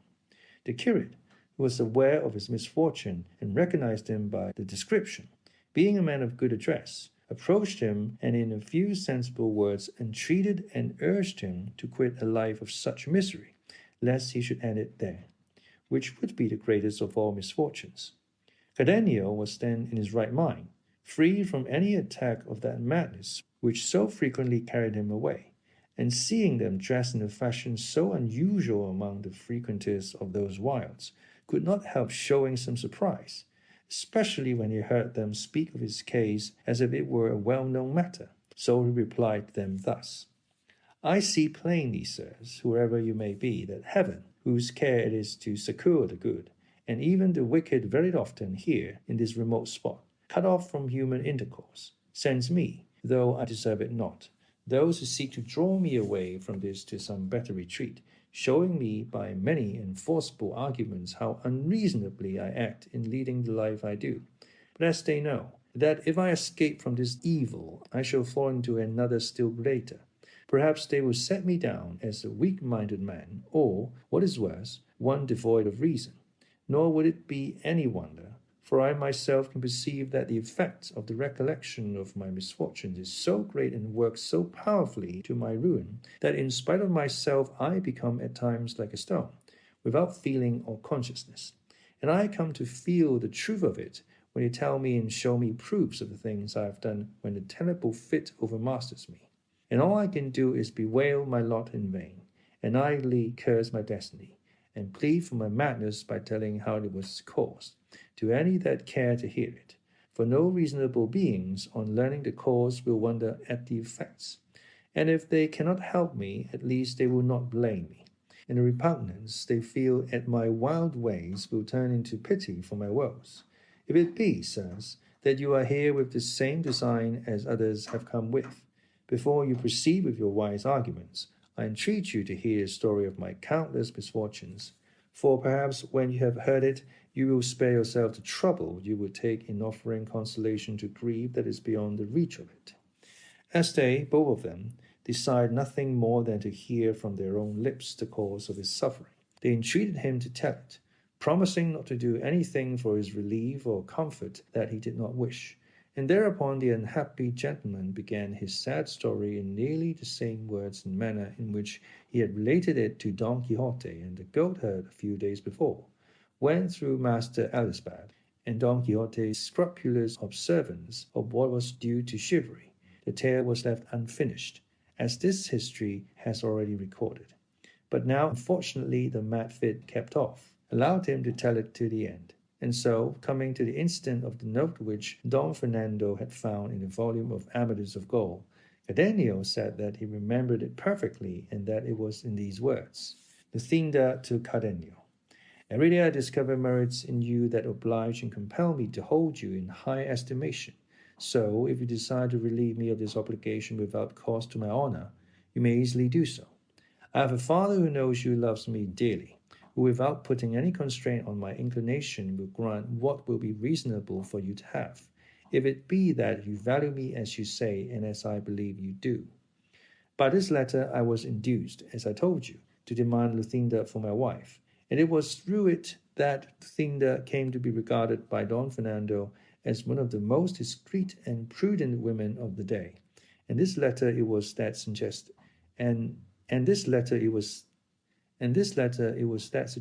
his design of ruining me before mine could be carried into effect. I told Don Fernando that all Luscinda's father was waiting for was that mine should ask her of him, which I did not dare to suggest to him, fearing that he would not consent to do so, not because he did not know perfectly well the rank, goodness, virtue, and beauty of Luscinda, and that she had qualities that would do honor to any family in Spain, but because I was aware that he did not wish me to marry so soon, before seeing what the Duke Ricardo would do for me. In short, I told him I did not venture to mention it to my father, as well on account of that difficulty, as of many others that discouraged me, through I knew not well what they were, only that it seemed to me that what I desired was never to come to pass. To all this Don Fernando answered that he would take it upon himself to speak to my father, and persuade him to speak to Luscinda's father. O ambitious Marius! O cruel Catiline! O wicked Cilia! O perfidious Scandalin! O treacherous Valido! O vindictive Julian! O covetous Judas! Traitor, cruel, vindictive, and perfidious! Wherein had this poor wretch failed in his fidelity, who with such frankness showed thee the secrets and the joys of his heart? What offense did I commit? What words did I utter? Or what counsels did I give that had not the furtherance of thy honor and welfare for their aim? But woe is me, wherefore do I complain? For sure it is that when misfortunes spring from the stars, Descending from on high, they fall upon us with such fury and violence that no power on earth can check their course, nor human device stay their coming. Who could have thought that Don Fernando, a high-born gentleman, intelligent, bound to me by gratitude for my services, one that could win the object of his love wherever he might set his affections, could have become so obdurate, as they say, as to rob me of my one ewe lamb that was not even yet in my possession? But laying aside these useless and unavailing reflections, let us take up the broken thread of my unhappy story. To proceed, then, Don Fernando, finding my presence an obstacle to the execution of his treacherous and wicked design, resolved to send me to his elder brother under the pretext of asking money from him to pay for 6 horses, which purposely, and with the sole object of sending me away that he might the better carry out his infernal scheme, he had purchased the very day he offered to speak to my father, and the price of which he now desired me to fetch. Could I have anticipated his treachery? Could I by any chance have suspected it? Nay, so far from that, I offered with the greatest pleasure to go at once, in my satisfaction at the good bargain that had been made. That night I spoke with Lucinda, and told her what had been agreed upon with Don Fernando, and how I had strong hopes of our fair and reasonable wishes being realized. She, as unsuspicious as I was of the treachery of Don Fernando, bade me try to return speedily, as she believed the fulfillment of our desires would be delayed only so long as my father put off speaking to hers. I know not why it was that on saying this to me her eyes filled with tears, and that came a lump in her throat that prevented her from uttering a word of many more than it seemed to me she was striving to say to me. I was astonished at this unusual turn, which I never before observed in her, for we always confessed, whenever good fortune and my ingenuity gave us the chance, with the greatest gaiety and cheerfulness, mingling tears, sighs, jealousies, doubts, or fears with our words. It was all on my part a eulogy of my good fortune that heaven should have given her to me for my mistress. I glorified her beauty, I extolled her worth and her understanding, and she paid me back by praising in me what in her love for me she thought worthy of praise. And besides, we had 100,000 trifles and doings of our neighbors and acquaintances to talk about, and the utmost extent of my boldness was to take, almost by force, one of her fair white hands and carry it to my lips, as well as the closeness of the low grating that separated us allowed me. But the night before the unhappy day of my departure, she wept, she moaned, she sighed, and she withdrew, leaving me filled with perplexity and amazement, overwhelmed at the sight of such strange and affecting signs of grief and sorrow in Lucinda.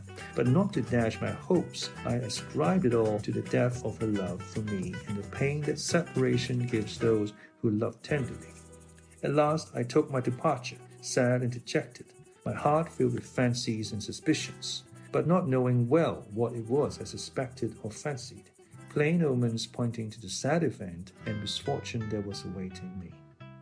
I reached the place whither I had been sent, gave a letter to Don Fernando's brother, and was kindly received but not promptly dismissed, for he desired me to wait, very much against my will, 8 days in some place where the Duke his father was not likely to see me, as his brother wrote that the money was to be sent without his knowledge, all of which was a scheme of the treacherous Don Fernando, for his brother had no want of money to enable him to dispatch me at once.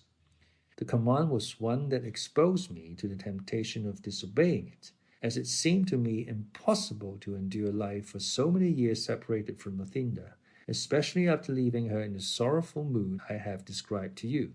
Nevertheless, as a dutiful servant I obeyed, though I felt it would be at the cost of my well-being. But 4 days later there came a man in quest of me with a letter which he gave me, and which by the address I perceived to be from Lucinda, as the writing was hers. I opened it with fear and trepidation, persuaded that it must be something serious that had impelled her to write to me when at a distance, as she seldom did so when I was near. Before reading it, I asked the man who it was that had given it to him, and how long he had been upon the road.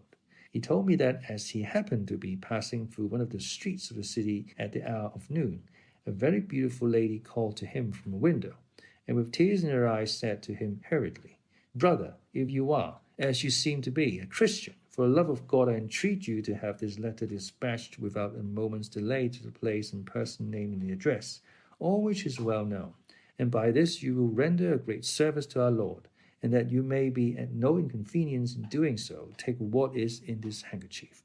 And said he, with this she threw me a handkerchief out of the window, in which were tied up 100 reals and this gold ring which I bring here, together with the letter I have given you. And then, without waiting for any answer, she left the window, though not before she saw me take the letter and the handkerchief, and I had by signs let her know that I would do as she bade me. And so, seeing myself so well paid for the trouble I would have in bringing it to you, and knowing by the address that it was to you it was sent, and also unable to resist that beautiful lady's tears, I resolved to trust no one else, but to come myself and give it to you. And in 16 hours from the time when it was given me, I have made the journey, which, as you know, is 18 leagues. All the while the good-natured improvised courier was telling me this, I hung upon his words, my legs trembling under me so that I could scarcely stand. However, I opened the letter and read these words. The promise Don Fernando gave you to urge your father to speak to mine, he has fulfilled much more to his own satisfaction than to your advantage. I have to tell you, senor, that he has demanded me for a wife, and my father, led away by what he considers Don Fernando's superiority over you, has favored his suit so cordially that in 2 days hence the betrothal is to take place with such secrecy and so privately that the only witnesses are to be the heavens above and a few of the household. Picture to yourself the state I am in. Judge if it be urgent for you to come. The issue of the affair will show you whether I love you or not. God grant this may come to your hand before mine shall be forced to link itself with his who keeps so ill the faith that he has pledged. Such, in brief, were the words of the letter, words that made me set out at once without waiting any longer for reply or money. For I now saw clearly that it was not the purchase of horses, but of his own pleasure that had made Don Fernando send me to his brother. The exasperation I felt against Don Fernando, joined with the fear of losing the prize I had won by so many years of love and devotion, lent me wings, so that almost flying I reached home the same day, by the hour which served for speaking with Lucinda. I arrived unobserved, and left the mule on which I had come at the house of the worthy man who had brought me the letter, and fortune was pleased to be for once so kind that I found Lucinda at the grating that was the witness of our loves. She recognized me at once, and I her, but not as she ought to have recognized me, or I her. But who is there in the world that can boast of having fathomed or understood the wavering mind and unstable nature of women? Of a truth, no one. To proceed, as well as Lucinda saw me, she said, Cardenio, I am in my bridal dress, and the treacherous Don Fernando and my covetous father are waiting for me in the hall with the other witnesses, who shall be the witness of my death before they witness my betrothal. But not distressed, my friend, but I contrive to be present at this sacrifice, and if that cannot be prevented by my words, I have a dagger concealed which will prevent some deliberate violence, putting an end to the life and giving the first proof of the love I have borne and bear thee. I replied to her distractedly and hastily, in fear lest I should not have time to reply. May thy words be verified by thy deeds, lady, and if thou hast a dagger to save my honor, I have a sword to defend thee or kill myself if fortune be against us. I think she could not have heard all these words, but I perceived that they called her away in haste, as the bridegroom was waiting. Now the night of sorrow set in, the night of my happiness went down. I felt my eyes bereft of sight, my mind of reason. I could not enter the house, nor was I capable of any movement. But reflecting how important it was that I should be present at what might take place on the occasion, I nerved myself as best I could and went in, for I well knew all the entrances and outlets. And besides, with the confusion that in secret pervaded the house, no one took notice of me. So, without being seen, I found an opportunity of placing myself in the recess formed by a window of the hall itself, and concealed by the ends and borders of 2 tapestries, from between which I could, without being seen, see all that took place in the room. Who could describe the agitation of heart I suffered as I stood there, the thoughts that came to me, the reflection that passed through my mind? They were such as cannot be, nor were it well they should be, told. Suffice it to say that the bridegroom entered the hall in his usual dress, without ornament of any kind, As groomsman he had with him a cousin of Luscinda's, and except the servants of the house there was no one else in the chamber. Soon afterwards Luscinda came out from an antechamber, attended by her mother and 2 of her damsels, arrayed and adorned as became her rank and beauty, and in full festival and ceremonial attire. My anxiety and distraction did not allow me to observe or notice particularly what she wore. I could only perceive the colors, which were crimson and white, and the glitter of the gems and jewels on her head, dress, and apparel, surpassed by the rare beauty of her lovely auburn hair that, vying with the precious stones in the light of the 4 torches that stood in the hall, shone with a brighter gleam than all. O memory, mortal foe of my peace! Why bring before me now the incomparable beauty of that adored enemy of mine? Were it not better, cruel memory, to remind me and recall what she then did, that stirred by a wrong so glaring I may seek, if not vengeance now, at least to rid myself of life? Be not weary, sirs, of listening to these digressions. My sorrow is not one of those that can or should be told tersely and briefly, for to me each incident seems to call for many words. To this the curate replied that not only were they not weary of listening to him, but that the details he mentioned interested them greatly, being of a kind by no means to be omitted, and deserving of the same attention as the main story. To proceed then, continued Cardenio, all being assembled in the hall, the priest of the parish came in, and as he took the pair by the hand to perform the requisite ceremony, at the words, "Will you, Señora Luscinda, take Señor Don Fernando, here present, for your lawful husband, as the Holy Mother Church ordains?" I thrust my head and neck out from between the tapestries, and with eager ears and throbbing heart set myself to listen to Luscinda's answer, awaiting in reply the sentence of death or the grant of life. Oh, that I had but dared at that moment to rush forward, crying aloud, "Luscinda, Luscinda, have a care what thou dost. Remember what thou owest me. Bethink thee thou art mine, and canst not be another's. Reflect that thy utterance of yes and the end of my life will come at the same instant. O treacherous Don Fernando, robber of my glory, death of my life, what seekest thou? Remember that thou canst not as a Christian attain the object of thy wishes, for Luscinda is my bride, and I am her husband. Fool that I am, now that I am far away, and out of danger. I say I should have done what I did not do. Now that I have allowed my precious treasure to be robbed from me, I curse the robber, on whom I might have taken vengeance had I as much heart for it as I have for bewailing my fate. In short, as I was then a coward and a fool, little wonder is it if I am now dying shame-stricken, remorseful, and mad.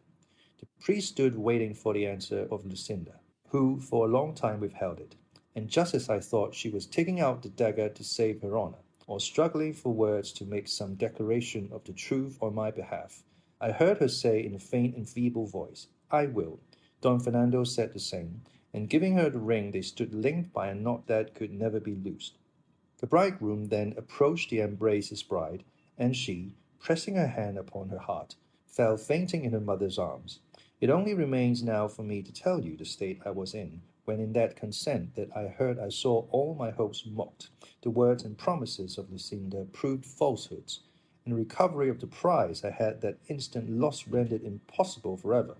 I stood stupefied, wholly abandoned. It seemed, by heaven, declared the enemy of the earth that bore me, the air refusing me breath for my sighs, the water moisture for my tears. It was only the fire that gathered strength, so that my whole frame glowed with rage and jealousy.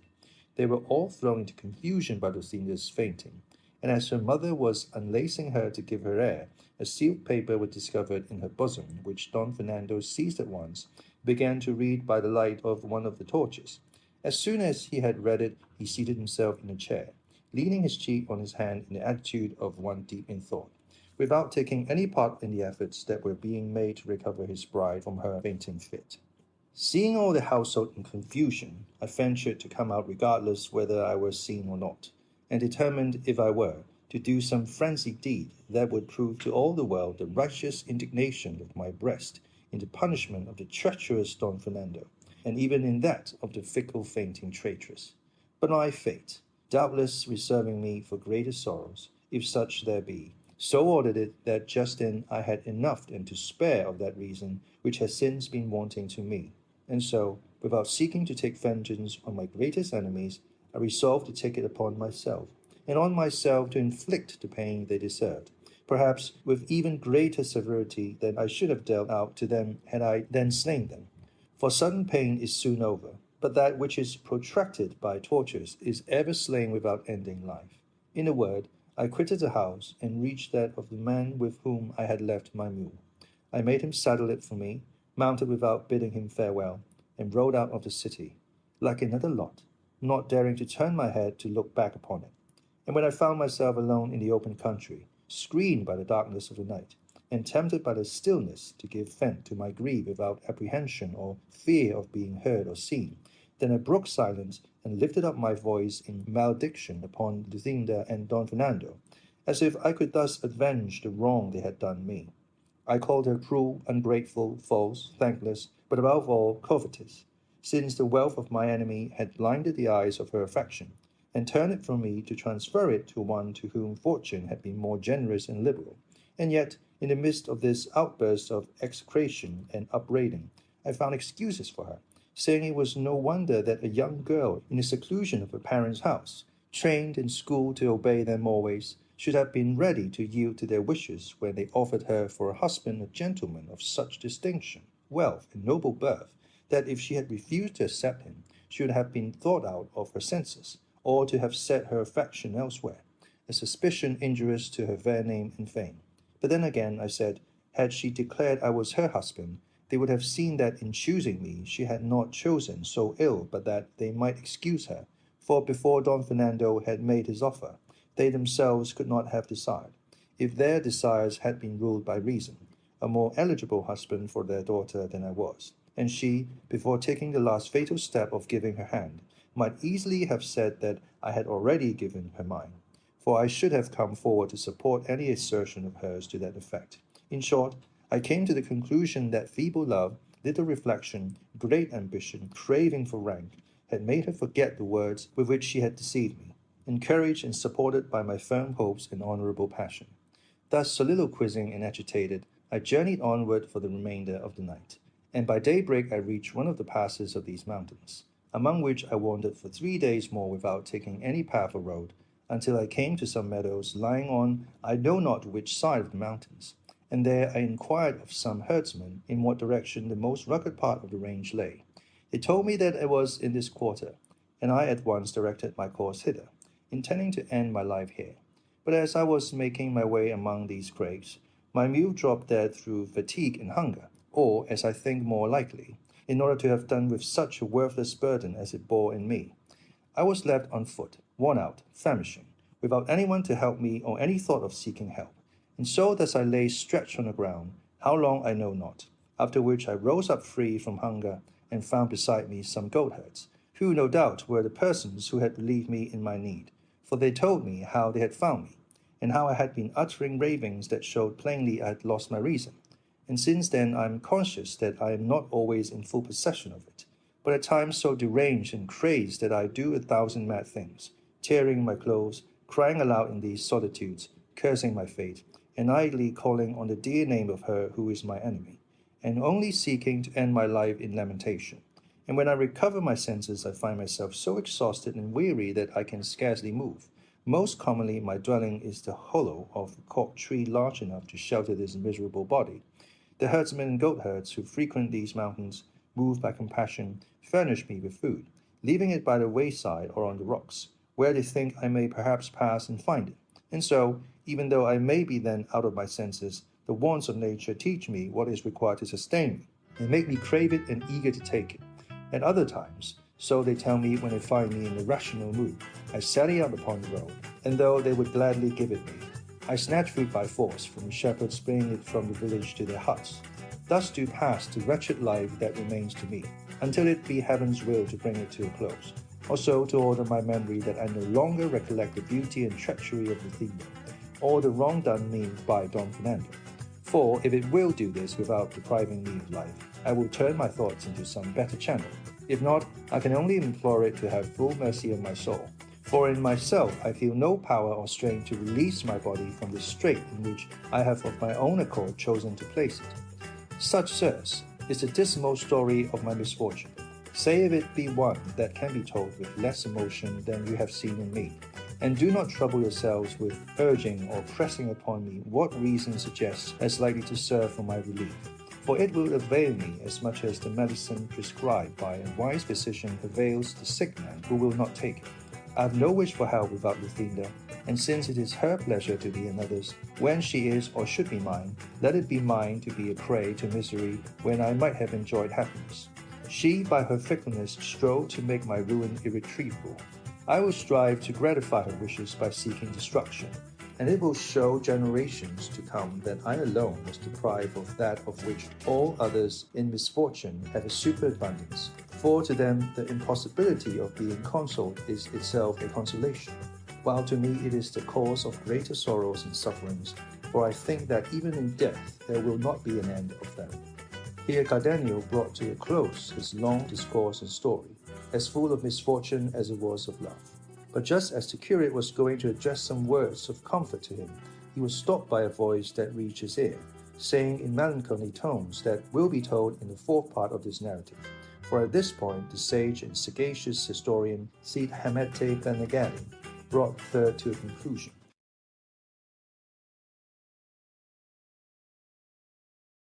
Which treats of the strange and delightful adventure that befell the curate and the barber in the same sierra.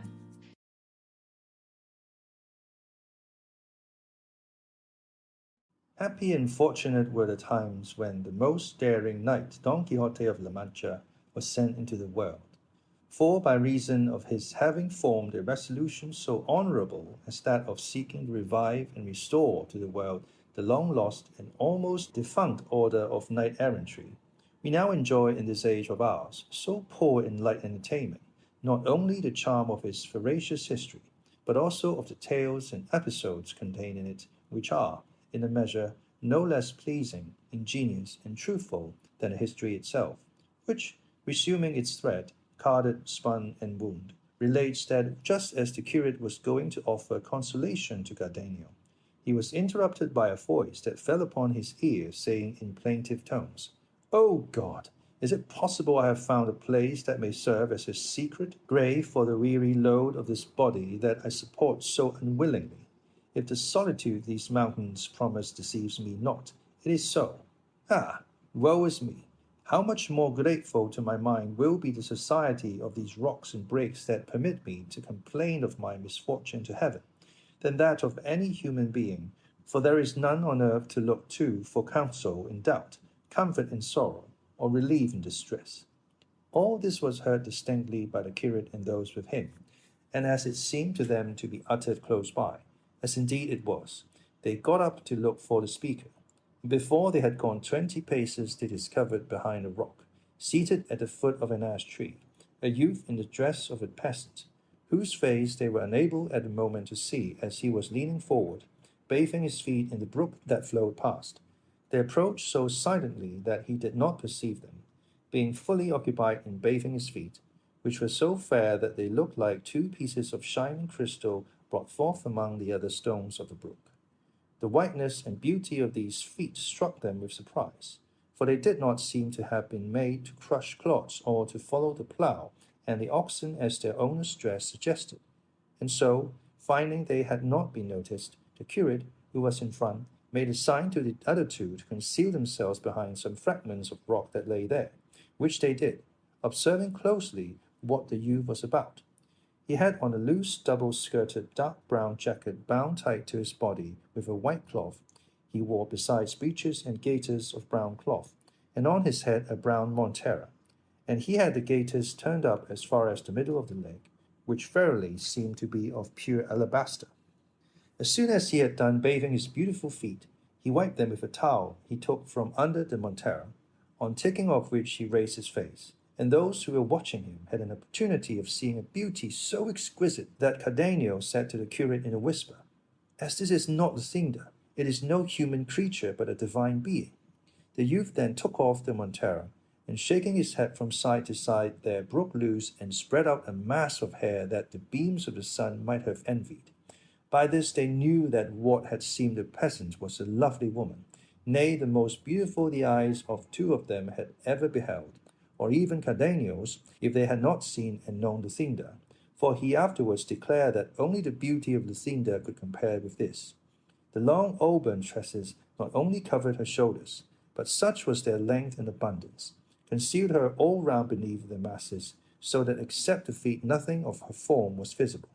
She now used her hands as a comb, and if her feet had seemed like bits of crystal in the water, her hands looked like pieces of driven snow among her locks, all which increased not only the admiration of the three beholders, but their anxiety to learn who she was. With this object they resolved to show themselves, and at the stir they made in getting upon their feet, the fair damsel raised her head, and parting her hair from before her eyes with both hands, she looked to see who had made the noise.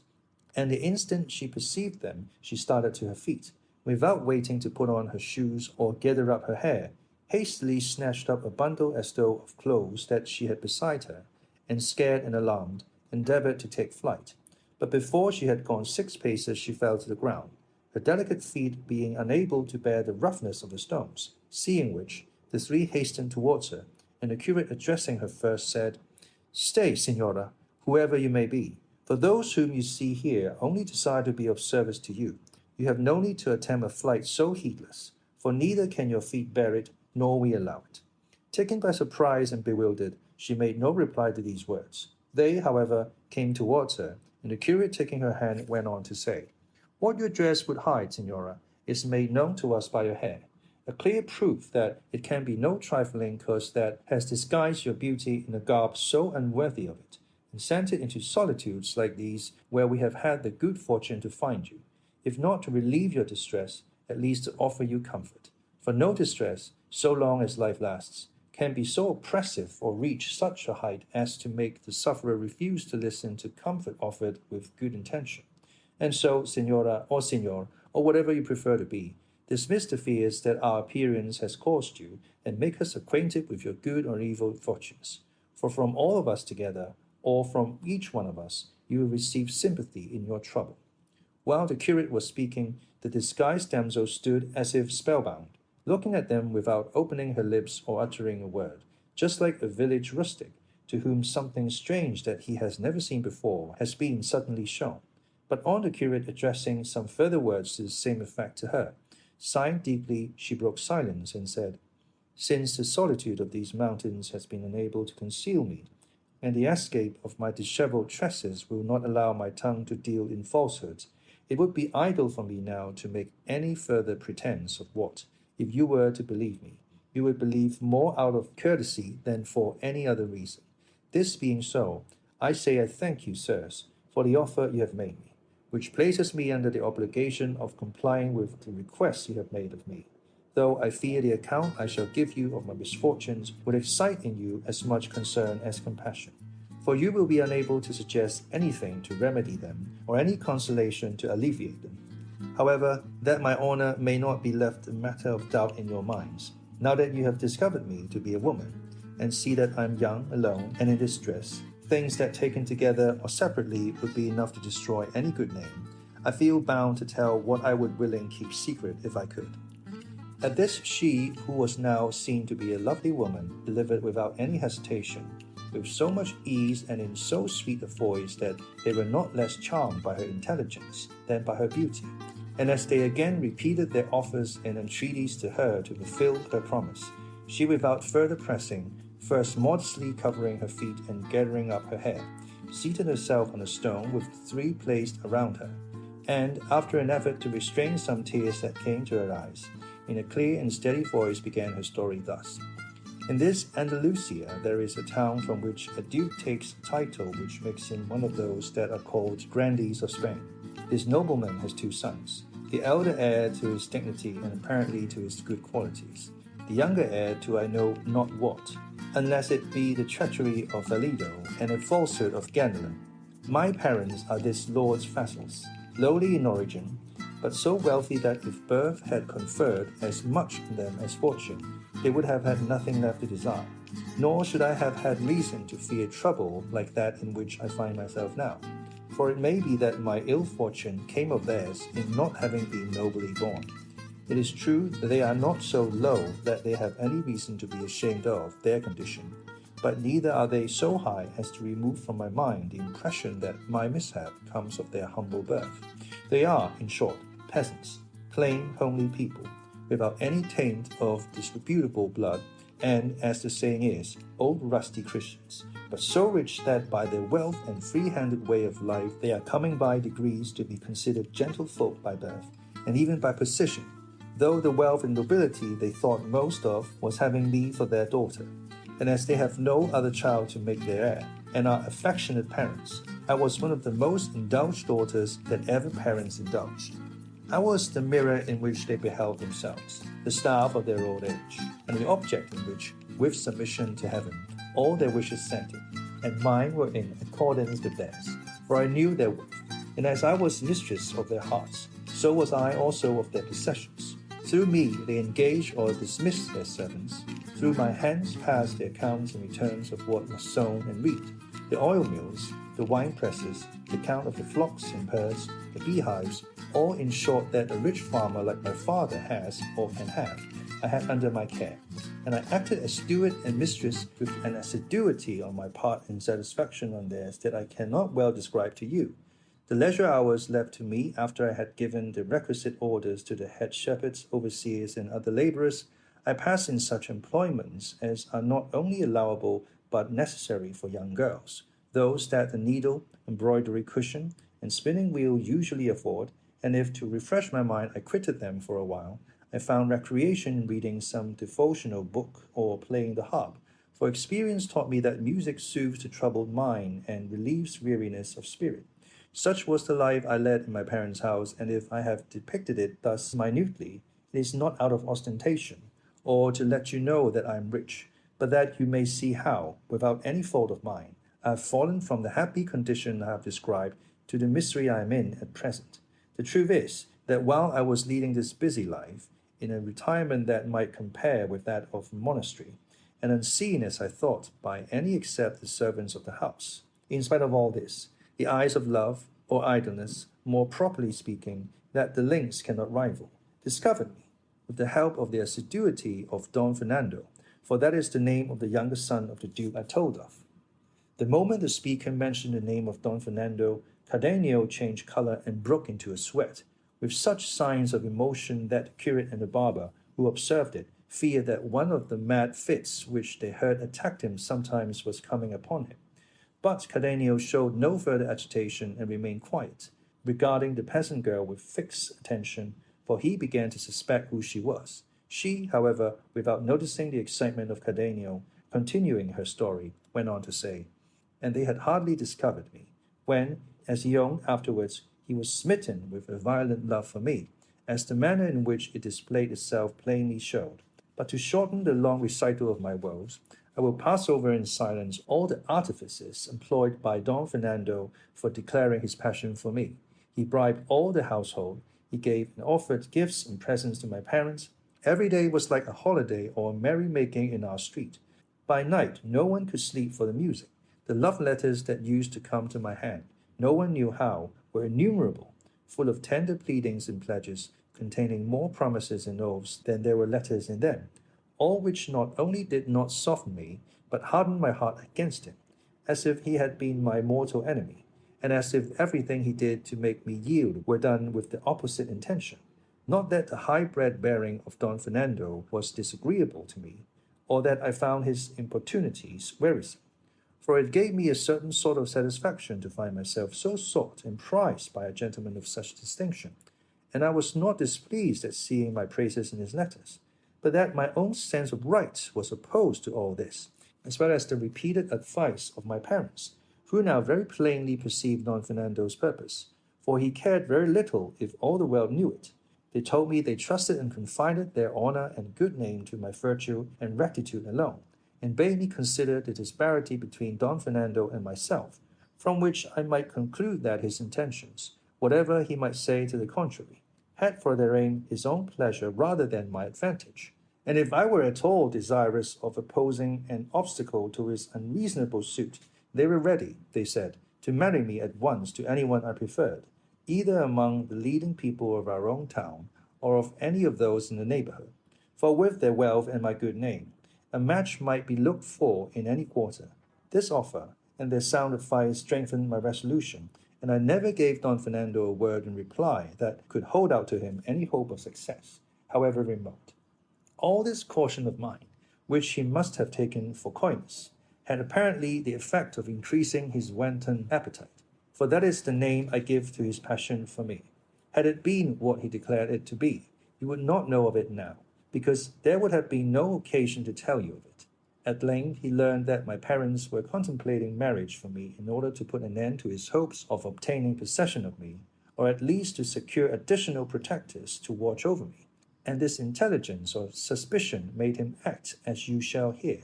One night, as I was in my chamber with no other companion than a damsel who waited on me, with the doors carefully locked lest my honor should be imperiled through any carelessness, I know not nor can conceive how it happened, but with all this seclusion and these precautions, and in the solitude and silence of my retirement, I found him standing before me, a vision that so astounded me that it deprived my eyes of sight and my tongue of speech. I had no power to utter a cry, nor, I think, did he give me time to utter one, as he immediately approached me, and taking me in his arms, he began to make such professions to me that I know not how falsehood could have had the power of dressing them up to seem so like truth. And the traitor contrived that his tears should vouch for his words, and his sighs for his sincerity. I, a poor young creature alone, ill-versed among my people in cases such as this, began, I know not how, to think all these lying protestations true, though without being moved by his sighs and tears to anything more than pure compassion.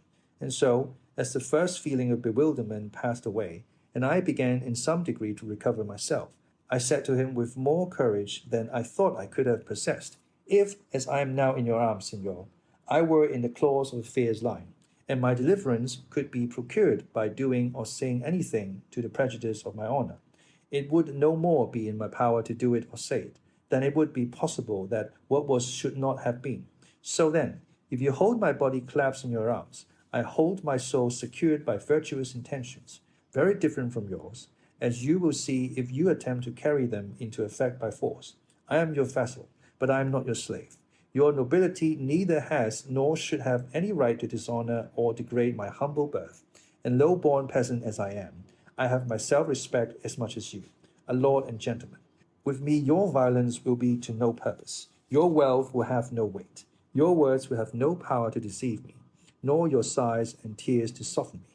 Were I to see any of the things I speak of in him whom my parents gave me as a husband, he should be mine, and mine should be bounded by his, and my honor being preserved even though my inclinations were not would willingly yield him what you, Senor, would now obtain by force.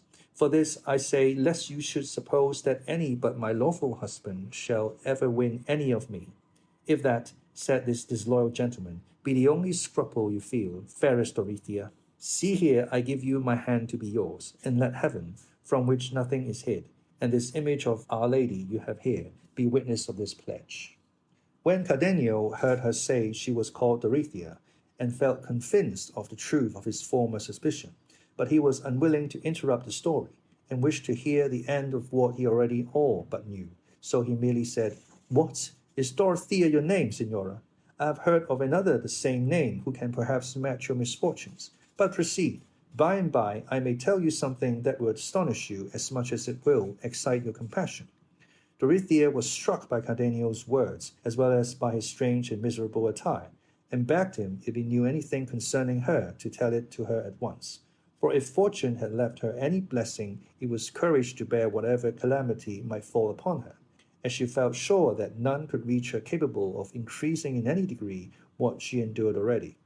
I would not let the occasion pass, Signora, replied Cardenio, of telling you what I think, if what I suspect were the truth, but so far there has been no opportunity, nor is it of any importance to you to know it. Be it as it may, replied Dorothea. What happened in my story was that Don Fernando, taking an image that stood in the chamber, placed it as a witness of our betrothal, and with the most binding words and extravagant oaths gave me his promise to become my husband, though before he had made an end of pledging himself I bade him consider well what he was doing, and think of the anger his father would feel at seeing him married to a peasant girl and one of his vassals. I told him not to let any beauty, such as it was, blind him, for that was not enough to furnish an excuse for his transgression. And if in the love he bore me he wished to do me any kindness, it would be to leave my lot to follow its course at the level my condition required. For marriages so unequal never brought happiness, nor did they continue long to afford the enjoyment they began with. All this that I have now repeated and said to him, and much more which I cannot recollect. But it had no effect in inducing him to forego his purpose. He who has no intention of pain does not trouble himself about difficulties when he is striking the bargain. At the same time, I argued the matter briefly in my own mind, saying to myself, I shall not be the first who has risen through marriage from a lowly to a lofty station, nor will Don Fernando be the first whom beauty or, as is more likely, a blind attachment, has led to make himself below his rank. Then, since I am introducing no new usage or practice, I may as well avail myself of the honor that chance offers me, for even though his inclination for me should not outlast the attainment of his wishes, I shall be, after all, his wife before God. And if I strive to repel him by scorn, I can see that fair means failing.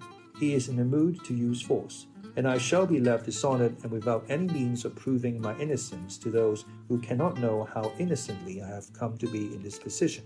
For what arguments would persuade my parents that this gentleman entered my chamber without my consent?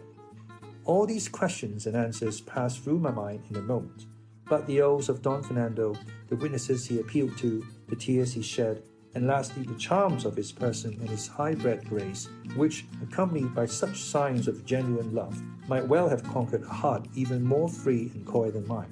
These were the things that more than all began to influence me and led me unawares to my ruin. I called my waiting maid to me, that there might be a witness on earth besides those in heaven.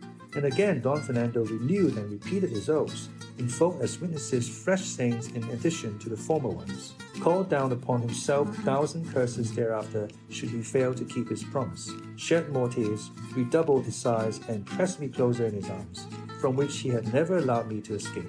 And so I was left by my maid, and ceased to be one, and he became a traitor and a perjured man. The day which followed the night of my misfortune did not come so quickly, I imagine, as Don Fernando wished, for when desire has attained its object, the greatest pleasure is to fly from the scene of pleasure. I say so because Don Fernando made all haste to leave me, and by the adroitness of my maid, who was indeed the one who had admitted him, gained the street before daybreak. But on taking leave of me, he told me, though not with as much earnestness and fervour as when he came, and I might rest assured of his faith and of the sanctity and sincerity of his oaths. And to confirm his words, he drew a rich ring off his finger and placed it upon mine. He then took his departure, and I was left. I know not whether sorrowful or happy. All I can say is, I was left agitated and troubled in mind, and almost bewildered by what had taken place. And I had not the spirit, or else it did not occur to me, to chide my maid for the treachery she had been guilty of in concealing Don Fernando in my chamber. For as yet I was unable to make up my mind whether what had befallen me was for good or evil. I told Don Fernando at parting that as I was now his, he might see me on other nights in the same way, until it should be his pleasure to let the matter become known. But except the following night, he came no more, nor for more than a month could I catch a glimpse of him in the street or in church, while I wearied myself with watching for one, although I knew he was in the town, and almost every day went out hunting, a pastime he was very fond of. I remember well how sad and dreary those days and hours were to me. I remember well how I began to doubt as they went by, and even to lose confidence in the faith of Don Fernando.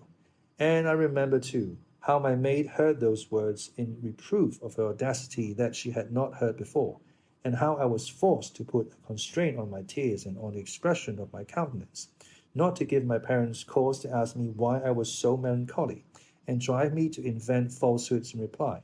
But all this was suddenly brought to an end, for the time came when all such considerations were disregarded, and there was no further question of honor, when my patience gave way and the secret of my heart became known abroad. The reason was that a few days later it was reported in the town that Don Fernando had been married in a neighboring city to a maiden of rare beauty, the daughter of parents of distinguished position, though not so rich that her portion would entitle her to look for so brilliant a match. It was said, too, that her name was Lucinda, and that at the betrothal some strange things had happened. Cardenio heard the name of Lucinda, but he only shrugged his shoulders, bit his lips, bent his brows, and before long 2 streams of tears escaped from his eyes. Dorothea, however, did not interrupt her story, but went on in these words. This sad intelligence reached my ears, and instead of being struck with a chill, with such wrath and fury did my heart burn that I scarcely restrained myself from rushing out into the streets, crying aloud and proclaiming openly and perfidy and treachery of which I was the victim. But this transport of rage was for the time checked by a resolution I formed, to be carried out the same night, and that was to assume this dress, which I got from a servant of my father's, one of the Zagals, as they are called in farmhouses, to whom I confided the whole of my misfortune, and whom I entreated to accompany me to the city where I heard my enemy was. He, though he remonstrated with me for my boldness, and condemned my resolution, when he saw me bent upon my purpose, offered to bear me company, as he said, to the end of the world. I at once packed up in a linen pillowcase a woman's dress, and some jewels and money to provide for emergencies, and in the silence of the night, without letting my treacherous maid know, I sallied forth from the house, accompanied by my servant in abundant anxieties, and on foot set out for the city, but borne as it were on wings by my eagerness to reach it, if not to prevent what I presumed to be already done, at least to call upon Don Fernando to tell me with what conscience he had done it. I reached my destination in 2 days and a half, and on entering the city inquired for the house of Lucinda's parents. The first person I asked gave me more in reply than I sought to know. He showed me the house. He told me all that had occurred at the betrothal of the daughter of the family, an affair of such notoriety in the city that it was the talk of every knot of idlers in the street.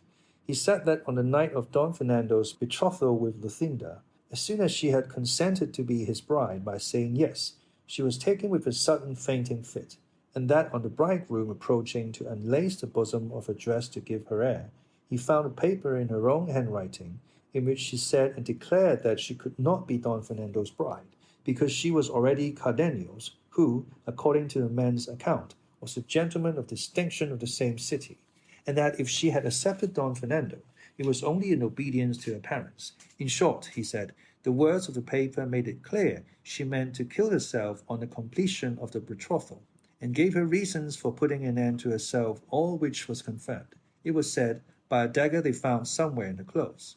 On seeing this, Don Fernando, persuaded that Lucinda had befooled, slighted, and trifled with him, assailed her before she had recovered from her swoon, and tried to stab her with the dagger that had been found, and would have succeeded had not her parents and those who were present prevented him. It was said, moreover, that Don Fernando went away at once, and that Lucinda did not recover from her prostration until the next day, when she told her parents how she was really the bride of that Cardenio I have mentioned.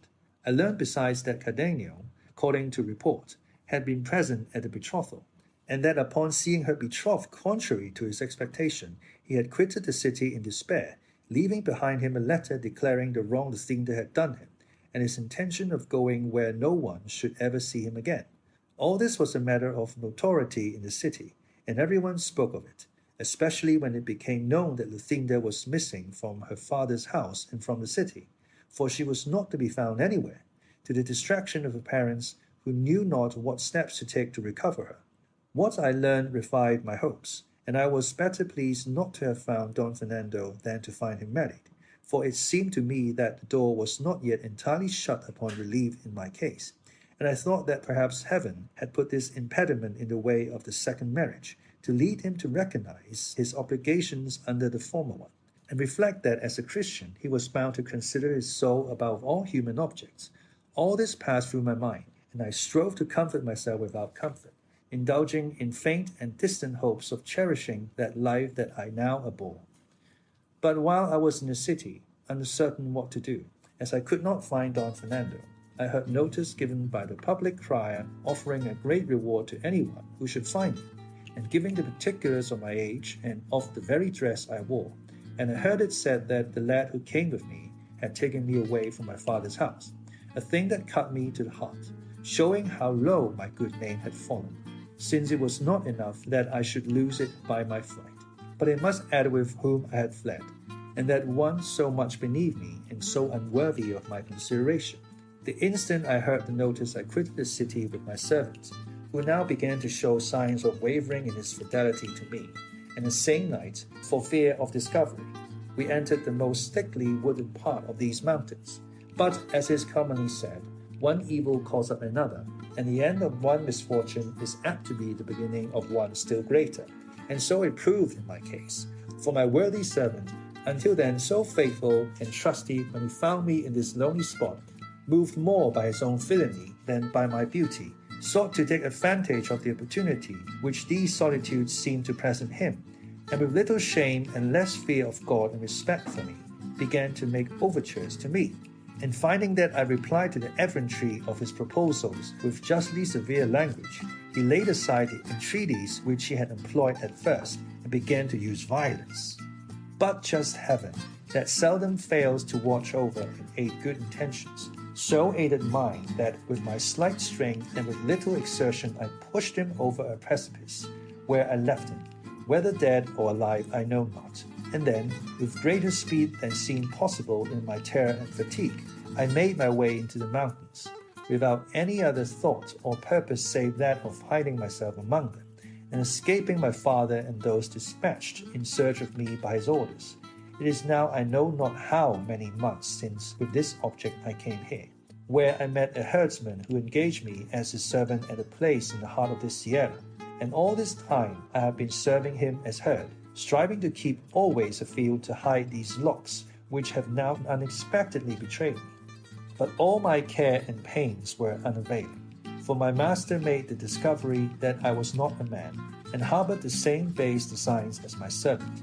And as fortune does not always supply a remedy in cases of difficulty, and I had no precipice or ravine at hand down which to fling the master and cure his passion, as I had in the servant's case, I thought it a lesser evil to leave him and again conceal myself among these crags, than make trial of my strength in argument with him.